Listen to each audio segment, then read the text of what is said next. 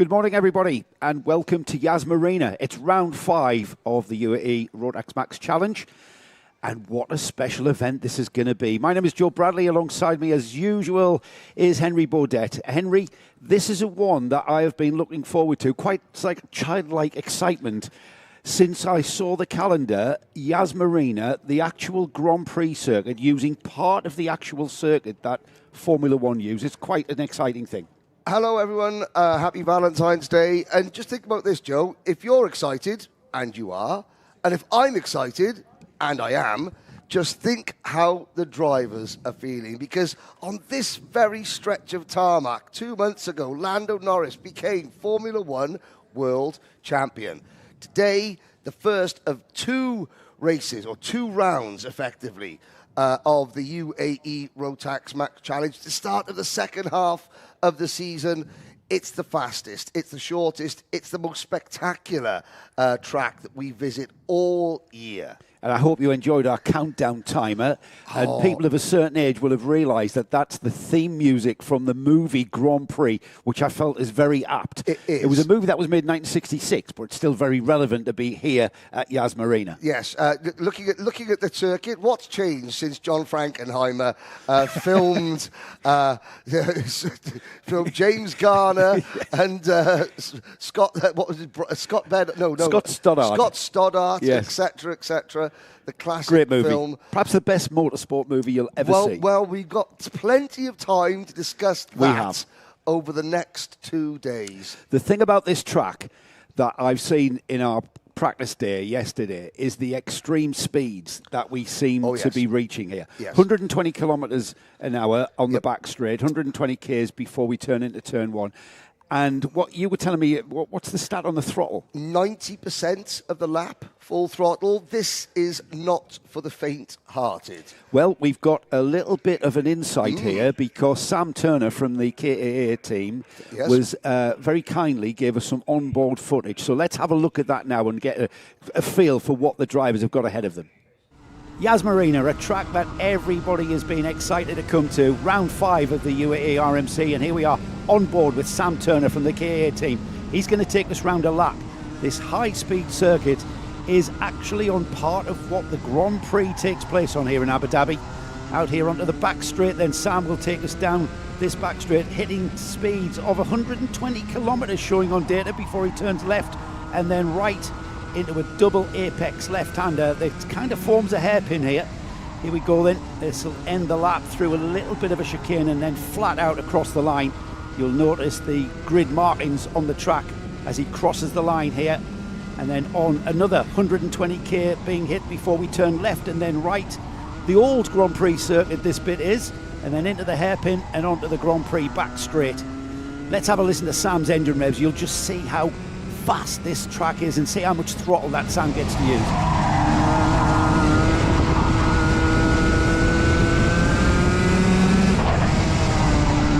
It's got to be flat out in 90% throttle, this track, and it's going to be so taxing on the drivers, so taxing on the engines, and so taxing on all of our races here this weekend.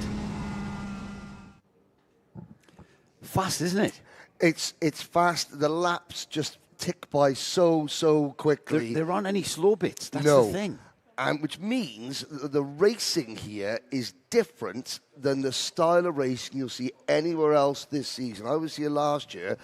It's one of those things, you either get a complete large group of slipstreaming lead karts all together, or you get 1 or 2 karts breaking away.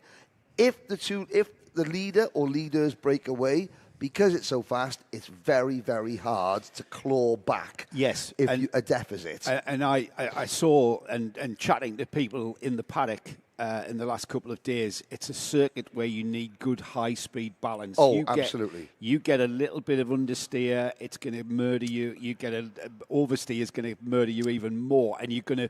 We talk about momentum a lot, Henry, and in other tracks, in complete contrast to where we were for round 4, the Dubai Autodrome. Yes. Dubai Cardrome. Which is a point and squirt type of hairpin, tight corners. Here, fast and flowing, completely different.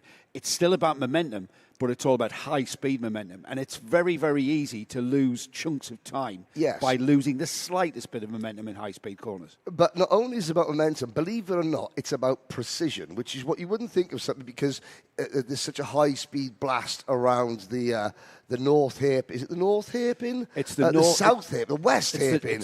It's the west hairpin, but they call it the north circuit. Ah, that's right. That was right. That's right. I was getting my north. Never eat shredded wheat. That was my NE. Look at the inside on the apex of the curbs.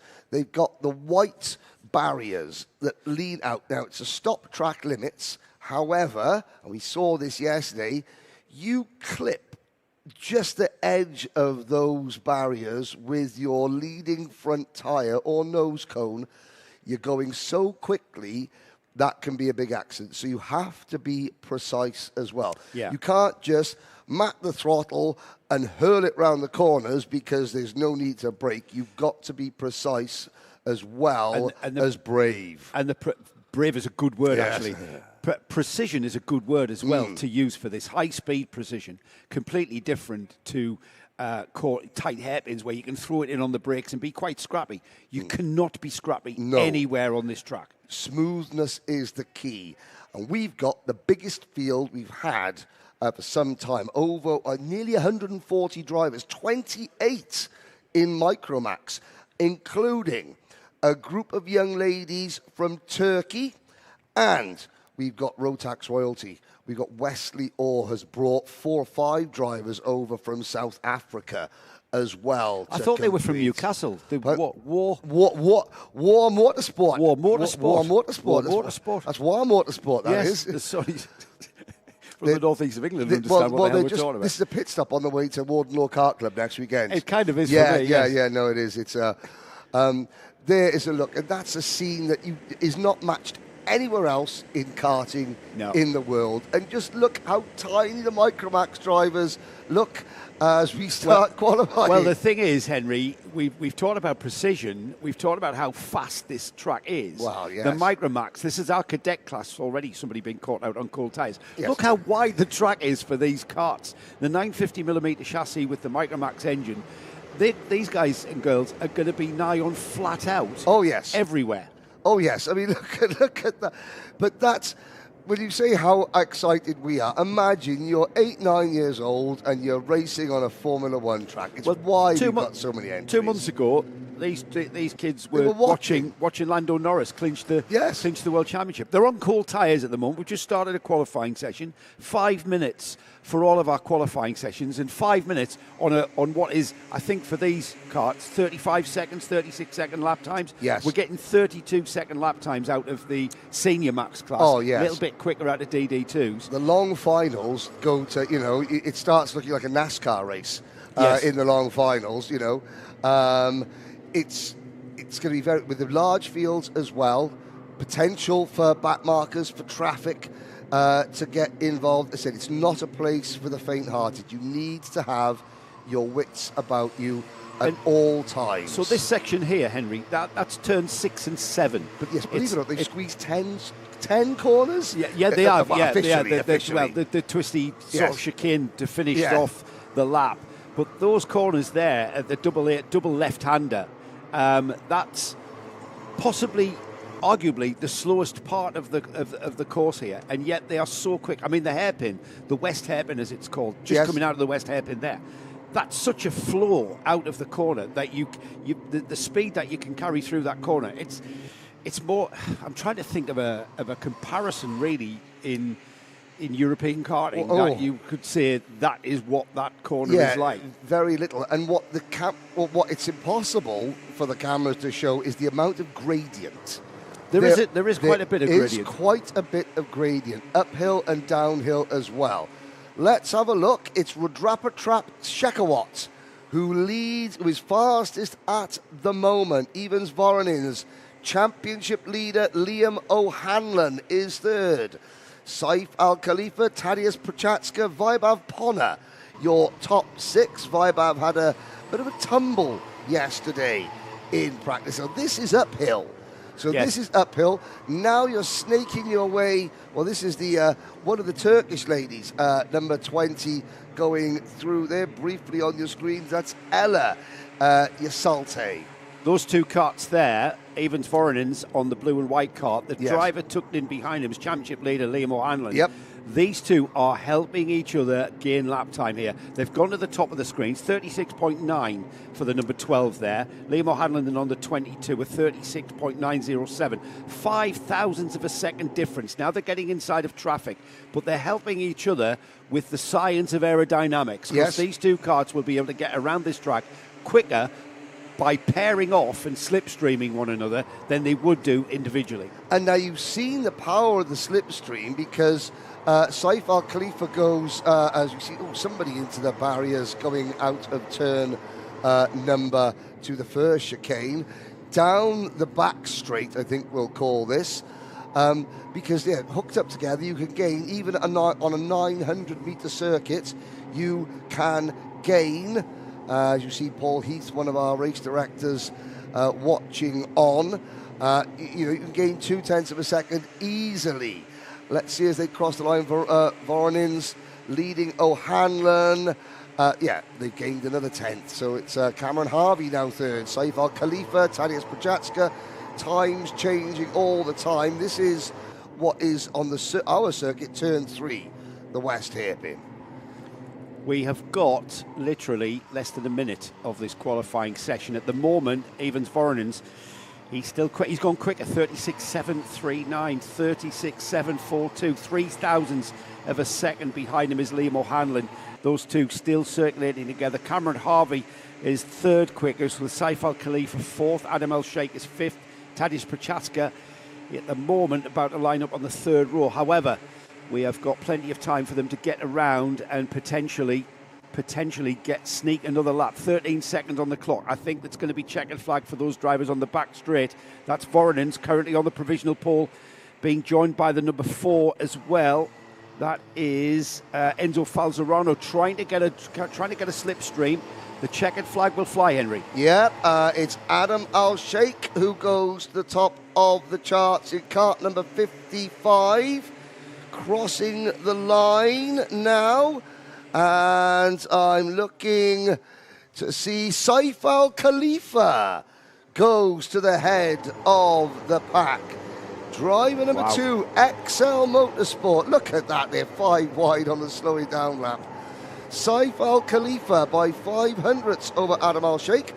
Well, I suppose I better go down and speak to Saif Al Khalifa. Yes, Henry, it's all set up as long as you flick the right switches. We're going to get a word with Saif Al Khalifa, who really pulled that out the bag. So the pole position time here, 36.658, as we've got carts struggling to find their way back to the pits.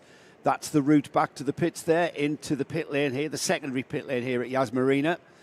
Oh, a few cheeky little devils going across the painted area. They'll incur the wrath of the stewards, no doubt.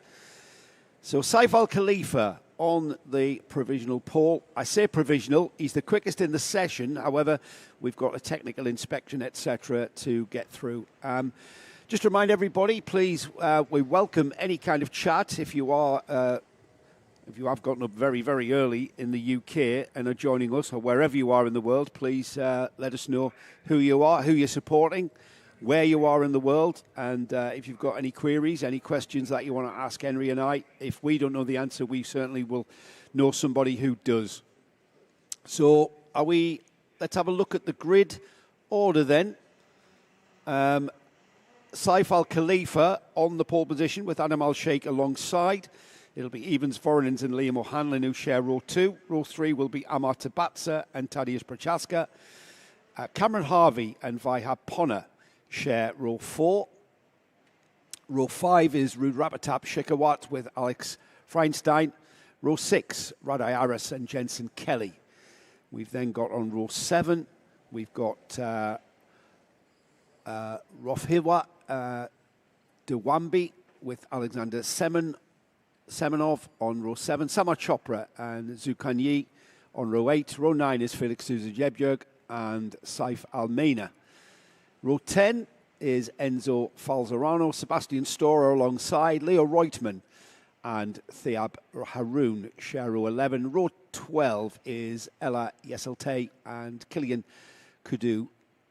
Tugba Yeselte and Fatima Yeselte share the next row, and then 28 carts rounding off the Micromax field. Sinar Ozgenoglu and Abdulaziz Al-Saraf. So that was Micromax. That wasn't a struggle, was it? That was it's early. It's a very early. That was Micromax qualifying. Hello to Nick Damon, hello, everybody, who's our producer today. Henry down in the... he just told me the pole man's way back, so he'll be as quick as he can. Yes, that's the thing with qualifying. It's not necessarily a post-qualifying session interview. You're not going to have the pole sitter first in the queue. And they've got to get through tech. And the first thing of tech is the weighbridge. So the carts will come off the track, and then the driver drives the cart onto the weighbridge. Micromax have to weigh in at a minimum of 105 kilograms. Their class is for 8 to 11-year-olds. And we've got, in complete contrast, we have got Senior Max out next, and that is going to be the biggest field of carts on the track at any one time that we're going to see all day. 40 carts qualifying, I believe. Yeah. Yeah, I believe so. We have a message on the Karting Live TV feed from Vala Kahan Official, and it's got the whole message of yo. Yo. I've got Kahan Official. I've got Deborah Wong, who is... Is she saying yo? Say morning, Henry. Well, we're here that's as well. That, isn't it? Deborah. Supposed to speak to you. We are watching Jensen Kelly from France. Yay. Andrew Remy fans. Andrea Remy, come on, guess who they're supporting? Andrea Remy fans. I don't know all the names of the Andrea people. Remy. Andrea Remy? Yes. No. That makes sense, doesn't it, really? Yes. Yeah. I don't know who it is behind that. One of his fans, obviously. Yes. Well, it sounds like a collective. Andrea Remy fans, not Andrea Remy fan. Could be a company that makes devices that blow air around. Grit. Could be, it's an Italian fan manufacturer. It is great to have you along. Andrea Remy fan. Where are you in the world? Tell us as well. We've got Deborah Wong in France, who's up very early in France, not as early as the UK. Maybe it's 6:15 over there. Yeah, I suppose. We're up that early. See the sun come up. To bring this to you. Senior Max next, as you said, Nick, with 40 carts. We are lumping them all together to get through qualifying, and then we split them into 3 groups to go through their heat phase. We will still get we'll still have the interview even if the qualifying's going on, because qualifying is not the most interesting thing. So Henry, if you just get him when you can, and we'll talk to him regardless if the seniors are out. You probably want to message him that in case he can't hear. Have you heard the PA around here? No, I haven't. Is it loud? Quite loud. No, I'm inside.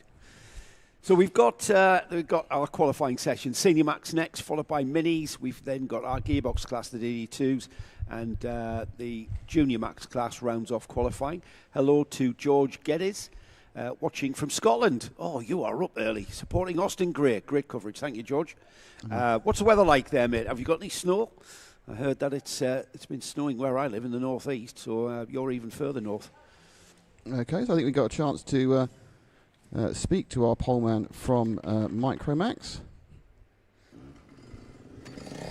Well, it's always great to have a new pole sitter, and when I come down here, the drivers have all started to learn. If they look for me and I'm pointing at them, they know they're on pole position because I've only speak the pole sitter. So when I came down, you were all looking at me and I pointed at you. What did you think?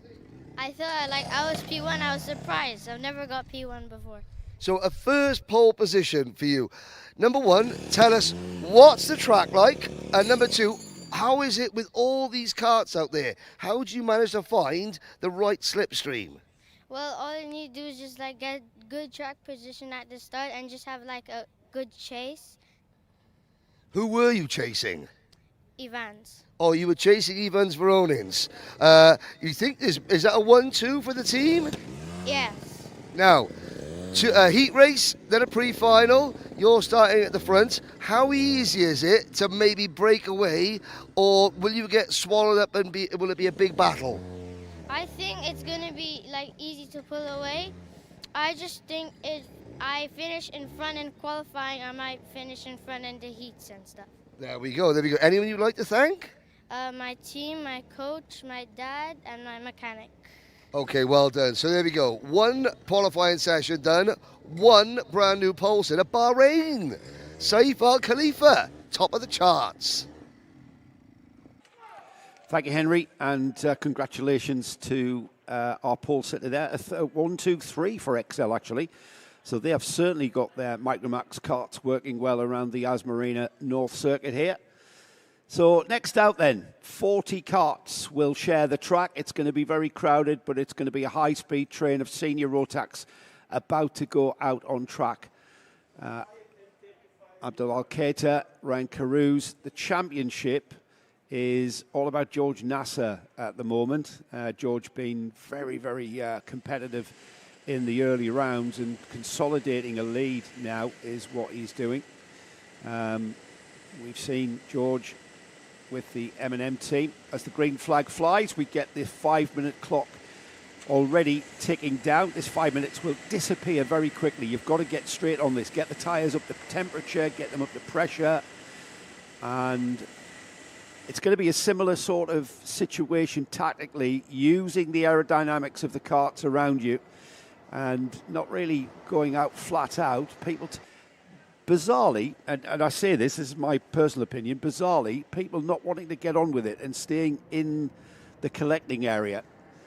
That's the number 326 that has gone out. That's Laluma Gobemi, who is with the War Motorsport over from South Africa. Laluma getting on with it, as I thought they might have to. Again, 5 minutes, not very long. All right, 5 minutes around a track that's got a 32-second lap. I suppose you are going to get a few laps in. And now Laluma comes upon those carts that are taking this session. I mean, dear. Look at that. That's become a bit of a trend, hasn't it, in karting? Yes, it has. There's when you're just doing a single fastest lap, this is the problem that you have. If you do a best 3-lap average, then you almost force the drivers to go flat chat. Now, there is a school of thought, and it's quite, realistic, I think, to expect that drivers have to warm their tyres. They have to spend their out lap, finding some track position. That's not unrealistic. The drivers are allowed to do that. It's when you've started your first flying lap, then you've just got to get on with it. Simple as that.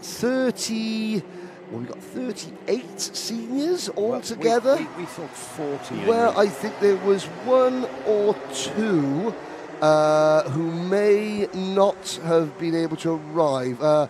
Now, Laluma Gobemi, he is just out there in the 326 car. Well, Laluma was the driver that got on with it, and then he had his lap ruined by the pack that was toddling round and be slower than walking pace. Well, Laluma, so we've got they're the red, white and black War Motorsport carts. You're right, 38 carts out on track.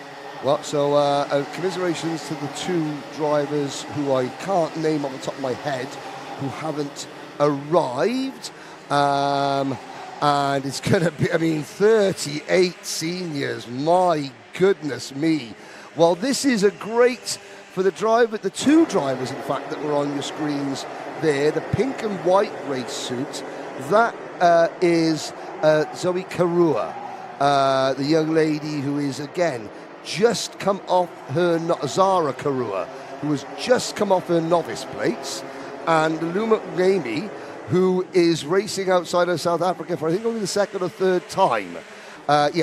Welcome to the big stage, boys and girls. Yeah, that's a bit of a baptism of fire. It is. Yas Marina in the UAE RMC, just off your novice plates. Yep. Yeah, good luck. Sink or swim, but, that's what who said karting was easy?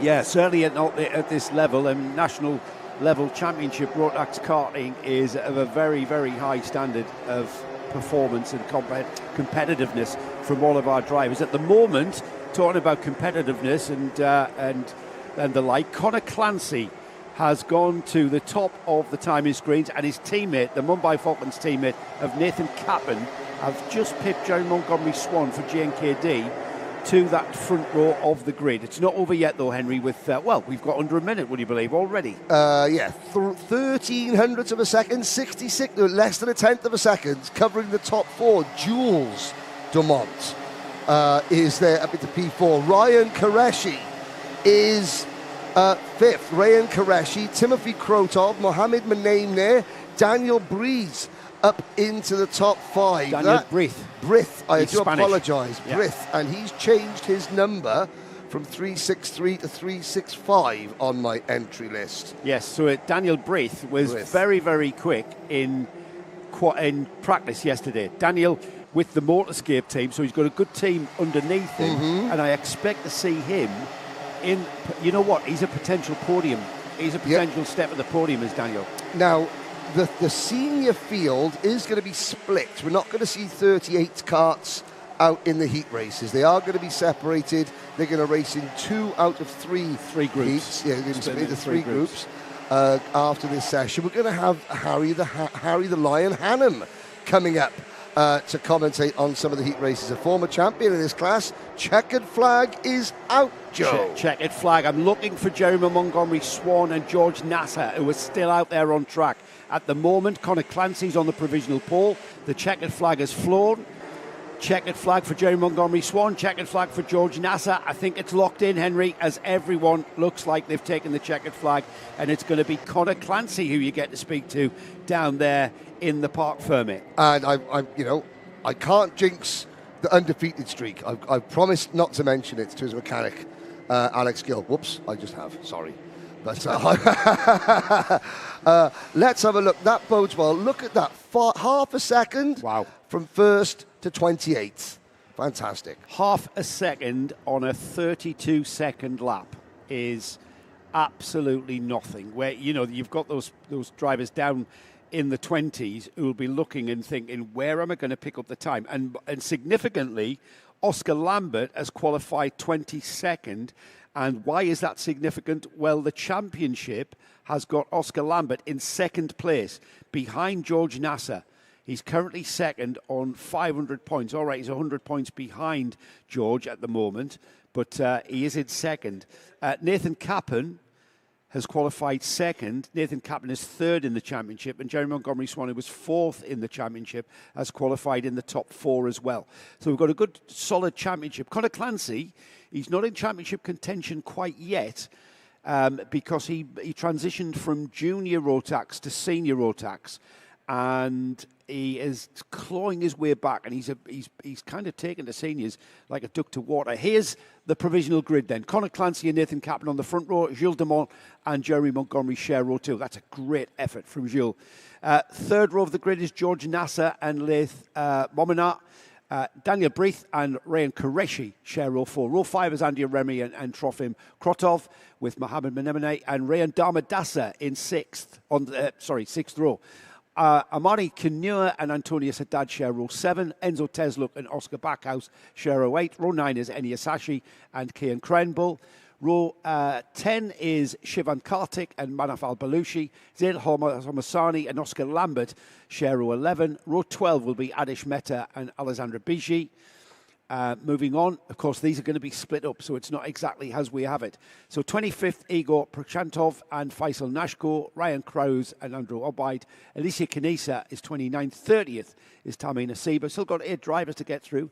Timofey Severs Nostinov and Abdullah Al-Keita, Philip Dinu, Alex Alzea, Laluma Gubemi and Orlando Benchivenga round off our 38 karters in seniors. They'll be split into 3 groups of A, B and C. We kick things off for the senior max. Their first heat will be groups B and C, and that's scheduled for about 10:40 local time. So that's the first time we'll see those drivers under race conditions.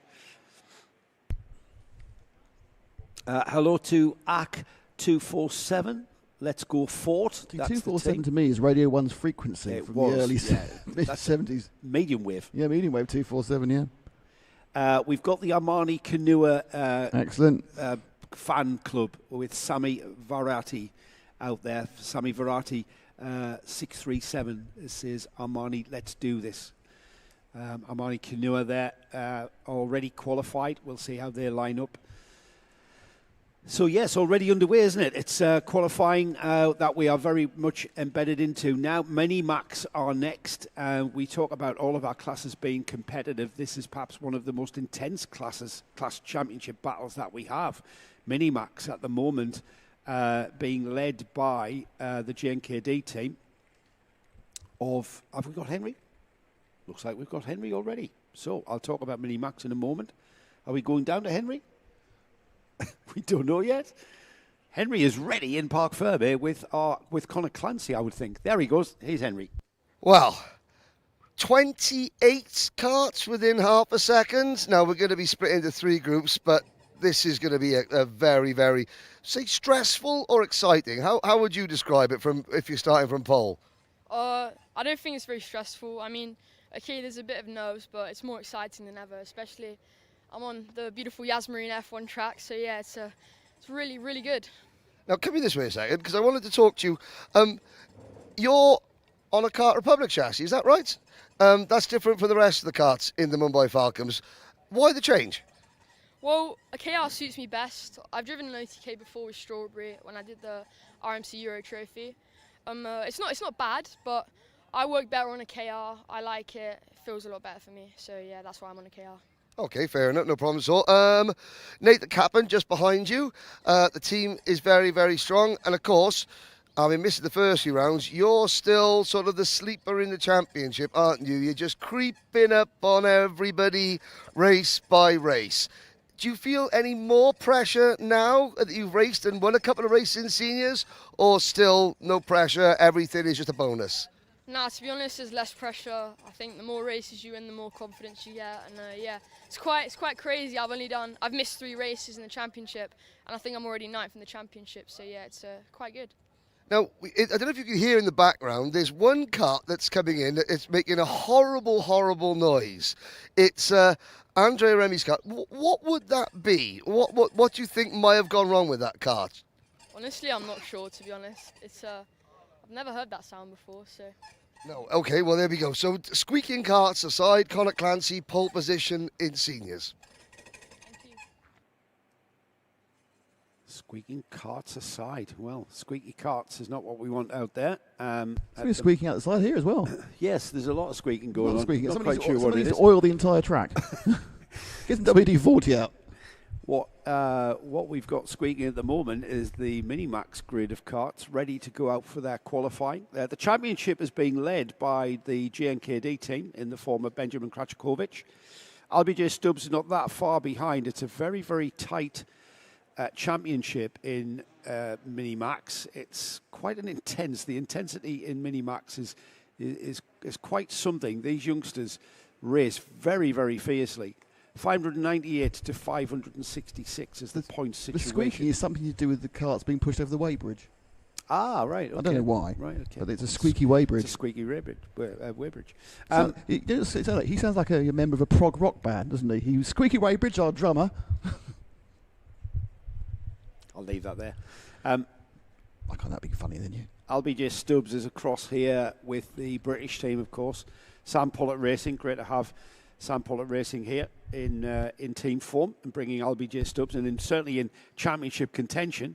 Austin Gray, the other British driver, is 3rd in the championship. And Charlie Page, who unfortunately has had a family bereavement, and unfortunately Charlie not here this weekend in round 5. Paul Schutzman is missing from this Minimax grid. Paul Schutzman is here at Yas Marina. He's moved up into junior Rotax, so he's moved up the class by dint of getting older, which is something you can't stop. So we look forward to seeing how Paul goes in the faster, wider, grippier junior category. Kurt Ivanov is 6th in the championship with Max Payton 7th. Attica Mir, another driver that is missing from this part of the championship, and Adam Fleury with Oliver Butchard in 10th, Adam Fleury 9th, Oliver Butchard 10th. Just mentioned Charlie Page, Henry. Yes, who's not here because of a family bereavement. Yes, so we do hope that that Charlie and his family are doing well back in the UK. Also, we're missing a very familiar member of the paddock. You can see the O plate there, the George Gibbons Motorsport driver and a mechanic, Asim Batty, who was a long-time mechanic for George Gibbons Motorsport, and Matthias Njem Motorsport most recently, sadly succumbing to illness very, very recently. And our thoughts went back home to be with his family in Pakistan. And so we do wish his family all the best. And of course, there's a lot of mechanics and teams here in the paddock very familiar with Asim. And his brother Asif, who works in the championship as well. International motorsport is a very, very small family, Henry. And it's, you know, when you go to any paddock anywhere, whether it's car racing or karting or whatever, there is a family that extends back, for me, going back 40 years. And you mentioned that O-plate holder, Francesco Lignoli. Yes.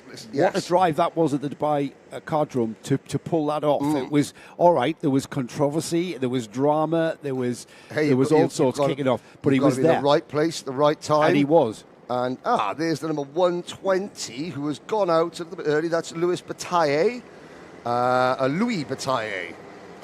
who is he on a Senna replica helmet as well? Because he'll get mentioned a lot if he has. Oh, yeah, and isn't it incredible? I can see there's at least 2 drivers on this grid with Senna replica helmets. Ayrton Senna, who died how many years ago? 1994. 32 years ago, yes. And however, parental influence has exposed them to the greatness. Yeah, and an Oscar-winning film as well. That helps, I think. Well, I don't know. Overrated. Oh, shush, no. Nick. Shush, Nick. You were alone in that opinion. Just look at the way the carts are sliding there. All right, the tyres are not quite up to temperature, but it's the way that you've got these Minimax carts. They're on the smaller 950mm chassis. They're a little bit heavier than what we saw in Micromax. They're 115 kilograms minimum weight, so slightly heavier, only 10 Ks. But it's a way of getting these carts to simply just glide around this track without scrubbing off too much speed in the slide. That's the skill. That's where the skill will come in. Yeah, now if there's a couple of carts out there that look unfamiliar, that's because we've had several new graphics kits. Pour exemple is the number 168 cart on your screens now. That's Max Payton. That is a Synergy chassis. But not in the regular Synergy graphic. Yes. So it's a black and gold Synergy. Yeah, graphics kit. It's the only one. The rest of the Synergy team have got the traditional Synergy colour scheme. And he's just passed one of the JNKD carts going slowly there, trying to find a drafting partner. They look remarkably different from the sort of the black, silver and blue that we saw at the start of the season. Yeah, so I don't know why the change. I don't know why the change in graphics, just to confuse us, probably. Well, possibly. Yeah, we just find out, we just learn the liveries of each of the teams, and then they go and change them. Yeah, I mean, and of course the JNKD drivers, the front of their graphics kit, on the base of the NASA panel is an image of the Burj Khalifa. Just interesting. There is a cycle race going on in the background. It's not a race. That wasn't. Oh, it's not. It's a charity cycle. A charity cycle. But don't worry, they're not going to suddenly appear onto our circuit. Oh, we hope not. Anyway. They'll sharp get off it if they do. They will indeed. Albie J. Stubbs. Since the last time we had a round of the UAE Rotax Max Challenge, Albie J. has gone on to finish 3rd in the Rotax International Trophy Asia.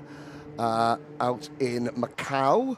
That clashed with the O-plate, which is why neither myself or Albie were at the O-plate. Did he qualify? No, it was another British driver, Alfie Mayer, who qualified in Minimax. So he'll be going to Portugal.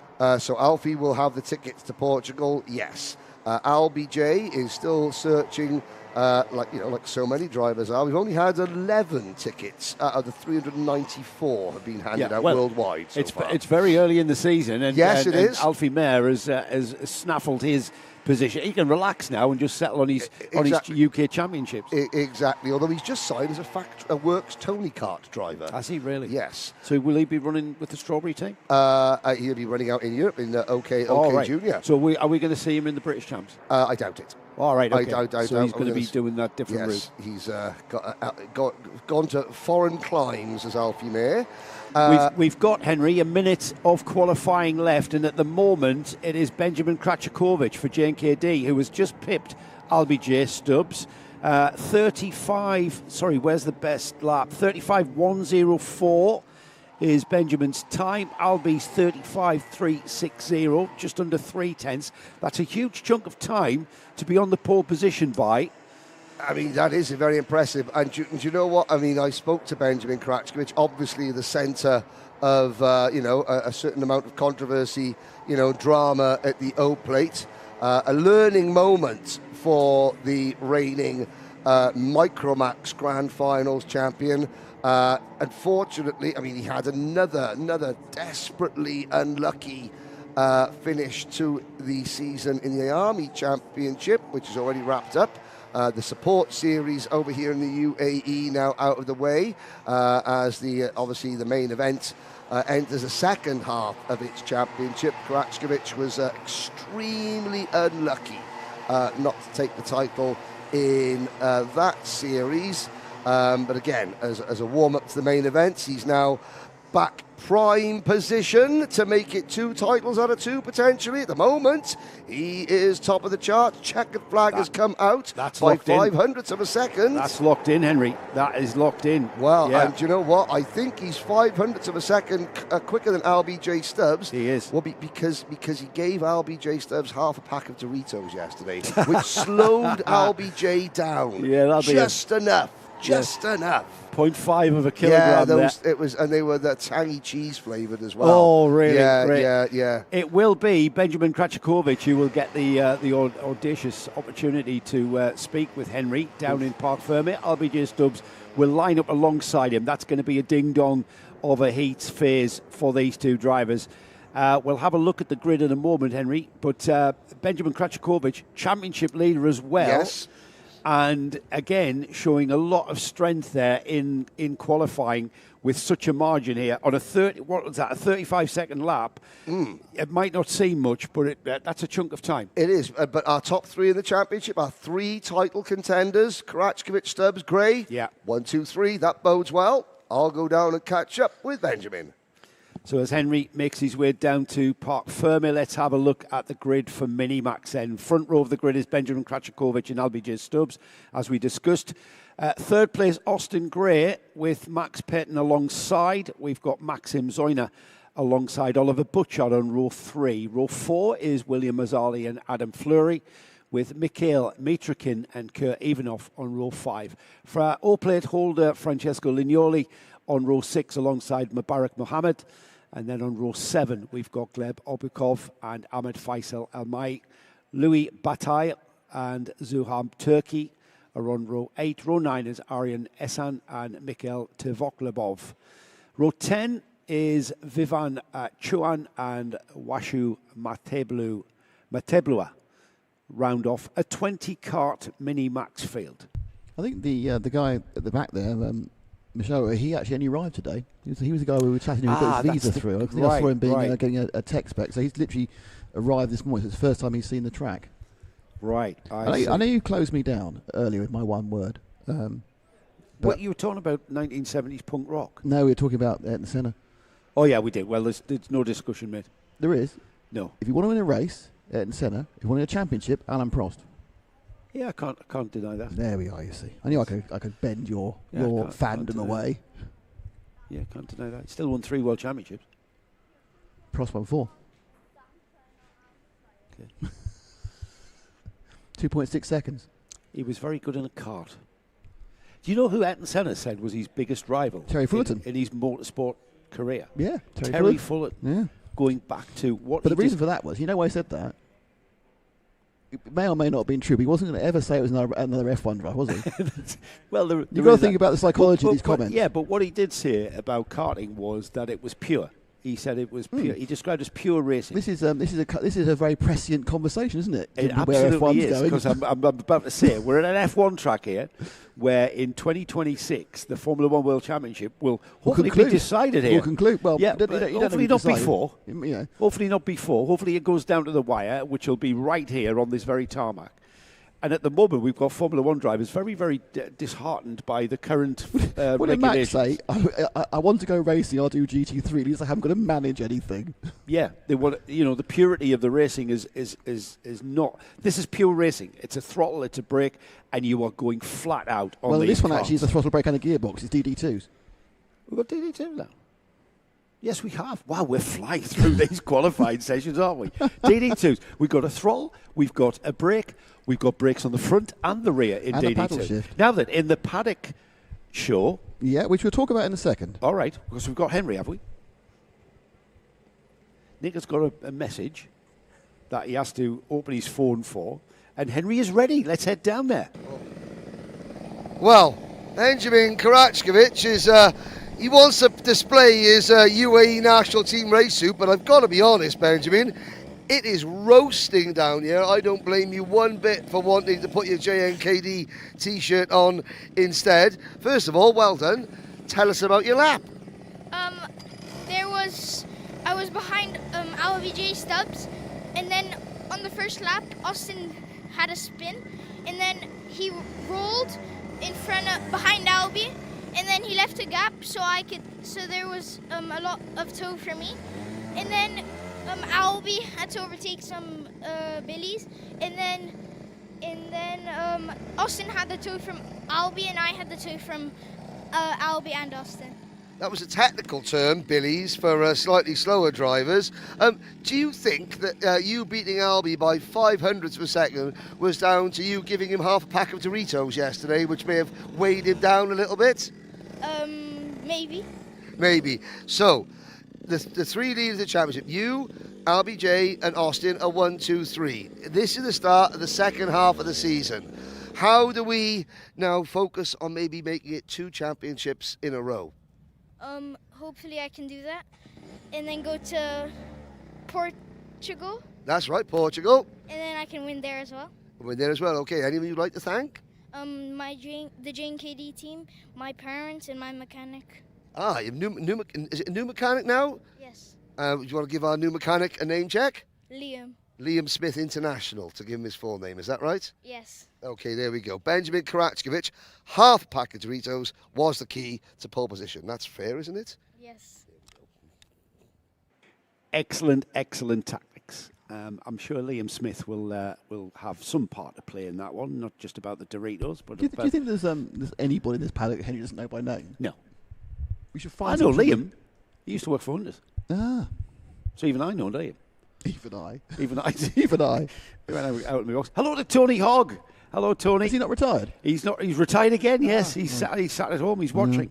He's watching at home, and he's very, very keen on seeing how these DD2s go. We last saw Tony out at the last round of the UAE Championship and at the Old Yeah. So he may make a comeback before we end the season. Many rounds to go for a comeback to happen. Well, he'll be bored by April. Well, we're back at Dubai for round 6. Mm-hmm. So you may make a guest appearance. But it's great to have you along on the live stream, Tony. We're about to go get going with qualifying. This is our DD2 class. We've got what I was about to say before we had to go down to Henry and Parc Fermé. Yes. Was we've got a great chat with Marc Bassier, who's about to take part in this qualifying session. And I can't remember if it's today or tomorrow. Well, he's in our paddock show. One of the paddock shows either today or tomorrow. Sorry, I can't remember which one it is. Yeah, we haven't done that piece of paper up through in the bin. No, I moved them all around. I know you did. Right, so even that won't tell us. Yeah, but it's very interesting. And the way he describes how to drive, because what Marc Bassier, what we're about to see go out in this session, Marc is in his first season of DD2 racing, and he came from Rotax Max Racing, where exactly the same karts fundamentally, apart from the engine and now a 2-ratio gearbox. And as a driver, he gives us a lot of insight as to how he had to get his head around using the 2-ratio gearbox. They're a paddle shift, not like a racing car paddle shift where the left-hand paddle is for up the box down the box. The right-hand paddle's for up the box. No, this is completely different. The left-hand paddle is to engage the first gear. The right-hand paddle is to engage the second gear, and you basically flick between first and second gear. And that's just 2 ratios. It gives an added element of performance. These karts are doing towards 125, 126 kilometres an hour into turn one. And at this point here, on the back straight, turning left now, barely scrubbing off any speed. Yep.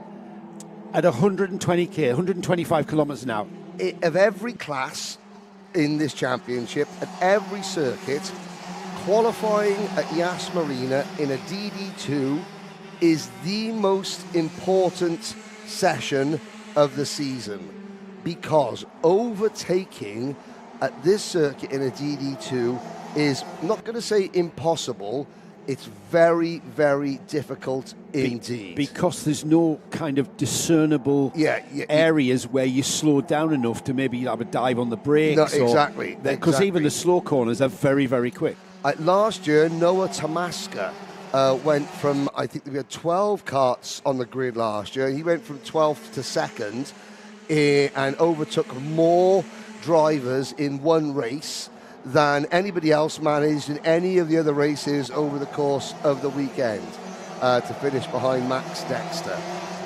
It is absolutely imperative in this class to qualify well. At the moment, Tyler Harris is doing that.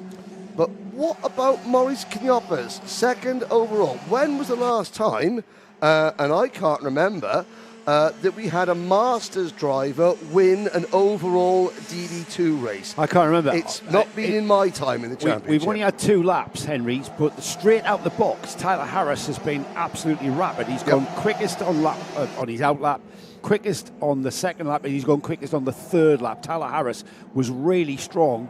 He's kind of peaked it off. I think he had a little bit of... he went off and did his exams, didn't he? Hurt his hand playing basketball. Hurt his hand playing basketball. Yep. That hand might be healed now, because it's nice to see Tyler Harris, the Mumbai Falcons, Tyler Harris, championship leader, back at the top of the timing screen. There's Mark Bassier just slotting in alongside him on the front row. The quickest time, 32.45. Is that 457 or 467? 457 and 32.464. 7 thousandths of a second split Harris and Bassier at the moment. Yeah, and to be fair, this circuit, if you are nursing an injury of any kind, this is the circuit you want to come to. Billiard table smooth, no offensively bumpy curbs. It is smooth. A lot of the corners are fast and flowing, so you're not moving around in the seat quite as much. I think Tyler at the O plate was possibly, back to full fitness. But anyway, Hamza Hashisho, for example, he was struggling with an injury, a rib injury. He's had a lot of treatment, but he's back on form here. And his dad was telling us the treatment that he had, physio and all sorts of stuff. Yep. And the thing about ribs and trying to get them to heal, it's just time is the healer with ribs, isn't it? And they do it in their own time. Taking painkillers to get back in the cart. Crazy kids. But it is great to see Hamza Hashisho back, at 100%. 0.3 of a second, covering 6 out of our 10 drivers. Yeah, that's very, very competitive. At the moment, it's still Tyler Harris. We're inside the final, I'm tick by inside the last 45 seconds of this session, and Tyler Harris continuing to lap his time of 32.457. The times have dropped off slightly by a tenth or so, but it's still Tyler Harris and Mark Bassier that provisionally are on the front row. Then we've got Syed Halababi with Adam Malik currently on row 4. The first of the Masters, Moritz Knopper, in 5th with Hamza Hashisho coming through. We've then got Sami Al-Hassad, Kyle Blotley, Greg Watt out here, and Nicolo Cacciatore, whose dad had a right go at me. Taking the mick out of me, he was. Well, because we finally got our heads around saying Cacciatore. It's got to be with the Italian flair. Cacciatore. Yeah, Cacciatore. I think he was probably there was a bit more northern realism compared to my South Walian flair, which is the first time you'll ever hear that That's phrase. The first and only time. And only time as the checkered flag comes out. And Tyler Harris hanging on by 200ths. What can his teammate Mark Bassier do? Here comes Bassier to the line. No dice. No, it's going to stay Tyler Harris back to where he's been trying to get for the last few rounds. Mumbai Falcons 1, 2 and 3 here. Matthias Najem Motorsport just breaking up the Mumbai Falcons 1, 2, 3, 4 by Adam Malik qualifying in 4th. Maurice Canopes coming in early, but it's going to be Tyler Harris and Mark Bassier on the front row. It's going to be Tyler Harris who you chat to. It is. He's going to have to comb his fringe a little bit to the side so we can see him. I'll go and find him now. It would be nice to get a view on the fact that he's back to full competitiveness as well. I mean, and you know, we talk about it being just racing purely, isn't it? Sometimes you lose a little bit of pace and you can't really put a finger on why. Well, Tyler Harris is one of those drivers that has been there or thereabouts, but he's back and he's on the provisional pole. We'll have a look at the provisional grid. Tyler Harris and Mark Bassier will share the front row then.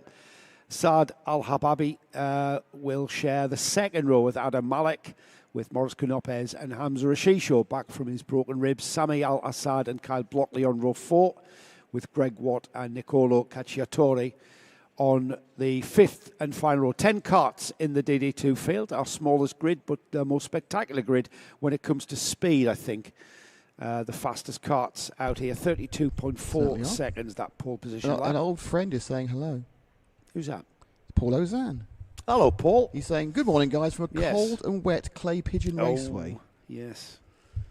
Sounds like home, doesn't it? Sounds like home. It's been wet all year. I'll be cold and wet next weekend because I'm at Warden Law. Oh, the juniors having a chat about something. Ken's laying down the law for the juniors. So that gentleman there in the cap is our chief clerk, or chief steward. No, he's clerk. He's clerk of the course. Is a clerk above a steward? No.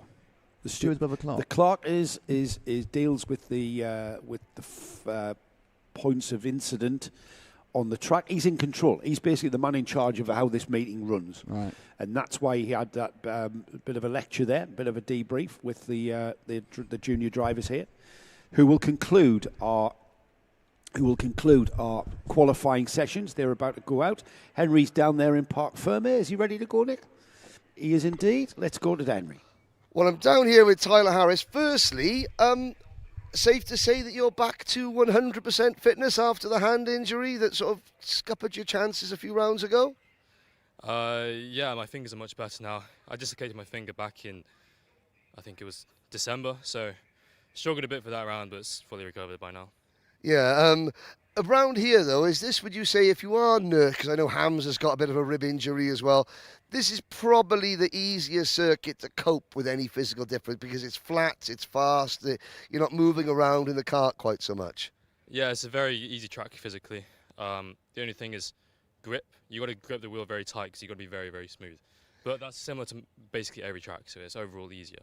Yeah, now we were talking about, obviously momentum is key, precision. How close are you getting to the barriers that are sticking out onto those curbs? I think far too close. In my opinion, they need to be moved further away so that it avoids a crash. But then, of course, that will allow the drivers to abuse track limits, which is, part of the argument. You've got Mark Bassier, your teammate, right alongside you, 200 separating the two of you. Overtaking round here. Is it possible? Yeah, it's certainly possible. There's 2 or 3 spots, but the thing is the laps are so short, those spots come about very quickly, so 100% doable. It's 100% doable. Only 10 karts on the grid, but 10 karts that realistically 6 or 7 of them can break away in a train. You're smiling, or is it just going to be you, Adam, maybe Morris and Mark? I think me and Mark have a very strong pace advantage over the rest, so I think we have the strongest chance of being the battle for the lead. But he is possibly your nearest title contender as well. Has that entered your thoughts that he might play nice for the start, but not towards the end? Well, mathematically, no. Adam's my nearest title competitor by a long shot. Well, that shows what I know. But Tyler, you obviously be confident regardless. Yeah. Excellent. There we go. Tyler Harris, confident regardless, even though Mark Bassier is coming on strong, Adam Malik as well, but he thinks that him and his teammate Mark have the biggest pace advantage over the rest of the field. Thank you, Henry, and well done, Tyler Harris, for snatching that pole position for DD2s. It's going to be a bit of a ding-dong, as Henry said there and alluded to with Tyler. Tricky to pass here. The smooth, high-speed flow of the Yas Marina circuit here is going to lend itself to some spectacular racing. But DD2 is going to prove a little bit tricky to get past one another. But that's all about racing, isn't it? It's one thing about driving fast. It's another thing about the different element to when we go racing, in complete contrast to a qualifying session where it's all about that optimum lap. In racing, it's all about racing and optimizing every single lap in the session. It's going to be a 15-lap race for DD2s. It's going to be a 15-lap race for seniors as well, I notice. 12 laps. The finals? 12 laps for the heats. Yeah, then more for the pre-finals. And more for the pre-finals. The pre-final is going to be over 18 laps for DD2s. And it's in finals, 25 laps. And then 25. Yeah, but it's only a 30-second lap. No. So it's about the same amount of time, isn't it? Yeah, it's time rather than... Yeah. So it's... I mean, that is a big difference, isn't it? Those of you who are watching from the UK, we tend to have 8 minutes plus one lap, don't we? Yes. Or 6 minutes plus one lap, or 12 minutes. Here, it's always to laps. Yeah, but it's roughly about the same amount of time, time-wise, to be honest. It's just a different way of doing it. It's a 906-metre track, this.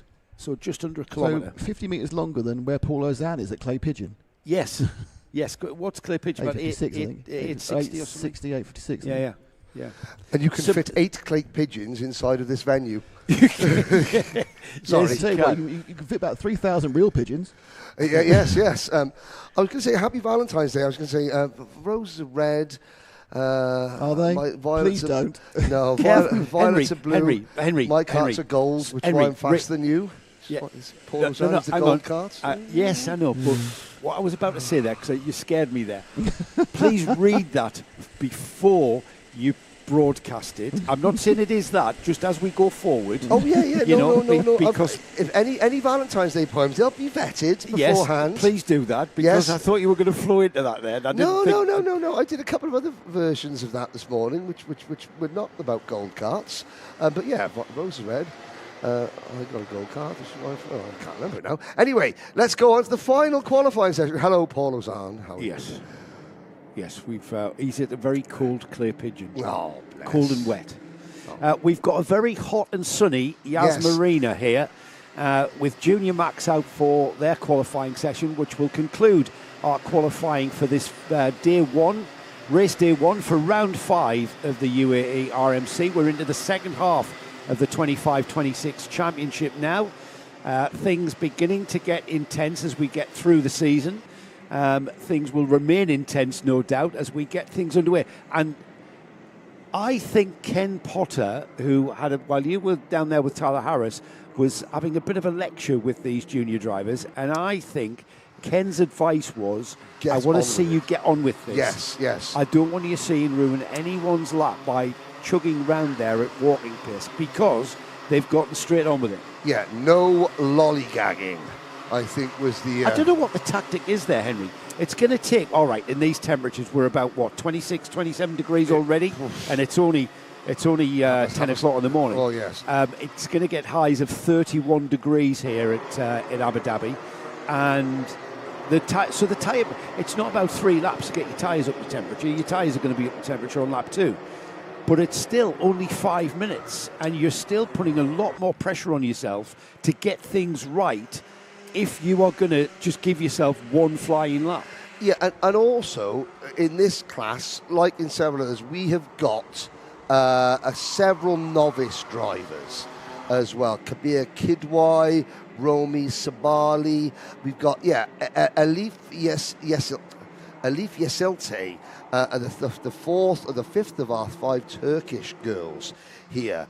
And of course, they are at the very opposite end of the experience spectrum. I see Leo Anna has not gone out. I haven't seen Leo Anna all weekend. So he may not be here. He's on the entry list, so he will appear, but he hasn't come out. So whether or not Leo is here remains to be seen.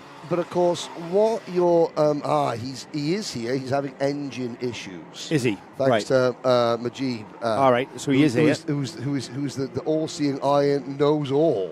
Well, he's our chief timekeeper. He's our chief technician. More than that, isn't he? He's basically the man in charge. Well, I mean, yeah. I mean, why is Guy here? Why to take all the glory in the shiny of course. bits. Yeah, there we go. Well, the guy who makes it all happen is Majid. Yeah, exactly. Louis Radcliffe goes to the top of the charts. A new name to the championship with the Sam Pollitt racing team. Louis and his brother Harry, both in juniors now. That gives Mr. and Mrs. Radcliffe, well, it's like only one headache, not two separate headaches, but it's a doubly strong headache. Well, they're out on track at the same time now. Yes. So that's a little bit of a less of a headache of being in two places at one time. And at the moment, Louis showing that he's taken to the track temperature here at Yas Marina very readily.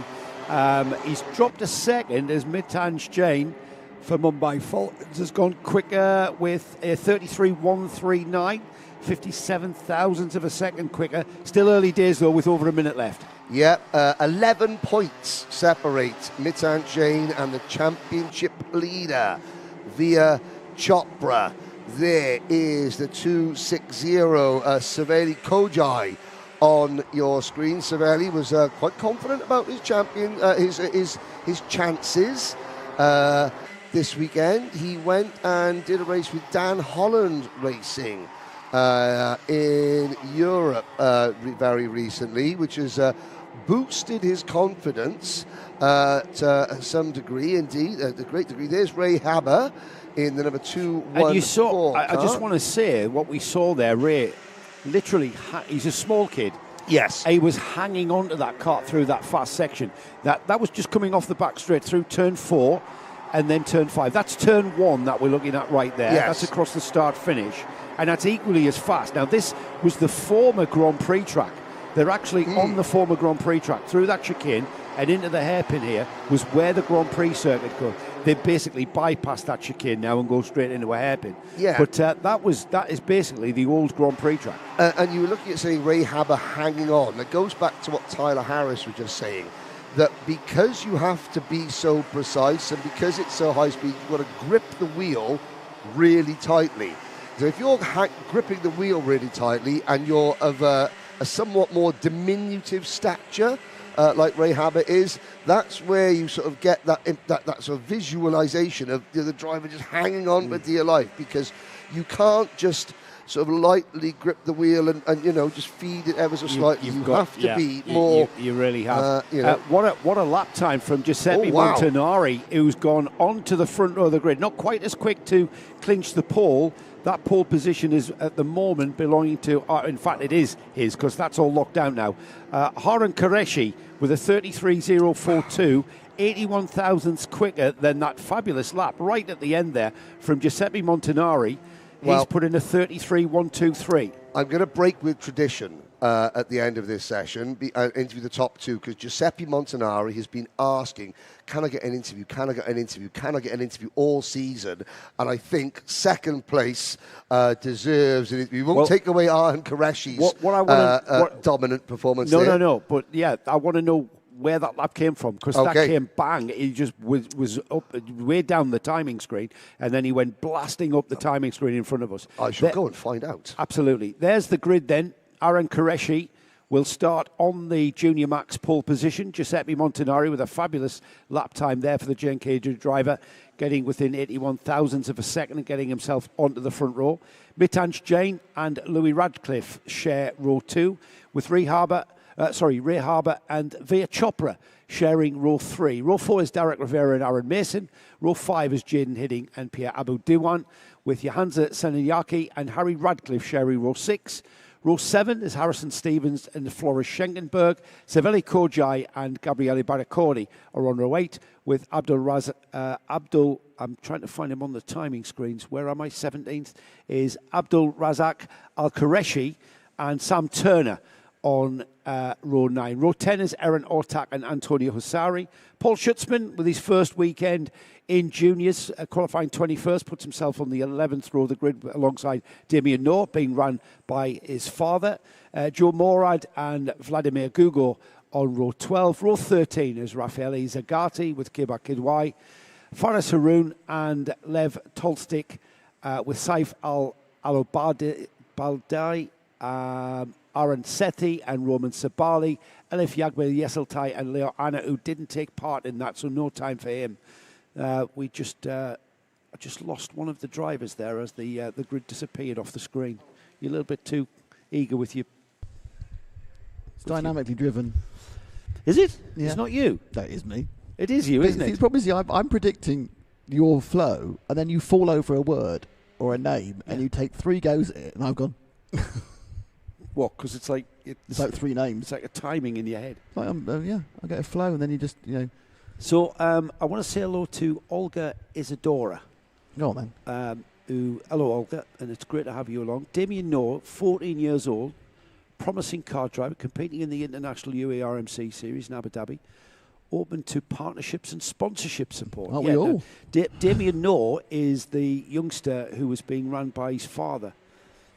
He's on a Lando Norris kart, and him and his dad prep his kart and compete, and does very well. He's right there in the mix, right in the midfield.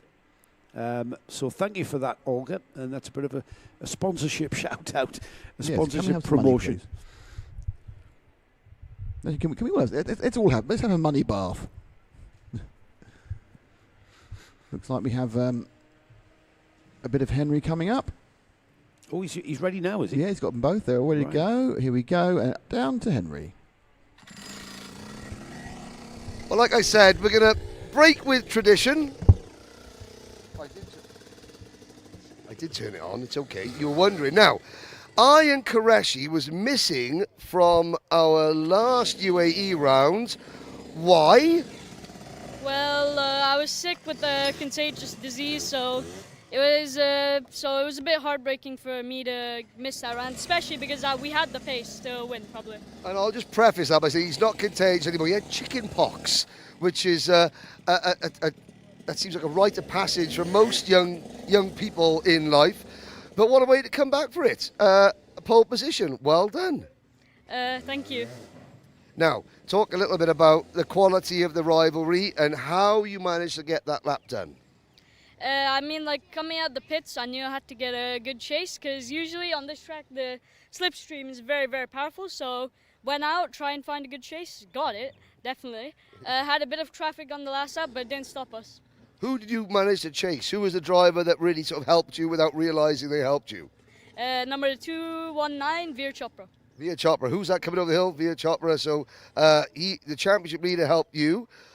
He's battling with your teammate, Mitant Jain, who is just behind the two of you. What can you do in the races themselves? For me, I don't care about any championship. Of course, I can try and be in it, but it's not my goal for this season. For me, the goal for this season is just for me to perform my best and learn the most I can. Okay, well, there we go. So Ian Qureshi learning. We'll swap you guys round because a season's best performance by a long way, Giuseppe Montanari. First year in juniors, you've got a big smile on your face. Where did that lap come from? Well, I think we just had to tuck in behind someone, try and get good track position, not to get any traffic, and I just had to drive my best. Now, before you all went out, race director Ken Potter was having words with you. What did he say? Was he saying no dawdling, get out there and get on with it straight away? Basically, exactly that. Just don't mess around, try and get into positions or anything. Obviously, it's short 30-second lap times, so you could definitely impede a driver or multiple drivers, so yeah. Now, did that advice eventually help you? Because you couldn't think about what you were doing. You had to get out with it, get out there and get on with it. I think that definitely helped me because it gave me one less thing to think about, track position. And basically the strategy was to just get out there and drive your best. Okay, can you beat this man and take your first junior win? We'll see, yeah. Well, it's all smiles down here on the front row, the provisional front row of the Grading Juniors. We'll see if it's all smiles later on. Well done, boys. Oh, I'm sure it will be all smiles. Certainly, Aaron Qureshi has got a big job in hand and a great drive there from Giuseppe Montanari. Mitanj Jain has got a championship to think about, and welcome to Louis Radcliffe. Louis, with Sam Pollock Racing here. Great to have the British team over here. And we've got a bit of a break now. Why not? Yes, we have. Yes. We're back running in about 10 minutes or so. Can I have a look at Sam Turner's Onboard again? Oh, go on then. Yeah, this is just to tell everybody what it is. Sam Turner with the Karting Advisor Academy was kind enough to give us some onboard footage from one of the practice sessions. This will just give you an idea of just how fast the track is here at Yas, and it's in complete contrast to anywhere else that we race. This is a fabulous challenge. Yeah, it's very, very quick indeed. Yeah, I mean, it's a good couple of laps. You get to see it having some fun with other karts during fun. You have fun during practice? I don't know. But let's roll the video. Yas Marina, a track that everybody has been excited to come to. Round 5 of the UAE RMC, and here we are on board with Sam Turner from the KA team. He's going to take us round a lap. This high-speed circuit is actually on part of what the Grand Prix takes place on here in Abu Dhabi. Out here onto the back straight, then Sam will take us down this back straight, hitting speeds of 120 kilometres showing on data before he turns left and then right into a double apex left-hander that kind of forms a hairpin here. Here we go then. This will end the lap through a little bit of a chicane and then flat out across the line. You'll notice the grid markings on the track as he crosses the line here, and then on another 120k being hit before we turn left and then right. The old Grand Prix circuit this bit is, and then into the hairpin and onto the Grand Prix back straight. Let's have a listen to Sam's engine revs. You'll just see how fast this track is and see how much throttle that Sam gets to use.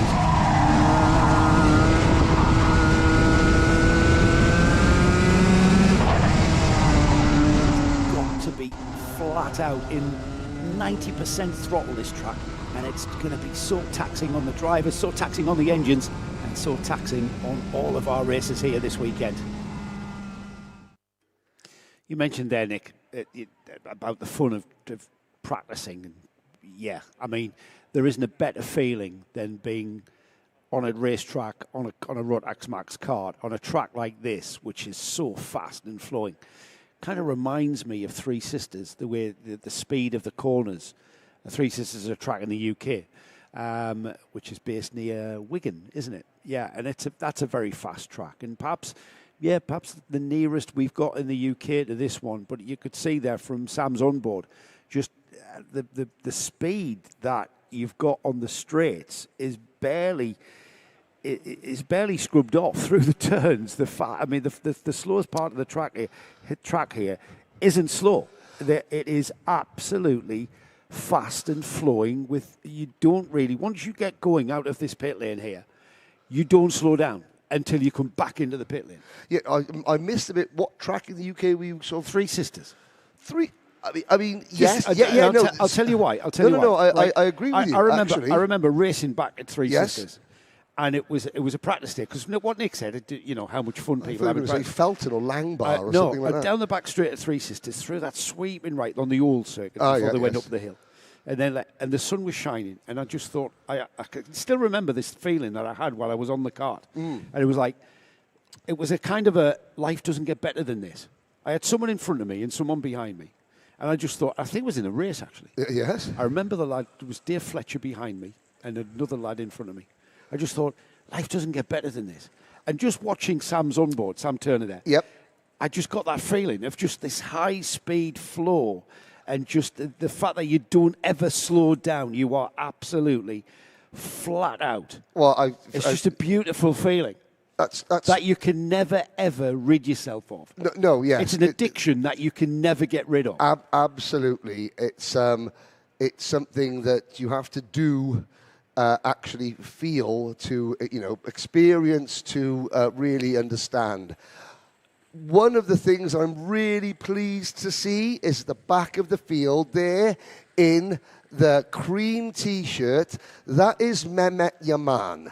Mehmet has brought 5 young ladies from Turkey over here. They're novice drivers. They're licensed, but they have never driven at this level of competition. Now, wow. the 4 of them in Micromax were off the pace yesterday. They were set a target time by our race director. They had to be within a certain percentage of the pole position time to be allowed to race.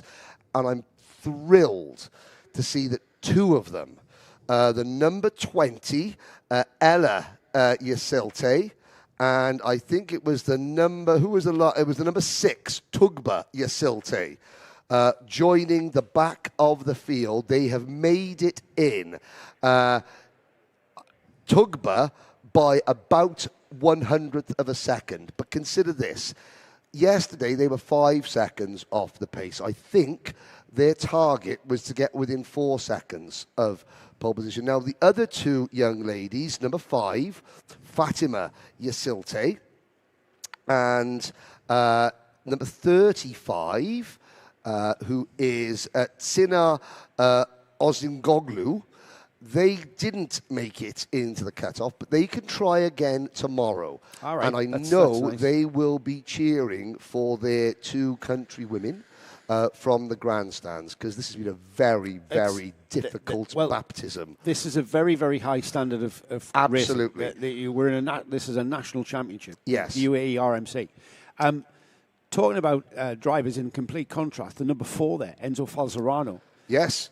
We're not used to seeing Enzo Falzarano this far back, so No. I'm not quite sure what happened in his qualifying session. I did notice when I read the grid down how far down the grid. The reason he's carrying the number 4 is because he was 4th in last year's championship. So yeah. he is further down the grid than we would expect. Now, I'm trying to. I'm surmising here and assuming that he may not have got an assisted lap, because it was all about, certainly in this class, even more so, it's exacerbated the need to find a tour partner and help each other go around, which is kind of what cadet karting is all about. And we saw at the start of qualifying a number of drivers spinning on their outlap on cold tyres. He could well have been one of those, and therefore lost the group that he was planning on running with. Yeah. But look at Mehmet Yaman there now, just setting that's the delta that's time. The guy in the cream coloured T-shirt with the on blue the bottom left of the screen. Yes, they're with the Fort Abu Dhabi team. Dr. Mohammed Haroon and their crew. They've got 8 or 9 drivers. There's 1 Turkish girl in juniors. Obviously, she is going to be in that class. But 2 of the 4 young ladies have made it today. And that's going to bode really, really well. And again, we have to say, a great credit to the race director, Ken Potter, and Paul Heath, for monitoring this, to making sure that everybody's safe. Because it's not just about the 2 girls' safety, it's about the other competitors as well. Everyone's got to start somewhere. This is the hardest circuit in the championship to come to as a novice. Simple as that. It's even harder when you've never left Turkey before. It's even harder when you don't speak any English and when you're a novice. Here we go. So, front row of the grid then for Micromax. Heat 1 is Saif Al Khalifa with a fantastic pole position. Adam Al-Sheikh is alongside. We've got Evans, Voronins and Lee Mohanan, who followed each other around, didn't they, to get that time. Amar Tabatsa shares row 3 with Tadeusz Prochaska. Row 4 is Cameron Harvey and Vihar Ponna. Rudert Rapatap, Shekawat and Alexander Freinstein share row 5. Radhai Aris and Jensen Kelly on row 6. Row 7 is Rofewa Dewambi and Alexander Semenov. Samar Chopra and Zukan Yi are on row 8. Row 9 is row 10 is Enzo Falzarano and Sebastian Storer. Thayab Haroon and Leo Reutmann. Ella Yeselte and Kilian Kudu Nambudai. And then rounding off is Tugba Yeselte in 25th spot. It's a very, very short lap here, Henry. They go around the top of which is the entrance to the pit lane, to give them a better run towards the line. Here they come then. The grid is it's fragmented. Quick. It's fragmented, so whether or not we get the start, it looks like we've gone green into turn 1. Gee, we have. That was a very, very quick start. Maybe that was a deliberate thing so that the field was spread out going into the first couple of tight corners, but we have a race on our hands, and we've got Saif Al-Khalifa. Oh, we've got the number 12 all over the curb. Ivans Veronin's... getting. I'm not sure how he ended up on there, because that was halfway down the straight. Yeah, maybe trying to. Now you've seen what the drivers are doing. They're trying to swing out as wide as possible to get the quickest run into turn 4. Oh dear! We've got an incident at the chicane at turns 8 and 9. There, a car climbing over the back of another one. Not quite sure who was involved there. We've got the race continuing there. I think the drivers are fine. But we've got a change for the lead, so that was a challenge for the lead. I'm not sure if there's been a bit of confusion. It was a false start. Yeah, it was very confusing. Look at this replay. Ah, yes. Look at this replay. Carchop.me replay. A very confused start here. We've got... Oh, yes. Ah, yes. So some drivers are turning left, some are turning right to take the start again. We've red flagged it. Well, that was a very, very...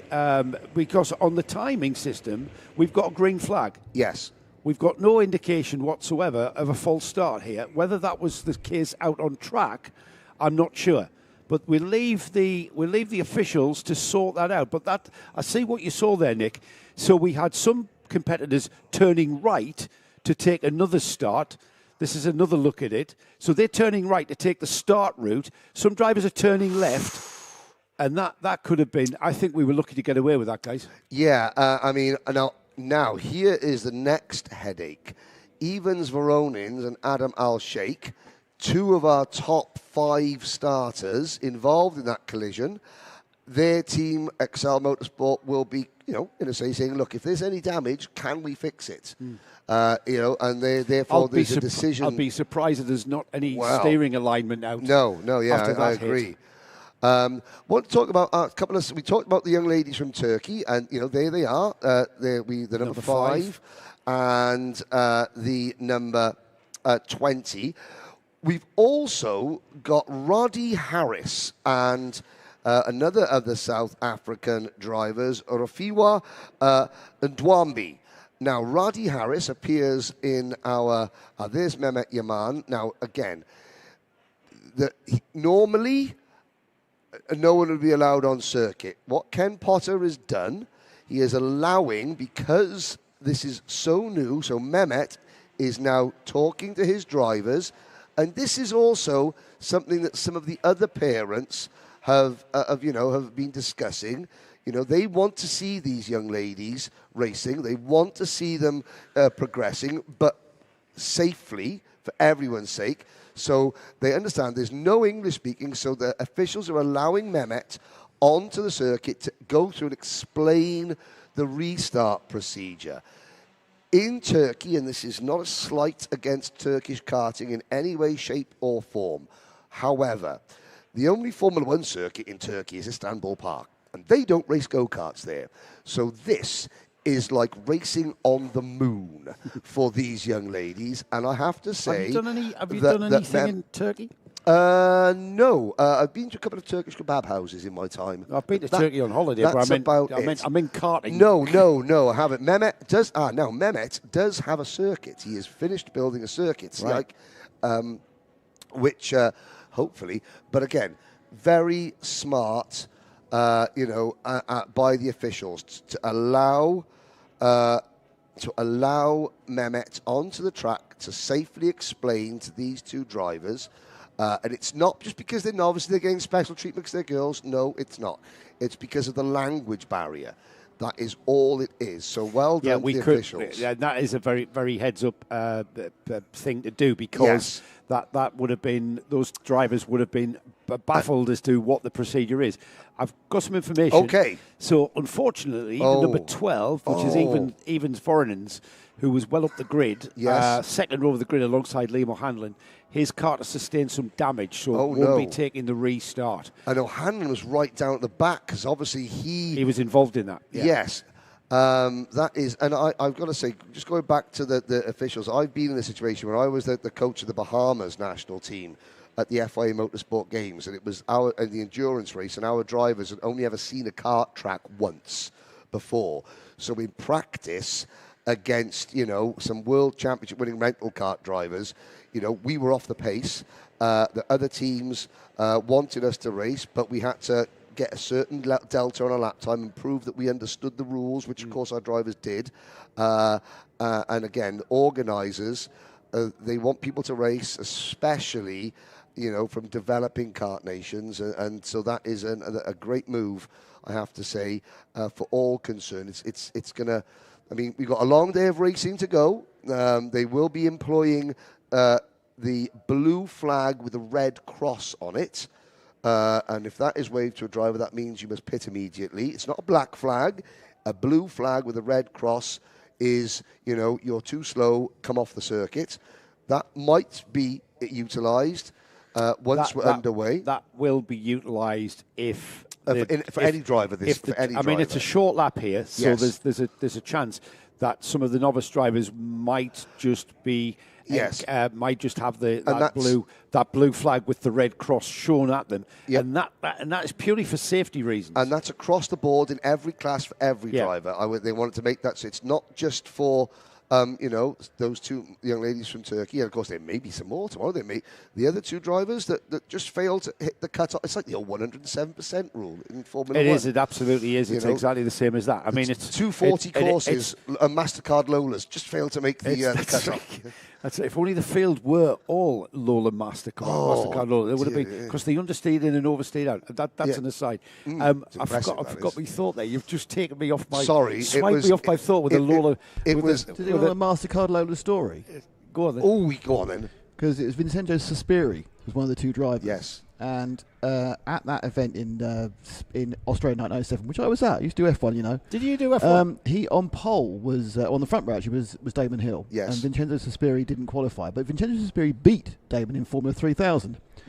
So somebody said, "Well, how is it then that?" I think you're wrong, Nicholas. No, he did it. No, Damon Hill wasn't on pole in 1997. No, he wasn't. I said he was the front row. I said he was front row. I actually corrected myself. He's front row because Phil knows got it. Back row because he had just signed for Arrow. No, 97, 96. Whatever year it was. Okay, sorry, carry on. See, this is the battle of the anoraks. Anyway, the question was asked, and he said, "You actually, you're probably right." Because the question was asked. He said, "Vincenzo, you beat Damon in Formula 3000. He's world champion, and you're on the, you failed to qualify by 13 seconds. Why is that?" And he said, "It is very simple. Damon Hill had a world champion for a father. My father was a chicken farmer." Which was a very, which puts a bit of spin on the fact that his car was absolutely garbage. Yeah. And was probably used for money laundering more than anything. You're absolutely right. You're absolutely right, because I was thinking about 96. You're right. 97, it was they had the engine blow on the arrows. Yes, the Danker arrows. Yes. And what did Danker make? Pardon? What did Danker make? Printers? Near enough. Photocopiers. Photocopiers. There was something with reproduction. Is there a difference? Zip. Listen, lads. Zip up your parkers, right? Because it's getting a bit chilly in here. We've got our grid of Micromax being reformed on the grid. They'll have the regulations reiterated. We certainly didn't have any information in front of us to tell us that it had been a false start and the fact that they were going to be sent around again. So all we can go off is what's in front of us. So that certainly caught us out, as well as catching out all of the drivers at the front. Yeah. So we'll get this restarted and get on with what will be a 8-lap race for this first heat. It is 8 laps, isn't it? It says 9. 9 laps. We may lose a lap. I don't know. We'll have to wait. That's obviously something that the race director will signal. I think it should and should be a full distance restart, minus the unfortunate Leo Voronins. I did think it was a very fast start at the start. I mean, it's not. usually the grid fragmented, Henry. Yes. We had a group. The first maybe 8 rows went off at a pace and left everyone behind. And I'm just looking on the grandstand there. You can see there's a young girl in the blue and red race suit sitting down with a red cap on. I think they are, unless I'm mistaken, in my eyesight, I should have gone to Specsavers. I think that's the 2 Turkish girls that didn't make it, watching their sisters, because they've all got this, watching their sisters keenly and plotting how to just improve their times a little bit for tomorrow, because they will be allowed to try and requalify tomorrow. It's a completely different event. It's round 5, day 2 tomorrow. It's exactly the same as what we have today. So it's qualifying heats, finals. It's a point scoring round, as is today. It's a full point scoring round towards the championship, the UAE Rolex Max Challenge. Here we go.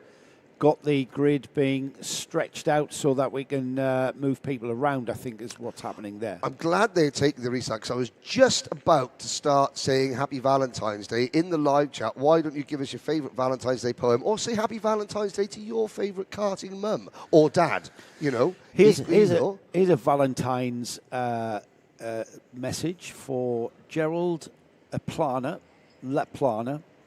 I think that is Gerald Laplana. Go-Go Synergy is his Valentine's message. Okay, so Go-Go Synergy. Yeah, so a Synergy fan there. Okay, excellent. Please, Happy Valentine's Day. And of course, it's not the most romantic message, is it? Go-Go Synergy. Well, I mean, it's who he's in love with. I mean, it depends if his wife's called Synergy. I don't know. I would think he's supporting the team. Possibly. And all the drivers for Synergy. Context and all that. Yes. Saif Al Khalifa, first pole position, has to refocus himself, the nerves, because and he was delighted. I mean, the micro drivers specifically. It's his very first pole position. Very first pole position. He's carrying the number 2. Yeah, that's actually not because he was second last year. That's his favourite number. Oh, I see. They don't have the same seeding system as they do in the UK. I thought they did. Which I was mistaken as well earlier on as well. But the micro drivers, they're all literally waiting before they go onto the scales after qualifying, and they're looking for me, and of course, the minute I point at one of them, yes, is that right? That is correct. Yeah, of course, they have no idea. They have no idea where they are in the scheme of things in the qualifying session. So you pointed it. I pointed at Saif. He went, really? He pointed at me. I was like, yes, you. And then he fist pumped. And then his teammate Amar Tabatsa celebrated, and Adam Al-Sheikh turned around and celebrated. It was a nice little moment. Well, they'll have been spoken to about the pace that the officials want to see across the grid. The acceleration line is quite a way down from the section of track we're about to see here. They go up the hill towards the pit lane entry, and then they will come through 180, and instead of turning right into the pits, which is where that orange Armco is there. That's the entry to the pit lane. Look how steep the uphill is. Oh, it is. It's very uphill. Yeah, so they'll turn through 180 here.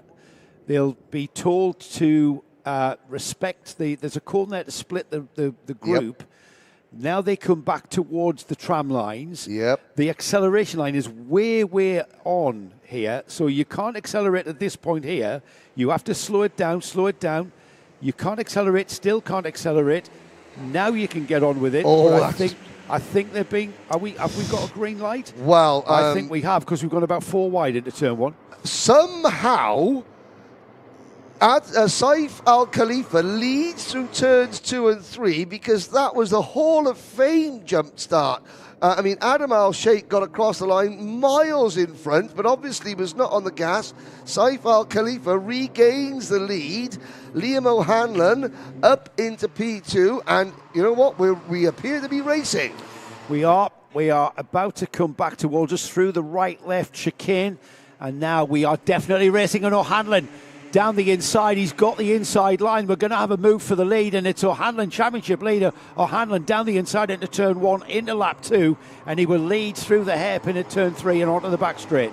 And of course, O'Hanlon, who was locked out of victory lane for both races at the Dubai Kartdrome last time out. Okay, he had 2 podium finishes.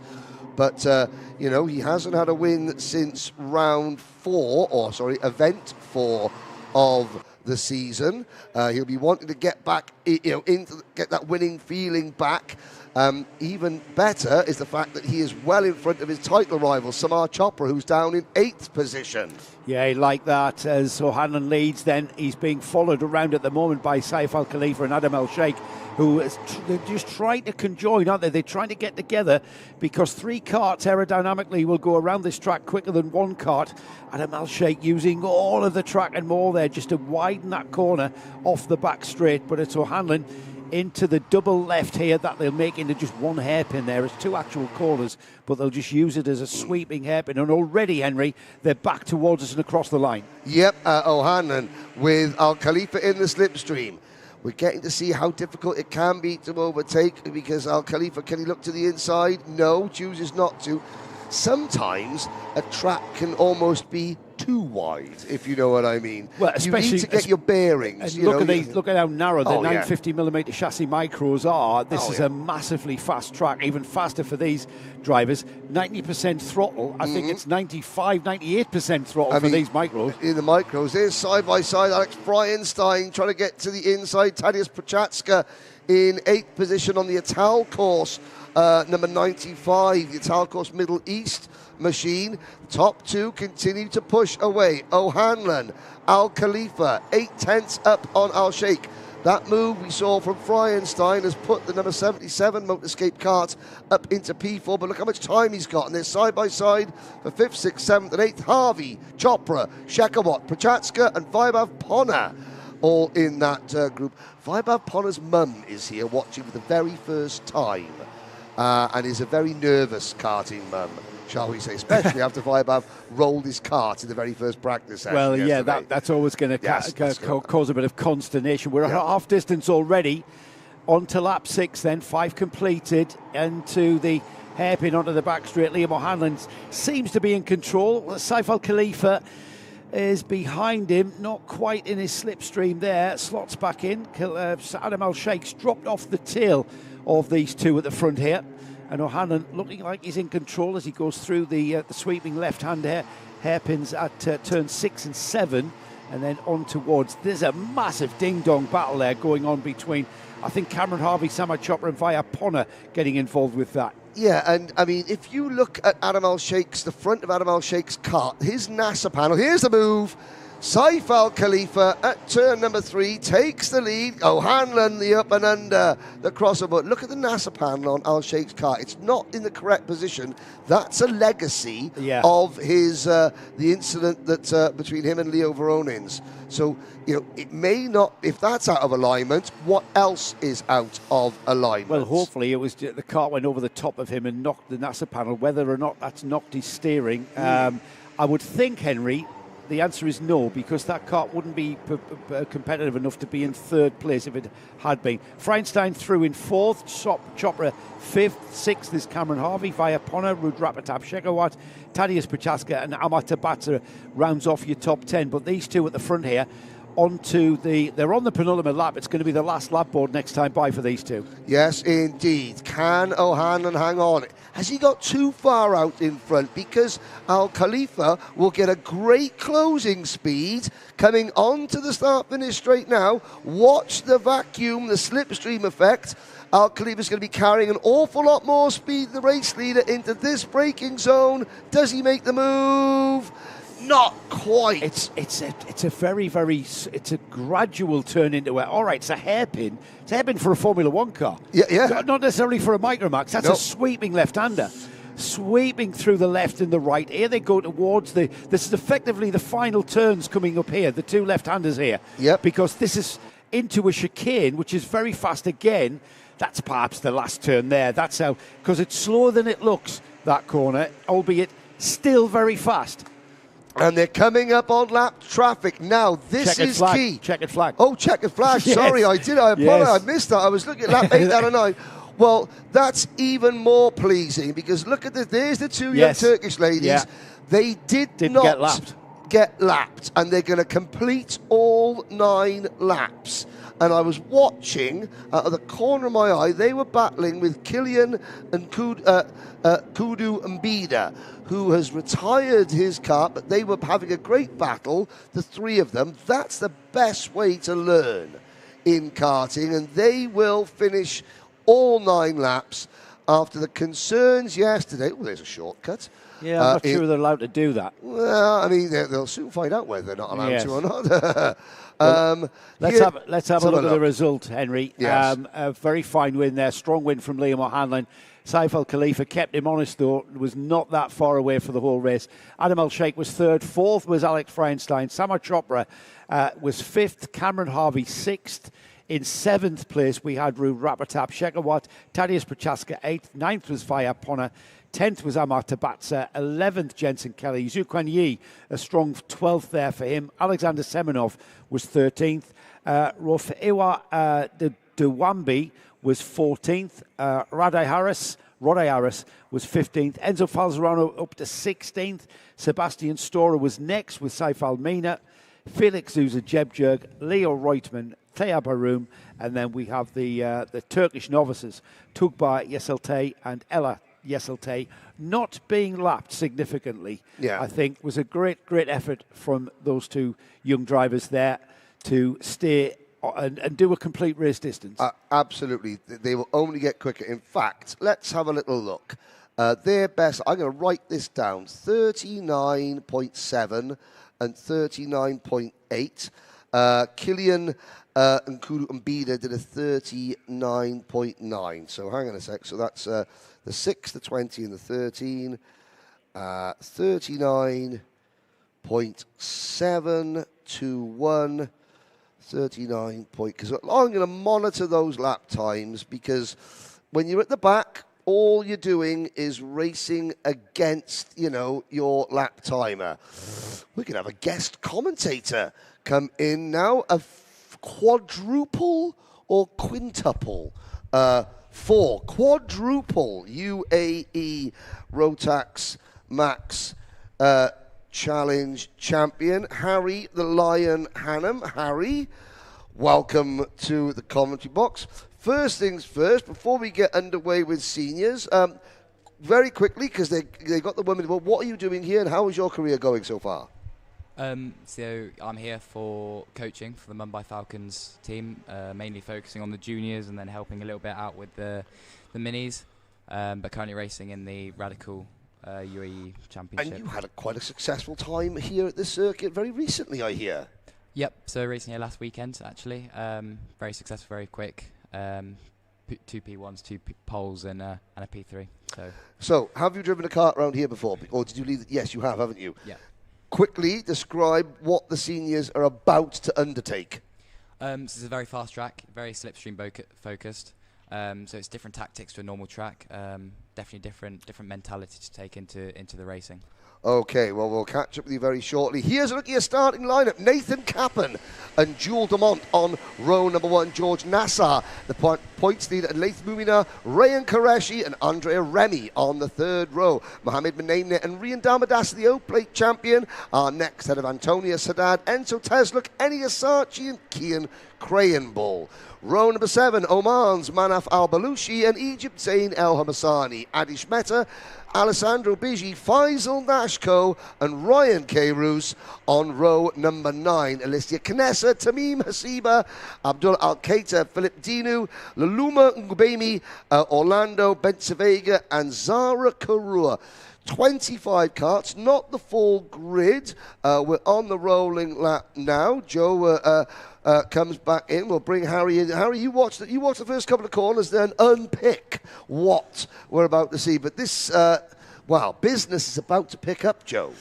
Yeah, you've introduced Harry, yes. Oh, we've had a long chat. You've told everybody his CV. Yes. So he's more qualified than any of us sat here to be telling us what's happening out there. Absolutely. So it's great to have you along, Harry. Didn't need to read his CV out to know he's more qualified than us, Joe. Well, that's not a high benchmark, in fairness. No, to be fair, he is a high benchmark. Yes, very much so. Here we go then. Nathan Kappen brings the field round. It'll be all about the speed that he approaches the acceleration zone.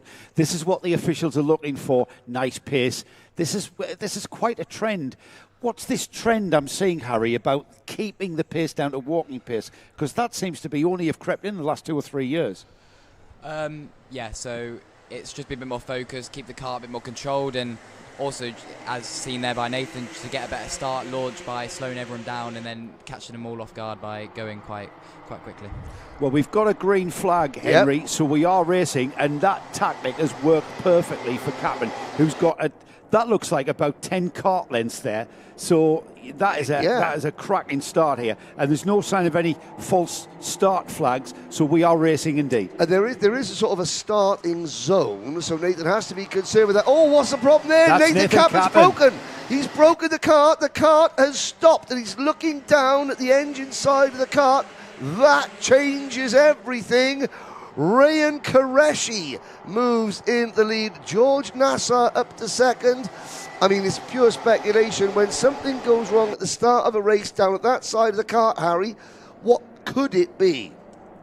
Honestly, I've got no idea.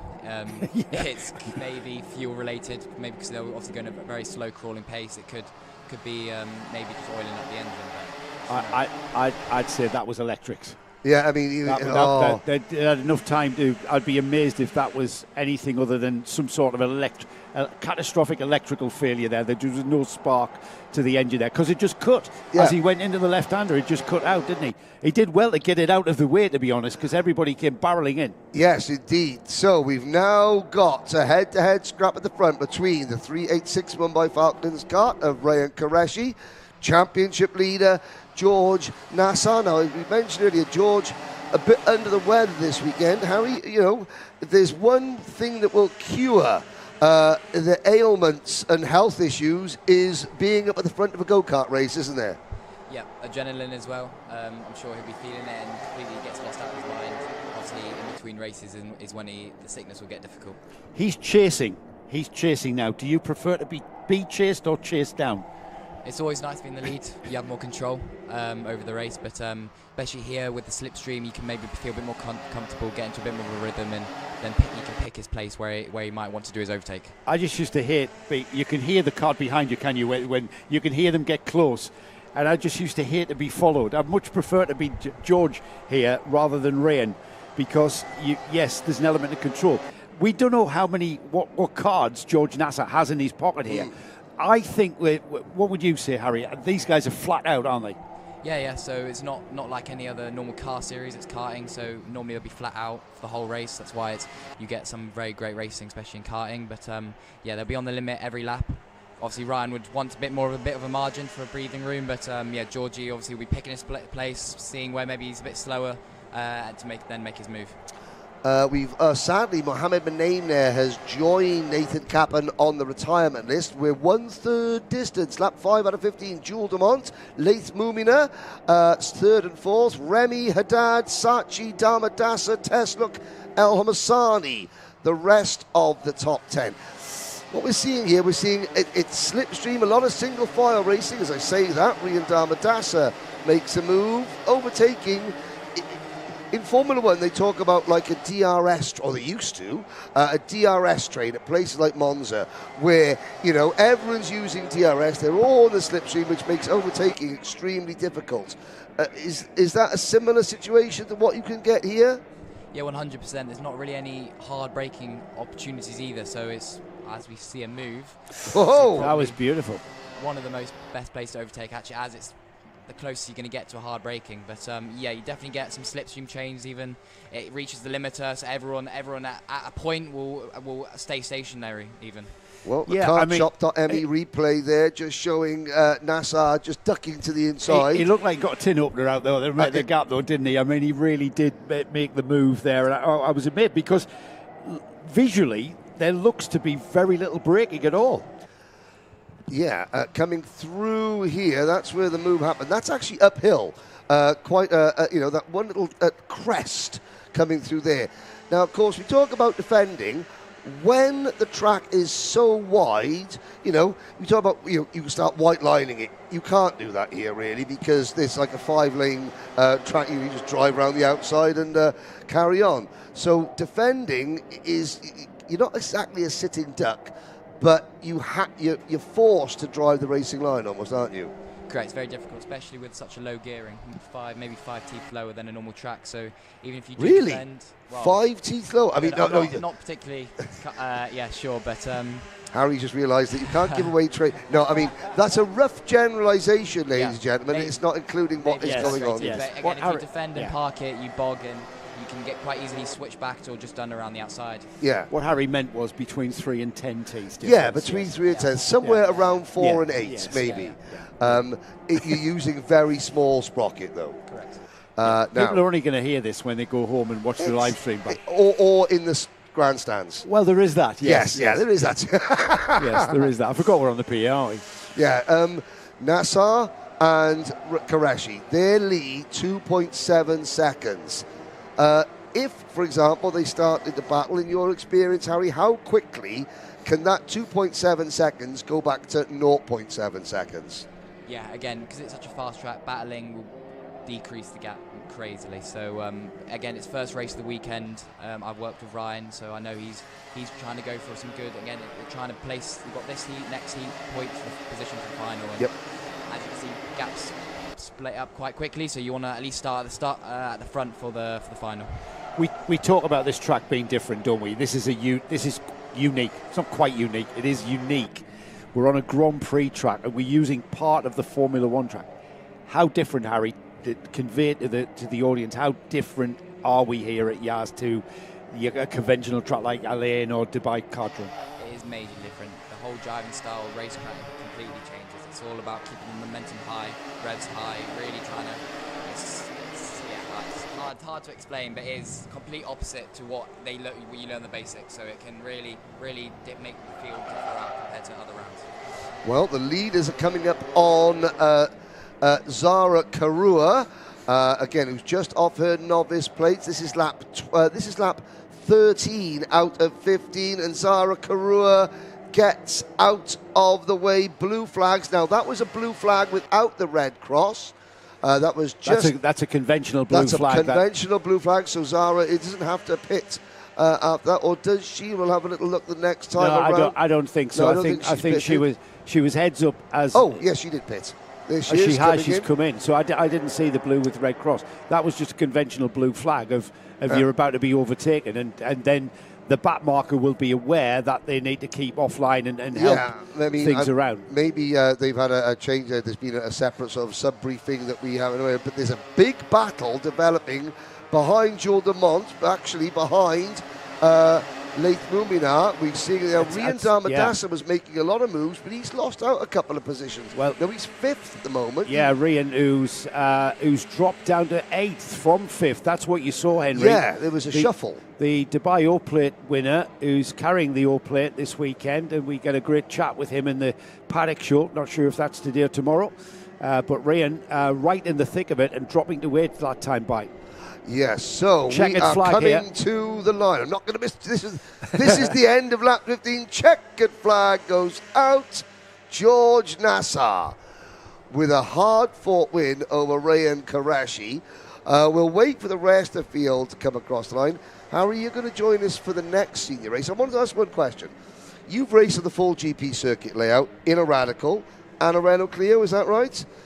When were you more excited? When you first drove a go-kart on a Formula One track when you were a lot younger, or when you were actually on the full Grand Prix circuit as an adult in a racing car? I think, especially when you're younger, it's very cool seeing your heroes on TV and then getting to then drive their same track. Even though it's only a dedicated area, it's definitely a unique experience, and it's one that I still remember now. Okay, well, thank you very much, Harry. That's brilliant insight. Yeah, Radical round here is a proper car, though, isn't it? Oh, it's a proper car. Now, considering his dad, how eloquent and well-spoken is Harry? Considering his dad. Hi, Dan, watching it home. Yeah, Dan's still got you, I mate. haven't forgotten. Dan has still got you in the palm of his hand. Yep, I haven't forgotten it. Yeah. Harry, thanks for that. That's great insight. Yeah, brilliant. Look forward to seeing Harry back. Let's have a look at the result for this one then. George Nassar took the win in style that we became accustomed to earlier in the season, didn't we? He's back where he's wanting to be. Rayan Qureshi was second. Jules de Mont was third. In fourth place, Leith Mumina. Andrea Remy was fifth. A recovering Rian Darmadasa dropped away but came through back to sixth there on the last lap. Zain Holomasani and Eniasachi are next with Antonius Haddad, Kian Kryenbull, Adish Mehta, Alexander Biji 12th. In 13th place, Alicia Kanisa, Faisal Nashko, Manaf Al-Balushi, Enzo Tesluk, Abdullah Al-Qaita, Tamim Hasiba was 18th.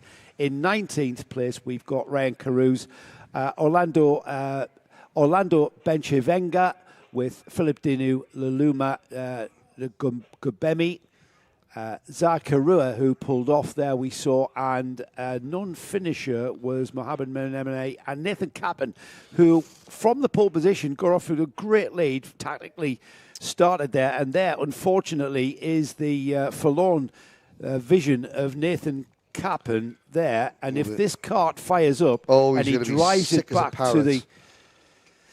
No, I don't think it is. I'm glad to see it didn't fire up because something's happened there that stopped that race, and that was an absolute shame for him because he was off and away, wasn't he? It would be the worst thing because sometimes the start switch can just flick, and it can cut, the engine can cut. And, drivers, you always think, well, that's the first thing. It's like, press Control Alt Delete, the on-off switch. In the middle, sometimes the adrenaline can just make you forget that, and it's only at the end you sit down, you go, and it starts. Yeah.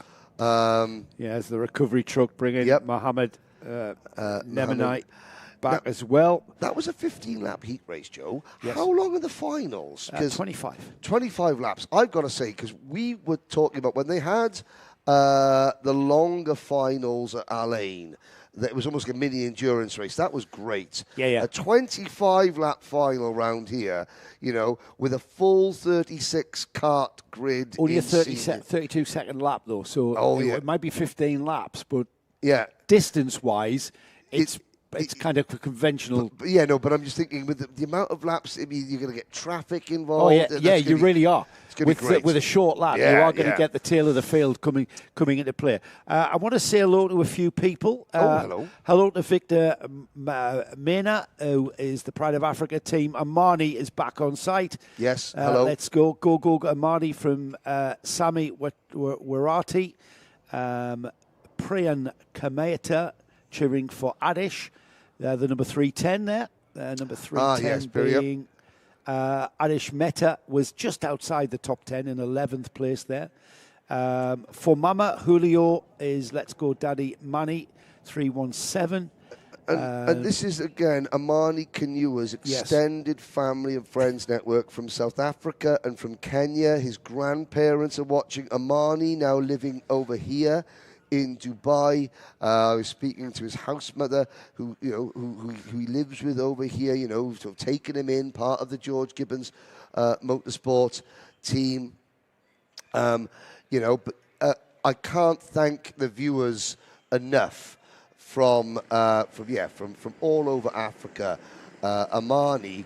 I was speaking with Nick earlier on. Amani, one of the politest, nicest young men that you're going to meet. He comes in every morning just to say hello, to shake our hands. We did an interview with him for the All-Plate, wasn't it? The All-Plate paddock show. We had a great chat. And, he is an absolute credit to his extended family. I know he's had some tough times, but he is a credit to his family, his extended family watching in Africa. He really is. Lovely young lad. Great personality. Let's talk about some Minimax karting, shall we? This is Minimax, talking about intensity. Benjamin Krachakovic and LBJ Stubbs on row 1. Austin Gray, Max Payton are next up. Third row is Maxim Zoyner and Oliver Butchard. Row 4 is William Mazzali and Adam Fleury with Mikhail Mitrokin and Kerr Ivanov on 5. Row 6 is the O-Plate holder Francesco Lignoli and Gleb Obukov. And row 7, Ahmed Faisal Amai, Louis Bataille, Zuha Turki, Mubarak Mohammed, Aaron Hessen, Mikhail Tvotlebov, Luashi Mathabula and Vian Chawan round off a 20-kart Minimax field. This has been, I'm going to say, one of the most intense championships. We've got intensity throughout our classes, but this one, for some reason, I think, has become quite a hotbed of drama, contention and pure racing, really, between those two drivers there. LBJ Stubbs from the UK Benjamin Krachakovic, who lives in the UAE, and see the white, gold and blue livery of JNKD moving away from the black and white livery of what we saw earlier in the season. I'm not quite sure why. I thought that was just maybe an all-plate livery, but they're carrying it on for the rest of the season, I believe. But you say there, yes, this class has lost a couple of contenders during the course of the first half of the season. It's boiled down to 3, Karachkovic and Stubbs. We talk, they're going to be fierce rivals. And yet yesterday, they were joking around, like sharing that pack of Doritos, back and forth, having a laugh. That's the spirit of competition we want to promote. They're into the tram lines very quickly indeed. And that's what worries me, the quickness of sweeping across to take the racing line. Karachkovic leads. No, he doesn't. Stubbs back in front. Or is Karachkovic going to go all the way around the outside? It's 3 wide down the back straight here towards the right, the left-hander at turn 4. LBJ Stubbs gets overtaken by the number 177. Gray. That's Austin Gray into the lead at turn 4 through 5 into the twin left-handers here. And this is what I mean about the intensity. Krachakovic into second. They'll go through the chicane. It's a JNKD 1-2 as they cross the line for the first time. And up into P4, that red and white car, that is Maxim, the number 175 for NI Racing, Maxim Zolna. Great to see, the NI Racing team expanding. Yeah, and he's coming on LBJ Stubbs. LBJ Stubbs from moment there got into second. He's lost third now. Krachakovic got by. We did the switchback, but that looks like Zoyna has gone through into third now, and LBJ Stubbs has got Oliver Butchard right on his rear bumper here. What a race. Yellow flags waving there at the final corner. You can see the hands in the air. There's a cart off just to the inside. What was I saying about this being a really difficult track to overtake? It shows what I'm going to go and have a word with myself, because obviously I know nothing. And here comes Oliver Butchard, that lime green helmet, now with the Mumbai Falcons. Butchard up into P4. And LBJ, and getting it wide there, going coming out of turn 5 was Austin Gray, the carchop.me replay there. He just gets it, just carrying too much speed, uses the curb on the inside. That pitches him off to the left. Krachakovic says, thank you very much. And LBJ Stubbs says, thank you as well. I'll come through into second. We've got the 2 championship protagonists down the inside. Has gone LBJ, and he will lead onto the back straight. Oh, will he? Side by side. Great racing. Total respect between Stubbs there and Karachkovic. Stubbs giving Karachkovic just enough racing room. Excellent driving from the Sam Pollitt Racing number 196. Likewise from the number 183 JNKD driver. Butchard trying to squeeze past Gray. Butchard into third place. 3 drivers, 3 teams. Here comes Karachkovic. This is a great race. This is what I was talking about. Minimax, the most intense championship on the UAE RMC card, is again side by side, and LBJ Stubbs is going to have the ID line into turn 4. He turns in, barely any braking at all, through the right-hander now, heading towards the twin left-hander at turn 6 and 7. It'll be LB, and look at Krachakovic, throws it in there. These carts are just sliding around on this track, high speed, gliding around. With the Winter Olympics are on at the moment, and this is a slide sport, if anything. Now, Karachkovic has got a much different line coming off the back straight into the downhill left-right that sets him up for that undercut coming through turn 6 and turn 7. Now, he may not use it. Normally, he goes a little bit wider there. Uses a bit more of the track, takes a wider entrance to sweep underneath. Stubbs can't quite replicate it. And Karachkovic doesn't use that line when he's in the lead. So Karachkovic has got one line he uses when he's in front and one line he's using when he is chasing. Sadly, we've lost Gleb Obukov, William Mazzali and Louis Bataille. Back to the front, it's Karachkovic with LBJ Stubbs moving down the inside. It's side-by-side action on the back straight here. Now we'll see the different turning line. Through. Yeah, there is the different line, but there wasn't really any option there as LBJ Stubbs leads through the left and then the right into the twin left-handers, and Karachkovic does it again. And that was all about LBJ Stubbs just having to let the cart breathe to the outside of turn number 6. That allows Karachkovic through. across the line, then into one. Look at the speed that they're carrying through one. This is the old chicane on the Grand Prix circuit, remember. And then into the west hairpin here. And it's going to be a drag race again, side by side again. This is absolute deja vu. Oh, and he got it all wrong on the Formula One curbing there, did Kraczkowicz. Yeah. Was caught out massively. Well, let's be fair. Now, let's look at the kartshop.me replay. We talked about how much room Stubbs gave Kraczkowicz last time. This time, later in the race, not so much room. I was about to say, if LBJ Stubbs wants to win this race, he's got to figure out a way to not allow Kraczkowicz to undercut him coming through turn 6 and turn 7. That's one way to do it. Kraczkowicz, likewise, has got to figure out a way to not let Stubbs pass him coming out of the turn 3 hairpin.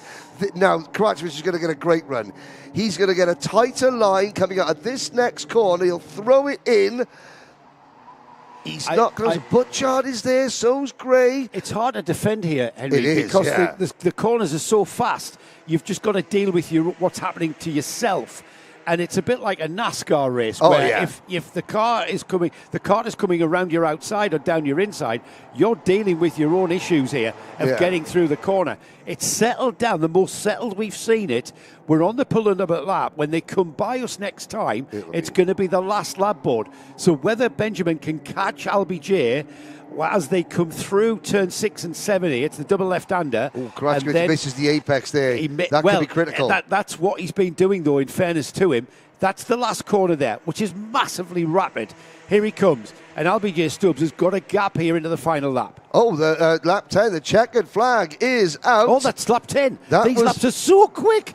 I know. Well, that's one apiece, ladies and gentlemen. I'm sorry, Joe. I'm not mocking you. I don't know. We are. It's going to be these laps are flying by so much. Can we not have a 50-lap race, please? Well, I think we just let them go until they run out of gas.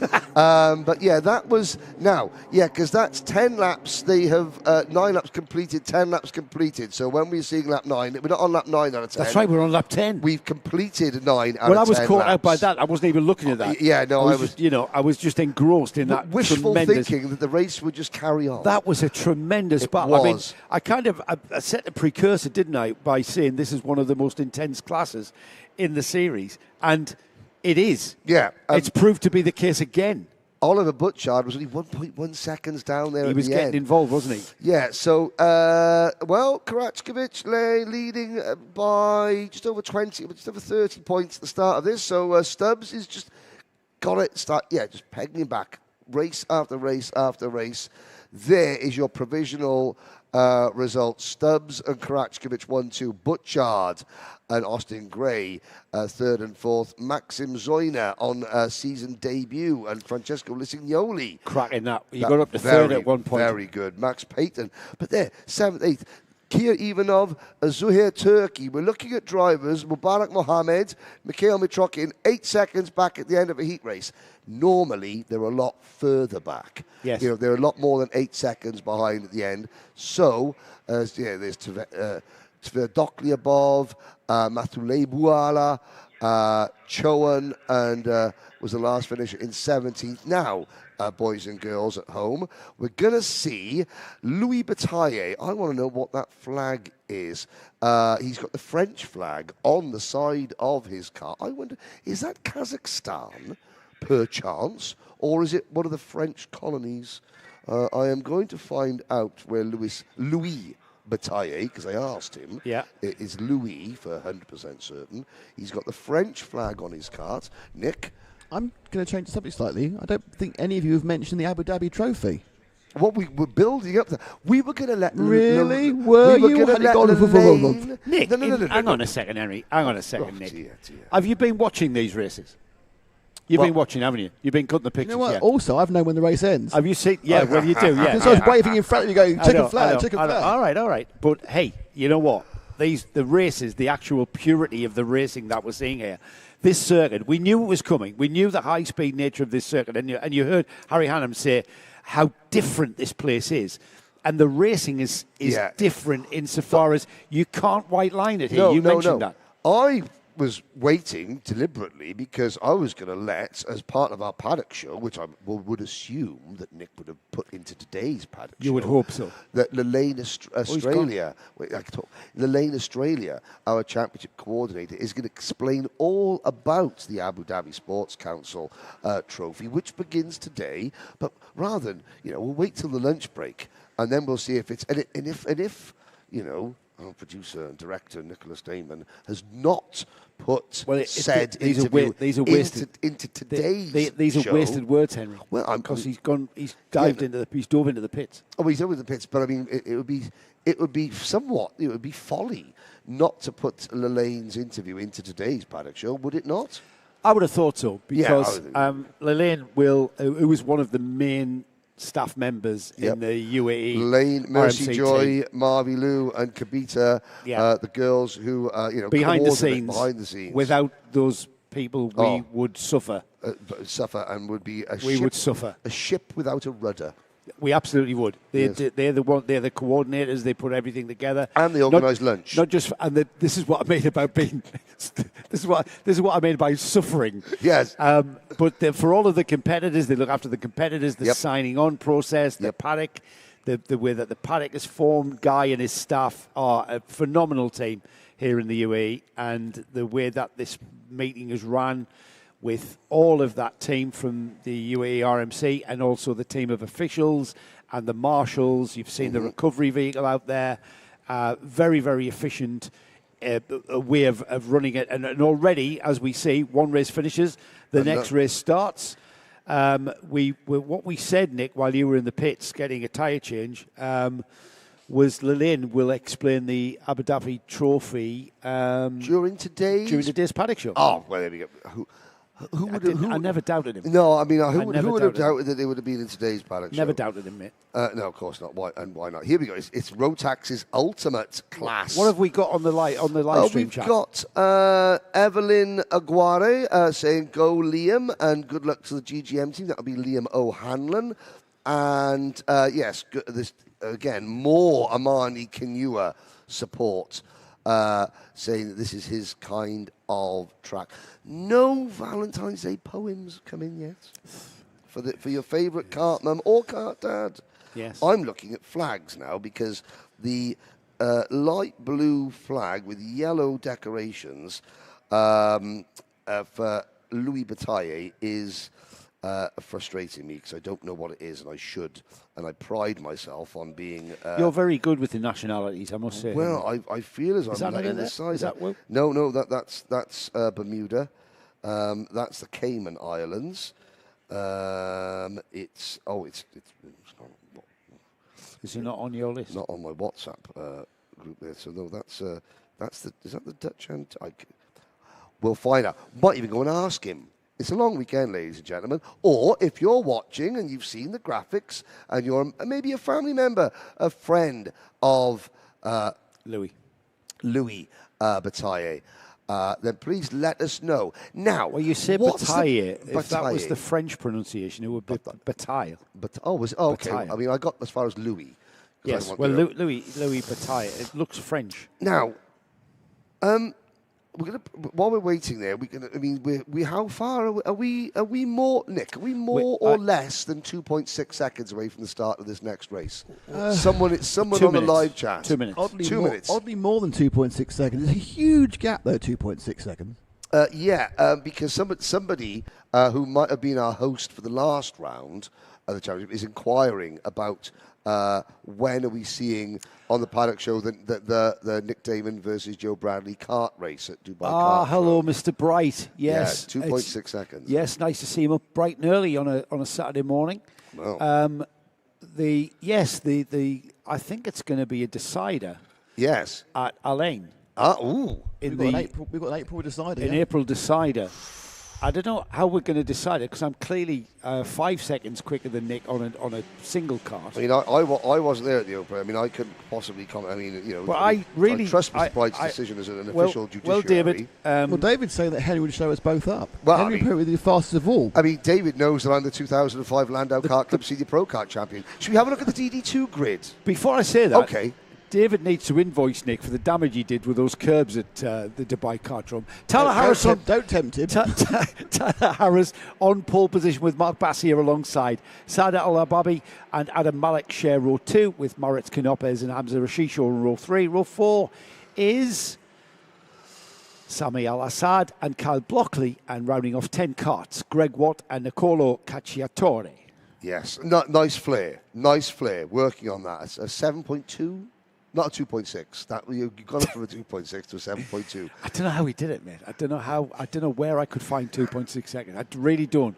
He was grotesque. He was grotesquely untidy. He was incredibly quick. He was quick but untidy, and I just don't. Quick. Anyway, Mumbai Falcons 1, 2, and 3, and 5 on this grid, with Tyler Harris back on pole. It's been a while for Tyler in the UAE Rotax Max Challenge, but he's back at the front of this DD2 field as they head towards the lights. The red lights will go out, and we will go green as they approach the line.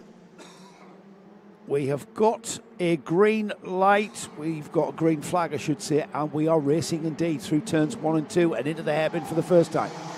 Yes, indeed. The 484 Mumbai Falcons kart. Tyler Harris leads them out. Now, he said earlier, him and Mark Bassier had a big pace advantage over everybody else. Adam Malik, Tyler was quite correct when he corrected me that Malik is his nearest competition. However, Bassier missed the opening 2 events of the season, so therefore he won't be dropping scores when we come down. And Bassier knows this. Bassier to the inside, and Tyler said, look, there are very few places that you can stamp on the anchors round the outside. Bassier. Who's that? Adam Malik. Yes. Adam Malik went with him. Adam Malik attached himself to the rear bumper of Bassier and followed him through. Tyler Harris, our leader, initially, is now down to 3rd. As they cross the line, we'll clarify exactly who is where, but it's Mark Bassier who is leading from Adam Malik, Tyler Harris, Saad Al-Ababi, Moritz Canopes through in 5th, Hamza Rashisho, then Kyle Blockley, Sami Al-Assad, Greg Watt and Nicolo Cacciatore rounds off the top 10, but it's too wide for 2nd place now. Oh, and you've got, here is Harris coming back at Malik. The 4 Mumbai Falcons drivers surrounding the lone 473 kart of Adam Malik. Who was it was saying the DD2s are not going to be able to overtake? Yeah, no, I'm going to have another long word with myself. Goodness knows how you think I'm going to be faster than you in a car. I was in total agreement with you. As we've got now a Mumbai Falcons 1, 2, 3 with Adam Malik now down to 4th place. And look at that train of DD2s there, which is quite rare to see. Hamza Rashisho, Kyle Blockley, Samir Al-Assad, all there. Rashisho, the Qatari driver, in the number 444 machine for Mateus Najem Motorsports. Blockley, the 531, second of the Masters drivers for the Kart Advisor Academy team. And the 494, another Mateus Najem kart. The Mateus Najem graphics kit and the Charles Leclerc bodywork that Kyle Blockley uses, looking very, very similar indeed. They're not the same team, they're actually parked opposite each other in the paddock this weekend. But this is what's the phrase? Mercy sakes alive. Looks like we've got us a convoy. Yeah, we have. We've got a Mumbai Falcons convoy, haven't we? Mark Bassier, Tyler Harris, Saad Al-Ababi. They've now pulled out a bit of a gap there, but it's Adam Malik who wants to spoil the Mumbai Falcons trio. Not that far behind Malik is Moritz Canopes, leading the Masters class. He's part of the Mumbai Falcons team, of course. We are on lap 6 here. It's going to be 6 laps completed this time by, and we're almost completing it, Henry, as we go through the final chicane. And it's Bassier leading by, it was just under 8 tenths. Oh, it's down to 5. So yes. Tyler Harris is coming back towards him. He is. Now, if you're wondering why the senior Rotax heats are 3 laps longer than the DD2 heats, that's because senior Rotax, they're not having a pre-final. They're just having their 3 heats and then a B-final if necessary before we go into the final. Overall, the seniors and the DD2s will do the same amount of laps because, of course, this is the only DD2 heat. We then move into a longer pre-final. It's a way of ensuring that the drivers do the same number of laps. Yeah, it's a good point, Henry, actually. We're on lap 8, so that will be 2/3 distance completed. This is a battle now that we expected in DD2. We expect things to be a lot more settled than what we've seen. This was some fantastic racing earlier on here, and it's not over quite yet as they come through the chicane at turns 8 and 9, through the left-hander there, and then onto the start-finish straight. Bassia leads, Tyler Harris second, Al-Hababi is in third, Malik still fourth, Canopes is now behind him, as we've got a penalty, have we? Tramline infringements at the start, out of formation. Hamza Hashisho and Kyle Blockley. That will push them down from 6th and 7th. It will only put them to 7th and 8th behind Sami Al-Assad. Saad Al-Hababi in kart 451 is having the best race of his season by a long way. He's third in the race and he's within spitting distance of his 2 teammates up at the front. And he was under pressure from Adam Malik, but he's settled in. He's lapping really well and he's pulled a gap to Adam Malik. And he's taking points off Adam Malik. And he's comfortable. He's comfortable in that third spot there. A bit of a lonely third that's developing. This is the lead battle though. Mark Bassia on the orange and white Mumbai Falcons livery. His teammate, also on a Mumbai Falcons kart, is coming towards that rear bumper. Tyler Harris is the driver. Championship leader in DD2 is coming back towards Bassia. Now then, I think I mentioned that we have a lovely interview with Mark Bassia, who gives us some great insight as to how to drive these karts. And I was saying to Mark that it's clear to see how he's developed, how he's gotten to grips with the DD2 out of Rotax Max racing and onto a DD2 2-geared kart has been a little bit of a steep learning curve for him. But he's leading the field now. He's leading the field on the final lap. We are on lap 12 out of 12. We have completed 11 out of 12 laps into the final. Surely Tyler Harris isn't close enough to make it a last corner lunge. No, surely not. It's tight through there, Henry. It would be a big ask to have a challenge there as the checkered flag flies for Mark Bassia. Tyler Harris will, I think, not be happy with that. He was expecting to take the win here, I think. Well, he thought that him and Mark had a comfortable pace advantage. You will remember Saad Al-Hababi made a one-off appearance at the last Al Ain round in December, put it on pole, but then struggled with race pace. Has not struggled with race pace there. What Tyler Harris will be frustrated with is that, Mark made one move and then Tyler couldn't get back on terms with him, even though he had over 3/4 of the race distance with which to try. As we look, but Tyler will be pleased that he has outscored Adam Malik, who finishes a close 4th for Mateus Leger Motorsports. Maurice Canopes 5th. Now, Hamza Hashisho and Kyle Blockley, they will have a 5-second penalty each. I think Hamza Hashisho might, he'll be 1/10 of a second shy of still finishing ahead of Samir Al-Assad. So Amir Al-Assad will move up. Greg Watt, the Honolulu racing driver, Nicolo Cacciatore, will round out the field. Nicolo Cacciatore, starting DD2 this year, is losing weight, getting a lot fitter, and improving his speed. That's dedication. It is dedication. It's losing weight bit specifically. Dedication. What you need if you want to be a record breaker. Having seen the photographizing of the paddock shows by both of you, which was interesting. Yes. It did show me that in certain fits of T-shirt, I'm not quite as slim as I thought I was. Having been on the road, including a 2-week stay in America, I'm not as slim as I was 3 weeks ago. You've had 2 weeks of America. I've had 2 weeks of... massive breakfast. Oh, yeah. Who would have thought that 5 eggs and 8 ounces of cheese is what you needed every morning for breakfast, all wrapped up in, a nice heavy, pita bread or fajita wrap. I still don't understand why the word burrito has made it into the lexicon of breakfast items. Because it's America. But there was but it's got breakfast stuff in it. That's what makes it a breakfast burrito. Anyway, I mean, that's just me. I always like the fact that kind of you're about to leave and you just have to have another Cinnabon. Yeah, yes. I'll just leave. Oh, there's another 300 calories. Marvellous. Yep, I was going to leave, and I didn't. Going to leave, and now I need a nap after my nice 3,500 calorie breakfast. Well, then they put you in a little room all day, don't they? Yes. They do indeed. This isn't the commentary. This is a little room they put you in. They only let me out to commentate.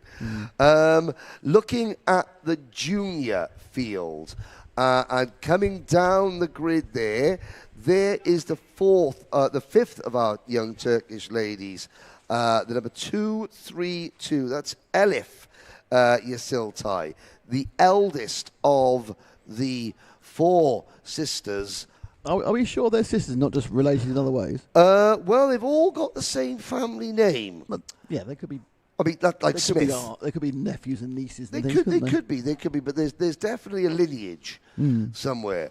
I mean, it's obviously more than likely. It's more than likely, yes. I will go and ask Mehmet Yaman during the lunch break about that. Now, juniors, we mentioned that Paul Schutzman has moved out of Mini in to juniors. You can hear from Paul, Majib, from Paul tomorrow on the Haddock Show. Yes. Here's your Mehmet. Now he's going to go backwards. He's dropped something. Oh, no, he's just saying good luck to Floris Schenkenberg, who is not a Turkish girl.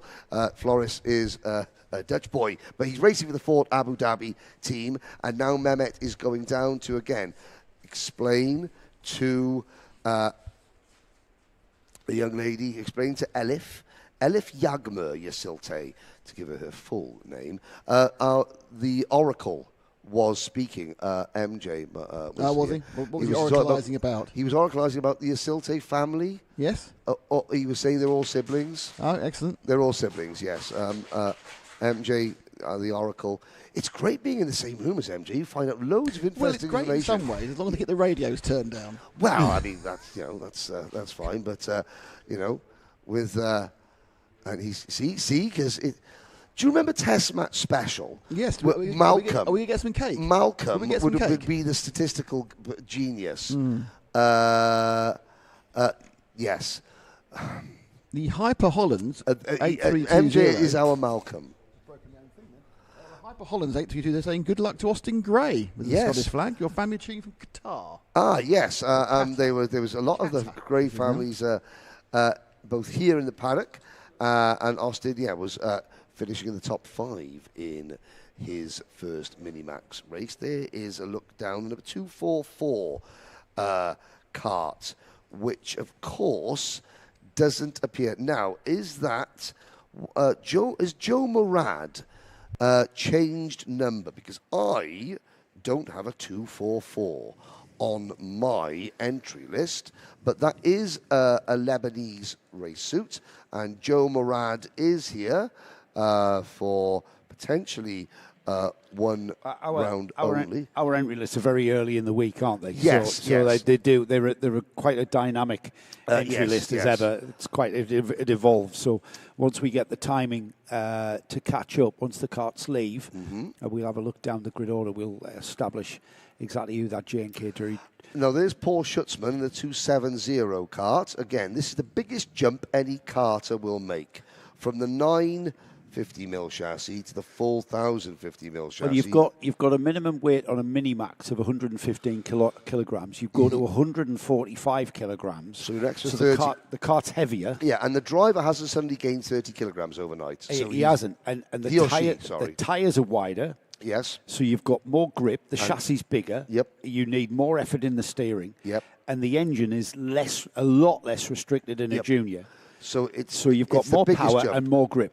It is the biggest jump. The karts tend to slide around a lot less. I mean, we've just seen the Minimax karts race there. 2 and 3 wide on the straight into corners. Outstanding. Completely different in the bigger 1050mm chassis.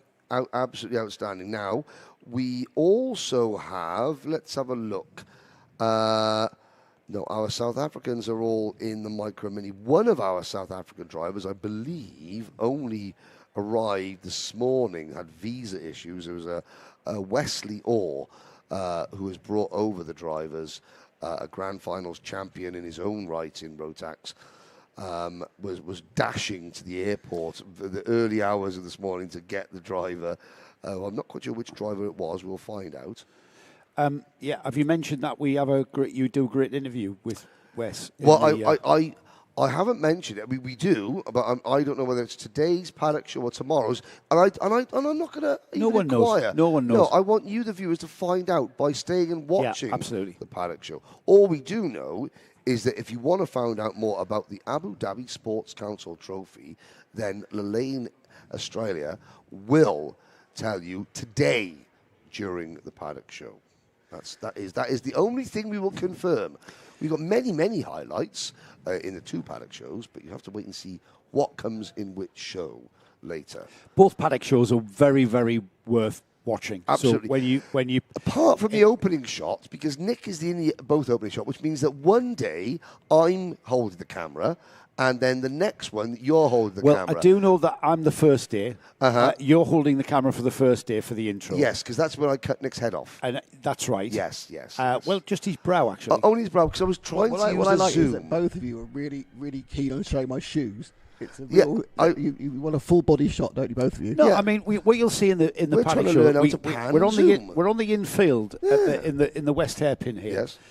And the reason why I had a wide pan on the camera was to take in all of that grandstand area, just to show people and realise how fantastic it is to be here at Yas Marina. Not because both Nick and I have put on a bit of timber over the last week. No, not really. Oh, okay, fair enough. Not really. I've put on more attractiveness. Ah, yes, I am.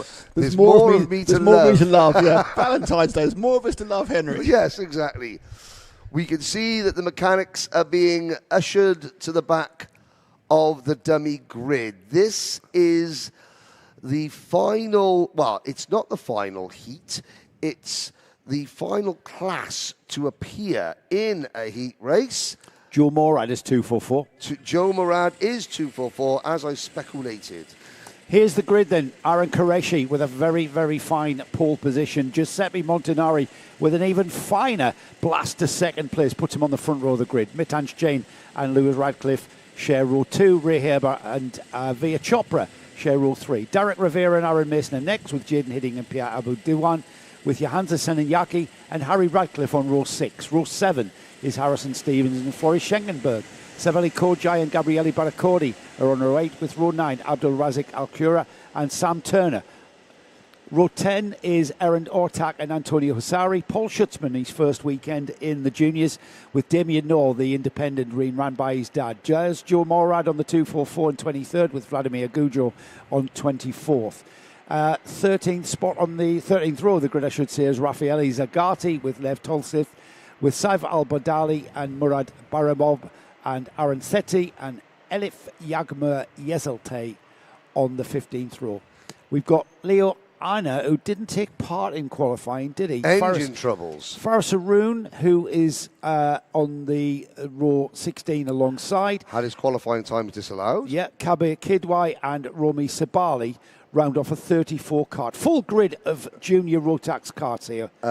Kidwai and Sabali, novices therefore have to start at the heat race at the back. Probably thankful for that as well. Well, they get the bird's eye view of 32 juniors trying to successfully negotiate the first S's and hairpin.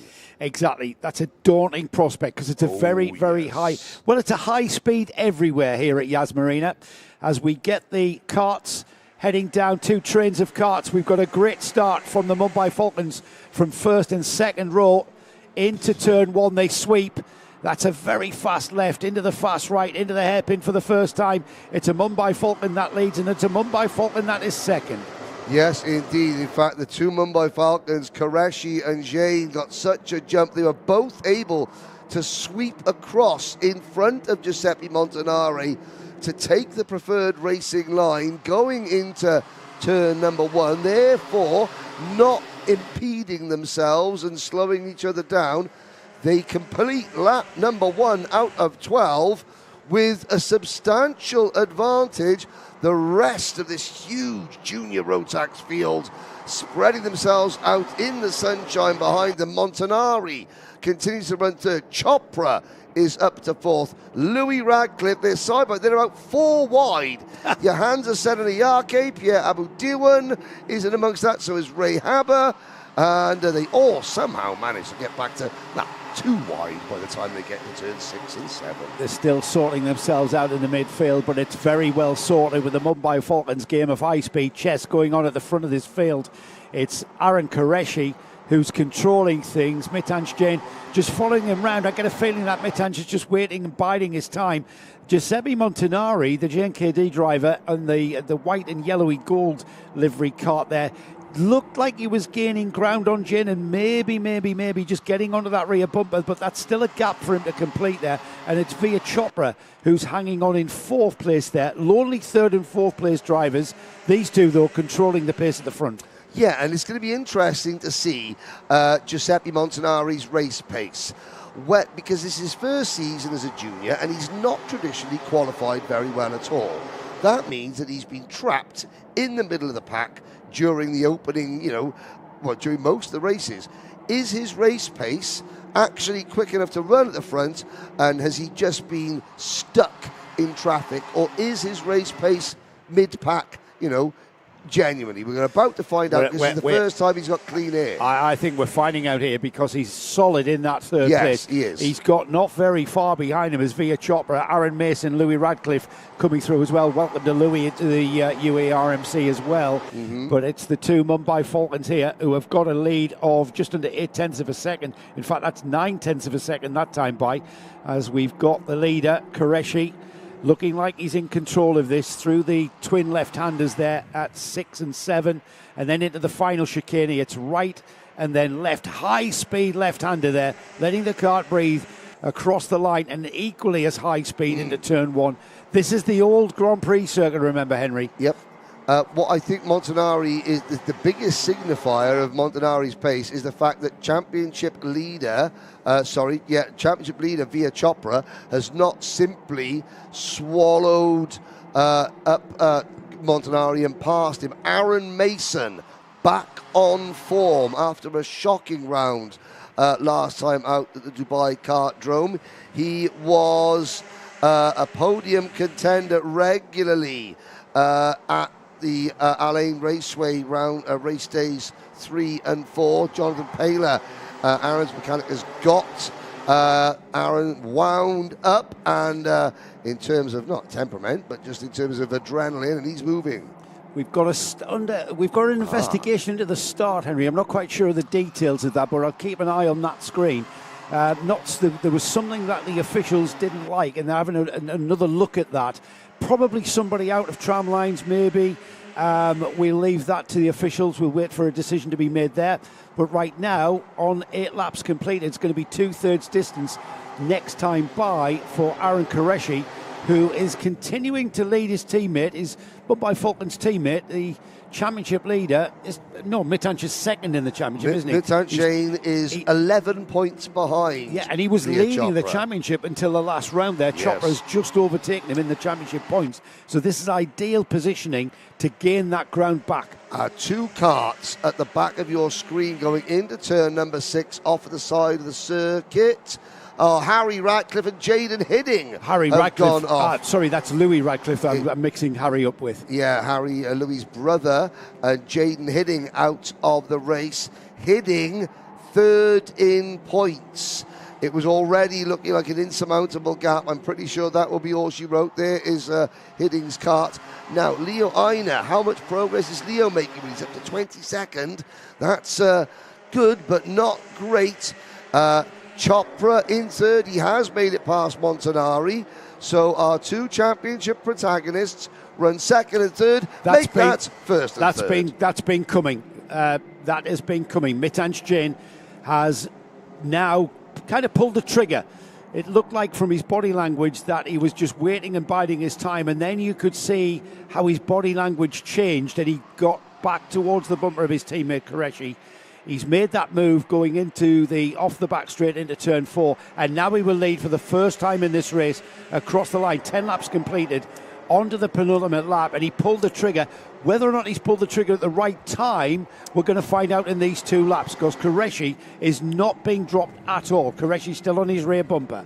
I think he may have pulled the trigger the moment that his title rival Via Chopra moved into P3.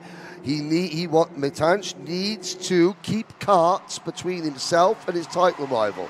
It's all well and good taking 2 points off your title rival when you why not try and take 3 or 4 by making 1 pass?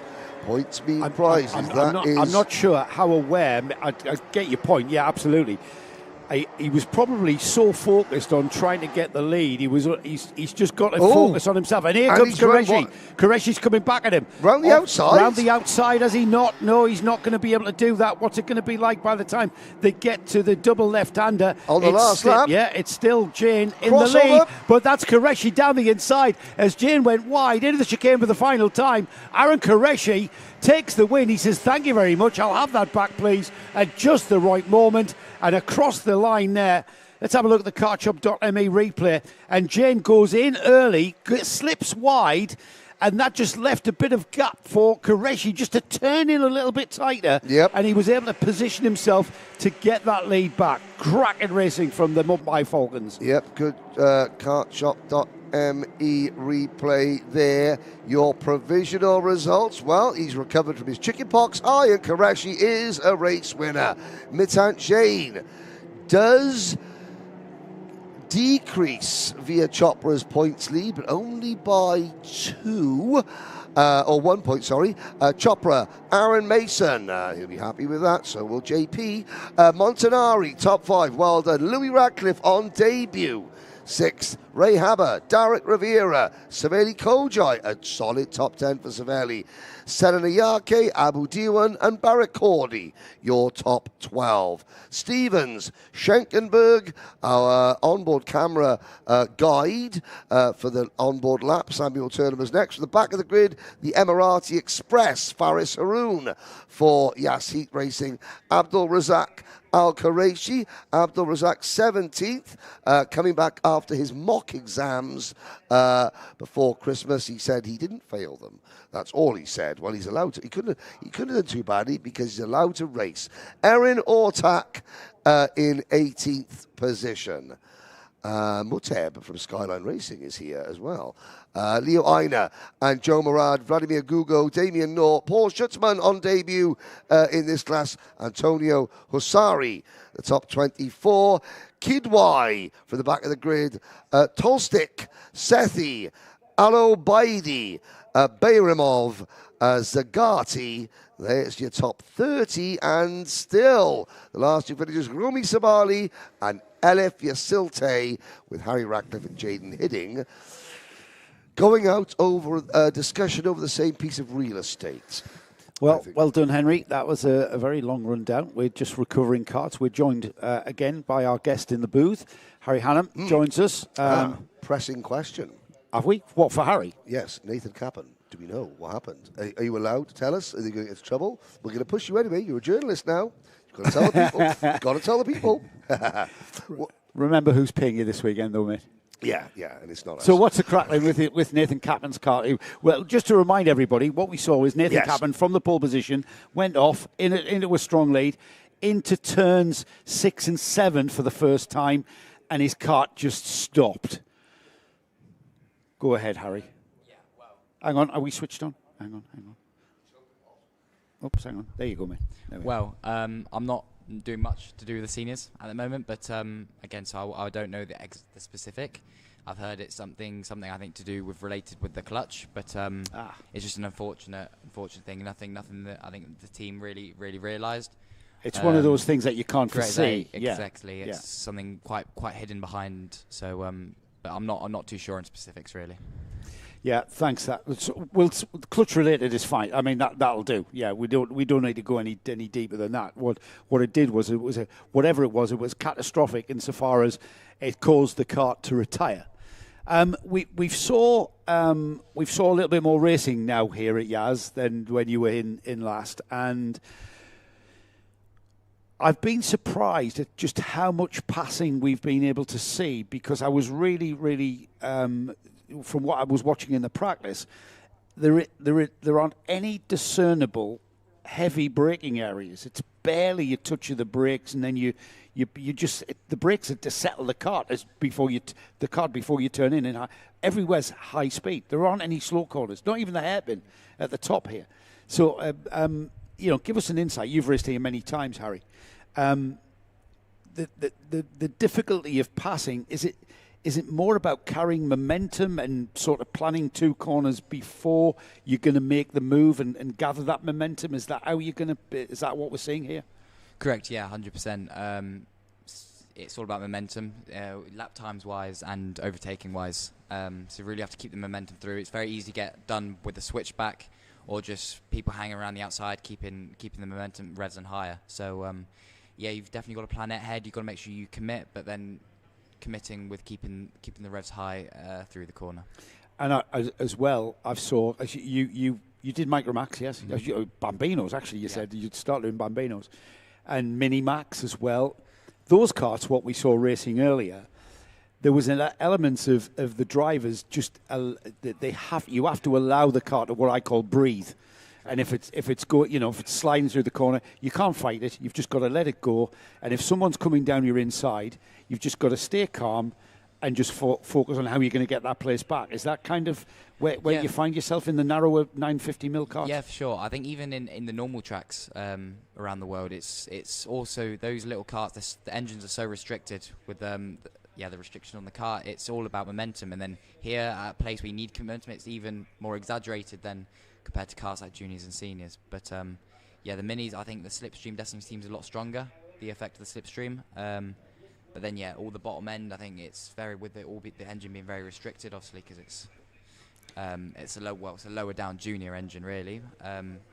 It affects the performance. You started in Bambinos, Harry, and what astounds me when I watch kids from 8 years old and younger in Bambinos, of course, is what looks like it's instinctive. It's kind of a natural feel for speed and momentum.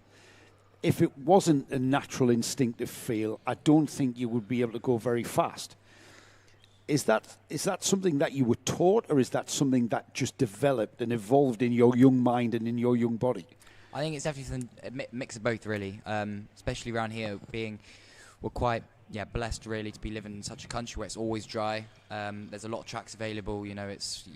All tracks I think all around UAE are always open. So so much track time can be done, and you just do laps and laps. And then all the teams have their specific driver coaches, which then further develop the drivers. And it really that's why I think now, and even when countries from here going abroad and getting some really good results, and it just shows the development of drivers here in the UAE. Yeah, it is burgeoning, isn't it? It's building. You can see that. But you came across to race in the UK for several years in the British Kart Championship. Obviously, you were very quick. You were a multiple champion over here when you got to the UK, and then the different style of track, different style of tarmac, different style of driving. You then learnt a lot there. Came back to win the senior championship here. Driving the wet, I would imagine. Yeah. But so that helped as well, didn't it? Yeah, 100%. Especially in the British Championship, it's so aggressive. It's so high tempo. If you can't switch off for a corner really, otherwise you can get done by 5 people. Who were the names you were racing against over there? So Bishop. So that age group, so I was junior. Well, right. I think as Bishop was obviously the main leader. I think. Kai Hunter.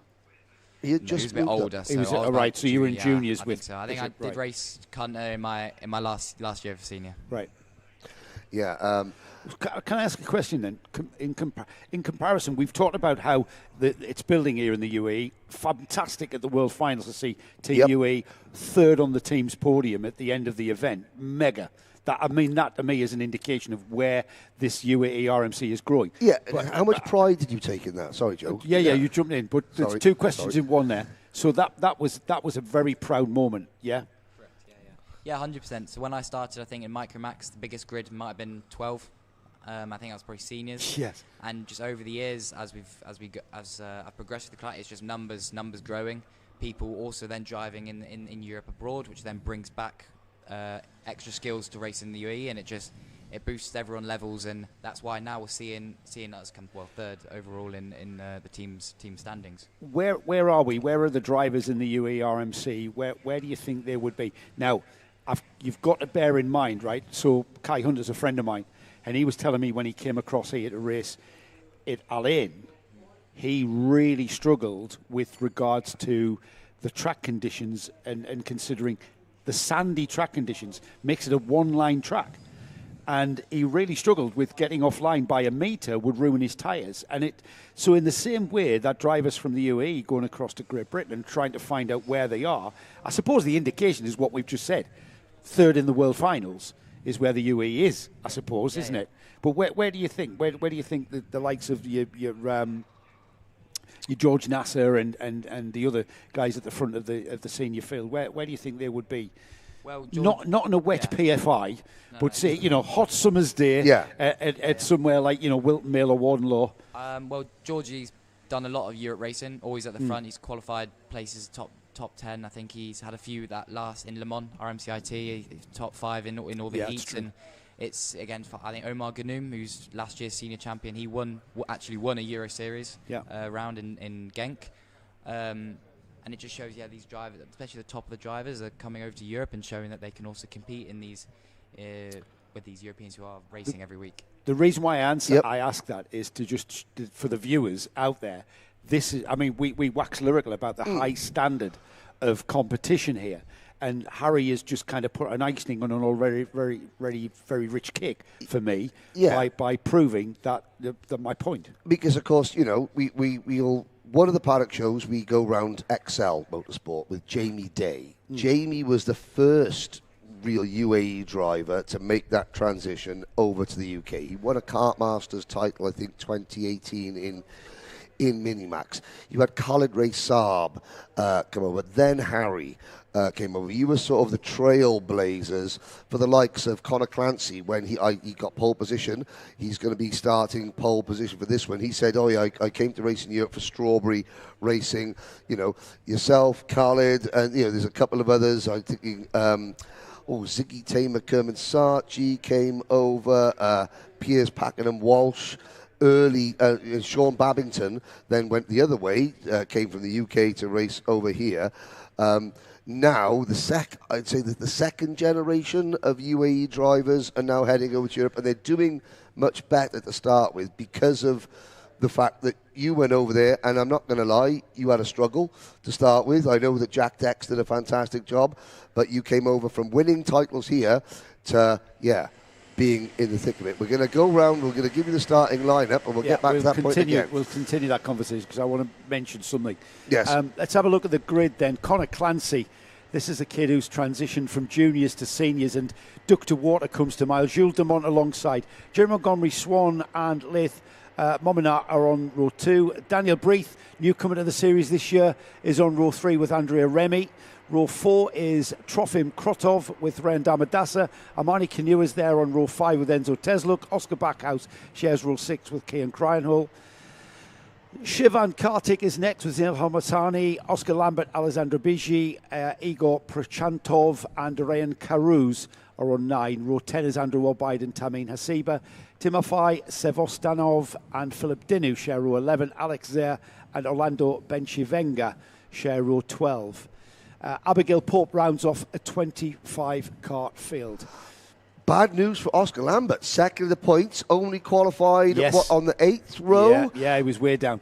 Conor Clancy, of course, the championship dark horse here at the front of the field, and George Nassan not in this race, but won his first race. Pressure on Oscar Lambert. Yeah, he needs to. We mentioned that in qualifying, didn't we? Don't know what the story is behind Oscar's. It's another one for you, Harry. We can maybe. Do you know the answer? I mean, what happened in Oscar's? It's a similar issue to Nathan's, but it didn't quite fully go. So a mechanical issue on the car. The car wasn't 100%. Right, okay. Again, something that you can't foresee. Here we go then.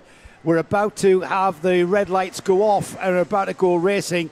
And from pole position, Conor Clancy, can he get down the inside? He chops across, closes the door on everybody, slams the door, in fact, and he leads into the hairpin for the first time. Great view. I love that shot. The carts look minuscule against a grandiose backdrop here at Yas Marina as they fan out 2 and 3 wide. It's it's Clancy, and there is Jeremy Montgomery Swan up into P2. Jules Dumont on the black and white Telios livery cart there.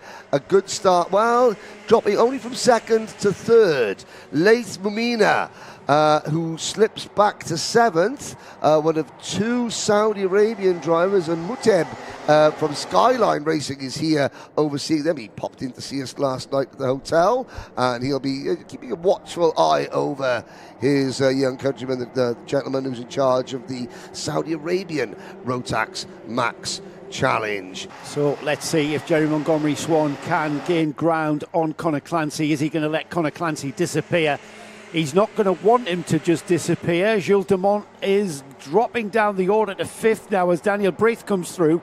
I saw Daniel Breath's lap times in the practice session, and I thought, he's going to be a contender for a podium here. And that's the orange and white cart of Motorscape that we see there with the black trim, just in 3rd there, as we get back to Conor Clancy, who is in control in a position that he thrives on, doesn't he? Yeah, indeed. Now, of course, Harry, Conor has made this transition seamlessly from junior to senior. I keep trying to tell people that's not normal, is it? You normally take a little while just to get the last bit of junior, knocked out of you, so to speak. Yeah, extremely fast driver. You can see it on the data, especially. He's very, very smooth, and especially when he gets in his rhythm, he cracks on really, and gets very consistent times, and it's a good example for the rest of the team to help us build on that. But you're not seeing him get involved in, and again, I'm not, but you would probably, you could agree or disagree whether you were guilty of this, but getting involved in, and racing a bit like a junior against some more very experienced drivers. The patience that you need in seniors is something that a lot of drivers take at least a couple of months to learn fully, isn't it? Conor seems to have just one race in, bang, there. Yeah, 100%. Conor's another driver who's done a lot of Europe racing, so he brings back again lots of experience. But fortunately enough, he's been at the front for a lot of it and hasn't really had to deal with much racing to do at the moment. But he's looking strong. Trofim Kotov, the Carter, in 3rd place, going ahead of Daniel Breath, another newcomer to the series. Trofim Kotov with Sokol Racing Junior team. He's in the white. He's on the white nose cone there. He's on a Lando Norris card. He's not exactly a small driver. He's not a huge driver, but I suspect that he's not carrying any livery on that nose just to take off a bit of weight there. I'm not quite sure exactly what a nose cone livery sticker kit weighs, but I know if a sticker kit weighs about 0.5 kilogram, I think is the usual sort of calculation. But he's having a very strong drive here.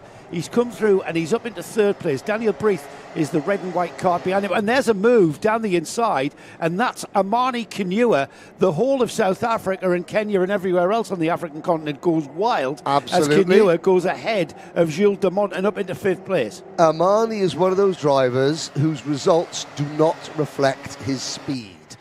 He put it on pole position at the Dubai Kartdrome, then had his best lap taken away for track limits, which then had a knock-on effect to the rest of his race weekend, because instead of starting at the front, he's starting right in the middle of the hornet's nest.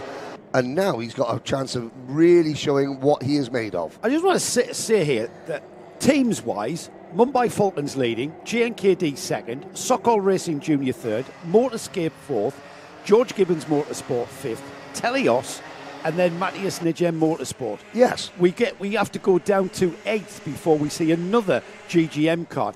Different teams, the first 7 places. That is out. Getting back to how great this series is becoming. Yes. There it is right there. That is a difference from when you were racing as well. I mean, you had brand racing. You were with the Mumbai Falcons when they were known as Dojo Moto. George Gibbons were there, XL were there as well. But we're seeing more and more teams putting together competitive packages on track, aren't we? Because certainly the paddock looks exceptionally professional now. Yeah, correct. Big variety. A lot of teams getting the hang of these engines as well, and getting the setups right, and every team seems to have a star driver at the moment, which just increases the variety of teams in the top 8 really at the moment. Yeah, but meanwhile, Conor Clancy is 2.4. 2.4 seconds up the road. And not quite 2.6. Not quite 2.6. Which is the margin that he's aiming for. Yeah, which is the margin that any self-respecting racing driver should aim for. 32.401 seconds, new fastest lap. Montgomery Swan, Krotov there, flying the flag of Bulgaria. Partying on the streets of Sofia. Sokol Racing Junior, that's a new team to the series. That is a team a little bit further east than Bulgaria. All right, what I think is great is that teams can come from, whether it's the UK, from Eastern Europe, from anywhere. They're Russian. They're a Russian team, and they're here. And they're not left behind here. No, not at all. They can compete. NI Racing, another team, and they've got more and more drivers. That's right. This round. CRG as well. Pleased to see CRG. You've got Enzo Tesla in 15th position. Nacho from CRG's got a number of drivers here. Another stalwart of the championship. Completely different chassis brand. We're on lap number 12. This, Harry, this race, it's spread out a little bit. This is where you can see this type of race happen. I mean, we'd be very, very lucky. Oh, yeah, there's a kart off the side of the circuit. That would be Orlando Benchivenga, the only retirement of the race so far. But this is the type of race you can see. Things can get quite spread out simply because of the high-speed nature. Yeah, 100%. I think in the seniors as well, especially, it seems to be spreading out more than the rest of the classes. That's a photographer trying to get a very low angle. He's not had an issue. He's just trying to get a low angle. This is a great run from Trofim Krotov, who has gained and gained and gained on the JNKD kart of Jeremy Montgomery Swan ahead of him. Now they've got 13 laps completed this time by. There's Conor Clancy across the line. 2 more laps remaining, and all right, it's one thing catching someone, completely different ball game. He's having a go. He's proving me wrong. I was going to say it's going to be a tough ask. Jeremy Montgomery Swan is agreing with me, and he's making it a tough ask. Yeah, he says, Joe, I've got you. Don't worry about that. I'm not going to make a Murray Walker out of you. I've got your back, Joe. And Timothy Krotov, Trofim. Yeah, Trofim Krotov is now has to go back to the drawing board, but we're on the final lap, Harry Hannam, where he's running out of opportunities, isn't he? Yeah, definitely very short track as well, so it's the last lap, you could say, last half lap even. But what can you say about Conor Clancy? Yeah, what can you say? What are you going to say? Yeah, call him home. Because you're coaching him, aren't you? Well, juniors. I'm running the juniors. All right, okay. Yeah, but well, I'm sure they will be very, very pleased. It's just, but it's again for his first race of the weekend. He'll be looking to push that for another 7 races. So looking at that, as we've got the checkered flag there, and Conor Clancy has clinched this first heat. Yep. You're not going to change that kart, are you? There won't be much changes, but you never know. Driver might not be happy with some things. But he's always looking to improve. Yeah, because he's already won by 4 seconds. Correct. Yeah, you never know. We try and make it 5. Love it. But of course, that is a good point though, isn't it? Because everyone else will be working on their karts. So if you're standing still, you're going backwards, in effect, aren't you? Yeah, and that's exactly the attitude, isn't it? You've got to. If you stand still at a 4-second lead, that lead might be 3 seconds next time, and it might be a deficit the next time. So you've got to keep pushing. Yeah, exactly. So what do you go back with the juniors? How much data do you share in terms of? You just look at data traces, lines, between seniors and juniors. What can you take from Conor Clancy's senior win and take back to coach your juniors with, without giving too many trade secrets away? Data telemetry is what we use. Obviously, GoPro footages we can use from practice. But there's not too much we really take from the seniors with it being using a different tyre. Yep. The D5s compared to D2s, different power. So it's very, very difficult to compare. And then obviously they're using different chassis as well. The KR on Connor and the OTKs on the juniors. Yeah. Now, we've got the third heat to go. Joe, we've got the rundown. Okay, let's have a look. Result. Harry, if you have to go, just leave. Thank you again. If you want to, thank you very much. Great to have you. Harry Hannum there, our guest, and giving us insight that we can't give. No, exactly. He really is the real deal. Conor Clancy takes a very strong win there. Jerry Montgomery Swan had a fighting second from Trofim Krotov with a great run for Sokol Racing Junior Team. Daniel Breath, welcome addition to the championship. Amani Kunua, Africa goes wild. Amani with a 5th spot there. Jules Demont. Jules will not be happy with that because he dropped down the order from 3rd on the grid, didn't he? Oscar Lambert, what a drive. What an absolute drive there. 2nd in the championship, didn't qualify very well, but he'd be happier with that. With 7th, puts him in a good stead for the pre-final. Rayan Damadasa coming back through to 8th. Zain Al-Masani was 9th. 10th was Lith Nominai, and then Alexander Biji, Oscar Backhouse, Oscar Backhouse. Let me find him. Andrea Remy, Shivan Kartik, Kian Kreinbull, Andrew Obaid, Enza Tesluk, Tamim Hasiba, Timofey Zevanostinov, Rayan Krahus, Philip Dunu, Abigail Pope, Alexis Alzar, and then we had some non-finishers, didn't we? Igor Prochantov failed to finish, and Orlando Benchevenga. And there is the result of one of those retirements. That looks like a rather second-hand 311 kart of Benchevenga. Yes. Heading back to the Kart Advisor Academy team, where it might come under the auspices of Reese Hunter and Sophia Necci, who are managing that team. It's time we make it into the pre-finals. Micromax up next, and we've still got one senior heat to go. It looks like we've got a little bit of a wait. There's still drivers assembling on the pre-grid area. There is Mehmet Yaman, he deserves a lot of coverage this weekend. It is a massive undertaking to bring over 5 drivers, 5 young ladies all starting out to a foreign country. It's just him. They've got some family members with them. I'm not quite sure if mum and dad are here or how many parents are here, but it's certainly Mehmet who is, mothering and fathering the team, with the assistance of Fort Abu Dhabi, of course. He's got 2 out of the 4 girls safely into these races, and they did not get lapped in their heat. Now, of course, this is going to be a line. Look at the way he's constructing them. Now, you just, again, reminders. They've got the yellow plate with the black cross. That means it's one of their first 6 races. They're still novices. Such important. And their eyes locked on Mehmet. This is, Mehmet has driven at the grand finals. He has driven in the MENA Nations Cup. He represents Turkey. He has his own kart circuit. He has obviously worked with these 2 young ladies extensively. And a key part of what that job he has in hand with these novices. Yep. When you put a young driver who, because when you start racing, right, you think you're going the fat. I remember when I first did my first Formula 4 race. I went round Gerrard's at Mallory Park, and I'm absolutely flat chat. Mm-hmm. And then a car.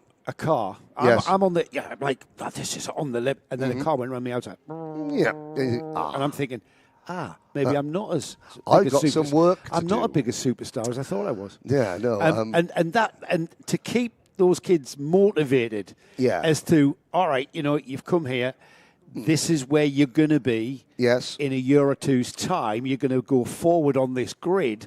the more seat time, the more laps you do. Well, I've got... and that's part of being the coach. It's not just about what line to take. It's not part of where to brake. It's about motivating them forward. Exactly. The biggest motivating factor that the two girls and the driver of cart number 13, the other novice, well, there's a bunch of novice, Kilian Nkudu, who was battling with the two Turkish young ladies in their heat races, their lap times. I've got them. They were between 39.7 and 39.9 for the three of them.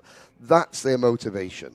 For example, number 6, Tugba Yasilte, her best lap, 39.721. She's looking 39.6.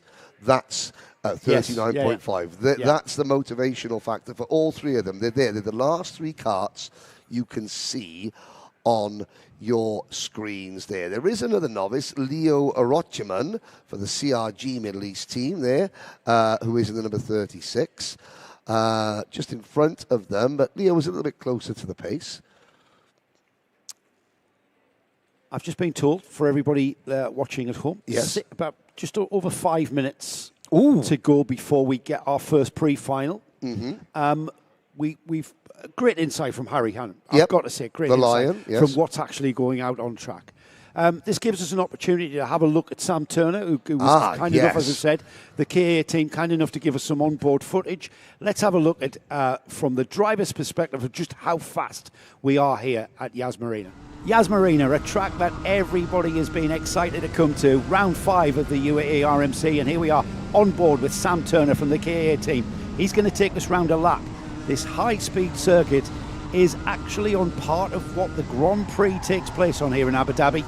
Out here onto the back straight, then Sam will take us down this back straight, hitting speeds of 120 kilometres showing on data before he turns left, and then right into a double apex left-hander that kind of forms a hairpin here.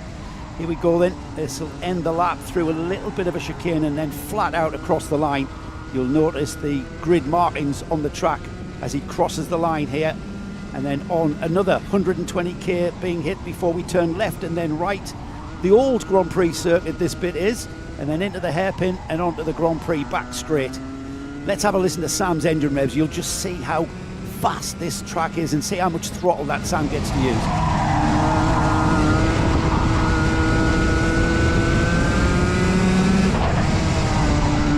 It's got to be flat out in 90% throttle, this track, and it's going to be so taxing on the drivers, so taxing on the engines, and so taxing on all of our races here this weekend. I hope you enjoyed that footage. It really is insightful. There was a very, very close shave at the end there, wasn't it? But that's what karting's all about. If you haven't seen it before, you will be amazed at just how close it is every lap, all the time. Inches, millimetres sometimes. It absolutely is. But next time we show that, we are going to show that extensively over the next couple of days.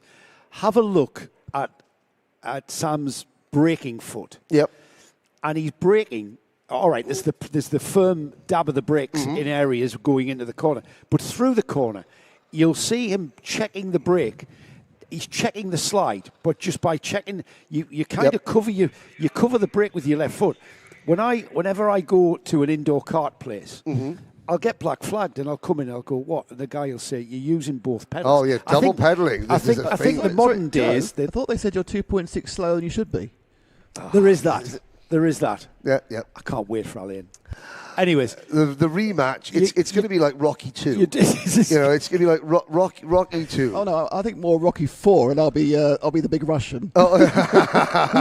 Actually, mate, from that footage of the intro for the Paddock Show, you are going to be a big Russian as well. Oh, because I'm going to have saucer of milk to equalise. I'm going to have to carry about 10 kilograms. We know you are. We weighed ourselves on the weigh bridge. I know you are much heavier than 5 kilograms heavier than you. For a long time, I've been heavier than you. I know.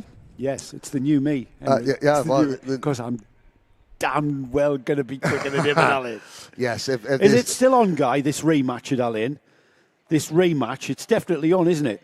Absolutely. Yeah. Ladies and gentlemen, you can't tell that this has really, really bugged Joe Bradley ever since there. I can't believe it, mate. He has lost sleep over this. It has annoyed the heck Mate, I've poured out over of the Joe data. Bradley. Nobody's ever quicker than me in our team. Joe Bradley, ex-kart racer, ex-Formula Ford driver. I wasn't really that, to be honest. Has been eclipsed by a man whose only claim to fame, and I would say this, in a nice possible way, is that he's raced and he made Michael Schumacher cry. He did make Michael Schumacher cry. I just wonder how, when you said that, did you walk up to make Michael Do you Schumacher? not know the context? Well, I mean, I'm guessing, was it, do you have one of those magic 8 balls and you shook it and went, no, listen to the story. We're going to hold this because we've got a grid, I'm afraid. So, have we got a grid now? Right. We'll have to come back to it. Right, we'll come back to that. Okay. Because Nick used to work in Formula 1. He did he?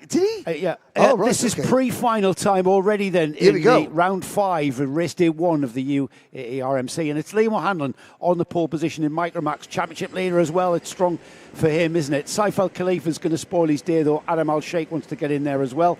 Alexander Feinstein shares the second row. Third row is Sama Chopra and Cameron Harvey. Sama wanting to get back on terms. Rudrapatap Shekhawat and Tadeusz Prochaska share row 4.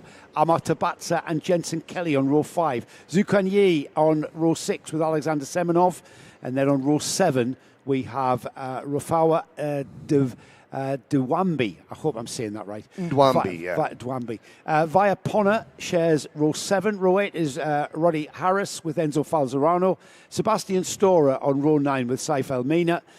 And then we've got Felix Souza Jebjerg with Tayyab Haroun, Ivans Voronins in 21st, Leo Reutemann in 22nd, and then we've got the novice drivers from Turkey, and it's great to have them along. Took by Yeselte and Ella Yeselte. Great to have the sisters on the grid with Kilian Kudu Babida rounding off the grid there. Watch for car number 12, Latvian driver Ivans Voronins. Yeah, because he had a retirement, didn't he? No, I mean, tyre wear, not much of an issue. Driver anger, far more likely to be a key factor in his ascension up the order. He's going to need that controlled aggression to get him through this grid after that incident. Ruthless aggression. In the heat. Bit of John Cena. It's pre-final time, though, and it's 13 laps for these Micromax drivers. Liam O'Hanlon keeps the pace down.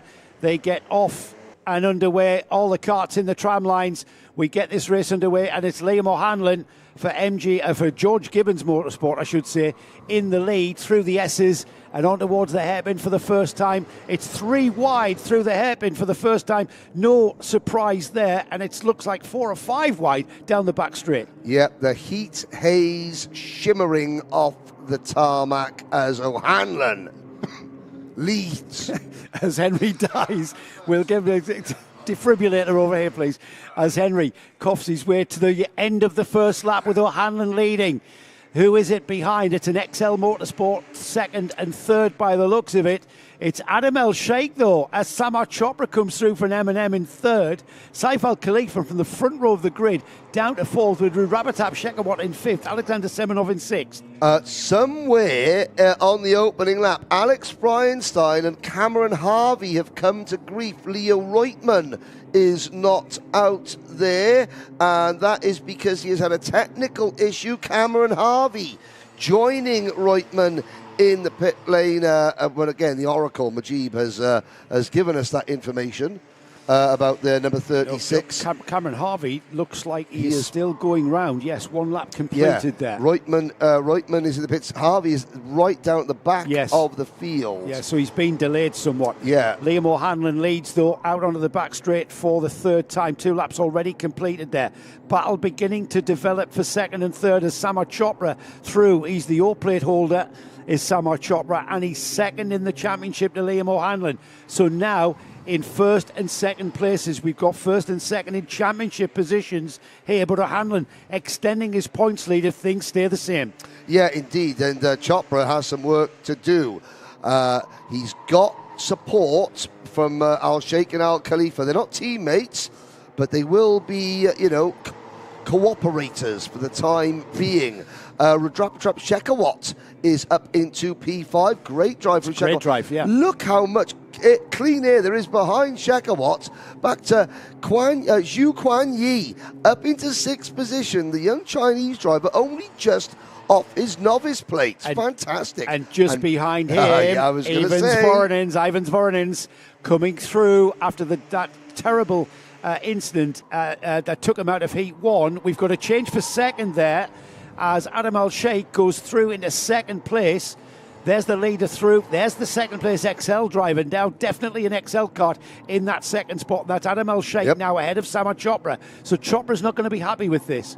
No, indeed. Will he fight back, or will he work with his only option, really, on lap 5 out of 13, is to work with the 2XL karts, bearing in mind that the kart behind him, Saif Al Khalifa, has just set the fastest lap of the race. Jensen Kelly and Amar Tabatsa. They're not doing themselves any favours by swapping positions. No. They need to settle in, these three. That's what we're looking at there. Second, third and fourth. Need to settle in and let the science get them towards Liam O'Hanlon. What do I mean by that? Well, the aerodynamics of a three-kart train will actually move through the air quicker than one individual kart. And let's see what the gap is actually, Henry. So it's 1 point. It is, what am I talking about? It's 1.3 seconds between fourth and first place. Yeah. Let's see if we can narrow that gap. And I'm looking down there. Second. Chopra deciding, I've got to go. And here come the 2XL karts now, pushing each other along, 1.2 seconds behind the race leader. Yes, Joe? Saif El-Sheikh has gone ahead of Adam El-Sheikh. So Adam El-Sheikh's gone from second to fourth there in that move from Samar Chopra. Yeah, Al Khalifa there in third place. Here comes Al-Sheikh to the inside. Back into P3 goes Adam Al-Sheikh in the number 55 kart.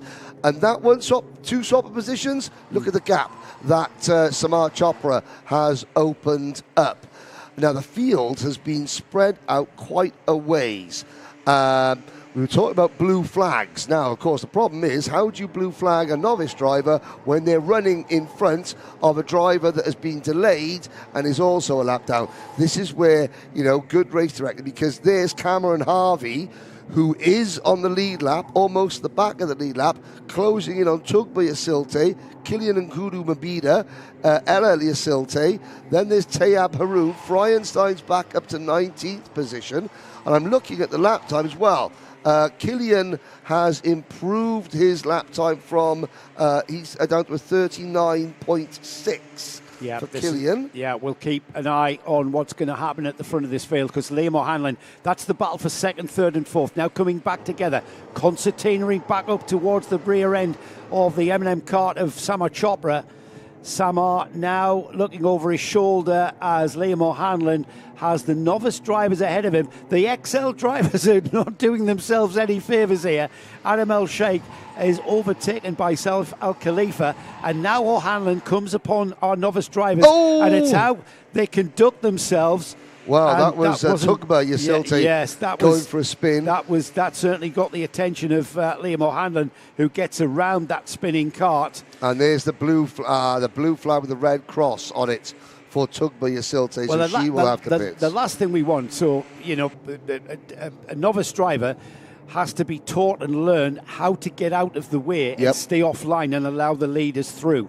And we've got a 3-second penalty for a tramline infringement on Adam Al-Sheikh, who is currently in third. And Saif Al Khalifa. And Saif Al Khalifa as well. So that's going to affect. Now, this is the leaders right in amongst the back markers there. They've scythed through them like a video game there. And that is the novices just finding their feet in this formula, of course. They've got to start somewhere. But look at this. The back markers have caused Liam O'Hanlon to lose that gap. And we have now got Samar Chopra. We've got 2 more laps after this one's completed. We've now got Samar Chopra on terms with O'Hanlon and almost can feel a slipstream from that rear of the kart. But, of course, the 2 back markers, Ali Yasilte and Kilian Nkudu Mbida, they were having their own private battle. And they're battling over 21st position. Cameron Harvey has also gone a lap down. Tugba Yasilte has been flagged off. She has had the blue flag, rather. I didn't see the blue flag waving for Kilian and Ella, because they're having their own race. Are they still behind? I think they might have come in now. But it's lap 12. There's 1 to go after this for Liam O'Hanlon. Yes, he caught the lap traffic at not the ideal place, but then again, they were racing. And it is all a part of motor racing. And it is all a part of motor racing. And at this stage of any kind of young driver who is learning the ropes of racecraft, that's part of the game that we're playing here. O'Hanlon, though, conducted himself well, cost himself a bit of time. However, it was discretion the better part of valor in making those moves past the back markers, and he did his best, and he did a cracking job to get through, and he's continuing to lead in a very, very commanding style. He's got about 4 corners to make, 2 more to go now, through the right and the left of the final chicane to end the lap. And across the line, he'll be greeted by the welcome sight of the checkered flag and a pre-final win, which will put him on the pole position for the all-important final coming up this afternoon. Yeah, and we've focused on the top 4, understandably. Al Sheikh and Al Khalifa, they do have a penalty. They will stay 3rd and 4th. Ivans Voronins from last to 5th. What a drive from Ivans Voronins. Rudrapatrap Shekhawat is 6th. Great drive from Rudrapatrap. And probably, I would assume, a best career result for Zhu Quan Yi. P7. There's your top 6. Voronins. Yeah, you've already mentioned that, haven't you? Yeah, yes, fantastic. I mean, but look, Al Sheikh and Al Khalifa, even with their start line infringement penalties, they remain 3rd and 4th. Such was the leader's advantage over everybody else. There's Zhu Quan Yi. Alexander Semenov. Great drive for Alexander to 8th. Vaibhav Ponna, Amar Tabatsa, Tadeusz Pojatska, Radi Harris into 12th position. The best of the 2 South Africans, just in front of his countryman, Rofinwa Ndwambe. Then Sebastian Storer, Jensen Kelly. Hopefully Jensen's grandparents are watching somewhere in the south of France. Normally it's the Sunday where they're too sozzled to watch Jensen's first race. I'm just saying, just facts. I'm joking. Enzo Falzerano, Felix Sousa Jebjerg, Alex Fryenstein. Disappointing. Can he maintain his streak of podium finishes? In the final, Saif Al Maina, Taib Haroun, and then Kilian Nkudu Mbide, Ella Yasilte, Cameron Harvey, Tugba Yasilte, and retiring or failing to start, Leo Reutmann. That was our Micromax pre-final. We have now got a short wait before we have the Minimax pre-finalists out there. Just want to say hello to a few people on the live stream chat. Hello to Monty Swan, who of course was supporting Jezza. The debt collector's dad. Yes, of course. And all of the Armani Canua fan club who have been along supporting Armani. I've just been sent a video from Paul Bainbridge. My heart goes out. If you are racing in the UK this weekend. Or Valencia. Or Valencia too. Yes, is it a bit nasty there as well? It was, yes. So this is Warden Law this morning. That would be ice? Snow and ice, mate. Snow and ice? Yes, snow and ice. There it is. Oh, lovely. Yeah, lovely track line there from the sweeper that he goes out. That's the newly resurfaced and reprofiled. Newly reprofiled Warden Law, yes. Well, I had a video from Valencia. Newly licensed. Yesterday. Newly licensed, indeed. Anthony Jordan getting wet. The rain coming in sideways through the commentary box window. Ouch. Yes. Is it warm wind in Valencia? Is warm rain? Absolutely not. Baltic, is not it? At the moment, no. It's having a bit of a Spanish freeze. Yes. Which. Weather's a bit odd. What was it? Roses are red. I'm dying of boredom, so I'm listening to the commentary of Anthony Jordan. I wonder if is that my. There we go. That's my Valentine's rhyme. That was nice. My mate. Do you want Anthony. to repeat that again? Yeah. Roses are red. I'm dying of boredom because I'm listening to the commentary of Anthony Jordan. Oh, that's cruel, isn't it? I enjoy Anthony's commentary. I do. I love you, TJ.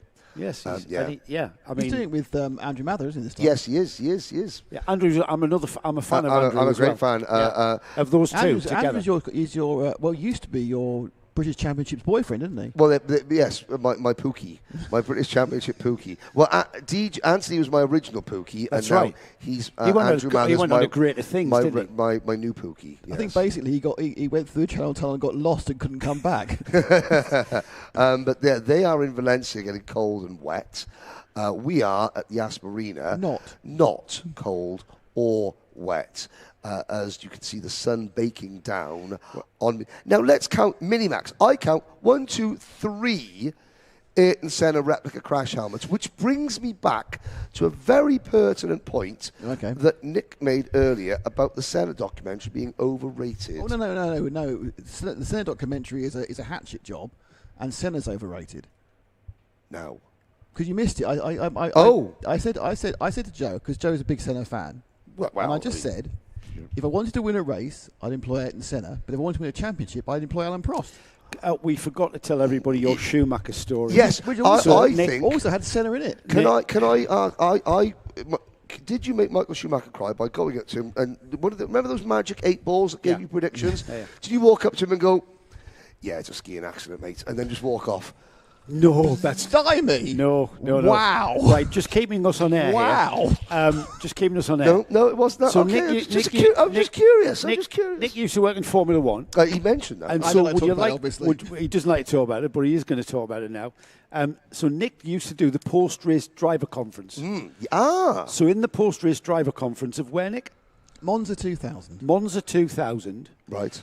Michael Schumacher equalled Ayrton Senna's record. Win record at the time. Because he was overrated, of course. But he was Win record at the time. Winning, how many? It was 41. 41, wasn't 41 it? races. 41 Grand Prix. And Schumacher equalled at this point. He went on to make his record. So Nick said... I think I said you've equalled your Ayrton Senna's record of 41 wins. What does that? Does it mean that much to you, or does it mean much to you? I can't remember the word. And he went, "Yeah, it means it." Was that where Hakkinen starts consoling him? Don't get me started on Mika Hakkinen. I think we just have. Lovely guy. Mika Hakkinen was. I got drunk with him. Everybody always. Mika Hakkinen gave this impression at the start of his career that he was monosyllabic, but also that he deliberately made people think he was an idiot. Right. And he was stupid. I've made. If you look at if you look at his career since he's finished racing, it's pretty obvious he's not. He's a very smart man. Exactly. Met Mika in Genk last year at his son. It was his protection against the media was to make out he was dumb. Well, I mean, he was smarter than everybody else. He was a very, I was talking to Harry Hannam about instinctive, natural feel for speed. Hakkinen was in that bracket of a naturally. Yes. He was a kind of a Ronnie Peterson, again, but Scandinavian, but a Ronnie Peterson and a Mika Hakkinen. If there was a problem with the car, they were an engineer's nightmare because they would just drive around the problem. Well, was it not, obviously because Senna was overrated, but Mika Hakkinen at Estoril 93, where he suddenly jumped into the McLaren that Michael Andretti had vacated. And outqualified him. And outqualified Senna, yeah. Yes. It's proven. I didn't say, make a point here, right? I'm not saying that Senna wasn't great. I'm just saying that by what happened to him and the mythology around that, he's now become very overrated. Beatified, almost. Exactly, yes. But this is a strange thing. You're shaking your head at me. So if you made your list of all-time racers, he'd be number 1, would he? Yep. Would be my top 5. Here's a question. Very close to Niki Lauda. You've got 3 drivers with Senna replica crash helmets, no drivers with Lando Norris, Lewis Hamilton, That's Oscar because Piastri. they're always changing their helmets. No, but the general. Okay, that's quite a good point. That is a good point. The thing is, I took a photograph of Ayrton Senna in a Pools Jean liveried Ralt at Donington Park in 1983. And it was a close-up of Dick Bennett sitting on the side pod talking to Ayrton Senna, who I'd followed from karting through Formula Ford 2000, into Formula 3, Donington Park, 1983. That helmet that he has with the green and blue band on yellow and had Banjero depended on the sponsor at the time. Now, then. Oh yeah, was the same coloured helmet as he's had in karting all the way through Formula 1. Yeah. Ronnie Peterson, blue helmet, yellow peak. Yep. Nicky Lauda, orange with his name on the side. Jackie Stewart? Jackie Stewart with a tie. Yeah. Tom Price. Same as Scott Stoddard. Tom Price. Tom Price with no the surprise there then, really. Graham Hill, the dark blue. Damon Hill copied it, and it Oxford stayed the Rowing same. Club? Nowadays, the drivers change helmets. It annoys that you know what out of me that does, because one of the things why do kids like racing, the crash helmets? Growing up, I learned so much from looking at a driver's crash helmet, the colours, the patterns, things like that, because they were always the same. And I keep you're saying, too young. Drivers. You're too young to remember Tom Price, though, surely. I am, but I mean, I was as an anorak. I have learnt. Oh, I see. But I keep saying your crash helmet is your one sole identity that can remain with you throughout your career. I know. Your car will change colour. Your kart will change colour. Your race suit will change colour. The badges. Your crash helmet is sacrosanct. It is your identity. Using Senna as and changing it all the time. Using Senna as an example, that colour helmet went from the Tolman to the black and gold Lotus to the yellow Camel Lotus. Well, it went from a DAP kart. It did go from a DAP kart. From a DAP to a Van Diemen. Anyway, let's talk have a about look at the go-karting. Let's have a look at the grid. Minimax grid out onto the track then to start their pre-final. We have not picked up any kind of scrape for our grid. Well, I mean, it's going to be... There it is, LBJ Stubbs on the pole position then from Benjamin Kraczkowicz alongside. We've got Oliver Butchard and Austin Gray on row 2, Maxim Zoyner and Francesco Lignoli on row 3, Max Payton and Kurt Ivanov 4, row 5, Zahar Turkey and Mubarak Mohammed with Mikhail Mitrokin and Ahmed Faisal Almay.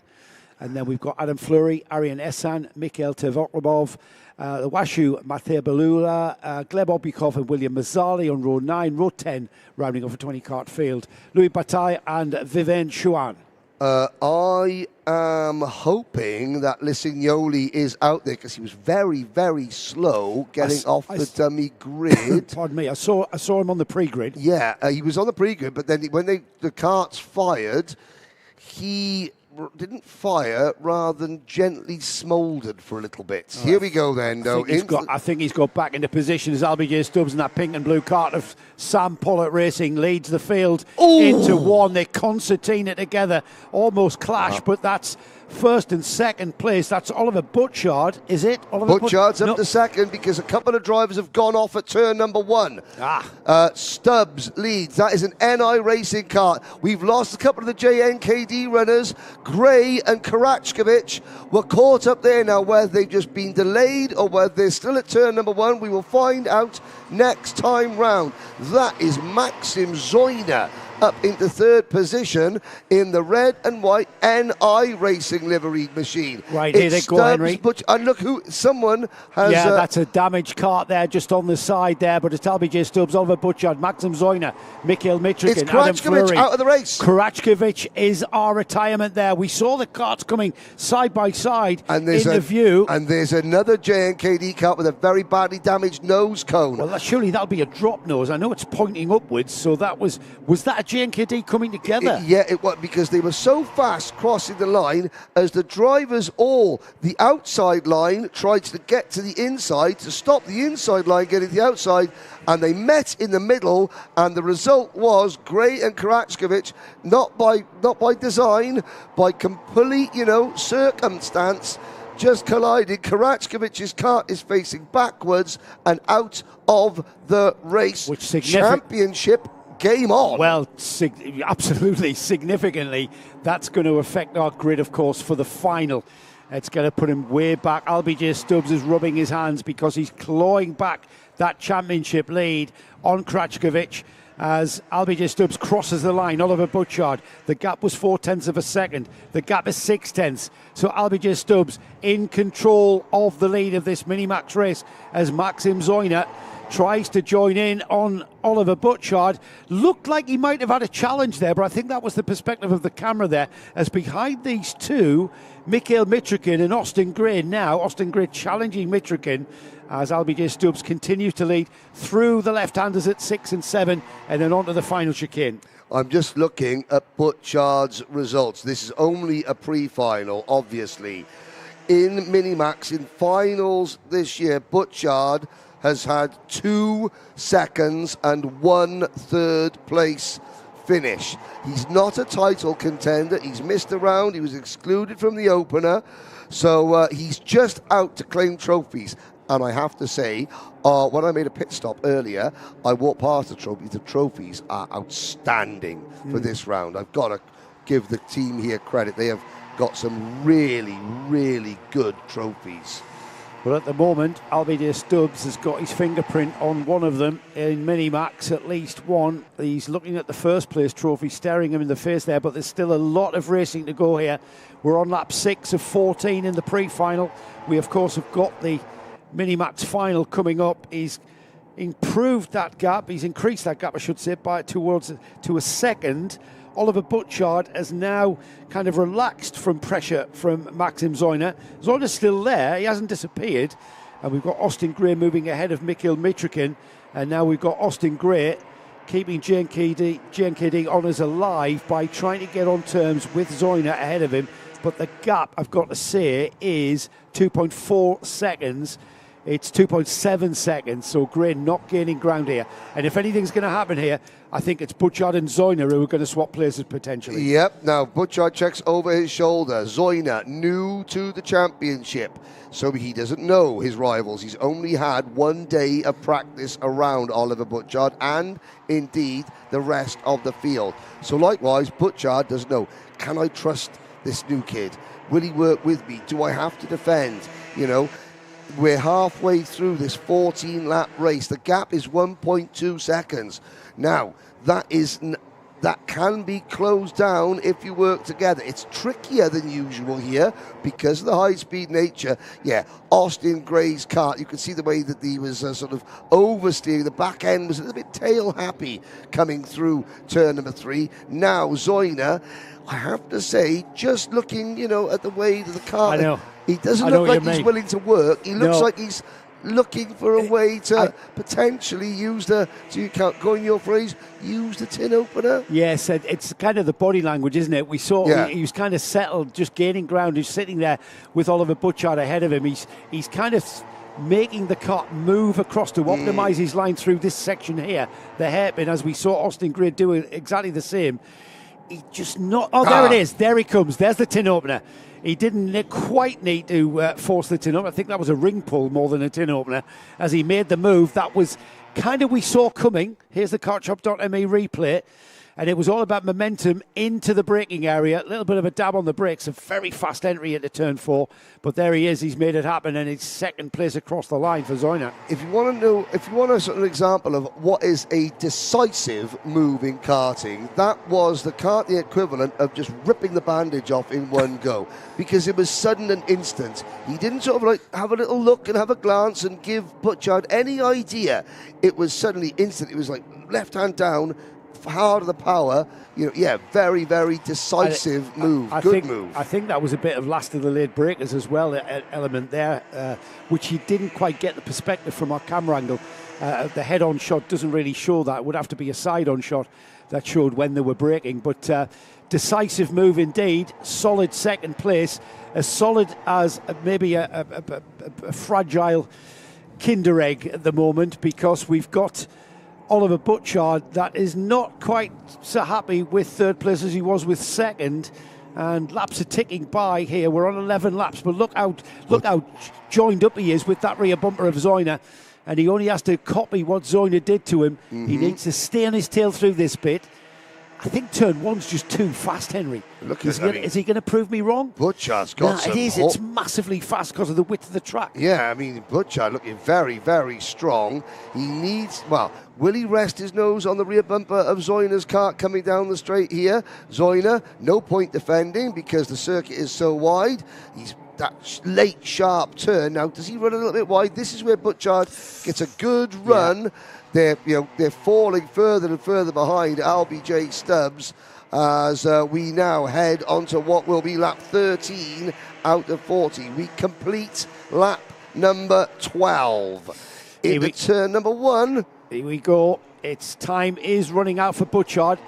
The This is the driver, remember. Butchart, if he doesn't have a career as a race driver, will be on the Las Vegas circuit as a magician. Absolutely. That card trick that he showed us earlier in the season was just still blows my mind, really. It's the kid in the green helmet is who we're talking about here, who is lining up a challenge on young Maxim Zoyner with the NI Racing team. And Zoyner looking very, very strong.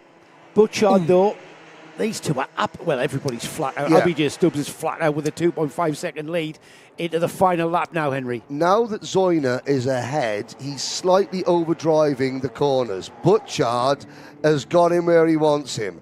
Zoyner, he's just that little bit too quick into the corner, which means he's not scrubbing off any speed, but he's a little bit tardy on the exit. It's not really showing any kind of disadvantage. As we've got LBJ Stubbs, who is about to come through the final chicane and across the line. This is the battle for second, though, as LBJ Stubbs takes the checkered flag and takes a very fine pre-final win.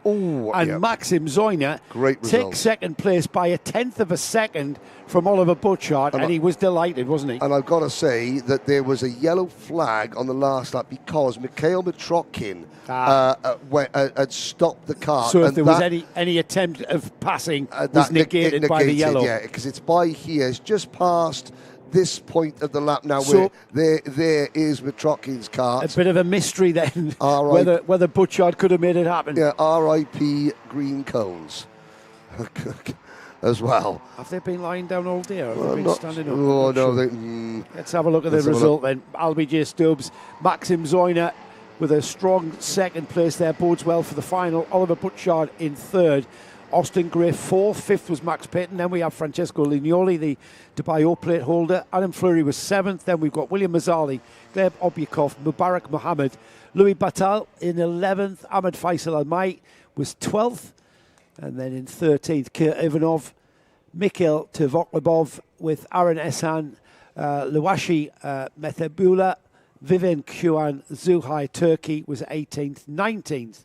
And a non-finisher, I think, was Mikhail Mitrokhin. And then Benjamin Krachikovic, championship leader, off at the first corner in that incident at turn one, that high-speed incident, causing that retirement. Now, in all seriousness, I was joking about the rain in Valencia. That event has been cancelled due to high winds. Oh, really? Now, anyone in karting will tell you that high winds in a karting paddock is not a pleasant experience. So I do hope, joking aside, that thank you to Kirsty Hockley there for letting me know, that I hope that all the teams can get their awnings down safely and that they can clear the paddock out safely there. That is... high winds is nobody's friend in karting. Anyone in karting will tell you they will much prefer stair rods of rain than gale force winds. Because they blow your awnings away. And they're not just simple easy up awnings. These are these are structures, aren't they? These are very, very big structures. So there we go. I do hope that everyone in Valencia. Well, I mean, it does. Should have come to Yas Marina. Absolutely. Why would you not? Why would you not? You should be exactly. here. If you're going to travel abroad. Owen Radders. Owen Radders. Do you know Owen Radders? Possibly. Go on, Fintog. Fintog? There's a message in front of you as well, Henry. There's messages in front of you. There are. Will Gaffer is... Will Ratcliffe is coming on, is on to support Louis and Harry Radcliffe, who will be going out slightly later in juniors. And again, a huge number of support for Amani Kinua. It's remarkable how we've got 130 drivers here and one driver is getting well. And it's not just from one person. The viewing figures, I mean, must be, they're partying on the streets of Nairobi watching this. I'm sorry, I've just had a message disappear on me. Oh dear. It was from Liam O'Hanlon's grandmother. Oh, hello, Liam. His mum's mum, Dawn. Dawn Sanford, who said Happy Valentine's Day to Liam. Oh, bless. I'll tell you, I'll nip outside a bit, a quick pit stop and shout down. Yes. Last time she was watching was at the airport, heading back to the UK. Are you still in the UK, Dawn? Or are you back here in the sunshine?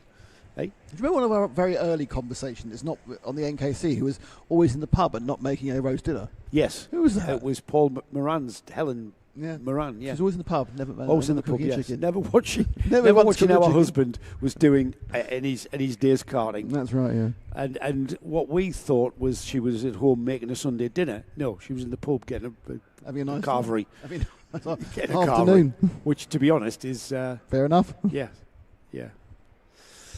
So we have got our DD2s lining up in the collecting How many area laps are they there. doing this time? We have got we've got 18 laps of DD2 racing. 18 laps, not quite as long as the 25-lap final coming up. The DD2 final is scheduled for 15:32 hours, 3:32. For them, we've got the first of the finals coming up after the lunch break is at 2:45. We've got three more we've got two pre-finals and the final Senior Max heat, or the last Senior Max heat. It always gets me confused when I say final heat. It's the Senior Max, the last of the heats for the Senior Max after this DD2 pre-final, and then the pre-final phase rounded off by Junior Max. Then the lunch break.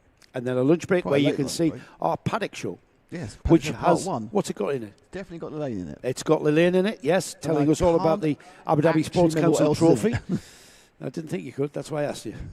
But we have got information on the Abu Dhabi Sports Council trophy, which is Lillian's going to tell us all about that. Mm-hmm.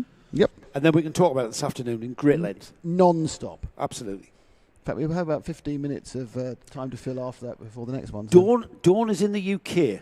Hopefully back in the sun soon. Yes, you're missing 30 degrees. But is she cooking a chicken? She probably is. Is anyone cooking it? I mean, I don't want to get Well, it's a bit sexist, early. It's anyone in the family cooking a chicken. Dawn, have you got the Sunday dinner on? 6 minutes to 9 And, UK. and 6 minutes to 9. Are you even thinking about dinner? Bit of You probably muesli. just had your breakfast.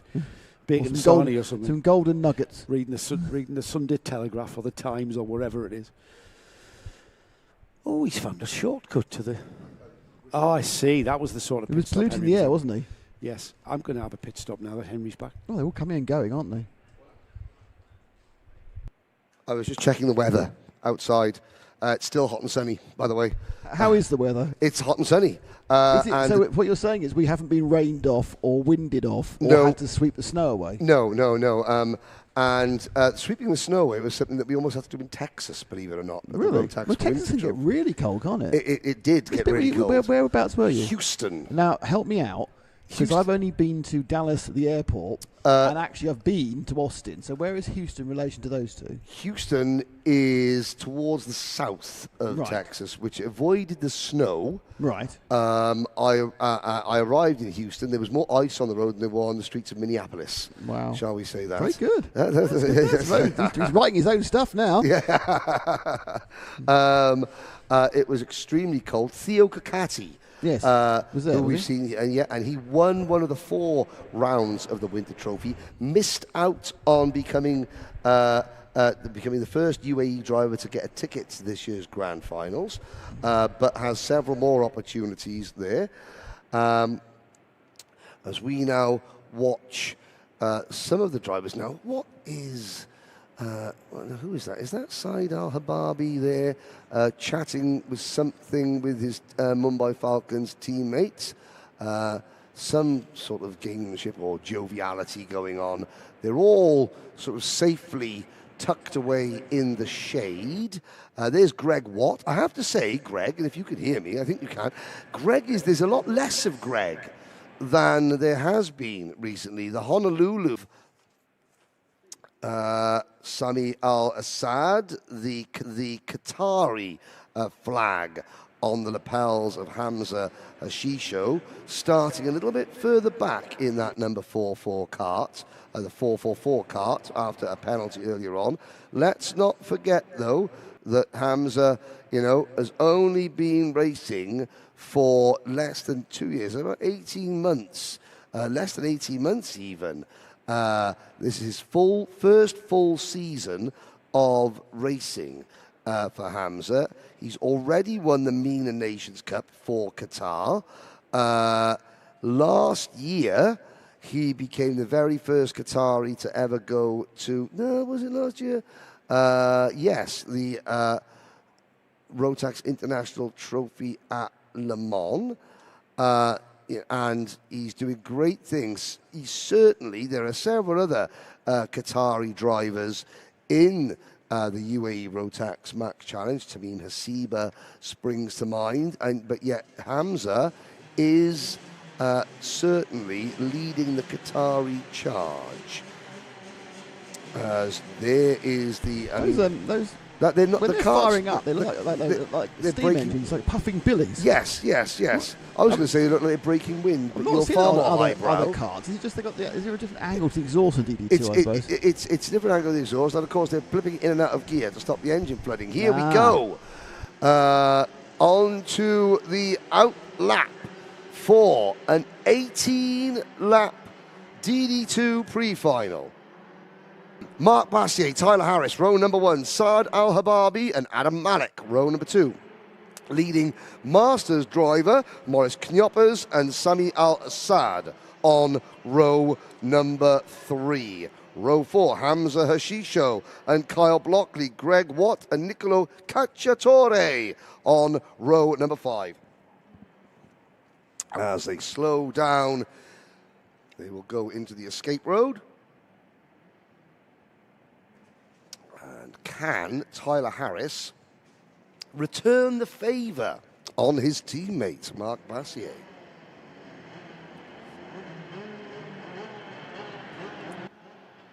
It was, of course, a bit frustrating for Tyler. Got passed early on in the heat by Bassier. They go into the top hairpin. They only use on the rolling lap. They will now cycle through that cone in the middle of the at the top of the hairpin is a cause of a little bit of confusion and consternation. Bassier on the inside into the tram lines. Are the lights out? Believe they are. And from the outside, well, Tyler Harris gets a huge drop on the pole sitter. Bassier up into second place as well goes Adam Malik. Bassier down to third. I'm not even sure he braked at all for turn 1. He threw it in there around the outside, and he absolutely did not look like he scrubbed off any speed whatsoever. Off he goes into the lead. Mumbai Falcons now 1 and 2, as ahead of Adam Malik has gone. It's one of the Mumbai Falcons carts. Let's see who it is. It is Mark Bassier, of course, who got back past Adam Malik. He got overtaken by Malik, but Bassier now back through and into second and chasing off after him. And Malik getting mugged there at turn number 3 as well by Hababi and Knoppers. But it looks as though Malik has fought back into third position as they head through there. But Harris, not useful folly as Malik. But of course, he sniggered in the interview that I did with him after qualifying. I was like, why are you laughing? And he went, you said 6'7". And I was like, really? I was like, well, I am still only 17, and I do find such I do find such childish bits of brain rot funny. Oh, there's a move for third, as this is a cracking battle between Al-Hababi and Adam Malik. Adam Malik coming back towards him as the leader goes through turns 4 and 5, off towards the sweeping left-hand hairpin. It's a hairpin. It's 2 corners that everybody makes into one, and Malik down the inside. Is he going to hang on to that by the time they get to chicane? The answer is no, not quite. But very, very nearly, and that's twice now that Malik has tried to do that. And defensive driving going on in there. Maurice Knoppers trying to look to the inside. Knoppers gets 2 for the price of 1. Then gets caught on the exit, crossover 3 wide. Are we watching a Micromax race, or are we watching the fastest members of the Rotax family? That looks great fun. That looks absolute delight to be involved in that race there. They'll be loving every moment of this. It's intense. It's very, very fast here at Yas Marina, and it's what makes this place so different from all of the other tracks that we visited in the UAE RMC. It's a bit of a crown in the jewel. Or jewel in the crown, I should say, get that right, of the season here in the UAE RMC. And it's, again, unique. This is the bit to the tarmac there, the back straight. That's the Grand Prix track that we're on. Just to remind everybody, I know we've waxed lyrical about that all weekend, and we will continue to do so. Well, we're getting an influx of viewers who have woken up to look at another kart race in Valencia and realise it's not ours. They go, well, let's just carry on watching the UAE Rotax Max Challenge live, not only on Karting Live TV's YouTube channel, but also on the UAE RMC YouTube channel. Twice the fun as we're watching Knoppers extending his Masters Championship lead. Don't forget, there is a ticket. Here comes Knoppers on Malik. He's having great. He doesn't need to do this if he's racing a class within a class. However, Moritz wants to be as far up this overall field as he can. Yes, because of course the driver that was directly behind him was his nearest Masters rival, the number 531 of Kyle Blockley, who was ahead of Samir Al-Hassad, Nicolo Cacciatore, Hamza Hashisho and Greg Watt. We were talking about how much, you noticed that there's less of Greg than he has been at the start of the season. I didn't notice that. Yeah, no, I've not seen him all weekend. He's you almost miss him. He's lost a lot of weight and he's working really hard. And I've got to say, this is not offence to Greg, because again, he is a much better driver. He's in much one of bigger, these he's than much I would taller be. than you, so I'll be careful what you say here. But he is a lot closer to the pace, so that little weight loss, the extra training that he's putting in is working. Greg is really tall as well. He's got to be about 6'5" or something, isn't he? He's really tall. Yes. So he's already carrying a disadvantage weight-wise just by his dint of height. I can't wait to see the photographs of that photographer. I know. I'm looking crouching in talk about crouching tiger, hidden dragon, crouching photographer. Hidden apex. That's the problem. He's at all sorts of weird and wonderful angles on the outside. Now, he is a long. I mean, look how long. He's about 4 miles away from the race circuit. He is about 100 metres off the track. And of course, there are you race can see officials, the size of his lens. Yeah, and there are race officials around, and they would, they would be the first to remove any photographer that was deemed in an unsafe position. Well, so photographers that is an approved photographers tend to stand unprotected at narrower kart tracks throughout the world than they ever would here. You wouldn't be allowed there in the Grand Prix. Well, I mean, back in the day. What, back in the day? Back in the day, yeah. Health and safety gone mad. We're halfway through this DD2 pre-final, and Knoppers is not done yet with Saad Al-Hababi for third place. Harris leads Bassier by 1.6 seconds. Yeah. This is the battle, though, Joe. Yeah, Adam Malik just falling back off this battle of Mumbai Falcons here, and Moritz Knoppers there. You just saw the little bit as he coaxed it through the turns 1 and 2, and then coaxing the kart to get back across to the right to maximise and optimise his line through the hairpin. Just the kart just saying no, and a little bit of oversteer, costing him time. This is the point here. Look at this, little bit of a tug on, not so much this time. So the rear end stayed neutral for him this time, and he's able to optimise that. On seeing that, great drive from Saad Al-Hababi, who is just pulling away from him. Not much gain on Mark Bassier in second place, but this battle for third, fourth and fifth has been the one to watch, hasn't it? And I've got to say, this is where what Tyler Harris said to me in his qualifying interview is starting to ring true. He said, look, I think that myself and Mark have got a pretty significant pace advantage over the rest of the field, and we're now seeing it 6 seconds up the road from this battle, and this is the battle for third, fourth and fifth. And now the top was just having to lay down, catalogue pose photographer. Yes, he is. The gap between Tyler Harris and Mark Bassier at the front of the field, by the way, is 2 seconds, while we continue to focus on third, fourth and fifth. The two orange karts, they're the Mumbai Falcon entries of Saad Al-Hababi and Moritz Knoppers. Adam Malik is on the black and white kart. That's the Matthias Nejem Motorsport kart. Kyle Blockley is part of the Kart Academy. Is it Kart Academy Advisor? Kart Advisor Academy. Kart Advisor Academy. I always get that mixed up. The KA team here with team manager Sophia Necci. Her dad runs. Her dad is Mr. KAA, but as sort of Sophia now, she's learning. Obviously, she's got her own career now. She's moved away from karts into the world of endurance sports car racing and touring car racing, but getting a lot of experience of running a team and all the politics that entails. And I have to say that the addition of Reese Hunter and Reese Hunter to the team, it looks more European. It's all the workstations. She gave us a guided tour. I mean, just those processes, isn't it? I mean, Reese and Kai hasn't come out to this one. Kai's far too busy with Venator engines, getting in preparation for. Well, there's a one-off club meeting at Warden Law next week, and the European season, the UK season, has started in earnest early in January with as clubs are calling them, icebreakers and the like. We've got a UKC event coming soon, and Kai just can't break away from all that dyno work that's going on in Venator.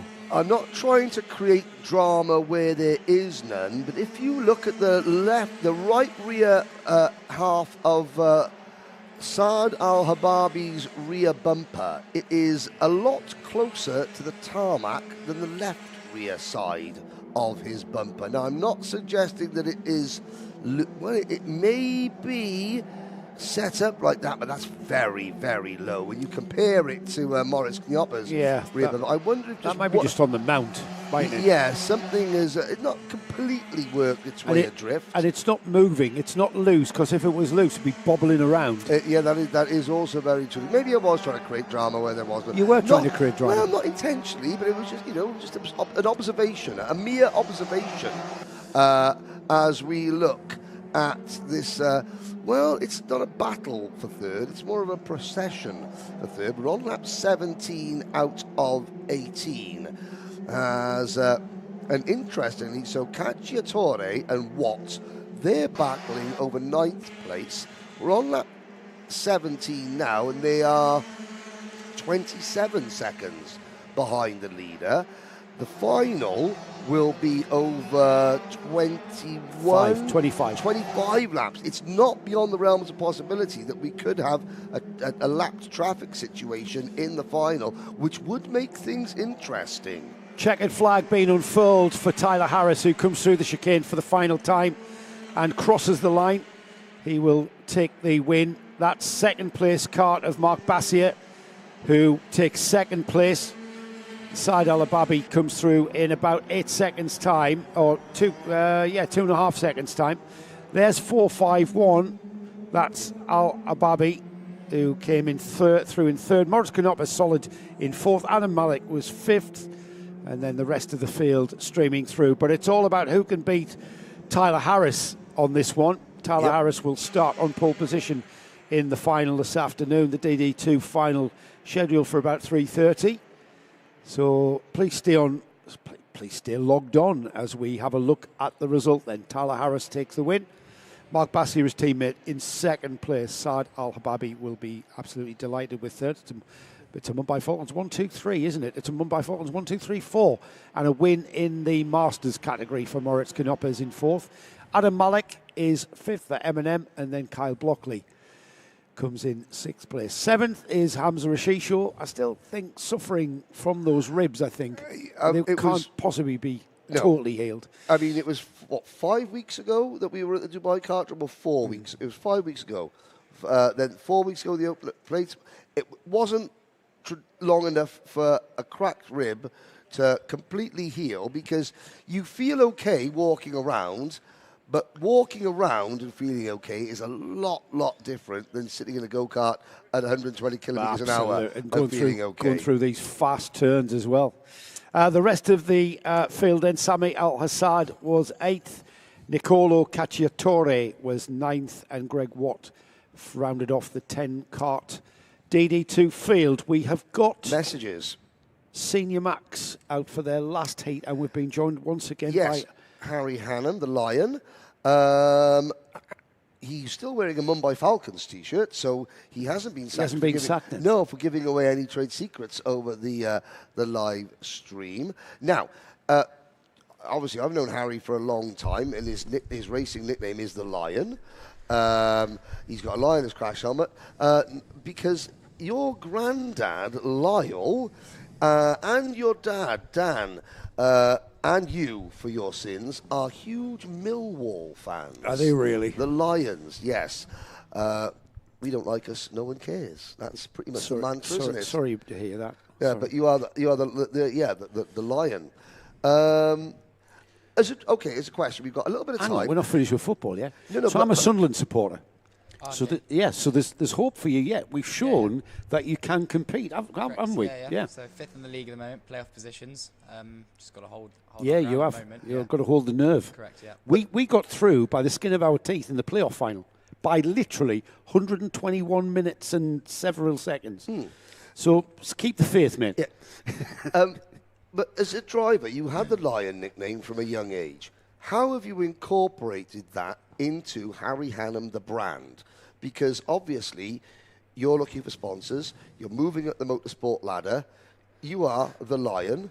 How have you incorporated, because a driver's brand is so important, so how have you incorporated that, and has it had any advantages to you?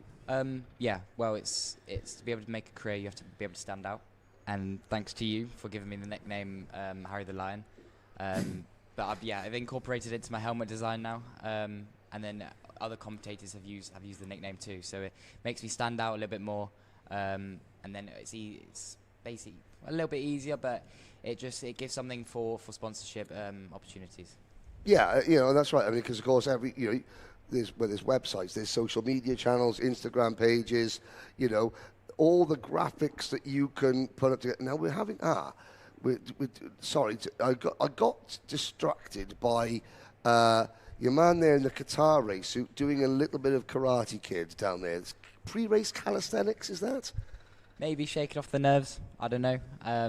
It seems to be keeping comfortable. And is that whatever you need to do, even if it's looking like a fool on the live stream, to keep yourself relaxed, to keep yourself lucid, to keep yourself, before the lactic acid building up and burning, whatever you need to do before you start a race, do it. And regardless of what it looks like to the outside world. Yeah, exactly. There's definitely a big mixture. Connor at the front, Nathan alongside, both sat in the cart, just staying in the zone. I think you've got a few mid-pack standing outside of the cart, but again, maybe just feel a bit more comfortable, not sitting in.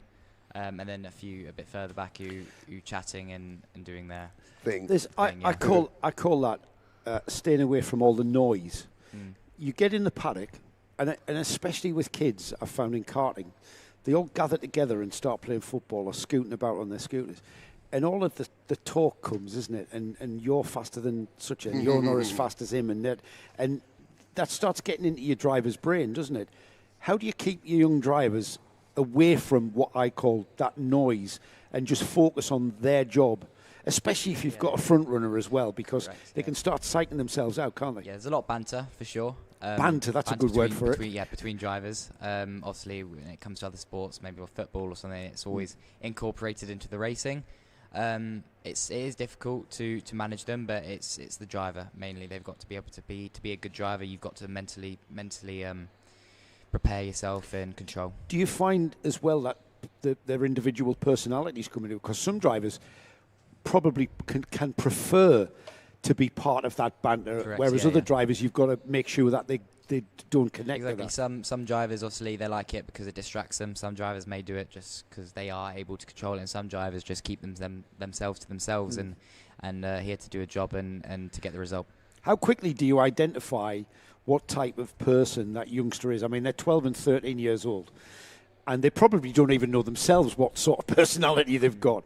So is that something that you can, I mean, you're only young yourself as well, but is that something that you can identify from your experience being there where they were several years ago? I think it's definitely, as I think it's all quite similar when you're younger. In the micro classes, they all mix with each other, and as you progress and get older and mature, obviously some drivers then start separating, going their own ways. Obviously you get little friend groups and different like that, and it varies. I think it's same as a school, same as any other sport. It varies. Are you joining us for the final? I believe so, yeah. All right, excellent. Yeah. So I was wanting to ask you about what your plans are going forward in 2026, but we'll leave that for a bit of preamble for the final, because we haven't chatted about Harry himself, have we? No. But it's great. I've got to say, it's mega insight. No, it is. A bit more insight. Nathan Cappan. So you're in Nathan Cappan's shoes. Now, obviously, led for the first half a lap. Went out. Mechanical issue. You put your faith in the team that they have fixed the problem, yet you sit on the outside of the front row. Does that mechanical problem weigh on your mind? Because regardless, Nathan now, with a 38-strong field, 36 go into the final, he has to. How much are you thinking about the previous race if you're in Nathan Cappen's shoes right now? Well, if you're thinking about the previous race, there's more chance of something bad happening, really. You've got to take one race at a time, focus on the current race you're in. And he's more than fast enough, he knows that. He just needs to settle into a pace, settle into a rhythm, and just if he worries about previous results, it's only going to affect the current one. Now, he's done one racing lap on those tyres. Yeah. Everyone else has done 15. Around here, is that a massive difference, or is that enough maybe to make an initial difference at the start and then things level out? I'm not too sure, but I would think it probably would do a good difference, because as obviously you're going very fast, there's a lot of pressure going onto those outside, especially specifically the right That's tyres. right. It's all right. You were out drinking with us last night. It's fine. I'm sorry, Dan. I didn't mean that. He wasn't. Yeah, right-hand side tyres gets a bit more wear, so it should make a big difference. But you never know with the different surface type. Again, surface type being rougher with it meant for cars, so it should do a good difference. So we'll find out. That's a really, really interesting point, Joe. Kart circuits are made with a different type of bitumen and tarmac than race car circuits, and therefore they abuse or lack of abuse the tyres differently. Correct. Yes? Yes, correct. Yep. How different is this surface to everything else you run? This one rougher. It's a high grip circuit for Formula 1. Correct. Yeah, it's a lot rougher than a karting surface. You normally use lower pressures. I mean, not giving anything away. Yeah, I won't give any numbers. Too late. Normally you do use lower pressures, but anything between 99 and double digits, single and double digits, not triple digits. For everyone, any other team, go 36 psi. I think that's. Well done. Talking of tyres, I talk a lot about drivers out there during the heats, during the pre-finals, considering and thinking about their tyre wear. But then I have a rethink, and I give myself a kick up the bottom and think, nah, they're just flat out. They're not thinking about it. How much thought do you have to put in during the heat of battle in a pre-final? How much are you thinking about, I need to back off here, and I maybe need to settle for fourth or fifth to give myself better tyres for the final? Is that even a factor? With it being quite a short weekend, obviously you're only using the same tyres for one day. If you're using the same tyres for obviously a whole weekend, it might be a bit different. Of course, this track it should be a bit more degrading on the tyres, which may put into account for a driver to calm down, but it wouldn't be too much. Still, wouldn't be too much of a factor. I wouldn't. Is that something that you, as a coach, are saying to your driver? But by the way, consider your tyre wear, and it's on a high-speed track like this, you can abuse the tyre by maybe a little bit more steering than you need, or a bit more aggressive leaning. Is that something that you as a coach will be saying to your driver, consider that, or do you think that's overload? I'm going to overwhelm them and what they're thinking. Well, smoother style is also normally faster and better on the tyres. That's hopefully the goal for our drivers. This one. He gave nothing away there. Good Here lad. we go then. Connor Clancy on the pole position with Nathan Cappan alongside it, and all Mumbai Falcons front row. Jeremy Montgomery, Swan and George Nasser want to spoil the Mumbai Falcons party, as Daniel Breath and Ryan Qureshi on row 3 also. Trofim Krotov and Mohamed Minimax and Amani Kinua, Antonius Haddad, Oscar Backhouse, Eni Asachi. That's your first 6 rows. Then we've got Shivan Kartik, Manaf Al-Balushi, Oscar Lambert, Adesh Mehta, Igor Prachantov and Faisal Nashko round off 9 rows. 10th row is Andrew Obaid and Alicia Kanisa. Timofey Sevostyanov with Abdul Al-Kieta, Alex Zah and Laluma Gobemi, I should say. Abigail Pope and Zara Karua round off the 26 kart field. Here we go then. We're at the 180-degree hairpin turn on the starting section of this track. It's not part of the track proper. It's how we start these races here at Yas, and then we'll be heading down towards the red light. Connor Clancy, I suppose the question, boys, is who can beat him? Because he was dominant in his first heat. Absolutely dominant. He was. Harry Hanna has made some excellent points about tyre wear.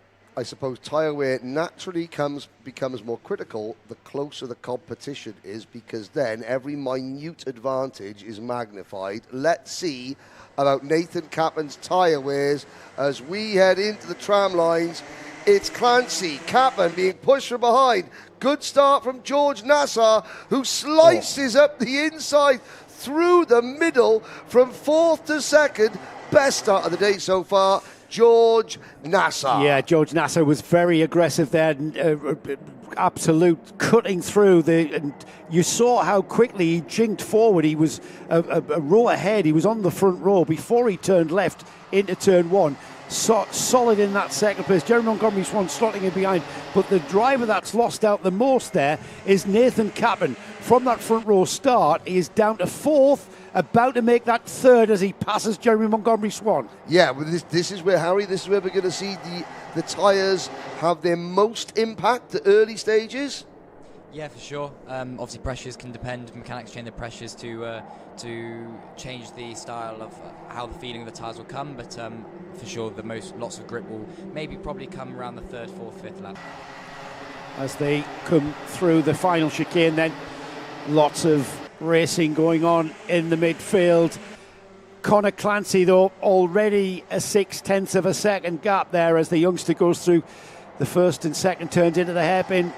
It's George Nassar with Nathan Cappan right on him with that slight tyre advantage, as we've mentioned. Jeremy Montgomery Swan in 4th place, hanging on there, staying ahead of Ryan Qureshi. Daniel Breath down to 6th, I've noticed. Trofim Krotov in 7th. Mohamed Minimax losing out to Krotov and losing that 7th place as we go through the left-hand sweeps across the line. Then it will be 3 laps completed for our leader there, Conor Clancy.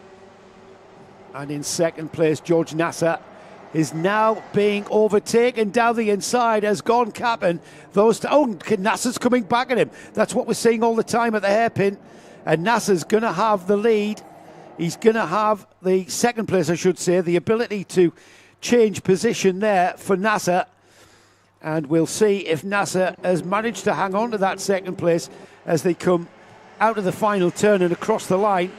Conor Clancy leads. It is Nathan Cappan who managed to stay ahead of George Nassar. Nassar now 3rd. Jeremy Montgomery Swan in 4th. Qureshi 5th. And of course, now let's see the gap. Nassar, Clancy 32.729. Driving style, Harry, looks, we're starting to see a few more of that opposite angle of lean into the corner. Mark Kimber made that famous Macaulay Bishop, now most known for it. Do you find that drivers are actively watching other drivers and copying their style? Obviously, it's mainly, I think, what they're comfortable with. I think taller drivers definitely have an impact of how they lean. So Nathan will definitely how he leans will have a bigger effect, but drivers such as maybe Georgie and Connor, the way they lean might not have as big of an impact, but it's just more of their style and what they're comfortable with. Jeremy Montgomery Swan being passed and then repassing Trofim Krotov for 6th position coming out of the turn 3 hairpin. This is where we hopefully this is where we should start seeing the gap come down, but of course it doesn't. It goes the other way. Clancy, tyre disadvantage or not, it can't just be clean air, can it? No, not at all. It's he's a very smooth driver, and being a smooth also does have a good impact on the tyres, like we said. But when he gets into his rhythm, he's very consistent, hits a very fast time every lap, and that's why he's able to bring up that gap. We've got Conor Clancy with a gap of 2 seconds now to these two here. Yeah. Nathan Cappan and George Nassar. I get a feeling, though, from the body language of Nassar that he's maybe just sitting there preparing. They're flat out. What am I talking about? They're absolutely flat chat here at Yas Marina. And Nassar looking for a way by. It's all going to be about momentum out of the corner more than anything into the corner, because there's very little massive braking areas anywhere on this track. So whether or not he can, remember, we mentioned the fact that Nathan Cappan, with that retirement in the heat, Nathan Cappan has put no miles whatsoever on those tyres, so they're going to be in a pretty good condition. Whether or not we're going to see any kind of advantage from that remains to be seen. Another driver behind these two, the orange and white kart of Ryan Qureshi, has the red and white kart of Motorscape of Daniel Breath, really breathing down his neck, I've got to say. Very good, yeah, you're right. Amani Kinyua runs 9th, Eddie Asachi is 10th. For championship implications, Oscar Lambert still only 13th, losing a bunch more points to the driver second on your screen now, George Nasser, and of course the race leader Connor Clancy. Oscar Lambert, as that is Jeremy Montgomery Swan being squeezed wide, the deck collector, getting shown the door there. Your name's not down, you're not coming in, and he will now have to fall back in line. He's lost a couple of positions. Yeah, he's lost a few, hasn't he? Oscar Lambert is one place in front of Alicia Knessa. Alicia, and there's a side-by-side. Woo, going through turns 1 and 2. That's the first time we've seen a challenge there, and it was very...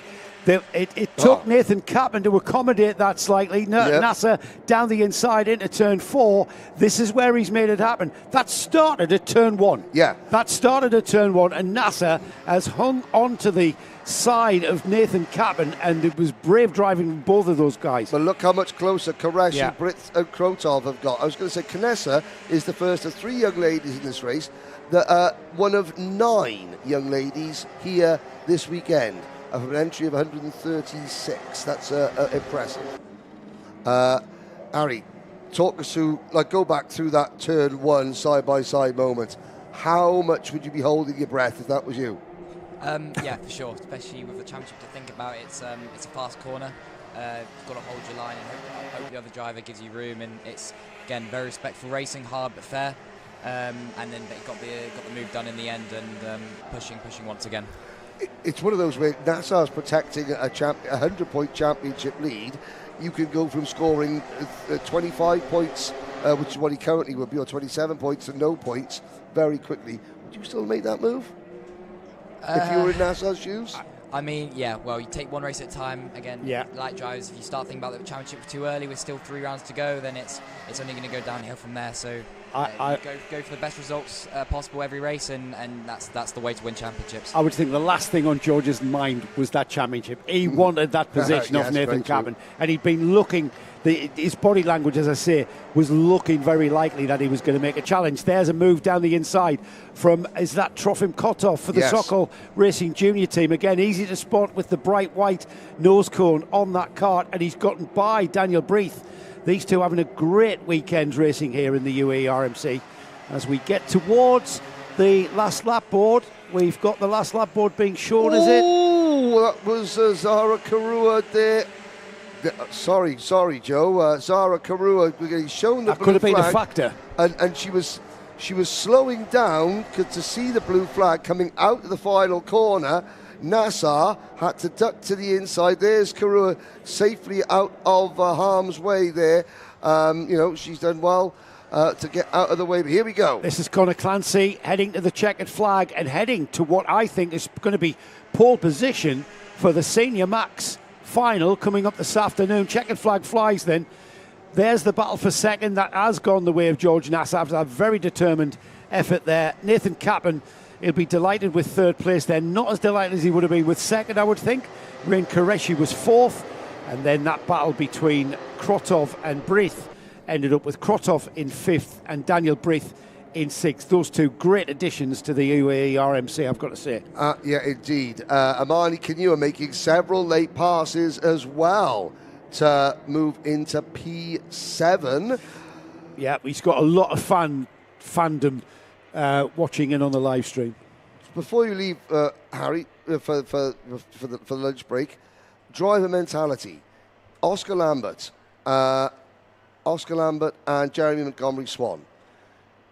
How do you keep your head up when you keep losing ground to Clancy and Nasser? What do you do? It's difficult, especially at the moment. It's always back of the head, but again, you can't think about the championship at this stage. Still, you've got to just go for the best results possible. Obviously, Jeremy got hustled around a little bit in that race, and Oscar didn't quite have a steadier start to the last one. But it's still got a final to go, all to play for. More of the top drivers will be in the mix at the start, which may create more of a battle and hopefully bring the championship contenders back into play. Okay, thank you very much. We've got one race to go. There's a look at the You say goodbyes results to Harry, shake his hand. You've got a job now, haven't you? Because your guys are out there. See you for the final. So we'll see you for the final, Harry. There's the result for the last of the heats for senior Rotax, and it was Conor Clancy, two drivers that we're expecting to see at the front of the grid in the final. Conor Clancy, George Nasser, third place Nathan Cabin, expect to see him regaining. He's going to be disadvantaged for his grid position with that heat not finishing there. We've got Ryan Qureshi in third, Trofim Krotov in fourth, Daniel Breath in fifth, Armani Kinua, in sixth, George Nasser, hang on, we've got George Nasser down in seventh here.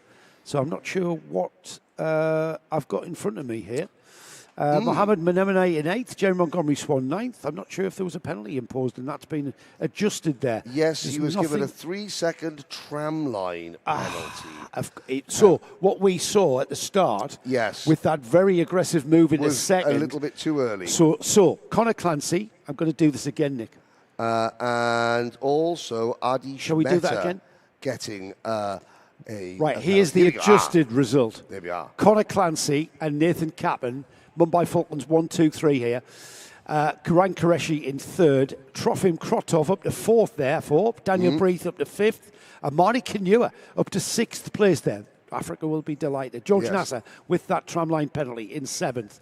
Mohammed Menemene in eighth. Jerry Montgomery Swan will not be very happy with dropping the ninth. Enyasachi rounds off the top 10. Oscar Lambert just outside the top 10 in 11th. Then we have Antonius Haddad in 13th. Alicia Kanisa with Shivan Kartik next. Manafal Belushi, Faisal Nashko, Igor Prachantov, Timofey Sevastianov. And then we've got Abdullah Keita, Andrew Obaid, Laluma Ngomba Gubemi, Alexis El Zaya, Adish Mehta, Abigail Pope was 24th. And then we've got Zara Keru and Oscar Backhouse, which was a retired. Oscar dropped out, didn't he, Oscar? I have some information for Joe. Okay. And it's weather-related information, and it's from my wife. Is it? My wife has sent a message to you. And it says, it's cold here and it's very frosty. I hope Joe's ambient temperature was the right one. His car is covered in frost currently. That's not good for my car. I've got glow plugs off, you see. Oh, dear. Oh, right. Joe's car is a diesel car with not enough glow plugs. Preheaters. Oh, dear. Oh, that's... I might have to stay at Nick's for the week. Well, I mean... I'll just be on holiday. I need to be at Warden Law next Friday, though. Yeah, so as long as you're back by then, we'll just get the heater on it for a bit. We'll get the heater on. Quickly moving on to some karting. No, I'm sorry. I'm not taking that, Henry, because you've been as tangential as any of this, so I'm not having that one. Yeah. What is going to make Jeremy Montgomery Swan and Oscar Lambert even more frustrated is the fact that that penalty for George Nasser pushes him back to his worst finish in any race in this championship since the final at Al Fassan, which was 12 races ago. Well, the final at Al Fassan was, of course, he lost the side pod and got a mechanical flag. Yeah. Yes. So since then, he's gone through, he's gone through a total of 12 races, heats, pre-finals and finals, without finishing lower than that. That was a golden opportunity to steal some points back, and yet both Lambert and Montgomery Swan finishing behind Nasser. Of course, the only other driver that was good news for, Conor Clancy. Yeah, because let's just put some context around what you're saying there. Conor Clancy started this season in the UAE RMC in the junior Rotax class. He did. He did how many races in juniors? He did 3 rounds. 3 rounds, and then in round 4... And won them all. And won them all. Yes. At round 4, he moved up into the senior class. Yes, he's done 3 rounds in senior so far. Yes. And won them all. And won them all. Yes, won them all. So he was 3 rounds down. Wait, how many scores did we drop? 3 rounds. We dropped 3 rounds? Yes. Do we?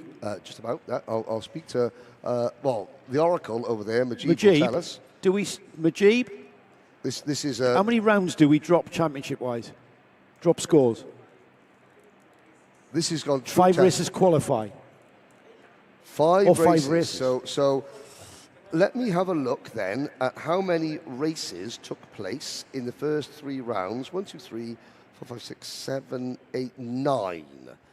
9. So Conor Clancy is starting the championship 4 4 races worth of points down, which 90, 120, 130 points. It's difficult, but not impossible. Since Connor has arrived on the scene in seniors, he has had, let's have a think, 2, 3, 4, 5, 6, 7, 8, 9, 10, 11, 5, 6, 7, 8, 11 races up to the start of today. Of those 11 races, 1, 2, 3, 4, 5, 6, 7, 8 of those 11 races have been first or second place finishes, plus 2 wins today. And if he continues in that vein, going into the final round at Alain in April, yes, that's great for us. That's because that's going to take it down to the wire. Yes, for those of you that are familiar with the British institution that is Test Match Special, which is a radio program about cricket, there was a gentleman with the Withdean Cricket Annual in the background who would provide tuffers and aggers and all the other commentators with all the actual facts and figures.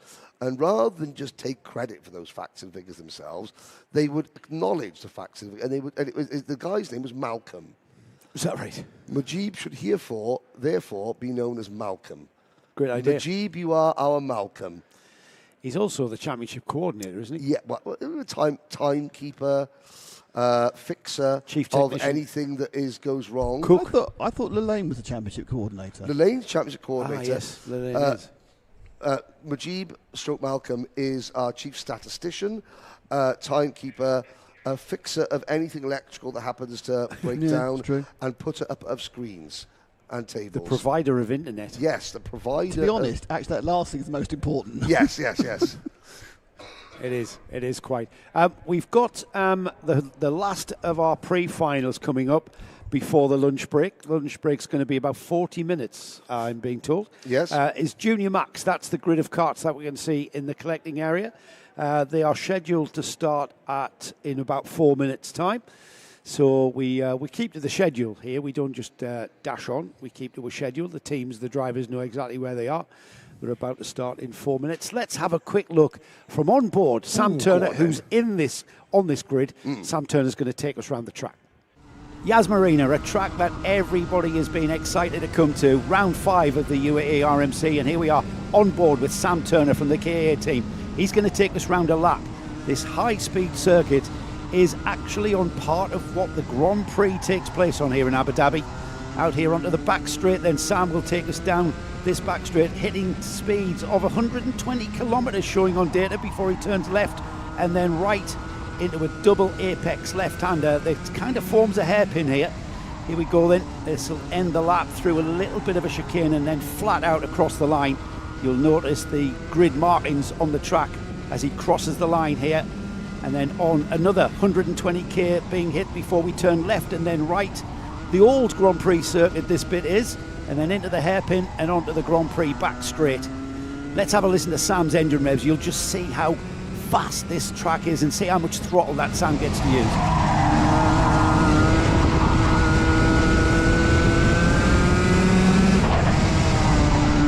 It's got to be flat out in 90% throttle, this track, and it's going to be so taxing on the drivers, so taxing on the engines, and so taxing on all of our races here this weekend. That's how fast it is around here. Yeah. You know what? I wish I'd shut up on that one. I wish we'd done 2. I wish we'd done where I'm describing where we are and that for viewers who would just. I know how you feel. People have been saying that about me for years. Yeah, exactly. But I annoyed myself listening to that back because what I want to hear is the engine revs and just how much throttle. I mean, you told us the stat, Henry. I think it's more than 90%. I mean, you're looking at that, but.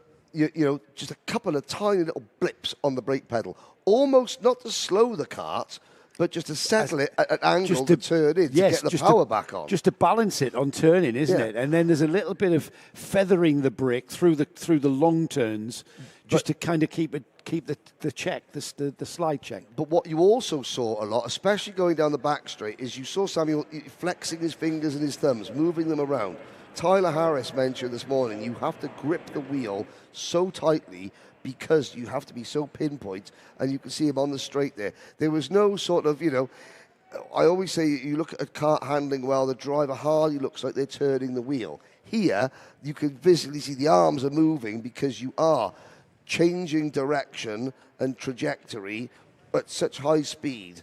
But, I can't believe that you see, and commentators curse now, touch wood, all those white foam-filled barriers that creep out to prevent the drivers from just abusing track limits. Not one of them has been clipped so far. Such is the level of precision. I've got Reese Hunter ringing me. Oh, is he? Oh, he's in the paddock. Is he saying, what is Henry Richard? Well, it was his driver. Yes. He's about to give you a statistic about the throttle percentage. He says I can't hear any commentary. Oh, you're lucky. You're welcome to join us in the booth. Welcome to welcome to join us. You keep talking, Henry. Okay, well, there we go. Message Reese. Well, you message Reese, who can't hear the commentary in the paddock. I'll take you through the starting lineup of the Junior Rotax Prix final. We are heading out on to the back straight, and it will be it'll be Mumbai Falcons versus Matthias Najem Motorsport at the head of the field. It's Ian Qureshi and Via Chopra, Aaron Mason and Giuseppe Montanari, Louis Radcliffe and Mitensh Jain. There's your top six. Koljai, Haber, Rivera, Saradiake, Abu Diwan and Stevens, your top 12 on what is a 34-kart grid. Barakordi and Haroon, who start at the back. Watch for Flores, Schenkenberg and Aina. The back markers, well, they've got to stay out of trouble. Can they move forward all the way back to Romy Sabali? Here we go. Absolutely. It's going to be an intense one here at the Junior Max pre-final. It's all about the grid for the all-important final, maximising points as our pole position driver. Still not sure about that car in the middle. Do I go inside of it, outside of it? I don't know what it... I don't know. I think it's been moved, actually. Here we go, though. That's two lovely trains of Junior Max karts. Here we go, across the line then, and we then jink out into the lead. Has gone Mumbai Falcons kart. That looks like Qureshi, who leads into turn one, into turn two. It's all to play for through the hairpin and onto the back straight, though. Good start, Aaron Mason. Chose not to try and sweep to the outside. Put all his eggs in the inside line basket, and they hatched.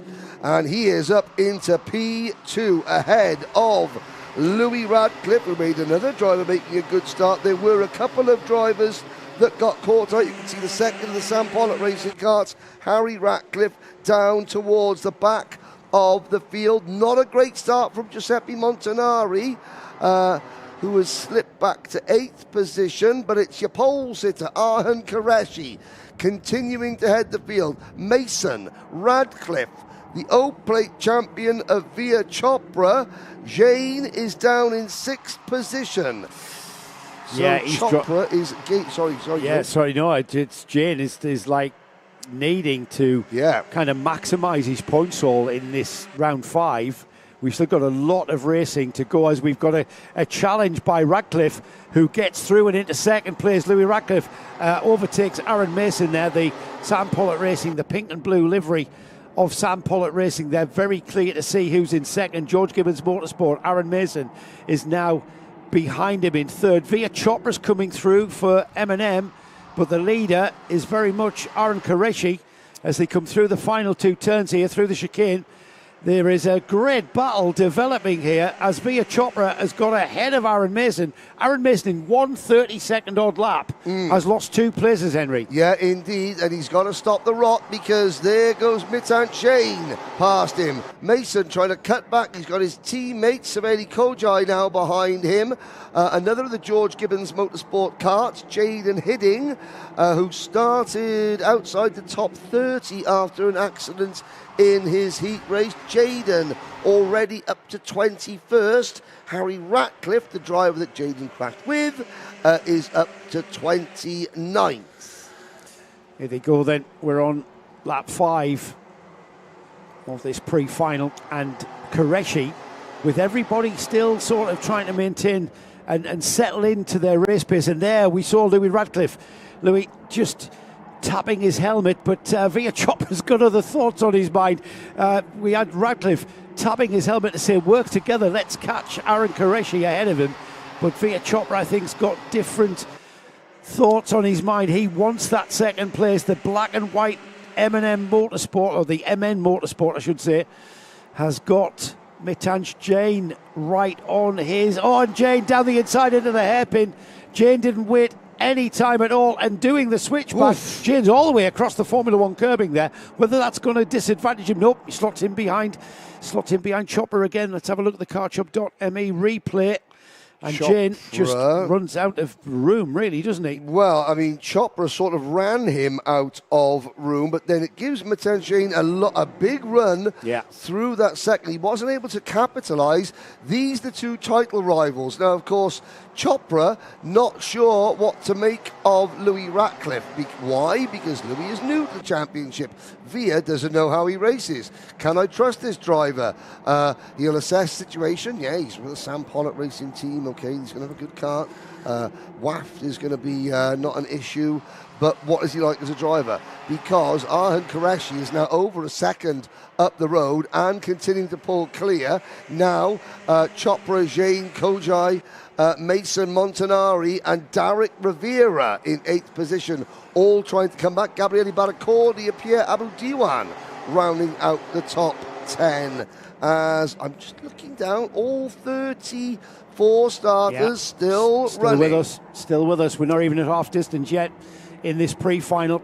So there's a lot of racing could unfold yet, as Via Chopra carrying that Dubai O plate number, the O on the number board of that Matthias Najjem Motorsport entry, and behind him Mitansh Jain just dropping back off his rear bumper. Savelli Kojai going really well here, Henry. I know he's a driver that you followed for a while here, and I've got to say this is probably the best showing we've seen all season from. When Savelli Kojai calms down and just stops being quite as excitable about everything as he has a tendency to be, he is a very, very quick go-kart racer. It's when he gets excited that, you know... You can tell you've been to America a lot. He hasn't learned how to temper enthusiasm, shall we say, emotion. It's a learning process for all these drivers. We saw it. Well, they're only kids, aren't they? They are only kids. They're kids in an adult sport. And you sometimes forget they're kids. But when kids make mistakes, as they all do, it's how they learn from it. And, you know, I will say Savelli got excluded from an entire event earlier this year for a fracas after qualifying with another driver. He was simply sent home for the week. And, of course, he's come back. He's learned. He's got quicker. Has he learned? Of course he has.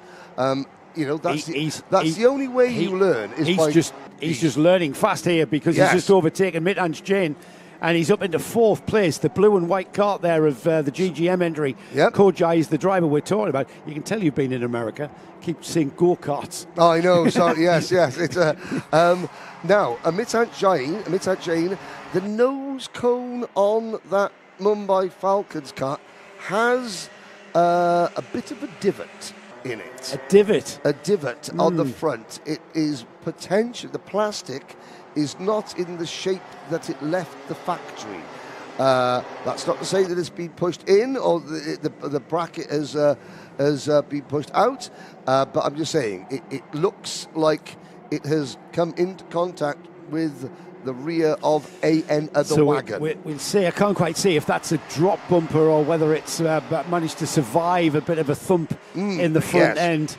We have got a race for second developing, though, as Aaron Qureshi crosses the line, 1.9 seconds. Might as well call that 2 seconds in the lead now. Via Chopra has now closed right onto the rear bumper of Louis Radcliffe. Louis Radcliffe there in the pink and white and blue kart of Sam Pollock Racing. He looks over his shoulder. They turn into turn 4 through the right-hander at 5 and then head towards the double left-hand hairpin here. Chopra now onto the rear bumper of Radcliffe. He's going to be in a position to challenge. Whether or not that challenge comes, certainly not here through the chicane. This is where the momentum is gathered, but this is a really, really fast turn into turn 1 here, and he has to sit there maybe has a go here. We've seen people pass into the hairpin. Not going to happen this time, though.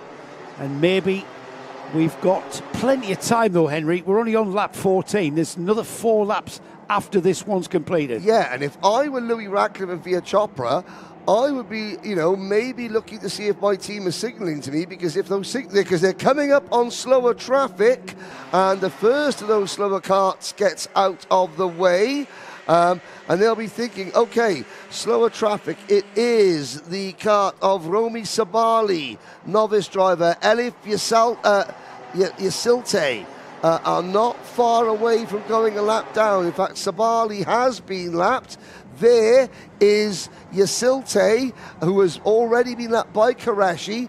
This could be Chopra's opportunity to strike, depending on where they catch Yasilte, the young lady from Turkey. I think they're going to catch her. Ooh, they're going to catch her going into turn number 1. This could be big. It's something that you have to consider as the chasing driver. You can see what's going on up ahead, and you can see that there's a potential of being delayed by a back marker. It comes into play, and there's contact there as the Louis Radcliffe gets by Kojai, comes together, and the back marker, who did a really poor job there of keeping out the way, and he does. Kojai's gone missing. Yep. Kojai has gone missing. So there was contact with the back marker there when he made the move, but the back marker didn't get out of the way at all. But I please don't think I've not got every angle. I didn't see a blue flag waving. I couldn't see that. The posts are too far away. Yeah, I'm not saying there wasn't. I'm not saying there wasn't, but I'm just trying to say, in defence of of Yasilte, who she was caught coming out of hairpin number 3. Where is Saveri Kojai? Yeah, Kojai has not come through. Kojai, let's see if you can find him as we go into the final lap then. It's Aaron Qureshi who was, once he got into the lead of this race, he's been very, very strong. I think that's down also.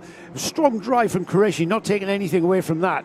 But it's been Louis Radcliffe and Via Chopra who've been racing. They haven't been challenging one another. Nope. So it's all about performance from Qureshi, who goes through the turn 7, that's the double left-hander, and then through the chicane for the final time. He'll be crossing the line any moment now, and there he goes, taking the checkered flag to take the pre-final, as Louis Radcliffe comes through in second, holds off the O-plate holder Via Chopra, Mitanj Jain through in 4th, Aaron Mason 5th, and then Giuseppe Montanari into 6th place there.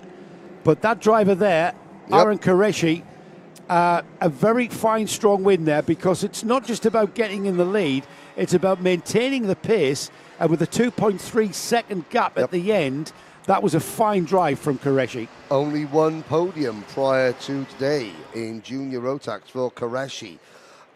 Looking down the order now, Faris Haroon, as we'll see the top 6. Qureshi, Radcliffe, Chopra, Jain, Mason, Montanari. Now, the next page will be significant because Faris Haroon had his qualifying times deleted, so he had to start his heat race from 34th. He has made his way up to about 16th to 17th after the heat race, now on the fringes of the top 10. The Yas Heat Racing driver in Abu Dhabi, home of Yas Heat, the Emirati Express, on course for a great recovery. It may not end up on the podium, although it might. Who knows? There is Abdul Razak Al-Qureshi in 12th. Saveri Kojai. This is now going to be an important thing. How he'll be angry after that, but can he control himself? Schenkenberg, Stevens, Jaden Hidding from the back of the field at the start of that one, up to 18th. There's our onboard guide, Sam Turner, inside the top 20 as well. Looking down, there's Louis' younger brother, Harry Ratcliffe, finishing in 22nd position. As the rest, there's Damien Noor. Now, Damien Noor, that's an interesting, he's a privateer driver, yes? Yeah, run by his dad. Run by his dad. Yeah. As you look there's the rest of the field. Rest of the finishers. As the rest of the finishers are there, all 34 carts. Not all did the finish. Well, they did. A couple of them were lapped down, but they all finished. Oh, yeah, they did all finish. 34 carts finished there. So that rounds off our pre-finals. We go into our lunch break now, where you can catch up with our paddock show, which is coming next. We are scheduled to be back on air just before 3:45. So about 3:40 we'll be back. Enjoy your lunch. 2:45, sorry, what am I talking about? 2:45, let's do that again. So at 2:45, 20 minutes to 3 p.m, we'll be back on air, that's local time of course, to kick things off, our finals. It will be Micromax kicking things off. So we'll see you then, enjoy your lunch. Well, hello and welcome to round 5 of the UAE RMC Championship at the marvellous, fantastic, unbelievable Yas Marina circuit. And here we are at the west hairpin of the Grand Prix track, where champions have been made, champions have been won, races have been overtaken, and also occasionally you fall upon a young man who's known for his paddock interviews. It's Joseph Bradley. Joe, Yas Marina, a bit special. It is a one that we've been waiting for all season, isn't it? When we saw this venue on the calendar, Yas Marina, Abu Dhabi, Formula One track. The karts are actually on the very same tarmac. In fact, they're using part of the track that's not used now by Formula One, but that doesn't detract from the point that we are on the very same tarmac. That only, 2 months ago, we crowned the 2025 Formula One World Champion, Lando Norris. Deserve it as well, to all Australian fans out there. It is a one. And also getting back towards what we're here about, Nick, the UAE RMC Round 5. This track is unique. It is, I think, the fastest track that we're going to race on. I think Henry came up with a stat of 90% throttle. The slowest corner here is that hairpin just behind us. And that is a fast flowing hairpin. Everywhere is fast and flowing. You're going to need a very, very good kart that's balanced in the high-speed corners, because everywhere is a high-speed corner. I'm very excited. I'm more excited than I usually am, because I'm always excited. Well, we're echoing the sound of Joe Bradley's interviews, but the track will be echoing the sound of multiple karts going as fast as they can. Joseph, go talk to people. I'm off. Well, the UAE RMC, it's a fantastically organised series. I must go, I need to find something out. Perhaps it's a timetable, or maybe I need to get myself a new pass. I've heard there's some really efficient people. Oh, God, Henry's what are you doing here, Henry? Well, thank you, Nick. I am here to talk to one of the unsung heroes of the championship, our championship coordinator, Lelaine Australia. Now, Lelaine, the most important thing about this weekend is not the Yas Marina, although that's really important. It's the start of the Abu Dhabi Sports Council Trophy. Tell us a little bit about it. Well, it's a good opportunity for the drivers who just actually starting for the season. I know there are a lot of drivers who have not done great scores in the championship, but and also new drivers who just got their license. So even if they've not done the round 1, Abu Dhabi Sports Council is something that they could actually join because it's a championship which is within the Rotax Max Challenge. Yeah. So it's a separate score points, which means for those who are actually racing for the first time in Yas, they will get to score points for this and towards the Abu Dhabi round. So it's actually consists of 5 rounds, which is in Yas Marina. The next round will be Al Forsan and also the double header in a lane. And how many years have Abu Dhabi now supported the UAE Rotax Max Challenge with the Abu Dhabi Sports Council Trophy? Because it's been a while, hasn't it? Yes, it's actually, we're very, very grateful because it's 14th year this year. So Abu Dhabi Sports Council has been very, very supporting for UAE Rotax Max Challenge, especially in Abu Dhabi series. So that is really something that we are very grateful for the Abu Dhabi Sports Council, and hopefully they're still going to support us in the upcoming years. So, and also it's a something that we are. I mean, for them, it's actually nurturing grassroots for the drivers who are doing the motorsports in karting. So, So this is the first of 5 rounds. There's 2 here at Yas Marina, 1 at Al Fassan, and then 2 at Abu Dhabi. Now, there's 140 drivers here around. yes, like it's more than 100 drivers. So it's been like for how many years, like, the numbers are getting higher and higher. So, but again, this year, I think we have a total 130 drivers. So it's actually, more than what we had last year. And of course, all the rounds that qualify are actually in the Emirati of Abu Dhabi. See, it's so busy here. I mean, behind the desk, this is the heart and soul of the race meeting.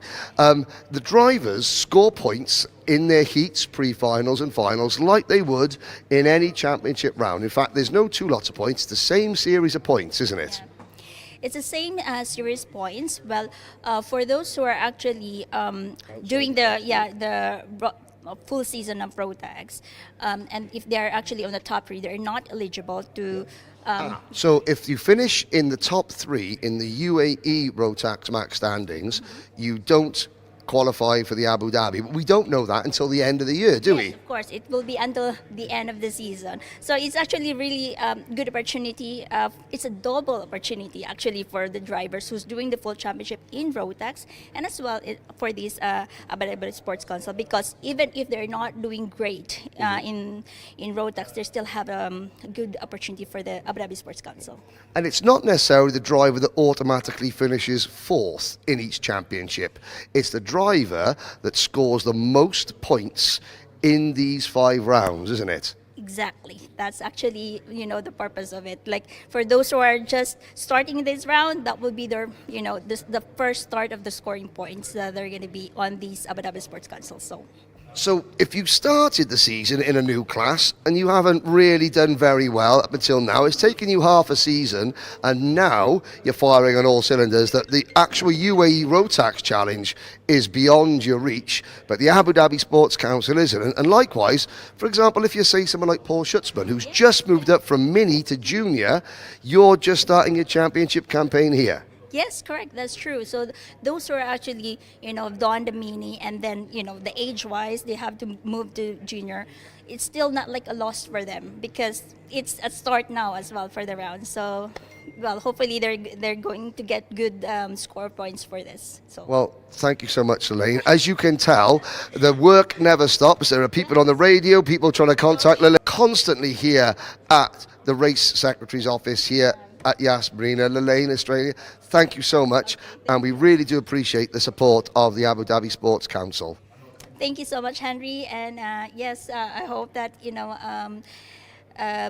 those drivers actually coming for the championship, they're still, they can still do it, even though if it's like too late. So good luck to everybody. Brilliant. Thank you very much.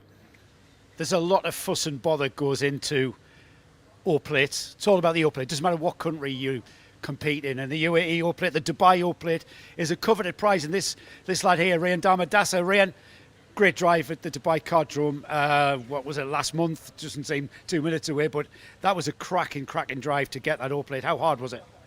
I mean, yeah, going into the weekend, we had really good pace. Quality was good, some really strong heats. And yeah, just really good pace. Managed to bring it home in the final. With an O-plate event, I always think there's got to be an element of luck sometimes. Did you see the luck pan out for you? I think I saw that, and you were just able to get off into the front. I think just not having any bad luck throughout the weekend as well. Yeah. That's what counted. I wouldn't really say there was many times when we had like amazing luck, but just not having any really terrible luck throughout the weekend really contributed. Yeah, that's a very good point, actually. We're back here, RMC, UAE RMC, and we're at the Yas Marina circuit. I mean, that must be quite a thing to race on a Formula One track, a Grand Prix track.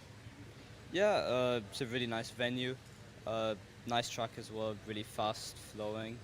Everyone's really close because it's quite a short lap. Pace from the first 2 sessions looks really strong. It looks like a very, very fast track. Is there any areas on the track that you have to use the brake harshly, for instance? Yeah, mostly just the hairpin turn 3 and at the double left in the back, the 2 main braking points. But yeah, not many places really where you actually need to stop the car. What's the key to a good lap time then? We were doing, I think, senior 32 highs in that one. So yes, I think track will get better as we go on through the weekends. We'll see how it goes. You've got the O plate, you're going to carry the O plate for the rest of the season. We're into the second half of the championship. I've got to say, I'm going to ask you what could be deemed as an awkward question, but Ryan, you started really well in the championship and then your performance seemed to peter off, but lately, the last round for instance, you're right back up there. Is there any kind of tangible reason for that? I mean, pace-wise, we had the pace all the rounds. It's just racing. Yeah, so you're back strong. Your timing is probably very good going into the final half of the season. Do you even think about the championship? Not yet, no. We just go on it round by round, try be as strong as we can in the heats, pre-finals, finals, just build it up. And keep all that bad luck at bay, yeah? Yeah, sure. Yeah. Well, I want to wish you all the very best of luck, and here's to a great race at Yas Marina. Thank you, Ryan. Micromax this year is a bit of a head-to-head fight at the head of the field between Liam O'Hanlon and Samar Chopra, but there's a whole group of drivers nipping at their heels trying to take their first win. One of them is Amar Tabatsa. Amar, firstly, you haven't had a great time in practice. Tell us what happened. I just crashed and hurt my elbow. I get a big bruise, and they just spun in front of me. I had nothing to do. It was just very chaotic. I had nothing else to do because it was a blind spot. And the barrier was just blocking my vision. Now, when we saw you, you were being helped out of the ambulance with a big bandage on your arm in front of the medic. After the medic left you, how long did it take you to take the bandage off? Because I'm brave and I'm really brave. I don't care about it. It's just get the bandage off and go racing. Yeah. Now, this is your second season in Micro? I've done 1 season and a half so far. And how close are we getting? Because last year you were mid-pack. Now we're heading towards the front of the pack. How close are we to getting on that podium and getting the first win? I'm really close, and I have really good hopes for going on the podium. Now, I'm winning. And winning, because you've got a great team behind you. Why XL, and what do XL do to help you? They have good engines. They have good coaches. They have their tent is good. I look very professional when I'm wearing the suit and I'm in the carts. So that's why I like it. That's why I went to XL. Okay, now, of course, you represent several different countries. Tell us about your parents, where they come from, and what flags you wear on your race suit. In my flags are Palestine and Egypt, but in the live timing it says Canadian. And why is that? Because my nationality passport is Canadian. That's why. So you got so there's reasons for people from 3 countries to cheer just for you: Palestine, Egypt, and Canada. That's a lot of people. Yeah, you're right. Yeah, you could have the biggest fan club here. Talk about parents. What are they like when they're watching you? Are they nervous? Are they excitable? I would say both. Both. Who's more nervous, mum or dad? Mom. 100%. Now, driving a Micromax car, especially around here at Yas, it's the fastest track you ever drive, isn't it? Yeah, it's really fast. And most of the corners are flat out, and plus the straights, it's kind of like a straight line track. How many times do you actually use the brake here? Around the course of 1 lap, how many times do you brake? Let me see, 2. Only twice you were on the brake. So it's going to be a real slipstreaming battle. You're going to have to get in the draft and work together, aren't you? Yeah. Now, and of course, who are we going to, not ask you to give away any of your secrets, but have you got somebody that you think I can work quite well together with that person? Adam. You're going to work with Adam O'Shea? Yep. But if it comes down to the last corner and you're behind him, you're going for the move, for the win, yeah? Yeah. Absolutely. Yep, you're right. Now, So we're going to see Amar Tabatsa on the podium and winning his first race this weekend, or just sometime before the end of this year? Going on the podium. Excellent. We're going on the podium with Amar Tabatsa in Micromax this weekend. And if you're a supporter from Palestine, Egypt or Canada, here's your man. Lebanon has a rich tradition in Rotax karting, believe it or not. Christopher El Faghali becoming a Grand Finals champion. Matthias Nejem becoming a multiple Grand Final top 10 finisher. And now Matthias owns Matthias Nejem Motorsport, bringing the Lebanese pride to the very front of the grid in a number of classes, including junior, with Pierre Aboudiwan. Pierre, fresh off one of your best results as a junior driver in the O-Plate, the top 3. How does it feel? Number one, how's your season going? And number two, what is it like driving for a Lebanese-owned team, being able to put your home country's flag on your race suit? For your first question, so far the season, like the second half of the season right now from Dubai Kardrum, it's been really well, especially round 4 and O-Plate. And for your second question, I mean, I feel really honored to be in the Lebanese team as a Lebanese driver, and I'm already used to being with Matthias in the past, and yeah, overall it's really good so far. Now, you were one of Lebanon's original drivers in the MENA Nations Cup, where you were a Micromax driver, about 5 years ago. You've moved up through the ranks, now into juniors. And it's great, all his teammates are just behind the camera waving. You want to say hello to them? Hello. Yes. But he's being an ultra professional and focusing on the questions. Now we moved up to junior. How proud are you to wear your colours all the way through the system? Sorry, what was your question? How proud are you to wear the colours of Lebanon all the way through the system, and now you're with Matthias as a team? It's really nice. I mean, I love the color black and white and red as well. White and green and red mostly resemble Lebanon. I mean, we do have a little bit of green, but it doesn't really show, but mostly it's red and white. When Christopher El Faghali won Lebanon's very first International Motorsport Awards at the Grand Finals in 2022, where were you? At that time, I was in Micro. I actually won the RMC Championship in Micro, and in the year before, he actually won it. And in the same year that I won the championship in RMC, he also won second in junior as well in the RMC Championship. But when he crossed the line in Portimao and Lebanon, were you there? I can't remember. Oh, were you watching at home? And what was it like when that happened? Because I've seen some of the pictures, and I've never seen a go-karter bring so much positivity to an entire country. I believe even it was on the national news. Yeah, it was on the national news, FTV, and it was really, how do you say? We feel really emotional as well, because I mean it's the first time like any mostly Arabic driver really has won this big of an event, and also because he was much bigger than the others, so it was very unexpected as well. Now, what are your hopes? We'll move on. Second half of the season. It starts here at Yas Marina. Tell us, what are your hopes? We've had a podium. We want more than that, though, don't we? Yeah, O-Plate we had the chance, but we move on. Especially in round 4 as well. But right now I feel like I'm catching up to third in the championship. First place in the championship is a long way, but we want to try and get third. Now, your teammate, Via Chopra, is one of the 2 drivers battling for the championship. Okay, it comes down. Last race, he's going for the title. You're going for your first win in the final. You're coming into the last corner. If you pass him, he doesn't win the championship, but you win your first final. What do you do? I mean, overall, I just think of what I have to do for myself. But ultimately, once that happens, we'll see what we'll do.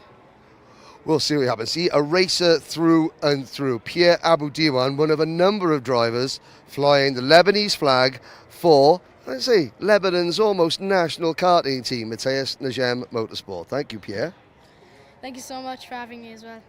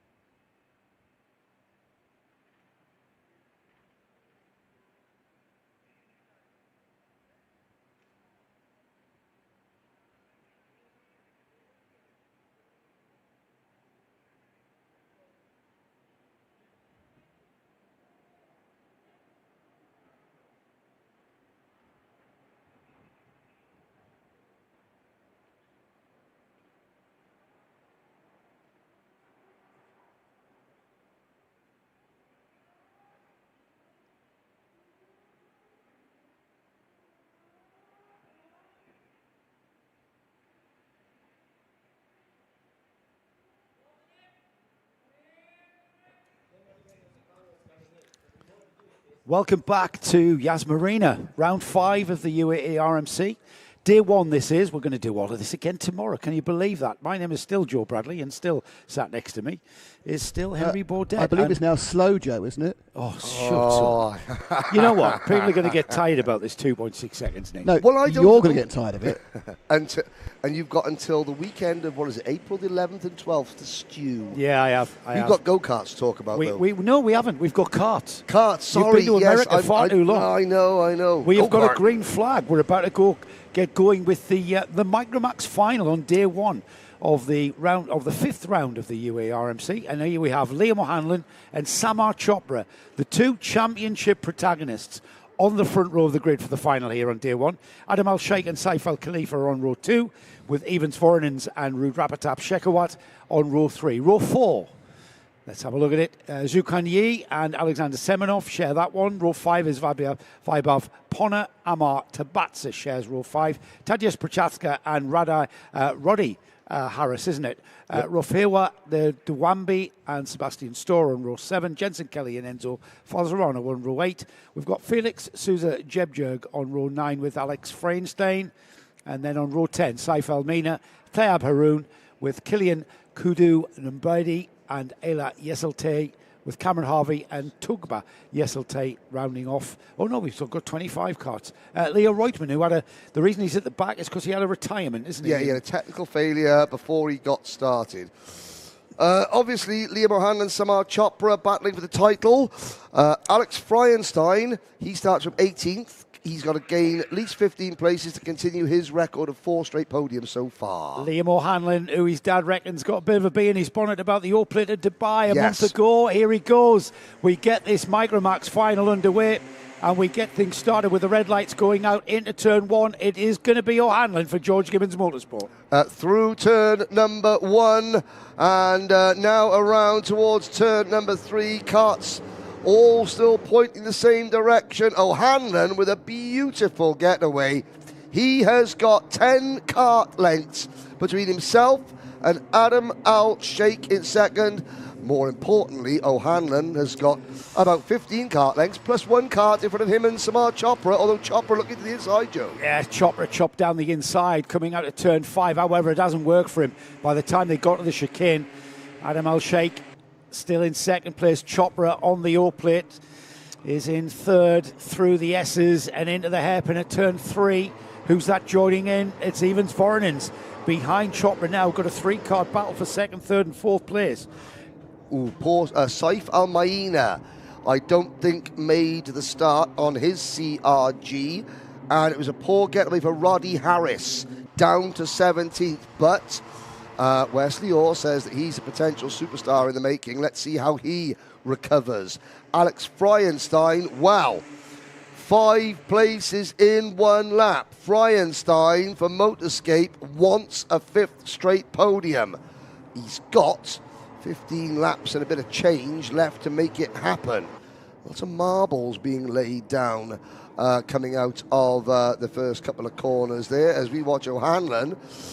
Interesting, we were talking about the track surface here being a Formula 1 grade, high grade Formula 1 circuit. This is the infield sections. I'm not sure if it's the same grade of tarmac, but yeah, pickup becoming a factor, or getting on the marbles and getting offline, especially with the high-speed nature of the Yas Marina circuit, that might become a factor. However, that's when you make a mistake, and right now, a driver very unlikely to do that, touch wood, is Liam O'Hanlon. Yes, indeed. The top 4 drivers head out. Once again, a big field spread here in Micromax. It has to be said, as Chopra needs to work with the 2 XL teammates, Al-Sheikh and Voronins, who of course has got fresher tyres, but in Micromax it's not a huge thing, but he certainly is he's not at a disadvantage, put it that way. Looking for Zhu Quan Yi has dropped to 15th position. Saif Al Khalifa, who was our pole sitter, has dropped back to 6th behind the leading Ital Course Middle East cart. That's the great. red and white cart, Yeah. Tadeusz Prochaska, up into 5th position. Great to see them up into the top 5, Tadeusz Prochaska, as the 2nd, 3rd and 4th place carts begin to, I say settle. You wouldn't have said that when you saw them go through turns 6 and 7 there. They were absolutely all sliding around, just getting the carts through that very fast double apex left-hander. O'Hanlon into the hairpin then. 6 laps completed at the end of this one. We have got a 17-lap final here, and O'Hanlon has got his head down. Yep. Samar Chopra trying to work with the drivers behind him. It's not really down to him, as Adam Al-Sheikh and Evans Foreigners, they've got another plan up their sleeve, I would think, and they want to get past Chopra if they can. Yeah, now, of course, Liam O'Hanlon took 3 final victories back to back to back. The second round, the second event of the season, then at Al Ain, then at Alpha San, and then another one at Al Ain. Samar Chopra, only 1 victory so far. On to the back straight then, O'Hanlon leads from Chopra. These are the 2 drivers that are leading the Micromax Championship in this year's series. The UAE RMC being dominated by these 2 drivers. Chopra, we know how quick he is, carrying the O plate, won that at Dubai last month. And then the 2 XL drivers behind Adam Al-Sheikh, Evans Foreigners, and with Saif Al Khalifa not that far behind, or is he? That's quite a gap, actually, biggest gap we've seen between them 3. It's settling in, and it's kind of this high-speed game of chess that goes on at this stage of a long final as we get them out of the hairpin and towards that very fast sweeping left-hander that brings you onto that infield section. There they go through what is a fast S-bend. It's downhill. It's not a chicane. And then they go uphill here. Yep. So you can really carry speed into this bit because the gradient takes the speed off the kart for you. So you just throw it in there. I just got a glimpse there of Saif Al Khalifa with Tadeusz Prochaska right on his rear bumper there as O'Hanlon leads into 1. And so O'Hanlon's the only Micromax driver with more than 1 final victory to his name so far this year. We've had 2, 4, 6 finals, 4 different winners. Chopra, Fryenstein and Al-Sheikh have all won 1 final each.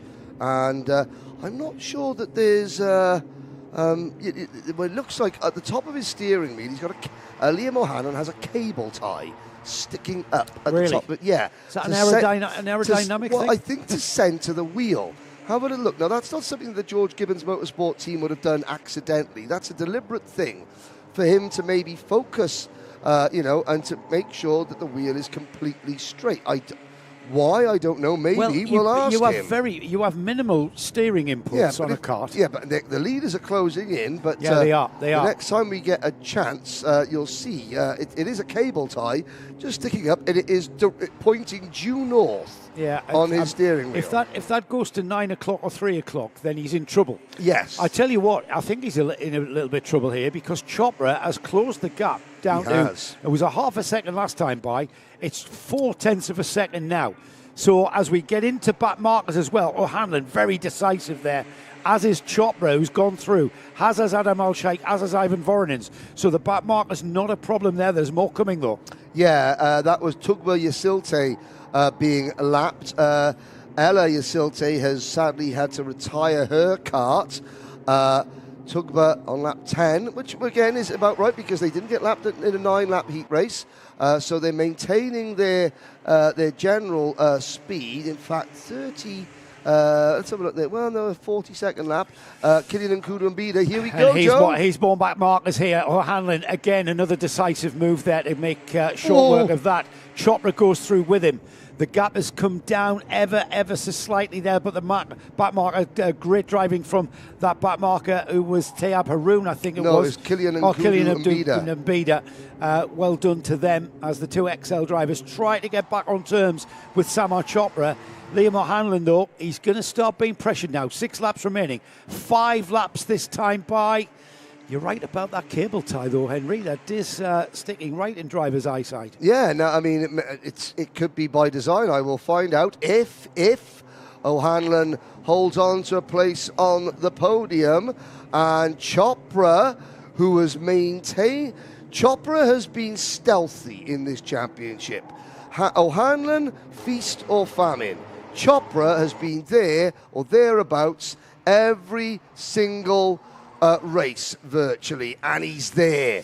He's caught O'Hanlon. He gets a good run through the final 2 corners. Well, that's corner 10, which is nothing, not a corner at all. It's just a... He's got momentum, Henry. Yes. And if he can continue the momentum past O'Hanlon, that's the best thing to do. Once he starts getting stifled, once that momentum and speed and performance starts getting stifled by trying to get past O'Hanlon, that's where he'll sit. So what Samar will want to do is get right on the bumper now, which he virtually is as we speak here, through into turns 6 and 7 now. This is the double left-hander, and then they've got the chicane, and then they're going to cross the line, 14 laps, 3 more to go. And I think that momentum's been stifled. Yeah, exactly because what I was describing. Going through turns 1 and 2, not turn number 1 necessarily, but turn 2 here, a lap ago, that is where Chopra, I think, lost that momentum a little bit. He just got his line not quite perfect. Behind the top 4, Alex Freienstein is up into 8th place. He's not going to make it 5 podiums in a row, but it's been a very, very good drive from Freienstein, who now sits 3rd in points, although Adam Al-Sheikh will probably pass him for 3rd in points during this race.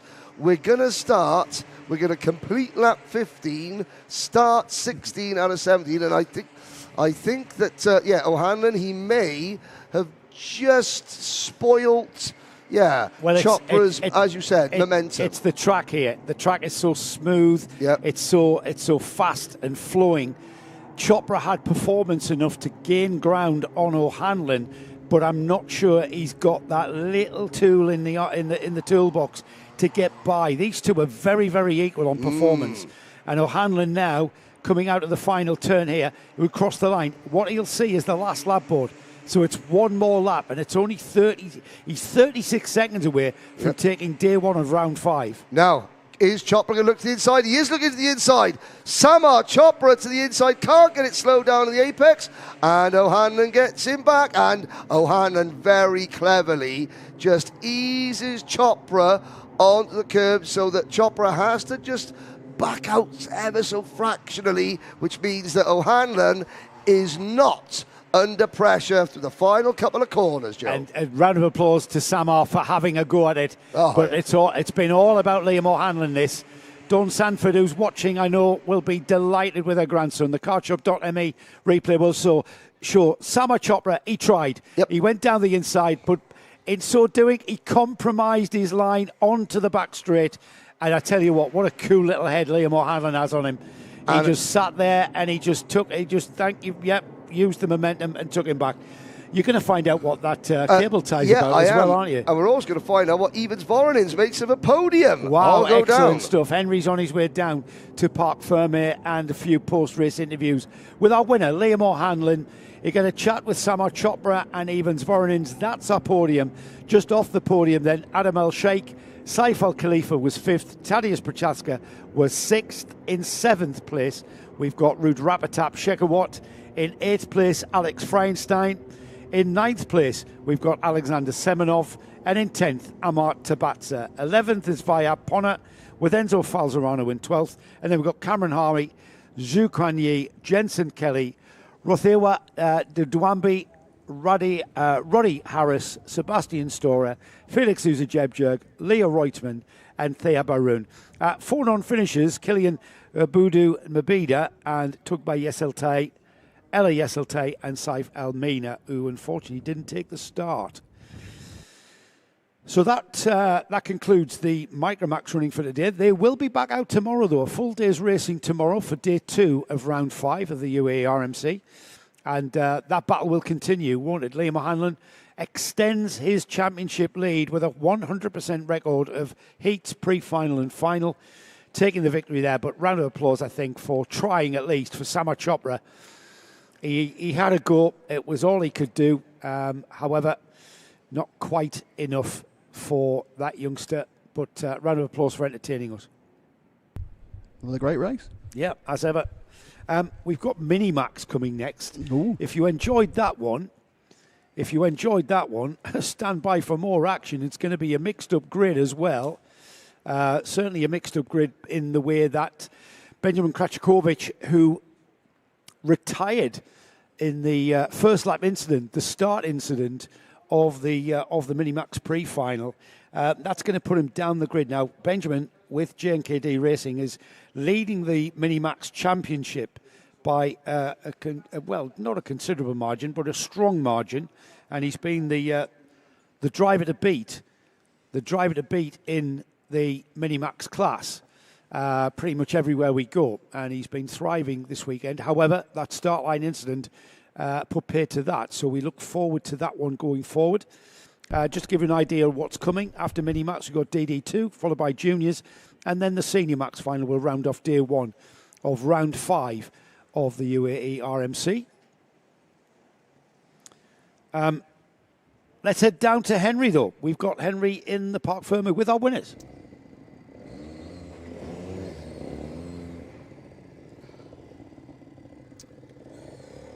Well, hopefully, you can hear me. I've forgotten to bring my alarm down to signify as to whether we're on. Hopefully we are. I can't hear Joe Bradley's dulcet tones in the background. Well, 3, 2, 1 in Micromax. First of all, let's talk to a driver whose day started about as badly as it can start. Evans, talk about the heat race and the fact that you didn't even get to the start. Come in this way a little bit. Yeah, talk about the start of the day. So, unfortunately, in the formation lap, somebody hit me and I smashed into my teammate. I nearly flipped and I couldn't continue. Okay, so that was the bad. What about the good? That fight back in the final, taking third place. What was the move like to take P3? It was pretty hard because, you know, me and my teammate are very good friends, but on track it's like rivalry and off track it's lots of friendship. Exactly. Who would you like to thank? My team, all of my coaches, my mom, my sister, my dad, all of the people that have helped me to this journey. Okay, well, thank you very much. Well done, Evans Borenins. A great third place finish. Second place, Samar. Come in here. Swap over a second, Samar. Well, you chased. On the last lap, well, it'd be rude not to have at least a go, wasn't it? Yeah. Talk about the move, you know, the door was open. You just couldn't quite get the kart slowed down coming out of the corner, could you? Yeah, I did not go close to Liam on the entry of the corner because then he got the switchback and then pushed me off. Well, you know, how do you think about P2? Well, it's better than lower. It's better than lower, yes. It's not P1, but it's better than lower. Who do we want to thank? My mom, my dad, my brother, Dan, Danny, Matthias, Adish, and all of my team. The whole team, okay, thank you very much. Right, Liam, come in. This is win number 4 on the season. So we've had 7 main events now. You have won 4 of them. But this is your first win in 3 races. How sweet does it feel after the disappointment of the old plate and after not winning either race at the Dubai Kartdrome? It's a good really finish and I had good pace, and then on the last lap Samar did me and then I got the switch back on him. Yeah, no, you had to make sure that Samar got squeezed a little bit wide so that he didn't come back you the last couple of corners, didn't you? Yeah, I had to, obviously when I got the switch back, I didn't want him to overtake me on the last couple of corners. Now, I know your nan has been watching and commenting in. Who else do we need to thank? And what do we make after being back on the podium? Does this make up for missing out on the O plate? Yeah, a bit. A bit. Who we want to thank? I want to thank my mum, my dad, George, Jacob, Lockie, Zavir, my nan, my granddad, my 2 sisters, and my granddad's in the hospital right now, so I want to say hello to him. Oh, well, say hello. Hello to Grandad in hospital. I hope that you haven't, done yourself a mischief getting all excited watching Liam win. Well done. Thank you. There we go. Micromax in the books. We've got 5 finals to go, guys. I think so. Plenty of excitement. Back to you. Thank you, Henry. Great to hear from our 3 podium drivers there. The Liam O'Hanlon, congratulations to Liam. He's been absolutely outstanding today. And a big round of applause to Samar Chopra, who did have a go, didn't he? He had to have a go at the hairpin, and it was worth a try. Samar in second. Ivans Voronens, who we heard from there, the XL driver, on that third step of the podium. And he had a great battle, didn't he, with Adam El-Sheikh, his XL teammate. That was a great tussle for that final step of the podium. Great driving from, great driving as ever from our Micromax field. And a big round of applause to everybody in Micromax. It's Minimax, one of my favourites coming next. They're all my favourites, really, aren't they? Minimax coming next then. It's going to be a 19-lap race this time for these youngsters, and it's going to be as intense as ever, I would think. With the championship, that is very much up for grabs. We came into this fifth round with Benjamin Krachkovic in the lead of the championship by, I think, 30 points or so. RBJ Stubbs, who I haven't seen an official grid yet, but I suspect LBJ will be on the podium. Yes, Henry's back. You just the PA went quiet for you, didn't it? Yeah, I waited, and then I waited for another 20 seconds. Yeah, maybe. that's what's called a pregnant pause. As you were sitting there going, I'm thinking, and then I thought, oh, how do I try and disguise the fact that basically the high tech world of motor racing involves me listening to Nick Damon to text me and say go, and don't spoil the magic. That only works when I've got tell me behind the curtain. Don't show behind the curtain. Sorry. Normally it's seamless.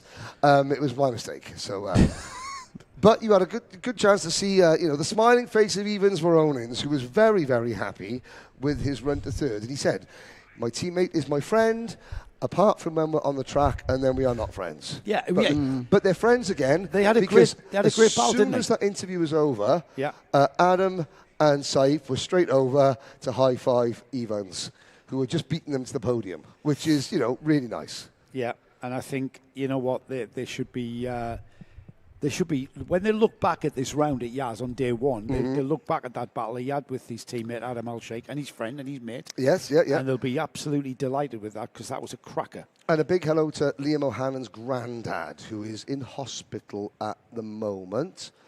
I'm not quite sure where, but hopefully that Liam, like I said, hopefully Liam O'Hanlon's granddad hasn't done himself a mischief getting too excited from his hospital bed.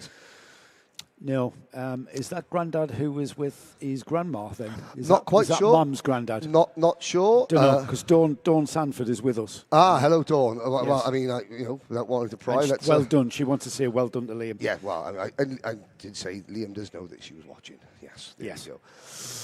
Now, that was, not bad. And this is good. Now, at the back of the field there, psyching Benjamin Krachkovic up, that's with his cap on backwards, that's Liam Smith International, who is now Ben's full-time... Is that in difference to Liam Smith UK? Yes, this is Liam Smith International. What about the universe of Liam Smith? Well, the University of Liam Smith, the Liam Smith Universe, International is cap on backwards, sunglasses on. Right. Yeah. Liam Smith UK, usually a cagoule. Cagoule? A cagoule. You need a thermals today. You need jodhpurs and a cagoule. There we are. Signal That's has a vision. Jodhpurs and a cagoule. Green flag waving. Minimax is up next. LBJ Stubbs is there. And it's going to be a new name alongside LBJ on the front row of the grid. That name, Maxim Zoyner. Oliver Butchard and Austin Gray go from row number 2. Max Payton and Francesco Lisignoli are on row 3. Adam Fleury, William Mazzali, Mubarak Mohamed, Louis Patay, Hamed Al-Faiza, Kier Ivanov, Mikhail Tverdokliabov, Gleb Obukov, Aryan Esan, Lwashu Matibula, then Vivian Chowan, Suhar Turkey, Mikhail Mitrokin, and 20th and last, championship leader, Benjamin Krachkovic. It has been a rough month for Krachkovic, part of life's growing pains, Joe. Well, it's going to be interesting because it's a damage limitation exercise in clawing back up this field to regain championship points, as the field is being led by the Sam Pollitt Racing driver, LBJ Stubbs, as they come past us into the tram lines. And the race gets underway and into turn 1, sweeping through turn 1, then the right-hander at turn 5, into the hairpin at turn 3. It is indeed LBJ Stubbs in that pink and blue cart. We'll keep an eye on just the progress of Kracikovic as they get out onto the back straight. It's definitely the lead for LBJ Stubbs, but he's got company. I got to see, he does in the form of number 188, Oliver Butchard. I watched Benjamin Kracikovic held back at the start. He was a good 10 to 20 cart lengths behind the rest of the field as they approached the line.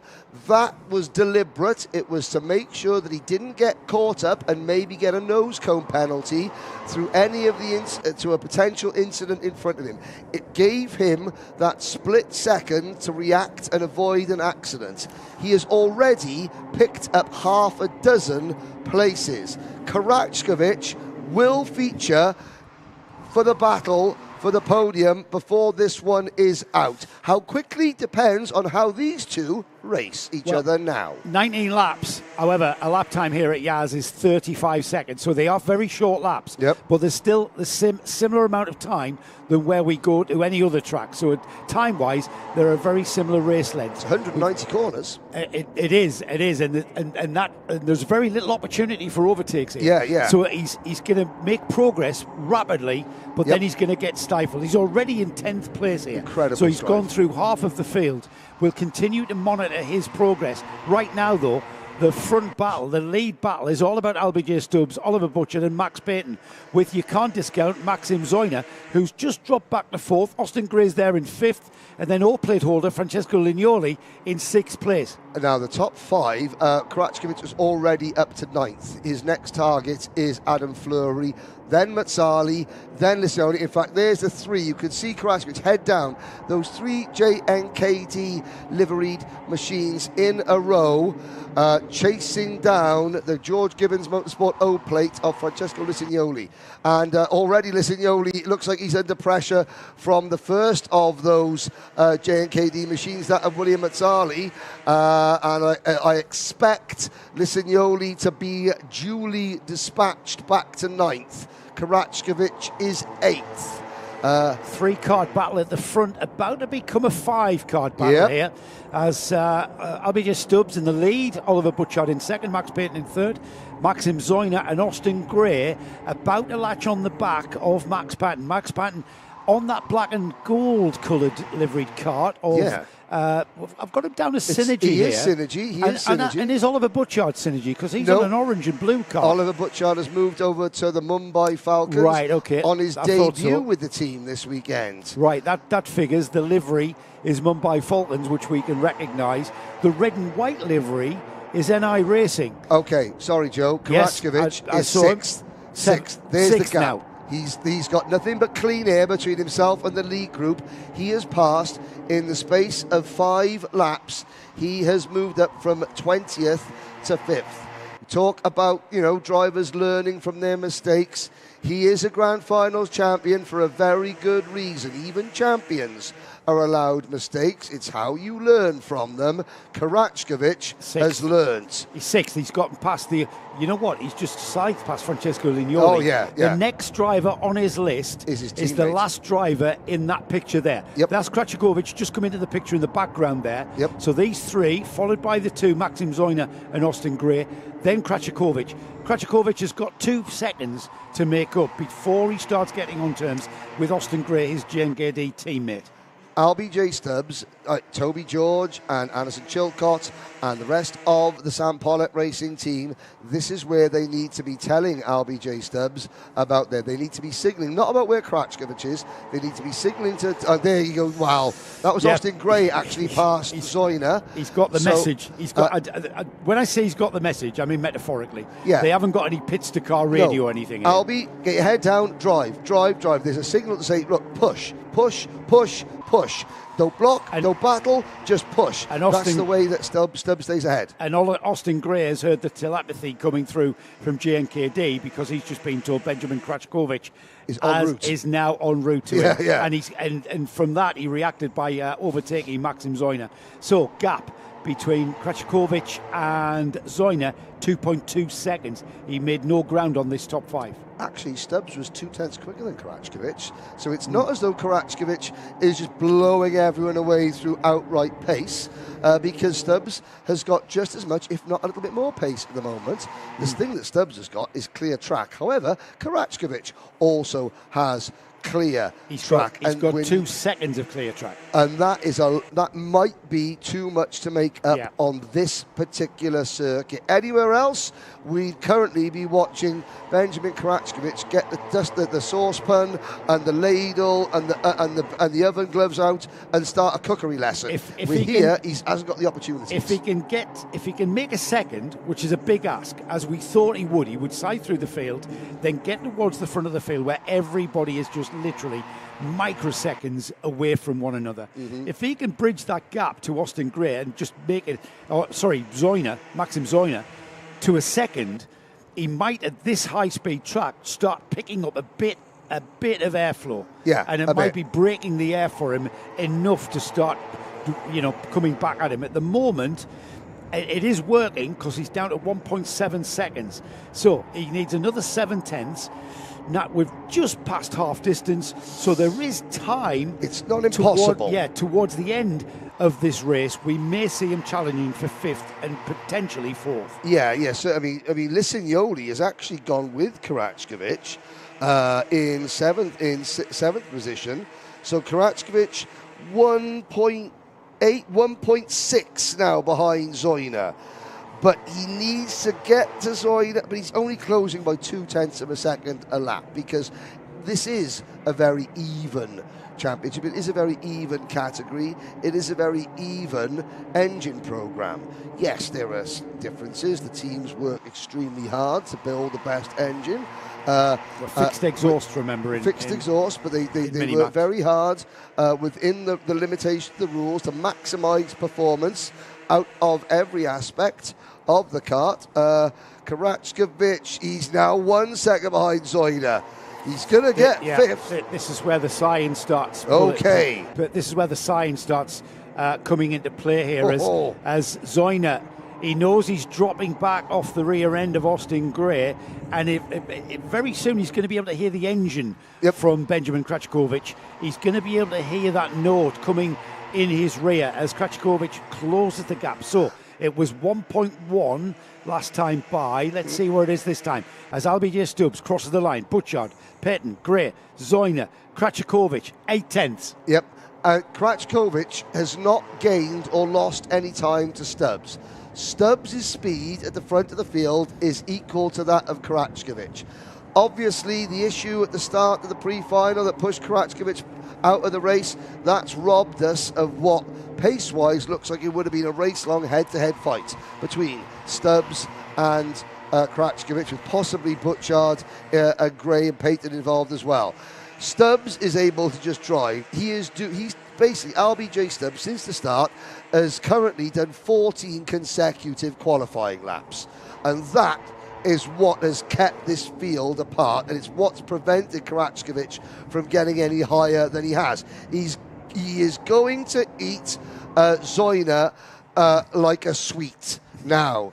He is literally Zoyner. This is Zoyner's first round, isn't it? It's his first round here, and he's about to meet the Grand Finals Micromax champion. Hello, Krachkovic. I think he's just overtaken him. Yep. I think he's just got him. Yep, like a knife through butter. As across the line has come LBJ Stubbs in the lead. We've got a change of third place as Austin Gray's gone ahead of Max Payton. Benjamin Krachkovic has gotten by Zoyner and now up into 5th. Now then, he's got... Is that 2.2 seconds to Max Payton? It's too much. Yeah, it is too much. It's too much. Well, we're going to have 3 more laps to go after this one's completed, and we're almost completing it. Look at how much of a gap. LBJ Stubbs has pulled out for Sam Pollitt Racing. Now, if these two drivers, Joe, start battling, Gray and Payton for third place, that might open the door to Karatskivic's, but that's Karatskivic's only choice, only chance now. However, it has been a monster of a drive. And it's like Aladdin. You know, your wish is my command, Mr. Commentator. We're starting to battle. Is it too late, however? We're on lap 17 out of 19. There goes Gray ahead of Max Payton, who is still looking for his first podium. Is that search going to come to an end? Or, you know, will the racing gods smile on Benjamin Karatskivic for the first time, really, since, the start of the old plates? Yeah. I mean, we don't need to go over that ground. I tell you, he'll not thank us for that. It's going to be the one lap to go board next time by for that driver there on the pink and blue and white cart of Sam Pollitt Racing, LBJ Stubbs. Second place, Oliver Butchard. The battle for third is not over in any way, shape or form as Austin Gray continues to circulate ahead of Max Payton. JNKD and Synergy are the teams that are involved. And with one more lap of racing remaining, that's the third step of the podium. That's the last opportunity to get to speak to Henry Baudet in an interview post-race. He is the leader. The leader goes through the hairpin, followed by Butchard, and there's the move. The move from Payton was down the inside, and he's made it happen, Henry. Can he hold on? He looks over his shoulder. Here comes Austin Gray back towards him. Well, Payton has got to try and hold on. He's a big task because it's impossible to defend. It looks like Gracer, but LBJ Stubbs, championship lead consolidated. Has he overturned the championship lead? That's what I was going to say. He hasn't consolidated. No, he might have taken it. He might have taken it today. My maths is not that good to work that out. Plus, provisionally clinched it. LBJ Stubbs takes the win in what I can only describe with a 1.8 seconds gap. Majestic. Is a dominant. Yes. Take your phone, Henry. I can take my phone. I'm going to go and speak to Stubbs, to Butchard, and to Austin Gray. Yeah, and three different teams there on the podium. Sam Pollitt Racing, Synergy, and JNKD. Just shows the strength of field here in the UAE RMC. It is indeed a very, very competitive series. Let's have a look at the result then, as we've got LBJ Stubbs, Oliver Butchard and Austin Gray on the podium. Max Payton, a fighting fourth position, unfortunately for him, not quite enough. Look at that drive though, 20th place grid start for Benjamin Karatskivich. He came through and consolidated the fifth place points there to make that a damage limitation exercise. Maxim Zoyner is a welcome addition with NI Racing, a welcome addition to this championship. All-plate holder Francesco Lignoli was 7th, Adam Fleury was in 8th, William Mazzali was 9th, Mikhail Mitrokin in 10th, 11th was Louis Bataille with Ahmed Faisal Al-Mayed. Kurt Ivanov 13th, Mubarak Mohammed 14th, and then we have Zurhai Turkey, Mikhail Tervoklubov, Luwashi Mathebula and Gleb Ubakov, with Aaron Asan and Viven Chauhan rounding off the 20-kart Minimax field. As we wait for Henry to gather up those drivers have just pulled into the pit lane, so it'll be a few minutes away from that happening. Hello to Zajaninoka. These tags on YouTube are very, very strange to read out because they're more than one name conjoined, I think. Supporter of Austin Gray there, we'll be happy with that. Saj, I'm going to call you. I'm going to shorten your name to Saj. Supporter of Austin Gray, who got third on the podium. Hello to Evelyn Francisco, who was, of course, Francesco Lignoli, who finished in 7th place there. Let's head down to Henry, are we? Let's head down to Henry Baudet. Well, thank you. And through the seamless shift from one part of the broadcast to the other with no prompts at all required, Austin Gray you've just echoed my thoughts. It is boiling out here. Yeah, that was a tough race because it was intense from start to finish. Not necessarily with all the passing, but just 19 qualifying laps, wasn't it? Yeah, it was really hard out there. We didn't have a good start because the second place was sleeping at the start. I don't know what he was doing. 6 kart legs behind where he should have been, so yeah. Well, I mean, it's Maxim's first race in the championship. He can be forgiven for missing one start. Talk about your battle with Max then at the end. That last lap, it was a podium or bust, wasn't it? Yeah, it wasn't. Yeah, you know, I knew I would get third at that point. I knew I would. Like, I don't know why he kept going in on me in like the laps where we could have catched this guy, but yeah. This guy is looking at you smiling. You got your third in the championship. That's another podium, and you finished in front of Ben. Oh yeah, I'm happy about that. Finishing in front of Ben is the only thing I want to achieve this weekend. Okay, who do you want to thank? Everyone, you know. Everyone. Okay, thank you very much, Austin. Come on then, Oliver. Well, new team, new hat, another second place finish. Coming this way a little bit. That was a tough chase, but Albie had just that little bit too much for you, didn't he? Yeah, it's pretty hard. Ice. I could keep up with him first few laps, but it was pretty hard. It was really, really hot, boiling inside the cart. I couldn't really catch him. I don't think I had the most pace, but I did what I did, and I got second. Second. That's your first race for the new team? Yep. Second race. Second race. How are things going with the new team? Do you feel at home yet?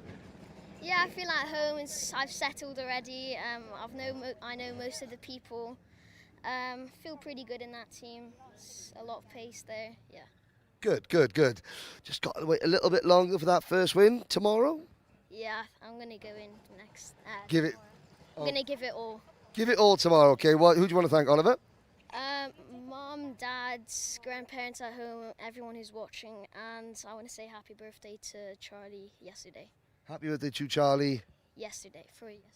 Who's Charlie? Charlie Page. Charlie Page, yes. We wanted to say a big hello to Charlie, who's not racing here today. I hope his family. But there is another part of Charlie Page here. Thank you very much, Oliver, because our race winner, Albie J. Stubbs, is wearing Charlie's race suit, which is a really nice touch. Albie, yesterday, when you were waiting to get a snack, I asked you, I said, what are you thinking about? And you went, I don't think, I just do. Was that race a case of just doing instinct, not thinking about what was going on, just corner? Just when I got in front, because this track isn't too much about the driver, you just have to get every apex right, every lap, and I managed to do that and pull away. Yeah, were the team telling you about Benjamin coming, and did that make you sort of just focus harder to not get involved in a battle? Not really, because it's hard to say when somebody's coming. I just kept my cool, looked forward, and kept on with the race. Now you got the lead at the start. You weren't challenged. Was that one of the easier races that you've done this year, or because it's so intense, is it one of the harder ones? I don't know. It wasn't the easiest as the pre-final, but it wasn't the hardest either. No problems. Now, we're wearing Charlie's race suit. We think we might have just taken the points lead, possibly, or we're very, very close. Yeah, I hope I get back into the lead of the championship, but if not, we'll just have to go for tomorrow. Go tomorrow. Anyone you'd like to thank or say hi to? I'd like to say happy birthday to Charlie for yesterday. Happy birthday to his sister for today. I'd like to thank Anderson, my driver coach, Toby, my mechanic, my family, and that's it. Okay, there we go. Happy birthday, Charlie, and Charlie's sister from most of the top three. Indeed. Well done, LBJ Stubbs. Thank you. There we go. A surprising, a really mature, thoughtful podium there from Minimax. I wonder what happens then when they move to juniors. They're so nice at that age. They're like little professional racing drivers, aren't they? You know, it's as if they've had media training. I want to say hello to Dan Hannum, who wants to say great drive from Bouchard, who's Oliver their second on his team debut with the Mumbai Falcons team, who is driver coaches, bonus surely. Well, yeah, Mumbai Falcons should be giving, of course, Dan has got a vested interest, our co-commentator Harry Hannum, our expert driver in the booth. If he hasn't got a career as a driver or a coach, in fact, Dan, you might want to steer him towards motorsport commentary. Doesn't pay as well, of course. Or at all, if he's doing it for us. Doesn't pay at all. Yes, yeah, that's true. Yeah, we did offer him a bottle of water, though. Did you? Yeah, oh yeah. He had one of your biscuits as well. They're expensive. He said no to the biscuits, but took the water. Oh, racing driver. Athlete. Like Alex Brundle. And, not sure if we're going to have time now, but we do want to go and see Dan's workshop in Dubai. But I'm not sure we're going to have time next time we're here because it's a one-stop shop, isn't it? We land, we do the rest, we go. I'm there for a week afterwards. Hello to Sem Canopes, go on. It's his dad out there, Moritz, out in the next race there. As you can see, they're all lining up in the collecting area. Sem, of course, no slouch in a DD2 himself. Last saw him out at the... Well, you didn't, Henry. You were too busy flaunting yourself in Macau. But Sem was out in the O-plate. Oh, yes. Did really well. Farewell to the DD2 class. Now a Works Birrell ART driver who was very, very quick on his debut. Couple of crashes, Sam, couple of crashes, and we're not really getting to grips with the starts yet, are we, says Morris. But pace-wise, right up there with... What class? KZ. Oh, KZ. Yes, yeah. Matching lap times with Whereabouts? world champion WSK and all the FIA really? events. So right. So that's Sam a is pretty high level for Sam. He's a factory kart driver. Fabulous. Which is, it's the holy grail of karting. That is living the dream. Don't pay for it. You don't have to pay for it. yeah, living the dream. Or rather, Morris doesn't have to pay for it. Yes, of course. But the reigning Grand Finals champion, and a factory Birrell ART driver who was matching the likes of Christian Batuka, Pedro Hiltbrand for lap by lap once he'd figured out the starts. So he's going to do great things. I want to take you back to that Minimax podium. What a lovely set of interviews. They were great. I mean, do these kids get media training? Because I think they're comfortable with you, Henry. Bizarrely, because they've known you for a long time. Yeah. They've known you since they were smaller kids. And I'm the same mental age as them. But that's why you relate. Say media training. No, I try. I bounce around the paddock like an idiot. It's an extension of myself. In life, I'm generally a bit of an idiot, as you know.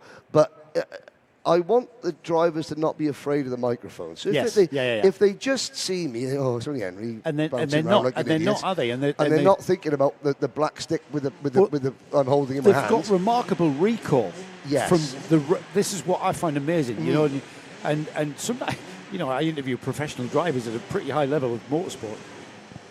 And those kids can teach them a lesson or two. Sharp. We have got the DD2s being released then out onto the track here. And the grid looks like this. Tyler Harris. Who's going to beat Tyler Harris, or indeed who's going to beat Mark Bassier? They are the front two Mumbai Falcons karts.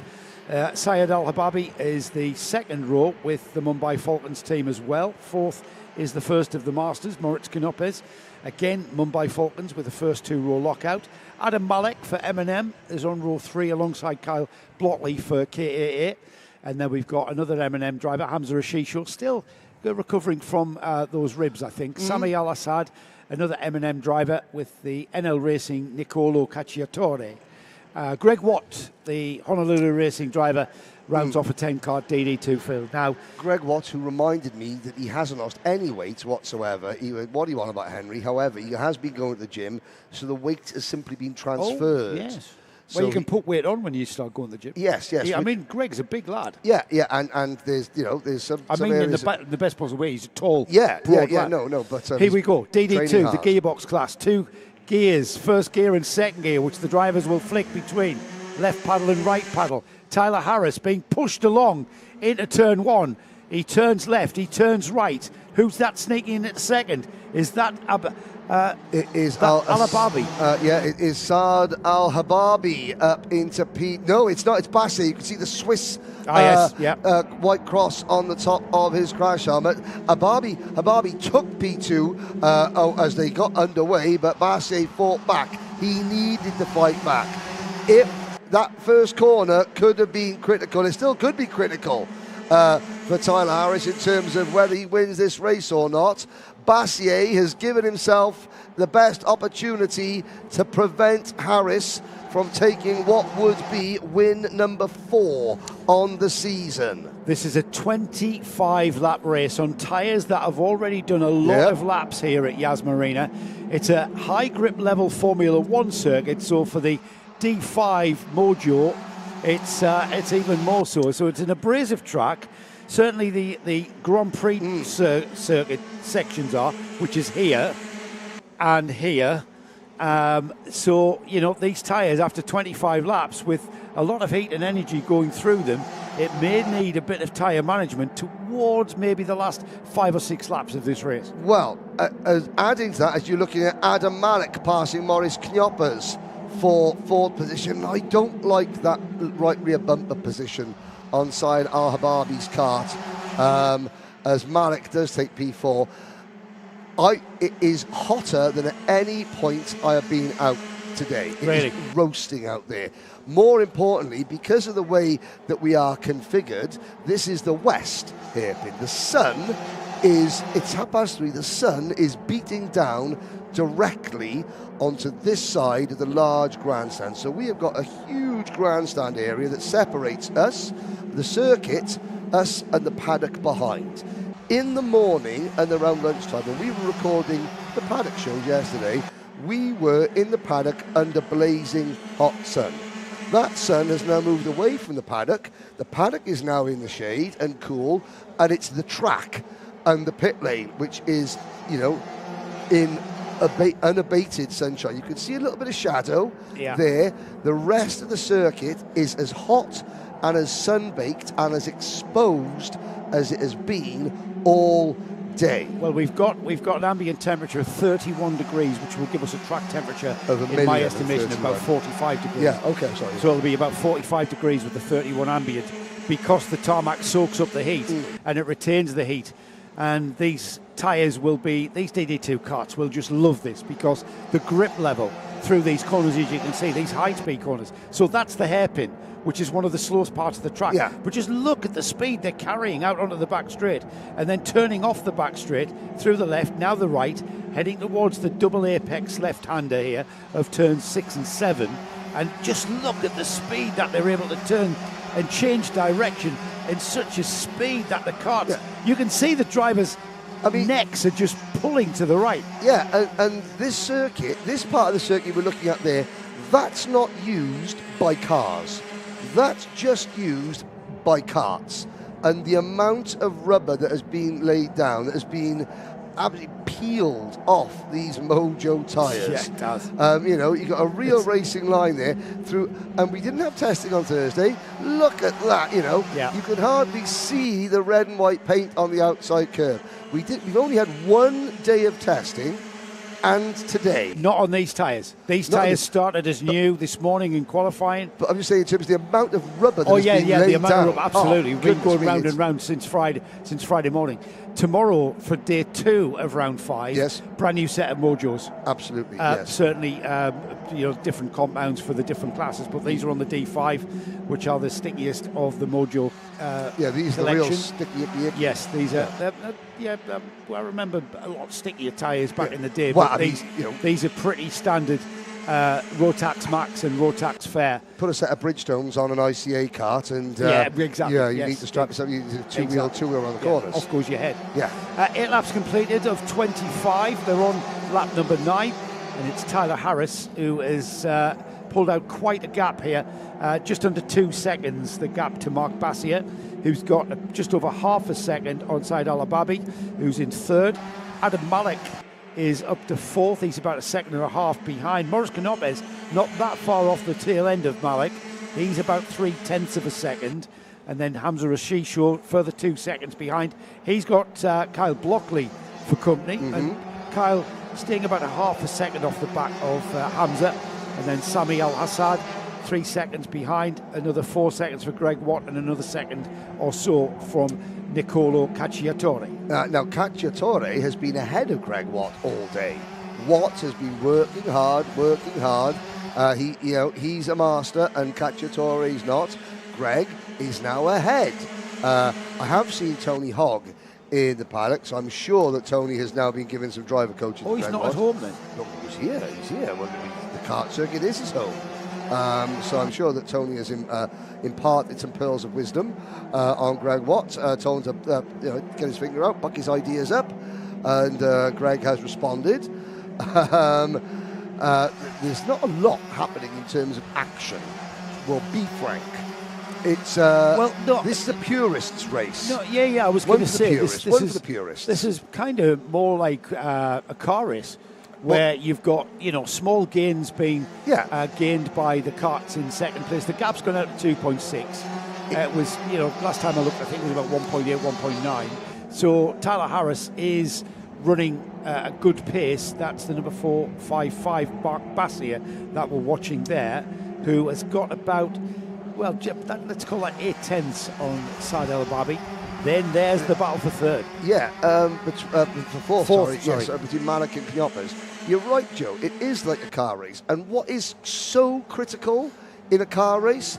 Not making mistakes. Yeah. You cannot afford to make mistakes in a car race because the consequences are that much more drastic. Same here. One error, one mistake, and that's it. You will not be able to make up the time that you lose by making a mistake. The high-speed nature of the track here at Yas, it costs you chunks of time.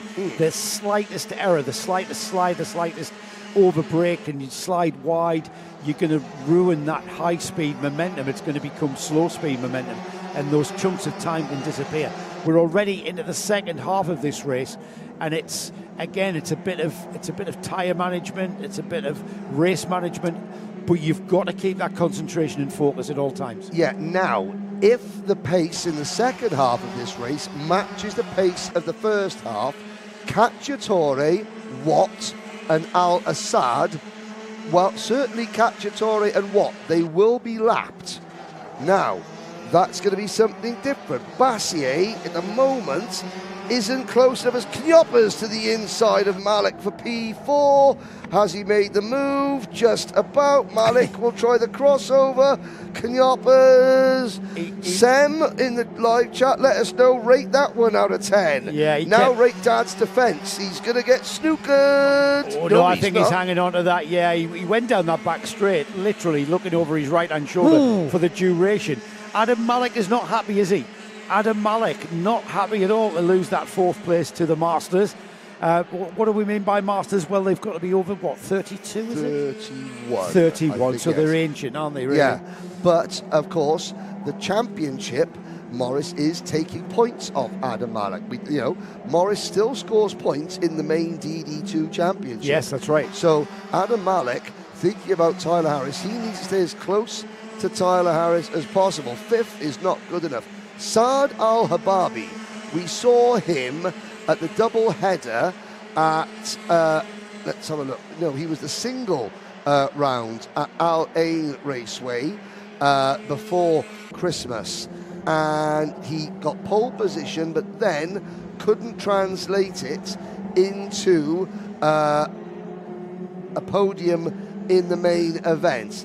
He's third, and he's comfortably in third. Could this be the moment for Saad Al-Hababi? Well, it's his second weekend in a DD2. It's the start of the second half of the championship. So the second half of the championship, he can, and with this small grid, he can come back through and get himself into contention for a top three finish. Well, do you know what he could get himself in contention for? As Lane Australia explained during the fantastic paddock show during the lunch break, the Abu Dhabi Sports Council Trophy. Absolutely, yes. That is a little add-on to go for, isn't it? Yeah, so, new to the class. Yeah, if he stays with it, it's the top.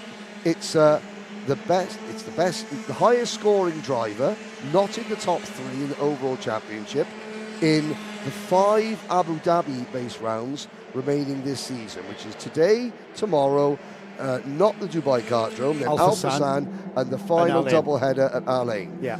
Now, Cacciatore and Watt, they are about 5 to 6 seconds away from being lapped. Luckily, Harris has a 3.5 second buffer. He's got a 3.6 second buffer at the moment. So at the moment, the number 424 is Cacciatore, he's already got a 5 second tramline infringement. So he's off the back of the field at the moment. So that's put him even further back off the field, further 5 seconds off the back of the field. Marc Bassier, he's lapping last time by 33.007, just off as Tyler Harris comes through, 32.721. Harris still the fastest kart on the track at the moment and extending that lead to 3.8 seconds. So he's not just coaxing it to the end, he is continuing, because it's all about rhythm, isn't it? It's all about pushing that rhythm. And if you start backing off, and I would expect, and was Marc Bassier in the paddock show today, Nick? Did you notice? But Marc Bassier is tomorrow. Tomorrow. And Mark will tell you that, getting to grips with the two ratios, the left-hand paddle is for first gear, the right-hand paddle is for second, and the driver's just flipping between first and second gears. Getting into that rhythm is where we see Tyler Harris. He's got a huge lead of 3.9 seconds. However, he's not going to slow down. He's not going to get out of that rhythm of driving around Yas Marina. He's going to continue that. And he is continuing that with a 32.957. Again, fastest lap. However, Maurice Canopes, 32.968, is not quite as quick as Tyler Harris, but it's a personal best that time by. Well, this is something that's going to please Maurice, who is in the Masters class. I can't disclose his age, but it doesn't begin... He's over 31. It doesn't begin with the number 4, I don't believe. Only just. Sam can correct me if I'm wrong, but when you're doing your personal best lap on lap 23 or 22 in these conditions, and you're a master, then at least hey, physically, I'm in the right place. Now they're coming up to I think Tyler Harris has already lapped Niccolò Cacciatore and hasn't lost any time. Gap is 4 seconds. The gap was 3.9 or 3.898 or something. It's 3.963. So he is pulling a tenth of a second each lap by as Tyler Harris. Yeah, here's Cacciatore. Cacciatore is going to keep out of the way is Niccolò, as we are heading towards the last lap board for our leader Tyler Harris. It'll be 24 laps completed, one more lap to go. There's Greg Watt for Honolulu Racing, as we have Greg come through. But this final lap, Henry, is all about this young man here. Mumbai Falcon, Tyler Harris, is back on form. He was carrying an injury, did you say? That he was a hand injury caused playing basketball in school. Yeah. Yes. So there's Greg Watt looks over his shoulder, and that's going to be Greg out of the way. Well done. Now we look for Tyler Harris, who will be heading towards the checkered flag as he comes through. Checkered flag for Tyler Harris there. This is the second place kart of Marc Bassier, who crosses the line. Saad Al-Kababi was third. First of the heavyweights? The Masters. First of the Masters, Moritz I'm the Canopes. first of the heavyweights. Adam, don't forget your phone. Adam Mallet was fifth. Hamza Rashisho sixth. We'll have a look at the official finishing order in a moment there when they come through. But it's all about the number 484. The number 484, Tyler Harris, takes the win. Marc Bassier in second place. Saad Al-Hababi was third. Fourth place was Moritz Canopes. Adam Malek was fifth. Hamza Rashisho through to sixth. In seventh was Kyle Blockley. Sami Al-Assad was eighth. Greg Watt was ninth. And Niccolò Cacciatore was 10th. It'll be Tyler Harris, Marc Bassier and Saad Al-Hababi who get to speak to Henry, as well as our Masters winner, Moritz Canopes. Henry heading down to Parc Fermé now. And it was quite a sort of textbook show from Tyler Harris, who's back on form. Mark Bassier still his first season of DD2 racing, and still finding his feet by his own admission, where you will see in tomorrow's paddock show, which will come up in the lunch break tomorrow, that we'll see that, and when the description and the insight that Mark's able to give us, these are not easy cars. No Rotax Max car is easy to drive, but they just add that complication of two ratios, two gear ratios, and it just adds a complexity to how to maximise and optimise your lap. But it also adds a complexity when you get so far ahead we can't find you because there's 3 other Mumbai Falcons carts. So I apologise to Tyler, we didn't get you over the line because you were too far ahead and there were too many of your teammates who looked the same. We did get a Mumbai Falcon. We got one Mumbai Falcon, so we just pretend it was the right one. Yeah, well, hard to do that. Even things always live coverage. Things always go slightly awry. Yes, we are live. Don't forget to check out our Karting Live TV Instagram pages as well as our Facebook. Keep up to date with what's coming.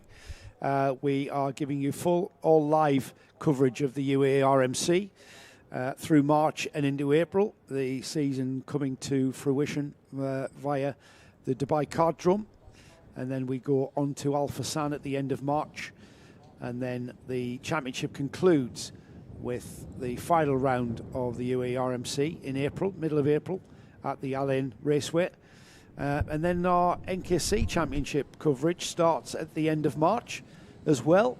So keep up to date via our Instagram and our Facebook pages. You'll find us, Karting Live TV, in both instances, if you like. And you'll see. Subscribe, like. Subscribe, please. Tell your friends. Yes. If you're not subscribed to any of our channels or the UAE RMC YouTube, please do all those things. It does help, actually. A few likes. Well, it helps. It helps prove to sponsors and people that it is worthwhile, and we are reaching out to you, the fan base and the viewers, and it justifies us being in. We can bring you all this coverage. And now down to Henry.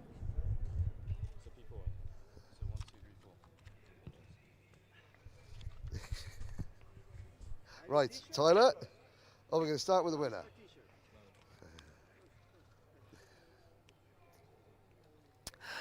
Well, we'll do it slightly differently in DD2, mainly because third place and second place are still sort of gathering their thoughts after an intense 25-lap final.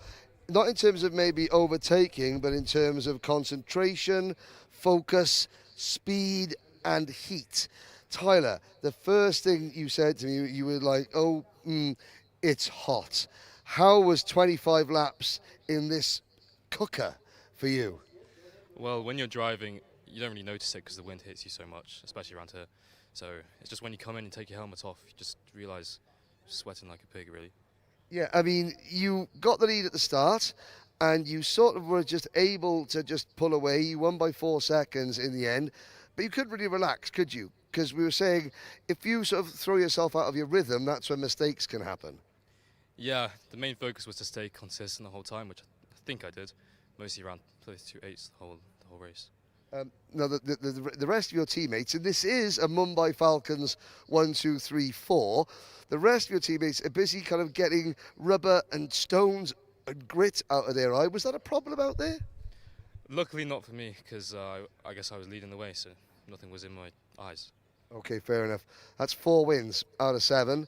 Championship lead is, is still there, but you can't let up, can you? Not quite. The championship lead is strong, but at the end of the day, we still need to finish all the races quite strongly. Still need to finish all the races. Anyone you'd like to thank? Yeah, definitely would like to thank the team. We made it 1, 2, 3, 4 for the pigeons today. So 4 pigeons. 4 pigeons. Not 4 candles, 4 pigeons. Morris might get that joke. Joe definitely will. I think I'm too young for that. Yeah. You got 6, 7 earlier on. That tells you what generation you're in. Anyway, there we are. Who would you like to thank? Carry on. Yeah, as I was saying, definitely would like to thank the team, especially my dad as well, for mechanicking and doing everything he does. And my mum, who might be watching. I'm not sure. She is watching. Hi, Mum. Say hi. Hi. There we go. Thank you very much. Well done, Tyler Harris. Thank you very much. We'll bring Mark Bassier in. Mark, the most important move you made in that race was turn 1, turn 2, getting past Saad. Tell us a little bit about that, and then what it was like just trying to chase Tyler down. No, at the start I had to definitely get past Saad, because if not I wouldn't even be close to him. And then something got in my eye, and that kind of ruined my race in general. But this is becoming a regular occurrence, you and I meeting on the podium. That must be a positive for you. Yeah, definitely. Excellent, excellent. Well then, who would you like to thank? I'd like to thank my parents, my mom and my dad for everything they do, and especially my team and team manager Anjum. Team manager Anjum, thank you very much. Well done, Mark Bassier. The third of our 4 pigeons, including a new pigeon. Well done, Saad Al-Hababi. This is your first, well done, come and stand in here. Your first podium as a DD2 driver. Congratulations. Second race as a DD2 driver, and I think I did good. Yeah, I mean, you were at the start. You managed to get second going into P1, held off the reigning Rotax Grand Finals Masters champion. Yeah, it was hard. It was hard, but our pace didn't help because Tyler was a bit too fast. A bit too fast, but considering, look at how fast you were when you made your debut at Al Ain to now. Where have you improved? I think it's the same. You think it's the same? There we go. Pigeon number 3. We'll learn. And now Daddy Pigeon, the head of the Mumbai Park. Morris, another DD2 win. This time you were able to get past Adam Malik to make it a 1, 2, 3, 4 overall. Yes, that was good. But I'm not happy because obviously winning is great. Kyle's also really fast, keeping us on our toes. But the gap to number 1, 2, and 3 is not that huge, So hopefully tomorrow we can find. I know where I can find some pace, but just doing it is something different, yeah. Were you aware that you set your fastest lap of the race on lap 21 and 22 out of 25? And does that make you feel a little bit better about yourself, considering that we are a Masters? That's good to hear because Xen and Luca told me what to change. I changed that when I had a small gap to Adam, and clearly it worked. So let's do that the whole day tomorrow. Okay, thank you very much. Now, Morris is the reigning Rotax Max Challenge Grand Finals Masters champion. This year, this week, Daryl Smith from Rotax was inducted into the Karting Australia Hall of Fame. Now, there were 2 inductees. One of them was multiple V8 supercar champion Mark Winterbottom, who did a voiceover in the film Cars 2. He actually had a role in a Disney Pixar film. The other one was Daryl Smith. Now, some people, call me the heart and soul of the Rotax Grand Finals, and that's their opinion. I'm just me. But the heart and soul of Rotax is Daryl Smith. Now, he was a driver. I never saw him race because he's very, very, very, very, very old. However, he has done 2 things right. He has found a job and a sport that he loves, and he's found the love of a much, much, much younger woman. Hello, Jen. How are you? Much more younger and attractive woman. Hi, Jen. Daryl is the heart of the brand that we wear. Rotax would not be the same without, you couldn't imagine Rotax without Daryl Smith, could you? No, mate. In 2008, when I finished 3rd in the World Finals, I was there a few weeks in advance with Daryl Smith on track, and we were pushing each other to get to the maximum. And at that moment, he was already a grandfather in 2008. Can you imagine? He beat Fred Flintstone for his first karting championship, but Daryl helps everybody. He's the first up, he's the last to bed. No problem too big, no issue too small. All he wants is for people to have a smile on their face. Congratulations, the most worthy inductee of Karting Australia's Hall of Fame, Mr. Rotax, the heart of Rotax, Daryl Smith. Back to you, Joe. Thank you, Henry. Great insight there into our DD2 final there with the podium sitters. We'll see them at our trophy presentation. Right now, we've got our junior Rotax finalist out with Aaron Qureshi on the pole position, Louis Radcliffe in 2nd, Via Chopra in 3rd, Mitanj Jain in 4th, Aaron Mason, Giuseppe Montanari, Derek Rivera, Pierre Abu Diwan, Gabriele Baraccordi Rehaba, Faris Haroun, Abdul Razak Al Qureshi, Savile Kojai is next with Leo Erner. Floris Schenkenberg, Johansen Seniaki, Jaden Hidding, Sam Turner, Aaron Ortak, Harry Radcliffe, Harrison Stevens, Vladimir Gusho. Joe Murad is next with Lev Tolsik. Paul Schutzman starts his first final as a junior Rotax driver. Saif Al-Obadi, Arthur Sethi, Antonio Husari, Kabir Kidwai, Rafaeli Zagati, Murad Baramov, Damien Noor, Elf Yagmir Yeselte and Romy Sabali round off the grid.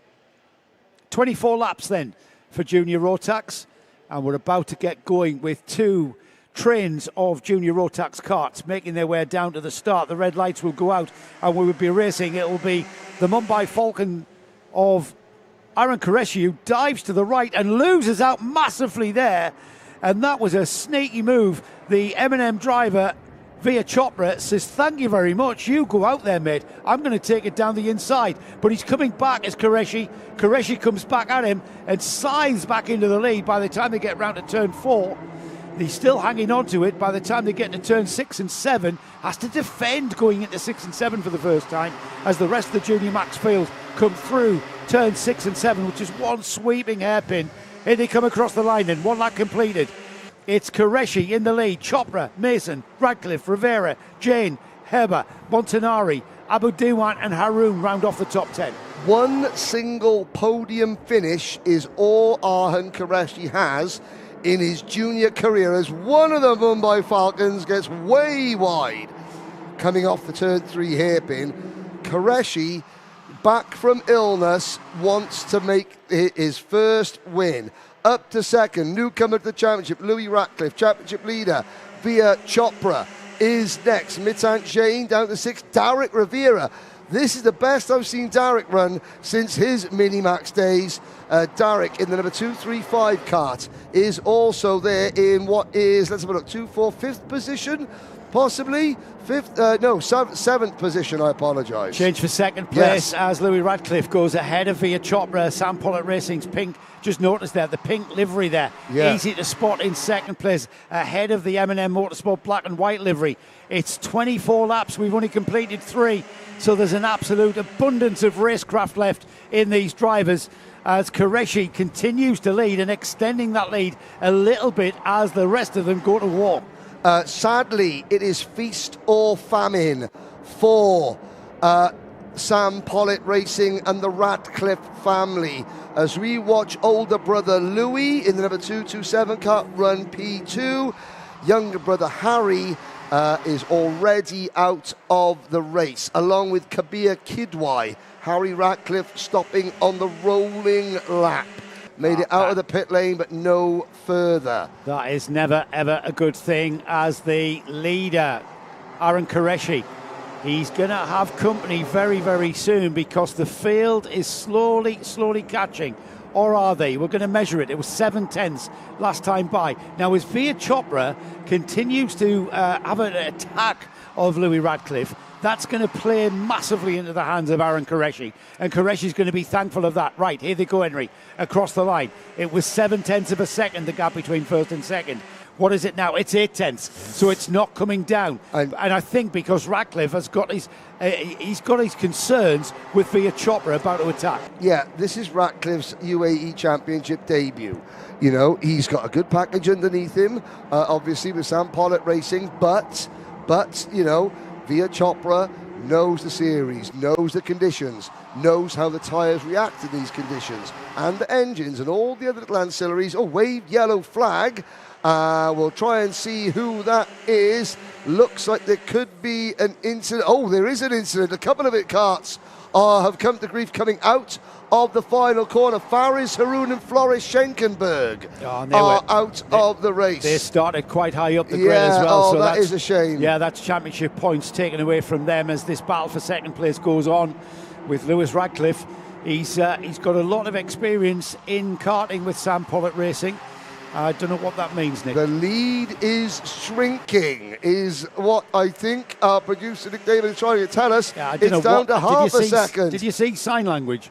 No clue what that meant. That's just... Joe, I thought that was something to do with the bottom. No. Joe, I mean, obviously from one racer to another, myself and Nick, we know how to go quickly in karts. We understand the sign language. There is a wave yellow, and I have a feeling that Arhan Qureshi may have eased off a little bit more than Louis Radcliffe. Not by 2.6 seconds. No, not by 2.6, by 0.6 of a second. It is 0.6 of a second now between Qureshi and Radcliffe. The yellow flags are in. So obviously Radcliffe. Oh no, the cart is. There is still a cart on the outside of. Is that causing a yellow flag though? Because we've seen it now, so the yellow flag should come in, I suppose. Yeah, and I can't. I mean, obviously there's there's depth perception which I don't have there, so that could be because the size of this facility. Yeah, I think so. That could be half a mile off the racetrack, and it is actually. It's well out of the way. Fastest lap of the race from Arhan Qureshi last time by. They're on lap 9 now, and Qureshi has responded. Gap's gone from a half a second to 0.8 of a second. Beginning to expand, aren't they? The gaps between first, second and third and fourth. Louis Radcliffe 0.8 to Arhan Qureshi, and he's got 3/10 to Via Chopra, who's got half a second to Minimax Jane. So they're beginning to space out. We've only got 10 laps completed next time by, so there's still 14 laps of racing. Now, I want to point out the driver behind Minimax Jane, Aaron Mason, the number 264 George Gibbons Motorsport kart. Speaking to Aaron and his mechanic, Jonathan Paley, yesterday, they felt they were in good shape for another podium, especially in the longer races. Really good was Aaron, almost on the podium back just before Christmas, went off the boil at the Dubai Kartdrome, felt that they're back in the rhythm, in the zone here, and they said, podium, very much possible, we're on for it. Now, there is a look further back at the pack there. Here is second, Radcliffe, third, Chopra, fourth, and now with the short driver with the black crash helmet, just behind Minimax Jane, that is Aaron Mason. And he has got Ray Haber, another very impressive performance from the number 214 kart, Ray Haber for XL Motorsport. XL having a quiet year, it has to be said. I'll say it, I'll put my head above the parapet. Senior champions last year with Omar Ganoum. Yes, they've got contenders in Micromax, but they're having a year where just sometimes you get the drivers in all the sort of the sub-senior categories, the micro mini, they're not the senior drivers in that category, if you know what I mean. They are the younger drivers of their age group, and therefore they may be coming back. Yeah, they may be going to fill Ganoum's shoes next year or the year after. But this year it's a bit of a fallow season. They're going to be where Ganoum was maybe next season or the season after. We've got Louis Radcliffe, who's doing all he can. The Sam Pollard driver not gaining any ground at all, and he's losing more ground to Arhan Qureshi, who's really come on. He's just lit up here at Yas Marina. We've got all of this to do tomorrow, remember, as well. And there's no reason, because the conditions are going to be exactly the same. It's going to be 31 degree ambient. The sun is going to shine. The track's going to be in even more better rubber condition than what we have. So there's no reason. Get even more of a tan. And we're going to get even more of a tan, I know, isn't it? Shame. I'm sorry, everybody in Europe. Yeah. It is. We are sweating here. It is very, very hot. Terrible. I mean, you mentioned Aaron Mason there for GGM. He's got a big ask if he is going to get on the podium, because he's got to catch and pass Minimax Jane. Leaders caught traffic, and that traffic was turning in on the leader. No, he wasn't. That was again the perspective from the camera. I think we saw the leader Qureshi getting by. Now we've got second, third, and fourth coming up on the traffic. Ooh. We get by them readily. Coming out of the corner into turn one, the novice cross being shown there. But it's cost Louis Radcliffe second place. It has cost Louis Radcliffe into P2. That's all about momentum. Yep. That momentum was stifled down the main straight. Now Chopra says, let's go and catch the leader. Yep. As the back marker is being contended by everybody from fourth place down over. These two now, and look at that, Chopra already pulling away from Radcliffe, and that just shows how much he was stifled in trying to catch and pass Radcliffe. Now that he's ahead of him, he's able to pull away. And the person that lost out through that back marker, there's another back marker. Getting out of the way was Ray Haber, who was now dropped off the back. This was a 5-cart train chasing the race leader. Haber now makes it past. In fact, Haber has dropped back. I think Haber's in trouble. Haber's out of the race because Pierre Aboudiwan is now P6, Montanari 7, Baracordi 8, Senaniake 8. There's a green flag waving, which means the previous marshal post, there's a yellow flag waving. Not sure what it's for. This is lap 17 out of 24. Chopra 1 second behind Qureshi. Make that Radcliffe now 1 second behind Side Qureshi. by side down the back straight because Radcliffe was pushed wide. He had nowhere to go. He has to slot back in behind him. Let's have a look at the carshop.me. So Radcliffe went down the inside, ends up on the outside. Chopra just goes all the way out to the side of the track there, and Radcliffe had to get out of the way. He has to slot back in, and now he has it all to do again. But by doing it all again, he's now got Mitanj Jain right on his rear bumper, so it might not be as clear-cut as he did the next time because Jain is in a position to challenge. It's going to be a drag race down the back straight towards turns 4 and 5, and whether Jain can challenge... No, he can't, because it's so fast into there. It's very, very hard to gain any ground or indeed lose any ground if you're flat out as these drivers are. Aaron Mason still sits and watches things unfold. We have lapped. Who did we lap? We lapped Romy Sabali. We lapped Elif Yasalti. We lapped Ray Haber is out of the race. We've got 26 drivers now left running. And we've got we've got tramline penalties incoming. That's for the leader. The leader's got a 3-second penalty. Qureshi, he's got a 1.5 second lead. Everything. He's been given a tramline infringement. The number 260, who is out of contention for the podium, so he's way down. That's Severi Kojai. And the number 231, that's another tramline.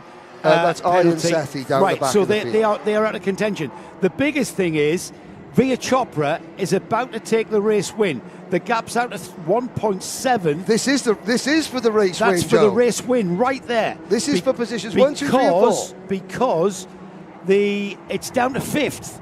3 seconds is going to take Qureshi down to 5th place here. So that's effectively for the lead. Well, Via Chopra, Louis Radcliffe, Mitanj Jain and Aaron Mason, 1st, 2nd, 3rd and 4th in effect. But only by 0.8 of a second. The more these 4 battle, the further away Iron Qureshi gets. Qureshi has got to finish 3 seconds in front of the 4 battles. Iron, get your head down and drive like you've never driven before. And Radcliffe ahead of Chopra here. It's going to cost them time. Mason's past Jain. Yeah, they're going to cost them time. Qureshi's about to come across the line. Let's see what the gap is. Qureshi across the line. The gap is... Come on, 3.2. Qureshi back in the lead. Qureshi is back in the lead by 0.3 of a second. And if this lot here continue doing this, they've handed the lead back to Qureshi, who's got the 3-second penalty. If they're completely unaware, of course. Yep. Radcliffe has broken away. Radcliffe has got to gain 0.3 of a second to win the Qureshi race. To win the race. And they're on the penultimate lap. And this is for the final podium position. This is for, or could it be 2nd and 3rd and 4th? Could it be 3rd, 4th and 5th? Mason, to make sure a podium, needs to get past Gap's 3.3. Gap's 3.3. Radcliffe's dropped even further. Qureshi has overcome that 3-second penalty. They're on the final lap. They're costing themselves time. 3 wide. Qureshi has gone. There's been contact there. That is high, wide and handsome out of the way for Aaron Mason. Radcliffe last time by 33.372 to 33.359. There is nothing in it as the leader comes out of the final turn and crosses the line to the checkered flag. What is the gap at the line? The gap is 3.288. He's took the win. By 0.2. Brilliant. Aaron Qureshi was given a 3-second penalty for a tramline infringement at the start. At the point that he was given the penalty, he was out of the lead. He only had a 2-second gap. Then behind, they started a squabble. Yep. Louis Radcliffe Mitanj Jain, Via Chopra, Aaron Mason, they squabbled over that second place and handed the win back to Qureshi. Do you know what? Ian Qureshi is beside himself celebrating because he thinks he's won by 3.5 seconds. I can't wait to see his reaction when I tell him that he's only won it by 0.2 of a second. I'm going to go down there now. Well, that's going to be an interesting interview with those guys. I mean, everything has been put right, I suppose. We've got quite a few cards strewn there on the start-finish straight, haven't we? That looks like heavy damage. Here's the result, though. I can tell you, Aaron Qureshi from Mumbai Falcons has took the win. Louis Radcliffe, a very welcome addition to the UAE RMC. He came through in second. Mitanj Jain will struggle and gaining points on his championship protagonist, Via Chopra. He will be delighted with third place and a podium to boot. Via Chopra not so delighted in fourth. Aaron Mason in fifth. Pia Abu Diwan in sixth. In seventh place, we've got Giuseppe Montanari with Johansa Saniyaki in eighth. Ninth is Gabriele Baracordi, and rounding off the top 10 is Abdul Razak Al-Qureshi.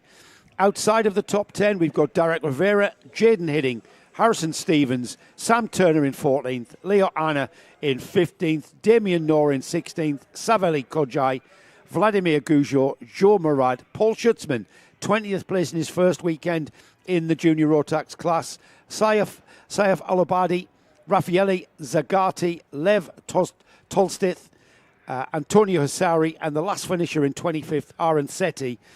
We lost Murad Baramov, Romi Sabali, Elif Yagama Yesate, Ray Harbour, Erend Otak, Faris Haroun, Floris Schenkenberg, Kabir Kedawi, and Harry Radcliffe, who did not make the start.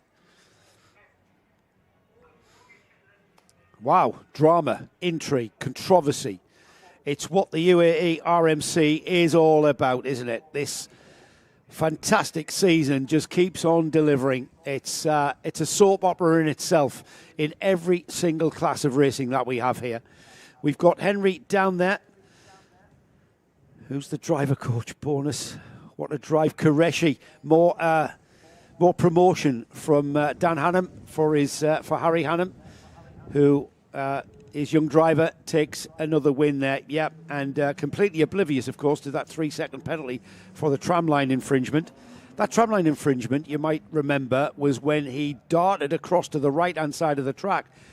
I've got to say, to his disadvantage, because that allowed Via Chopra to take the inside line into turn one. He lost the lead. He lost the lead at the start and then had to fight to get the lead back. And then he just kept on lapping. It was the drivers behind who started squabbling for second, third, fourth and fifth down, and then handed that lead back with him finishing 3.288 seconds ahead. So he won the race by 0.288 of a second. All counts. Absolutely. That's tremendous. Whoever's writing the scripts. Well, yeah. Whoever's writing the scripts. Tremendous stuff. Have we got Henry down there, Nick? Yep, let's head down to Henry Baudet, who has got our podium drivers. After all of that drama, intrigue and controversy, let's hear from the driver's point of view. Well, thank you. Number one, well done, Arhan Qureshi. First time winner, congratulations. Number two, how much do you think you won that race by? Honestly, after Veer overtook me, I think I barely won that by at least a second. I didn't think it was 3. You won it by 0.2 seconds because you had a 3-second tramline penalty. And in fact, it wasn't until those two and Via and Aaron started battling for second that you actually won that race. With 3 laps to go, you were 5th.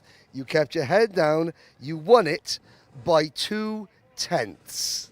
Oh my God, I didn't know I had a penalty, but wow. Honestly, huge shout out to those guys. Crazy work. Yeah, those guys were having a proper hack at the end of the race. So another pigeon win for the Mumbai Falcons. First of all, tell us how you're feeling. Obviously, there's a lot of emotions. I mean, I'm just so happy right now. I mean, like, coming onto the final lap, I saw, like, my team doing this, and I was like, Why? And then, right, like, I'm a bit slow coming to the finish line, right? I see the final lap board still. I'm like, no. I'm so happy. Yeah. Louis actually started the last lap within 1/10 of you. You were 3.1 seconds up, and you ended up winning by 3.2 seconds with a 3-second penalty. That's about a kart length. Yikes. It goes to show you should never give up. You should always push, push, push. Now we can move on. Yep. Yeah, I want to give a huge shout out to my team, Mumbai Falcons, my brother who has annoyed me all the way, Matanj, the Siege group, Gleb, Nathan, Connor. Yeah, just amazing. Amazing. Next time, this is what it goes to show. Now you know why your team were telling you to push. Yeah. There we go. A winner by 0.2 of a second, not 3.2. Arhan Qureshi, well done. Thank you. Now, Louis Radcliffe, you come in, and Mitanch, you come in as well, because it was a fantastic battle. For a long time, it was the two of you, it was Via, it was Aaron over second, and then suddenly, with about 4 laps to go, it was for the win. But you guys didn't know that, did you? We didn't know because the digiboard wasn't working. So we were just battling, thinking we were getting second place. Okay, so, but all things considered, Louis, first time in the UAE, first time in this championship, first time racing in a Formula 1 circuit, and you get a podium, and you can do it all again tomorrow. So it's not bad, is it? Yeah, it's not that bad. I'm pretty happy and I like the track, but I just really thought that I had to battle for second place with my friend over here because I never knew that I was going to get first place. Well, hey, second is second, and you've got something to build on tomorrow. So well done, Sam Pollock Racing, a podium. Speaking of Louis' friend, Mitanch, come in. As you came over to Louis, you went, that was a hack, yes? Yeah. Yep, I did. It was a hack, though, that between you and a title rival, Via Chopra. Tell us how it race went for you.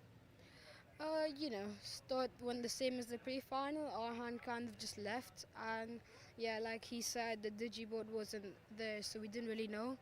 So we were just kind of fighting for second, and yeah, he got past Veer, and then it was just down to me, and yeah, got the switch in both of them last lap, so happy with it. Could have been better the day, but it is what it is. It is what it is. You've got it all again to do tomorrow. Who do you want to thank? Anjum, Gaia, my team, Devin on the spanners, me, my dad, my mom, my sister, Arhan. That's it. Okay, well done. A thrilling junior final. Got one race to go. Boys, you going to go and watch the seniors now? Yeah. Absolutely. Back to you, Joe. Thank you, Henry.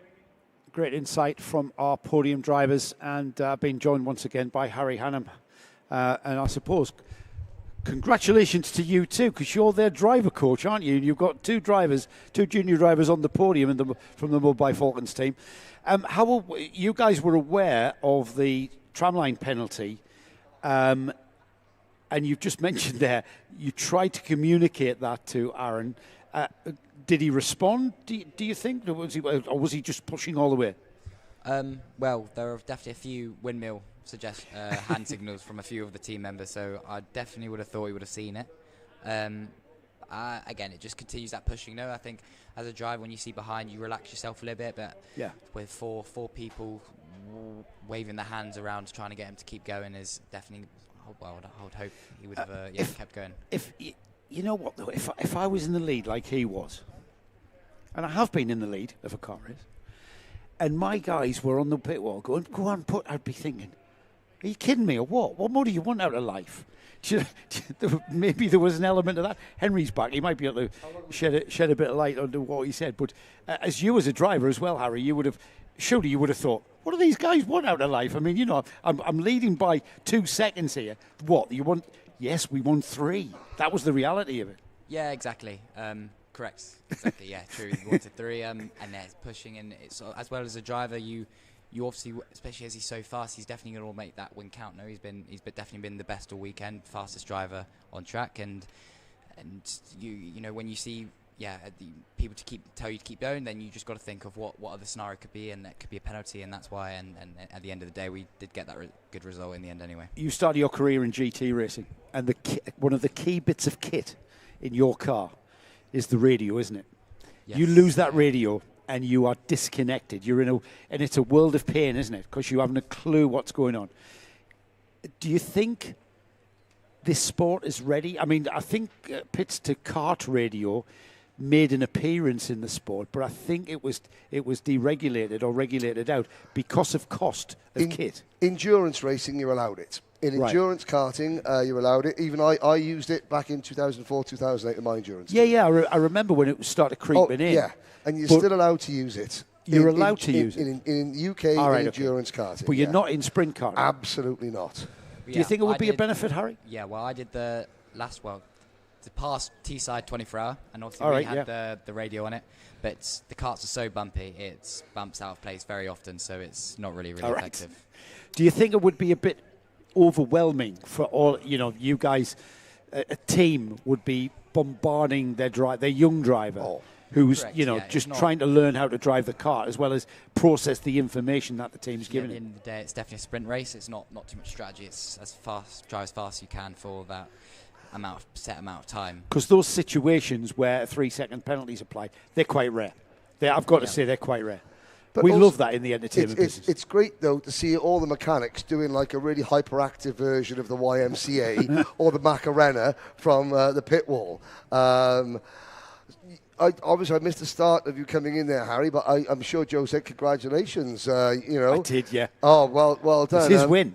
It's your win. and do you know what Arhan Qureshi, Arhan Qureshi, when I was speaking to him, he didn't realise, and his eyes started welling up when I said, you weren't leading. I was like, I saw my team go and push me. It's that's really nice. That's really nice. Now, we are going to have a little bit of a delay before the last race. We saw an incident in the junior final with Faris Haroun and Floris Schenkenberg. I saw Floris wandering into the ambulance. His mum was there. I think the ambulance might be, just taking as a precaution, taking Floris off to have a check over. So whilst we wait for another ambulance to arrive, there'll be about a 15-minute holding pattern. Welcome to the world of the TV Phil, Harry Hannam.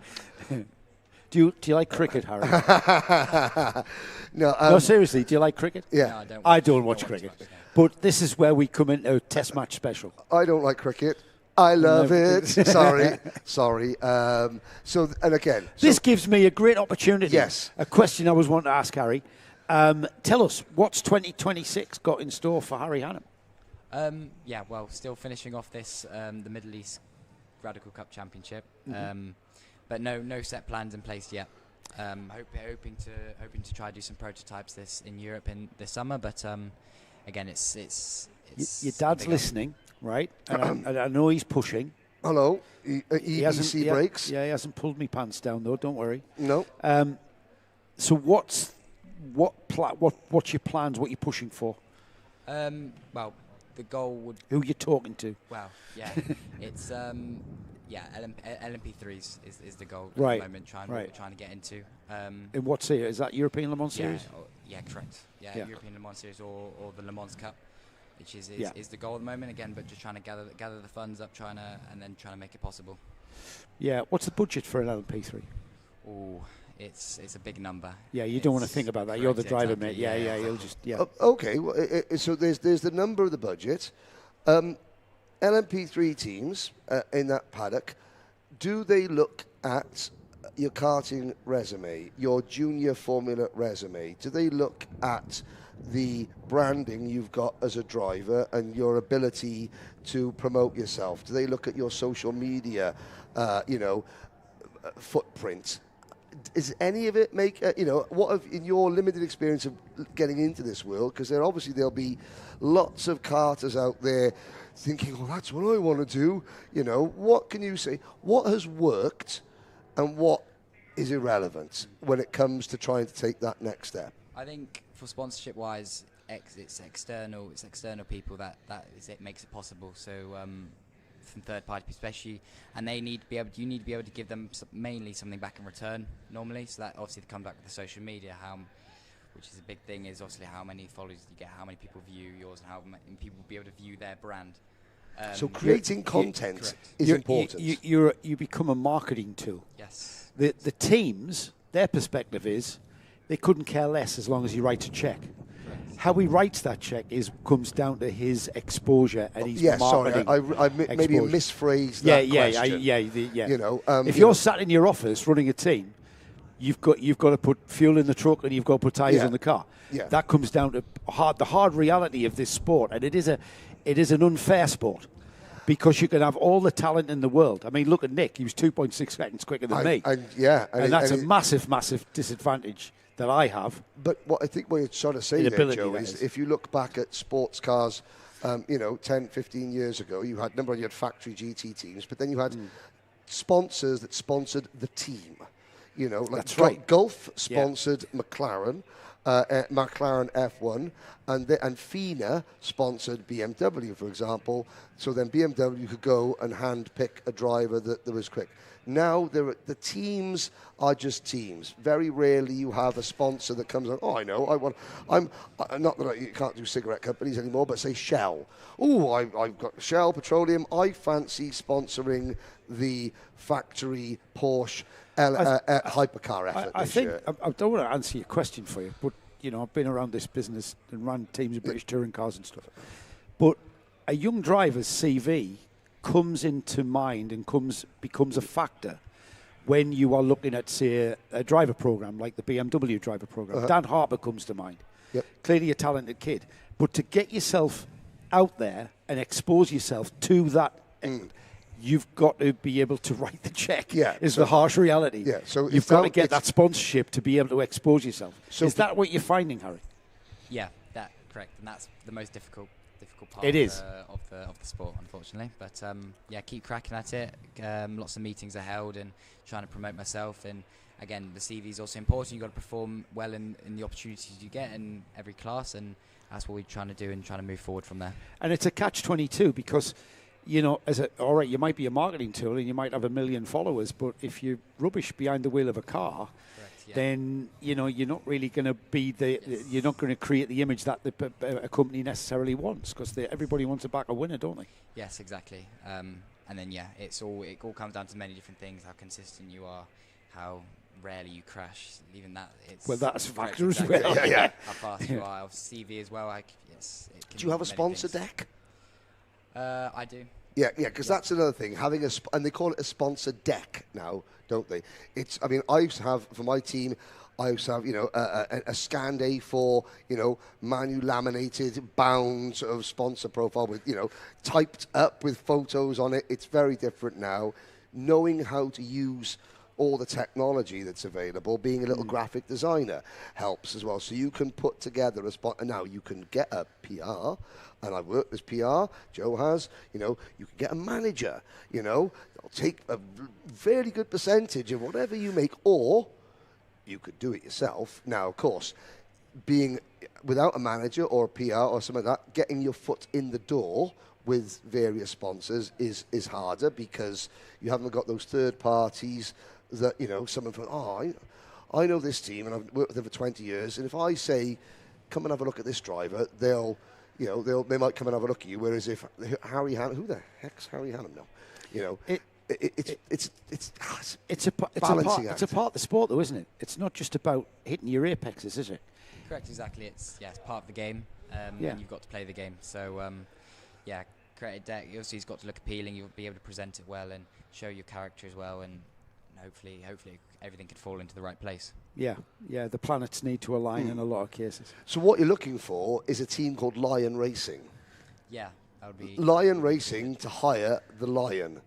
Where not everybody, where a lot of people fall down is their sponsorship proposal sounds like, all that money that you make and work hard for, would you mind giving me some so I can go racing? Yeah. That's not what it's about. It's like, how can I boost your sales by exposing your product by going motor racing. Yeah, and by the way, I'm going to go motor racing very, very quickly, quicker than anybody else. You know? I'm going to be at the front, so I'm going to get you noticed. That's pretty much your sell, isn't it? Yeah, exactly. Yeah, like again, they're a business as well. They're all trying to make money, and you've got to make sure you can give them something back in return. Yeah, by spending their money. Correct. Exactly. But it's their marketing budget, so it's a win-win. Yeah. It's a win-win. So that's the plan, and it's the goal, and it's just trying to figure out what the best way to do it. Now, a lot of drivers, young, up-and-coming, want-to-be professional racing drivers, they supplement their income by doing driver coaching, track days, sports car coaching, things like that. Now, I know some drivers who have used that to supplement their income. For example, the driver I worked with in PR with, Bobby Thompson, in the British Touring Car Championship, he would work as a driver coach at places like the Bedford Autodrome and stuff like that, And there are other drivers, and I'll use another driver, Tom Ingram, for example, I know, who says, no, you can't do that because you spend most of your time driving this type of car a certain way to appease some wealthy amateur, whereas you've got to focus all your attention on driving the racing car you want to drive the only way it can be driven to, and I suppose it depends what position you're in. Have you thought about, obviously you're driver coaching in karting, and driver coaching in karting doesn't come for free, ladies and gentlemen watching on. Harry Hannam is available for hire as a driver coach. He's just won the junior race. He's even more available to drive your GT car, Mr. Gentleman Driver out there. Yeah, but he's quick. And he's quick, yes. Is that something that, because again, that's got to be something that you have to, as you're growing up. How old are you now? 17. 17. As a 17-year-old, and if you're listening, ladies and gentlemen, the words you've been listening to, that's not the words of, any other 17-year-old. But you've got to be able to prepare to go into a team and say, hello, I'm Harry, and I'm going to make you go a lot faster. Please employ me as your driver coach. That takes the ability to sell yourself, public speak, confidence. Do you learn a lot of that in karting? Yeah, 100%. So you definitely learn on the basics, obviously, be able to explain it and trying to explain it to as simple possible for them to be able to understand it as well, and then put it into their driving on track. And then, there's many different ways I think that can be made to a career. Obviously, coaching maybe a singular driver, and obviously endurance racing is a team sport, so you could obviously drive in their team, or then just coaching a team and being able to get an available spare seat if where possible. But there's more opportunities in endurance racing, pretty much because there's 2, 3, 4 drivers per car, and the grading system. The license colour, yes, absolutely. Grading system. For instance, Jamie Campbell-Walter and Stuart Hall come to mind. Yes. The worst thing they did was win the World Endurance Championship, because they immediately became gold or platinum drivers, which put them out. They weren't. What you need is a fast silver or a even faster bronze. Who's the American driver in Ben Harding? Springs to mind. Is it Ben Harding, who's a bronze driver but is very quick in GTs in WEC GTs? Sure, it's Ben Harding. Not Ben Harding. No. You mean Ben? Ben something. He's American. He's a businessman and he's quick. Yes, he's bloody quick. Yes. Yes. Ben. It's Ben. We'll talk about Ben who? Yes. The tech. Yeah, Ben. I know him really well. I know him really well. As they're having a senior moment. Yes. You guys. This is karting, not Le Mans. I know. Sorry. So there's the ambulance heading off to get back either into the or just to take Flora Schenkenberg off for a checkup. Harry, there's Ben Keating. Ben Keating, of course it is. Thank you very much, ladies and gentlemen. Otherwise, I would. He's a fast bronze who owns a lot of car dealerships. Yes. And he's great. He's a great guy. If Ben's listening, he might be. He follows the Midweek Motorsport Collective. He loves his Rotax karting, and I've heard he's got a George Gibbons Motorsport T-shirt. This kid's quick. Harry Hannam's his name. Harry, you're sat down there. This is you, senior grid. You're all set to go. The temperature's boiling. You're sweating. Suddenly, the race before, there's a problem, and they say, 15-minute delay. What do you do? So obviously you want to. You don't have to make sure you're in that state of mind as intense anymore. You can relax a little bit, or make sure you relax, but still stay in a state of focus. Again, not having your mind wear off about things, because it's going to be, everything's going to turn up a notch quite very quickly, and you've got to be able to switch a mode. And again, now the drivers have probably been speaking to each other a little bit now. Obviously, now they're switching modes, trying to get into a state where they can, focus, lock in as such. And hydration, because yes, it's very hot. Yeah, very hot, and the sun's making it. Now, one of the elements that I was working with last week in the USA was about pre-event hydration, and there was a gentleman called Jim Doe or Jim Pope, or one of the two. He runs a company, about a driver training company, talking about you have to start hydrating the minute you get up in the morning, little bit by little bit. It's no use waiting till just before you're about to go out and then guzzling down 3 litres of water. Number one, because on lap 2 you need a wee. And number 3, it's got no electrolytes in it. You need to sort of preload, and not just Gatorade. There's powders and all the types of stuff. But yeah, how much of the nutrition side of it do you look into, and do you have to look into to stay fit and ready? Yeah, exactly. So you don't want to, especially meals, an example, you don't want to fill yourself up too much. You become heavy and you become tired even as well. And in the heat, then it's doubling it worse. You need to make sure, it's all light meals, such as fruit, which will keep you energized and ready to go. And then the water obviously fuels your muscles at the moment, and karting's a very physical sport, so you're going to need them muscles to work properly, and that's why constantly fueling up. Right, well, speaking of fueling, I think we're about to go racing. Yeah, we're about to get top fueling here. Here's the grid then. No surprise there. Connor Clancy from Mumbai Falcons, all down to this lad here, Harry Hannam. He's on the pole position. I'm sure he's had a bit to say. Rayan Qureshi is alongside. It's an all Mumbai Falcons front row. George Nasser, after that start line infringement, finds himself on the second row. Trofim Krotov, great to have Sokol Racing junior team alongside him on the second row. Jules Demont and Daniel Breath on the third row of the grid. Jerry Montgomery Swan shares with Armani Kinua. We have got the Armani Kinua fan club online with us. Liz Mominat is alongside Zain El Homasani on the fifth row. Eni Asachi and Andrea Remy are on row 6. Row 7 is Oscar Lambert and Antonius Haddad. Rayan Damadasa shares row 8 with Alessandro Bigi. We've got Kyan Kreinbull and Alicia Kanisa on row 9. Row 10 is Nathan Kaplan and Shivan Kartik.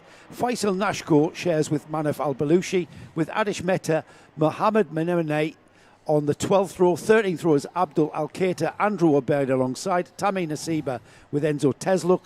And then on the 15th row, Ryan Carouse and Oscar Backhouse.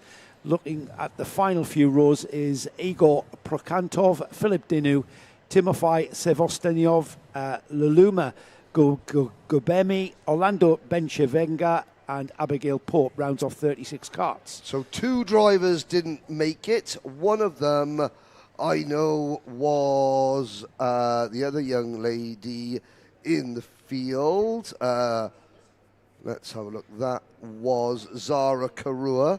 Haven't got the name on the other non-qualifier, but we got 36 drivers. Here we go. 25 laps. Here we go.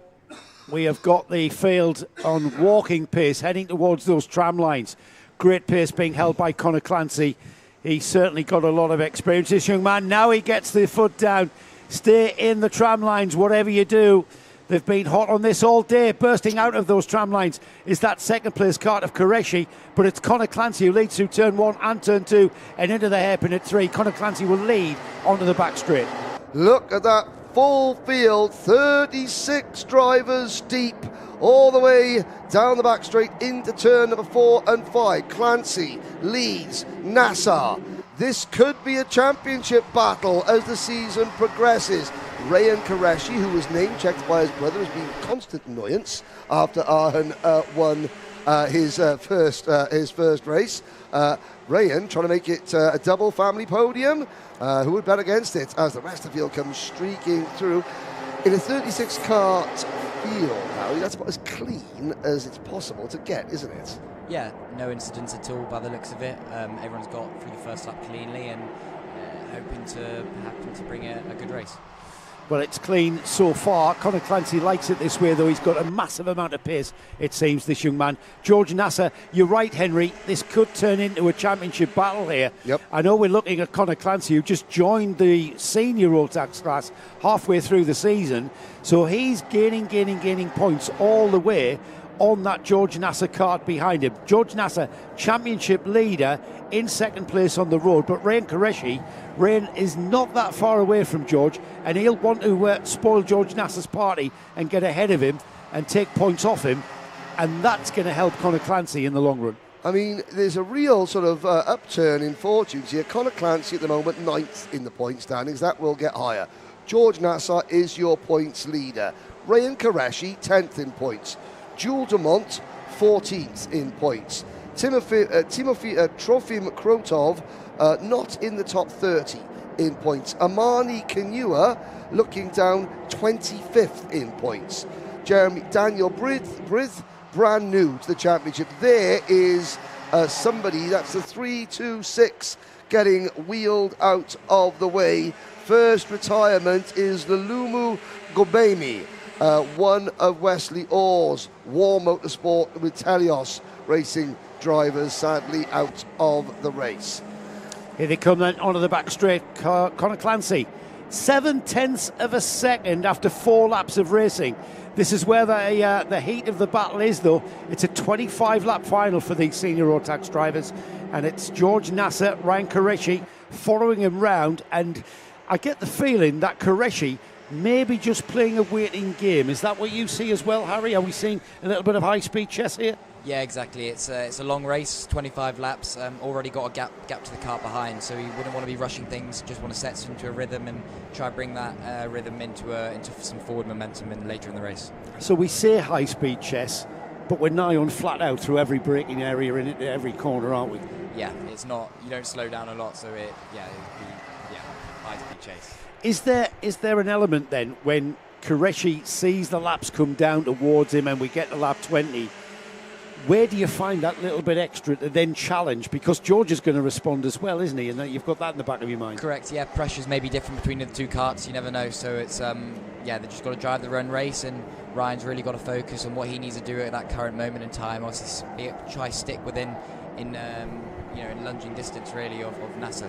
So the job list for Ryan is stay on the bumper of George Nasser. Correct. Yeah. Would be the goal, yeah. If he's got a bit more pace, then obviously, ideally, he would go in, but at the moment it looks like he's just hanging on. Yeah. We've had a change for 5th position. South Africa, Kenya, are you watching? Amani Kinua. They absolutely are. Has passed Jules Dumont. Trofim Krotov is next on the list for George Gibbons Motorsports. Amani Kinua.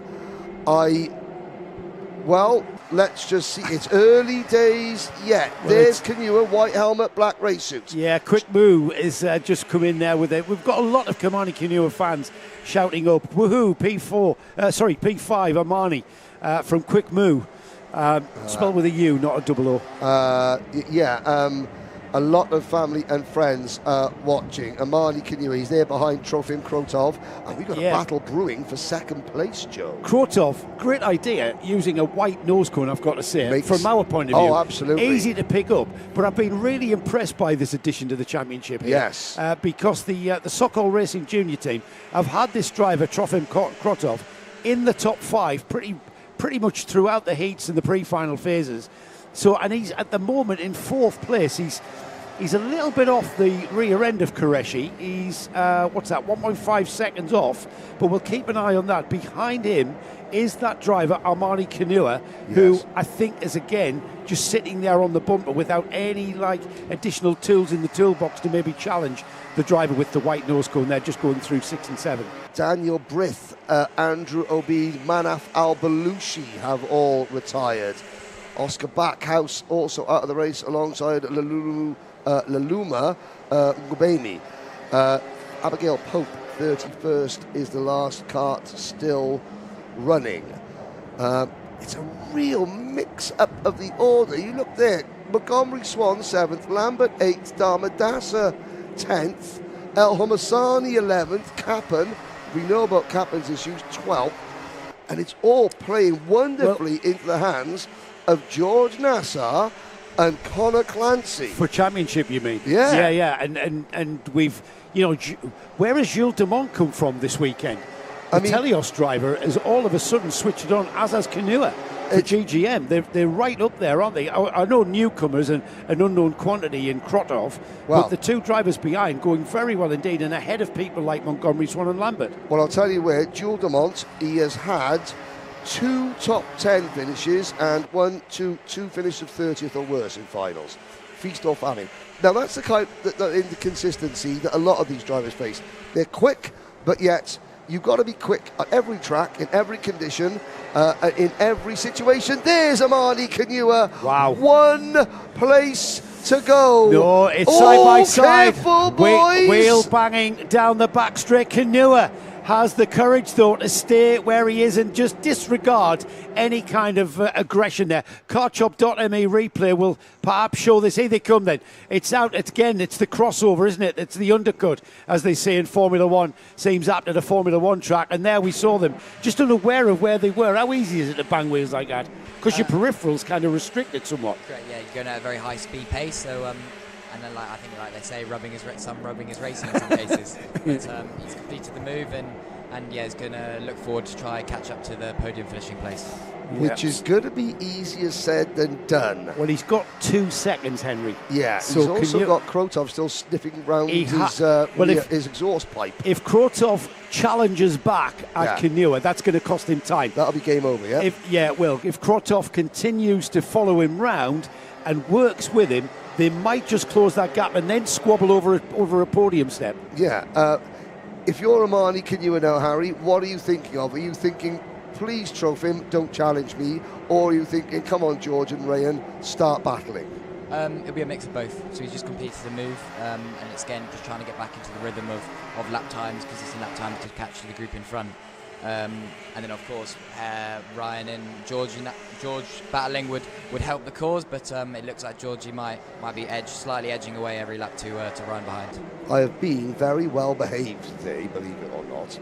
I have not mentioned the fact that in the 6 main event, the 6 finals that we've had this year in the UAE Rotax Max Challenge, Connor Clancy has won all 6. 3 in junior, 3 in senior. This is for 7 in a row. That's incredible. Across 2 classes. I know his mechanic, Alex Gill, doesn't want me to say it. He does. He gets it. He says, don't jinx me today. Well, we're 9 laps away. 7 in a row, Harry. Yeah. You know, that is at Al Ain Raceway, at Al Fassan, at the Dubai Kartdrome, and potentially that's 7 finals, 4 different tracks, 2 different classes. Correct, yeah, it's an incredible statistic to have, and it shows the great work. Obviously, Connor's doing lots of practice. I know he does to get that kart working. Alex Gill obviously helping, and Mumbai Falcons obviously helping get that kart on rails. But it all comes down to the driver at the end of the day, and he's getting it around at a good pace. I'm not one to believe in commentators' jinxes, because we have to talk about those facts. Yeah. And that fact is an incredible stat, to have won all of those finals in this championship. That is quite what I think we're seeing, a special talent in young Clancy. Absolutely. He's just brand new in seniors. I mean, he's going to be around senior karting for a lot of years to come. We shouldn't underestimate the talent that Alex Gill had. So I'll tell a story. Alex Gill used to run as a right driver, privateer driver in the British Kart Championship, the only driver, and he went up against the likes of Lando Norris, George Russell in cadet. In fact, one year, George Russell was the champion, Matthew Graham, who currently races sports cars, was second, Alex Gill third as a privateer. He went on to do KF3 European karting, him and his dad Simon, on a right chassis, the only privateer. They got robbed on the way down to Zuera in Spain. Somehow the paddock thought so much of him, they cobbled together a chassis. I think Simon Wright might even gone down there to get a kart so he could race. The next round of the European Championship was at PF International. And again, it was Alex at the age of 13, 12, and his dad running out of a caravan, the only right chassis in the field. When they walked out onto the final grid, I was doing circuit commentary with Ken Walker on the 9th row of the grid for the European final. On the inside of row number 9, Alex Gill with grubby fingernails. One trolley is Dad Steve with a right chassis. And on the outside of row number 9, Lance Stroll in the full factory Zanardi team with a 3-decker bus. That's the type of talent that Alex Gill was as a driver, and he's translating that into how to bolt a go-kart together. And that's a lovely segue back, circling around. If this was a sitcom, it'd be perfect. Because that was what I meant by this is an unfair sport. Yeah. That's exactly what I meant. Lance there Stroll, it is right there. Lance Stroll is doing what Lance Stroll's doing, and Alex Gill is still getting his fingernails dirty. 4 laps remaining, guys. 4 laps remaining. Conor Clancy has 3 seconds to George Nasser, who's now got a comfortable cushion before he has to worry about Ryan Qureshi. Amani Kanua hasn't been able to gain any ground whatsoever on Qureshi, and Trofim Krotov has likewise not been able to challenge Kanua back. So if this race continues, I can't see any reason why it's not going to finish, because we're now spread out. 22 laps completed, 3 laps remaining, and I think if everybody continues in this vein, they keep their focus, how easy or difficult is it to maintain that focus at the front of the field like Conor is? Well, you get into a rhythm. He's obviously clearly picked out his braking markers for each corner, and he's hitting them every lap. So that helps obviously with the consistency, and he's doing it at a very fast pace, and looking good. And when you tell a driver to back off and just ease it, that's harder, isn't it? It is, yeah, because you have to change your rhythm. So it's best off just to leave him to it, especially when Conor's in this state of just pure focus and speed at the moment. We're on lap 24 of 25, and I'm gonna say it that Conor Clancy is becoming Rotax's version of Thanos. He is inevitable. Yeah, it's becoming that way, isn't it? Yep. Yeah, it is becoming that way, and you know what? You're not going to get if this was a place where a sport that you could bet on. You're not going to get very good odds on that guy. You're barely going to make evens, aren't you? Any track, any chassis, because he's moved from OTK to KR. Any class, any condition, any time of day, this young man, who I first met when he was helping push his teammate off the middle of the track when his teammate had crashed under the bridge at PFI in front of oncoming traffic so his teammate wouldn't get hurt, is now a magnificent 7-time race winner in this season. I'm going to use the term emphatic because that's the only word I can think of right now to describe Conor Clancy's day here this weekend.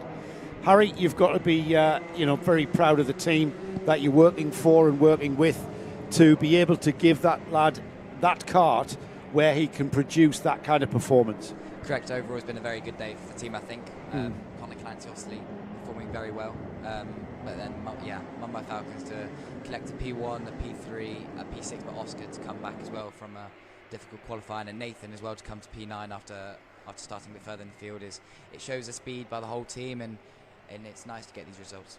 Great stuff. Harry, I want to shake your hand again and thank you very much indeed. Thanks for joining us. You're going to do this tomorrow? Well, you're more than welcome, please, if you wouldn't mind. If it's, and we can try and get you a drive in GTs, to be honest, mate. Especially if we get those down periods.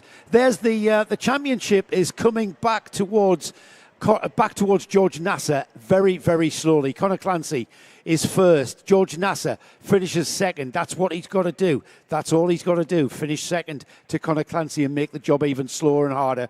Ryan Qureshi was third with Amani Kanua. The whole of Amani Kanua's fan base now is going to go off and have a big party to celebrate that fourth place. Excellent finish. Great to have Trofim Krotov along for the ride in the UAE RMC as well. He's a welcome addition to the championship with a fifth place. Oscar Lambert, it's been a recovery drive all day long for Oscar, and he's got the sixth place out of it. Rayan Damadasa, 7th. Jules Demont in 8th. Nathan Kappen was 9th. 10th was Jeremy Montgomery Swan. And then outside the top 10, we've got in 11th, Eni Asachi, Leith Mominar, Zain El Homasani, Alicia Kanisa. Kayan Cryinbull is 15th. 16th is Adish Mehta. Mohammed Menemene was 17th. Alessandro Bigi, 18th. Antonius Haddad was 19th. 20th, Andrea Remy. And then we've got Shivan Kartik, Igor Prochantov, Faisal Nashko, Enzo Tesluk, Abdullah Al-Qaeda, Ryan Carouse, Timofey Zevostanov, Tami Nasiba, Philip Dinu was the 29th and final finisher. Out of the race, non-finishers were Orlando Benchivenga, Abigail Pope, Manav Al-Balushi, Andrew Obaid. Daniel Breath, we lost after 4 laps. Laluma Gobemi, we lost after 2 laps. And Oscar Backhouse was another driver we lost on lap 2. That rounds off our race coverage for the day. Race day 1 of 2. We're back Loads tomorrow. more, though. But we absolutely have got loads more. We are going to bring you the trophy presentation all live and direct from Yas Marina here. That's going to be it's usually about half an hour to 45 minutes before the race results can become official, and that's part of the regulations. We're going to play you the paddock show. That's what it's called. Yeah, the paddock show. Couldn't think. We are of the going to word. wait for Henry to interview the top 3 Of first. course, we've got the paddock show after Henry's post-race interviews, of course, for the Senior Max class. So we've got a bit of a reflection and a bit of a reminder to remind everybody that tomorrow's race coverage, don't go away though, we've still got a lot of action to bring you from our trophy presentation. It's always a lot of fun. The trophy presentation is non-stop action. You've got the way you slowly zoom in and Absolutely, slowly zoom out. Great days racing here at the Yas Marina circuit. It's been a one that certainly among a lot of people, have been looking forward to. We knew it was going to be high speed. We knew it was going to be an absolute humdinger of a track to race on, and it certainly proved to be the case there. Yep, it was a great event. Lovely weather, lovely environment. Beautiful, perfect conditions. Hot. Perfect conditions from this air-conditioned splendour of our commentary box. But, perfect conditions to race in, the hot weather. Okay, well, I think what I would do is I'll hand down to Henry for the final time today for the post-race interviews. Well, Rayan Qureshi was a little bit concerned about his hair standing up, but, we should be more concerned, just come stand by there, about 2 podiums for you and your brother. Your brother got one, but first of all, well done. That looked like it was a brutal race in terms of just plugging away lap after lap. Yeah, definitely. I mean, it's the first time I think we both have had a podium with neither of us being penalised. So really happy for that, and yeah, the race was quite tough, but managed to get P3 in the end, so really happy with that. I mean, at the start, getting away and just getting that little bit of a gap over the chasing pack was key. Did you think you could catch George? I mean, I was trying everything, but he was just like really on point, so it was hard to. Okay, who would you want to thank? I would like to thank Anjum, the entire Mumbai Falcons, Luca, Harry Hannam, my brother, and the Goon Squad. Of course, the Goon Squad. There we go. Thank you very much. Goon Squad was Harry Seacombe and a couple of other comedians, but you won't know that. Peter Sellers, possibly. There we go. Well done, Iron. We'll bring second place George Nassar in. George, well, if winning is the best medicine, second place is not quite as good, but hey, it could be a lot worse. You're not feeling great, but you've had a good day in the points. Yeah, it was a good day. It was calm. Connor was just faster than me, so there wasn't much I can do about that. I mean, around here, when someone is, a lot of circuits, when someone is a tick quicker than you, you can drive the corners better. You can make up for a small deficit, can't you? Yeah, you can always try to improve driving. I tried. It still wasn't enough, but because around here, it's kind of, if someone's faster, they're going to pull away. Yeah, that's it. That's how it works at every track. Wasn't much I could do there. Well, points mean prizes. Who'd you like to thank? My team, they did really well with the setup. I definitely couldn't have been as fast as I was without them. They're always there to support me. So. Excellent. Well done, George Nassar. Still championship leader. Well done. Yeah, thank you. There we go. Right. 7 in a row, the magnificent 7. Connor Clancy. When you saw the entry list at 40 carts, And then, you saw a 25-lap race. What was going through your mind initially, bearing in mind that you were undefeated so far this season? Not much, to be honest. I'm confident. I know I'm a good driver, so yeah. I don't think 25 laps or 40 driver entry list scared me. I'm not scared, but I mean, when you looked at it, do you think, yeah, I'm going to lead all 25 of those laps, clean sweep the heats and win by 5 seconds? I mean, yeah, if you don't think you're going to win, then you won't win. So that's why I always think I'm going to win. So yeah, it pays off. I mean, we spoke to a couple of other drivers that led their race from start to finish. Was it an easy race because you weren't being challenged, or was it a hard race because you had to do 250 corners, one after another without making a mistake? That's 10 corners, 25 laps. Yeah, no, it definitely wasn't easy, especially them last few laps when I was approaching the back markers. It is a bit, I don't know what the word is, but yeah, it's not great, but yeah. Nerve-wracking. Yeah, nerve-wracking, that's the word. But yeah, it was a fun race. It's a fun race. So, 7 in a row. Who do you want to thank? My mum and dad, my mechanic Alex, aka Gilly, everyone at Mumbai Falcons, everyone in England, Ireland, and the dogs. And the dogs. Well, certainly, if there's someone season that's not going to the dogs, it's Conor Clancy. Missed the first 3 rounds of the Senior Rotax Championship. He can't win it, can he? Can he? Well, I mean, I think so. If he keeps going like this, then I think there definitely is a chance, because although I've missed the first 3 rounds, I think with drop points I'll be quite close. I think you're right. Very close. Back to you. Thank you, Henry. And thank you and congratulations to a 7-time winner. Yeah, incredible. Conor Clancy. That's incredible. We're just chatting back in. I was saying he's making it no fun for anyone else. No, I mean, you know what? I kind of use that term, don't I? Who's going to beat? But seriously, who's going to beat? Who's going to beat Conor Clancy? I mean, 5 seconds. Who's going to beat him tomorrow? Well, hopefully, we're going to it's very close. Do this again tomorrow. I have, as you know, I have no favourites. It's just I want it to be very close. Well, that's the end of live racing action and live racing interviews, but we do have live racing podium ceremony to come, presented by Mr. H. Baudet and filmed by Mr. J. Bradley. So we'll be back with that in about 35 to 40 minutes. But in the meantime, we're going to play you some interviews and the paddock show again, so you're constantly entertained on the stream. And if you're in the track itself, well, I suggest you just enjoy the sun and then wait for the podium ceremony. Back, and of course, if you are on the stream, don't forget we'll be back at 9 o'clock local time tomorrow for the do all over again for the day 2 of round 5 of the UAE RMC here from Yas Marina on the actual track, Joe.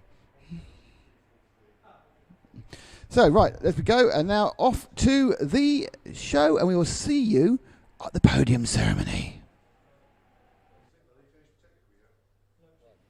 Well, hello and welcome to round 5 of the UAE RMC Championship at the marvellous, fantastic, unbelievable Yas Marina circuit. And here we are at the west hairpin of the Grand Prix track, where champions have been made, champions have been won, races have been overtaken, and also occasionally you fall upon a young man who's known for his paddock interviews. It's Joseph Bradley. Joe, Yas Marina, a bit special. It is a one that we've been waiting for all season, isn't it? When we saw this venue on the calendar, Yas Marina, Abu Dhabi, Formula One track. The karts are actually on the very same tarmac. In fact, they're using part of the track that's not used now by Formula One, but that doesn't detract from the point that we are on the very same tarmac that only, 2 months ago, we crowned the 2025 Formula One World Champion Lando Norris. Deserve it as well to all Australian fans out there. It is a one. It's also getting back towards what we're here about, Nick, the UAE RMC round 5. This track is unique. It is, I think, the fastest track that we're going to race on. I think Henry came up with a stat of 90% throttle. The slowest corner here is that hairpin just behind us. And that is a fast flowing hairpin. Everywhere is fast and flowing. You're going to need a very, very good kart that's balanced in the high speed corners, because everywhere is a high.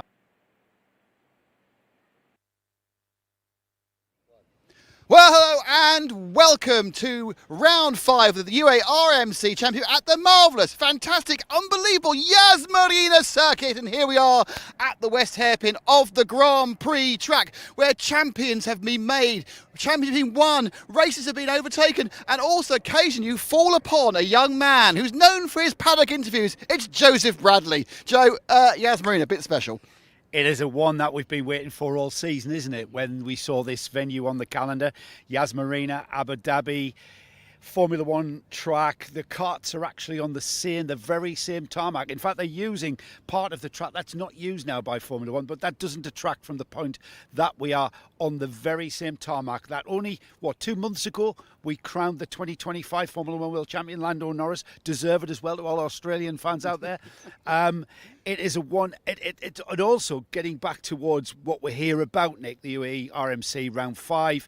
This track is unique. It is, I think, the fastest track that we're going to race on.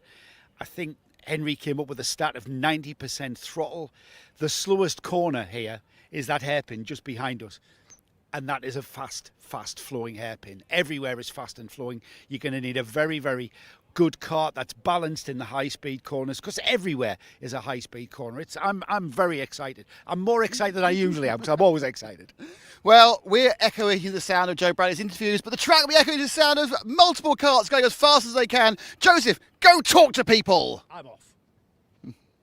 Well, the UAE RMC, it's a fantastically organised series. I must go, I need to find something out. And perhaps it's a timetable, or maybe I need to get myself a new pass. I've heard there's some really efficient people. Oh, God, Henry's... What are you doing here, Henry?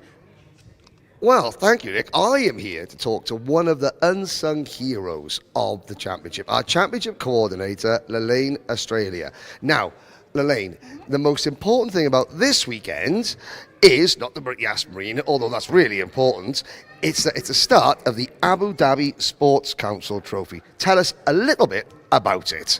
Well, it's a good opportunity for the drivers who just actually starting for the season. I know there are a lot of drivers who have not done great scores in the championship, but and also new drivers who just got their license. So even if they've not done the round 1, Abu Dhabi Sports Council is something that they could actually join because it's a championship which is within the Rotax Max Challenge. Yeah. So it's a separate score points, which means for those who are actually racing for the first time in Yas, they will get to score points for this and towards the Abu Dhabi round. So it's actually consists of 5 rounds, which is in Yas Marina. The next round will be Al Forsan and also the double header in a lane.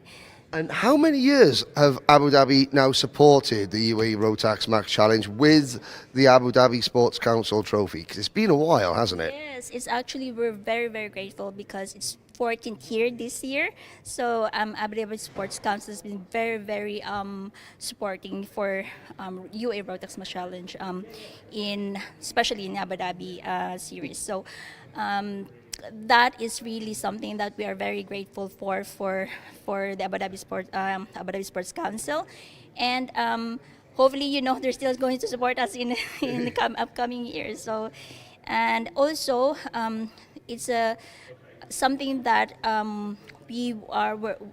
for them, it's actually nurturing grassroots for the drivers who are doing the motorsports in karting. So, yeah. So this is the first of 5 rounds. There's 2 here at Yas Marina, 1 at Al Fassan, and then 2 at Abu Dhabi. Now, there's 140 drivers here around.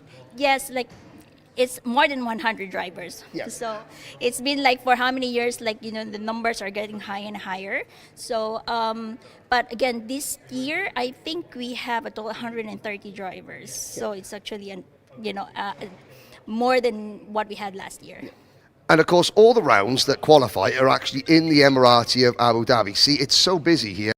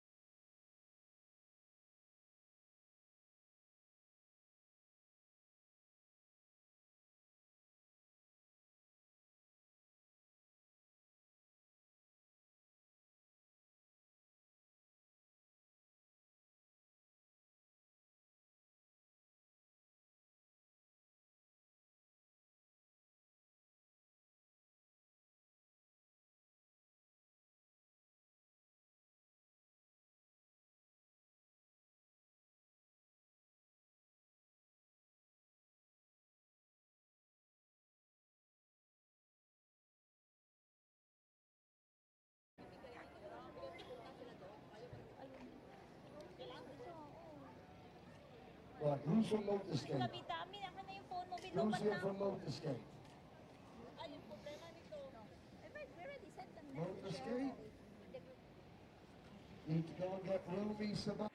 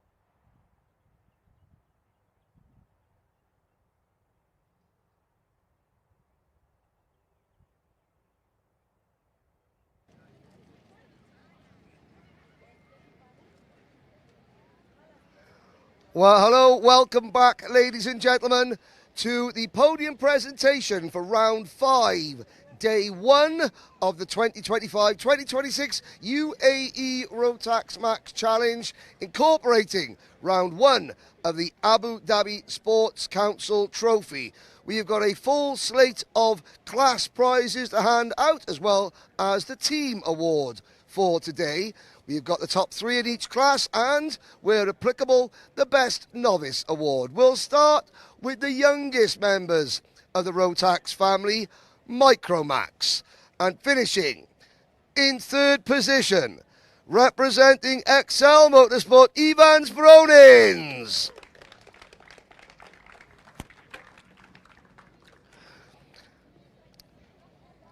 Evans gets his trophy from Kabita, one of our race control ladies. Runner-up, 0.4 of a second separating them at the end of the race. Driving for Mateus Nujem Motorsport, Samar Chopra.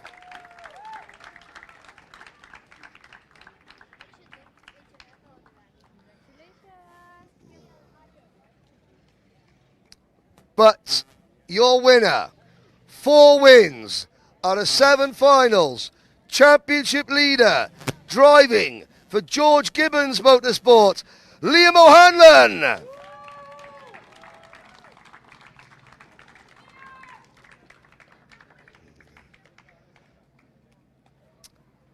Liam gets his winner's trophy.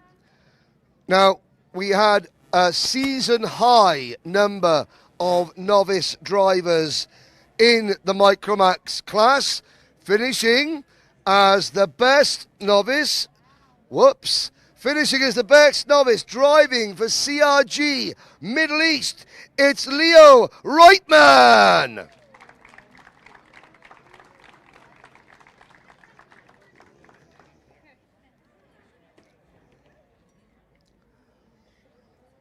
So, well done, the Abu Dhabi Sports Council flag. Drivers, trophies in the air.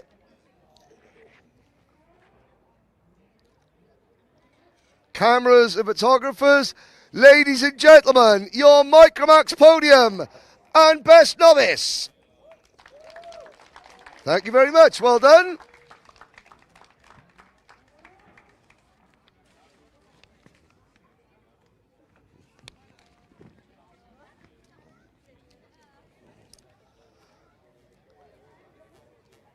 We now move on to Minimax, another very, very dramatic day of racing. The final may have been a little bit processional, but that's because everybody was absolutely flat out from start to finish. Finishing in 3rd position, driving for JNKD, Austin Gray.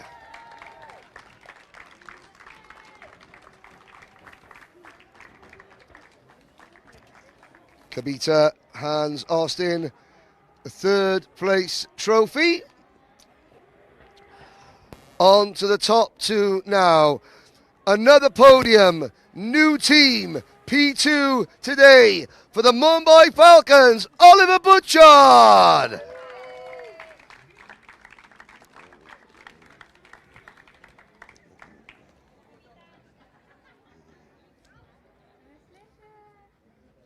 Congratulations, but your race winner, leading from start to finish, winning by nearly 2 seconds, and even found time to wish Charlie Page and his family well whilst wearing his race suit, driving for Sam Pollitt Racing. It's Albie J. Stubbs.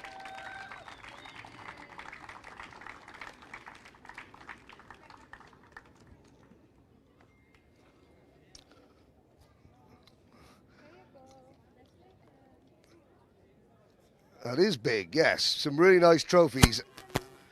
And another class where we had, we were lucky to have novice drivers finishing as the best novice, 20th overall, Vivan Chowan.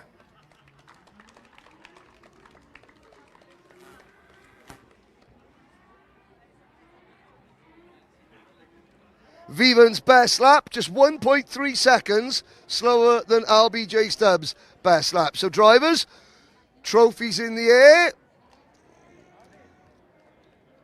Albie, trophy in the air. Albie.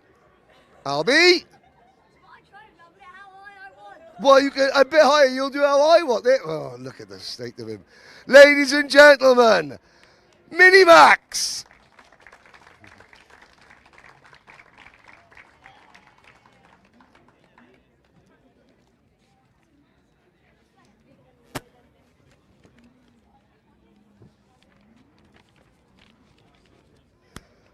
We now move on to DD2 Masters. Again, we're so grateful for the drivers over the age of 31 for their continued support of the championship. Finishing in third position in Masters, Honolulu Racing's Greg Watts.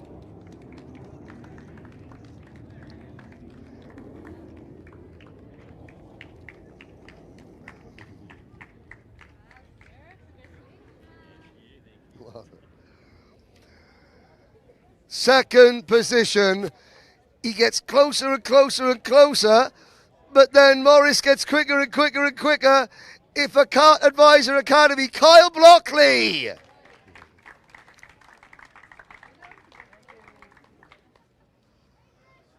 But your DD2 Masters winner, the current reigning Rotax Grand Finals DD2 Masters winner, champion E20 Masters, for the Mumbai Falcons, Maurice Knyoppers.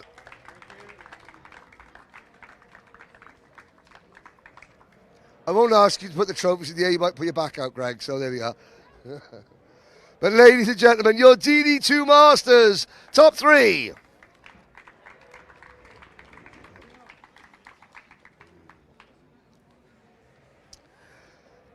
And now we move on to Rotax's Ultimate Class, DD2. It's very rare in a championship as competitive as the UAE Rotax Max Challenge that we have a complete clean sweep for one team. In fact, in this race, we had a 1, 2, 3, 4 for one team. Finishing in third position, his debut podium in DD2 for the Mumbai Falcons, Saad Al-Hababi.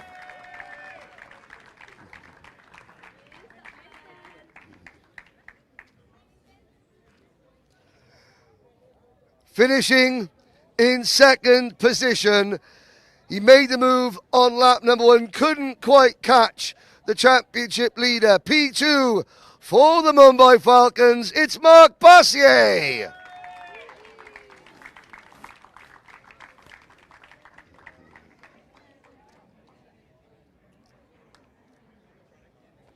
Now, when I was doing the post-race interview, these three called themselves the Mumbai Pigeons. Well, if they're pigeons, this is King Pigeon, your DD2 winner and championship leader, Tyler Harris.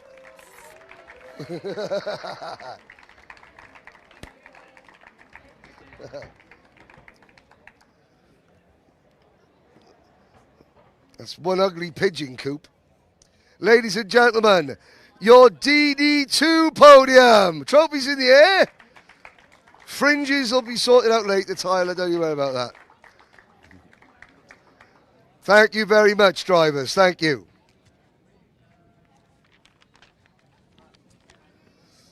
Two classes to go, our two biggest classes of this weekend. Junior Rotax is up first and finishing in third position for that team again, the Mumbai Falcons, Mitansh Jain.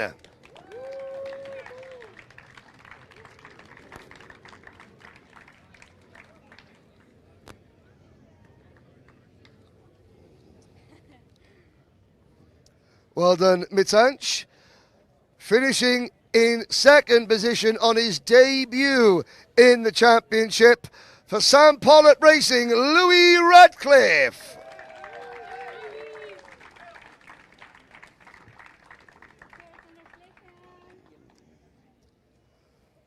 But your winner, celebrating his first win in Junior Rotax by just 0.02 of a second.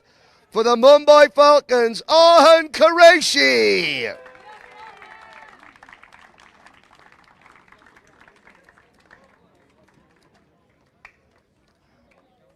Now, as Arhan gets his awards, the best finishing novice was Romy Sabali for Motorscape in 27th position. Sadly, she's already gone. We will get her trophy to her tomorrow. Meanwhile, your Junior Rotax Podium trophies in the air. Mitanj, smile.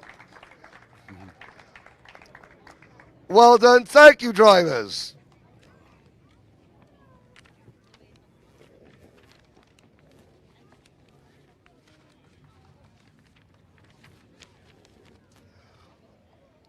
One class to go, then our team award. Senior Rotax, 38 drivers, 36 made the final. We had 28 make the end of a grueling 25-lap race, finishing in third position on what is a fantastic day for this family, driving for the Mumbai Falcons. It's Rayan Qureshi.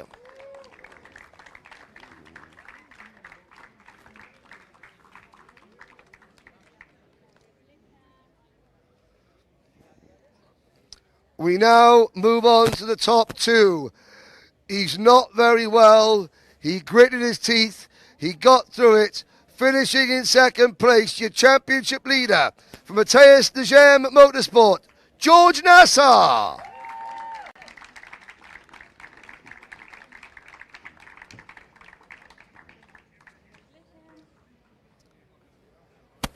But your winner, 2 classes, 7 finals, 4 different tracks. He remains the only undefeated driver in the championship in the 2025-2026 season.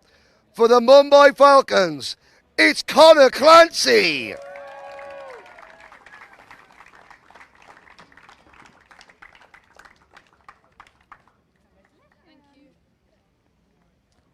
And I have to say, we've had a record.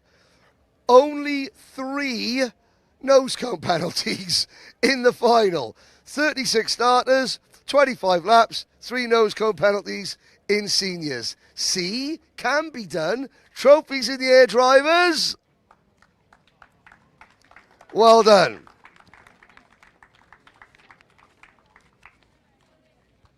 Thank you very much. Thank you very much. So we'll let the senior drivers head back. We'll get to that bit now, Connor. Got a feeling we know who's won the team awards. Top 3 team points. And again, the top finisher for every team in every race in every class scores points. So it benefits the teams that run drivers in every class. Finishing third with 350 points were George Gibbons Motorsport. Finishing second with 354 points were Matthias Negem Motorsport.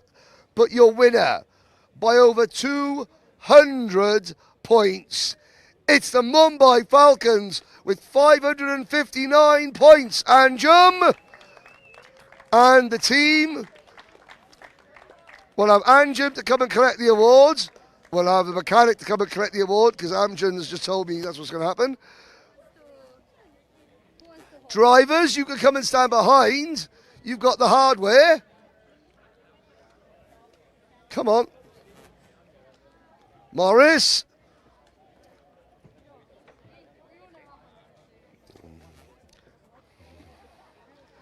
So I believe this continues a clean sweep for the Mumbai Falcons in the team awards this season. So there we go. Ladies and gentlemen, your team award winners for round 5, day 1 of the UAE Rotax Max Challenge. The good news is we get to do it all again tomorrow. We go live, I believe, at 9 a.m. local time, if not just a few minutes after, on Karting Live TV and on the UAE RMC YouTube channel. Thank you very much for joining us, and we will see you tomorrow. Stay here, Mike. Team picture. Whoa.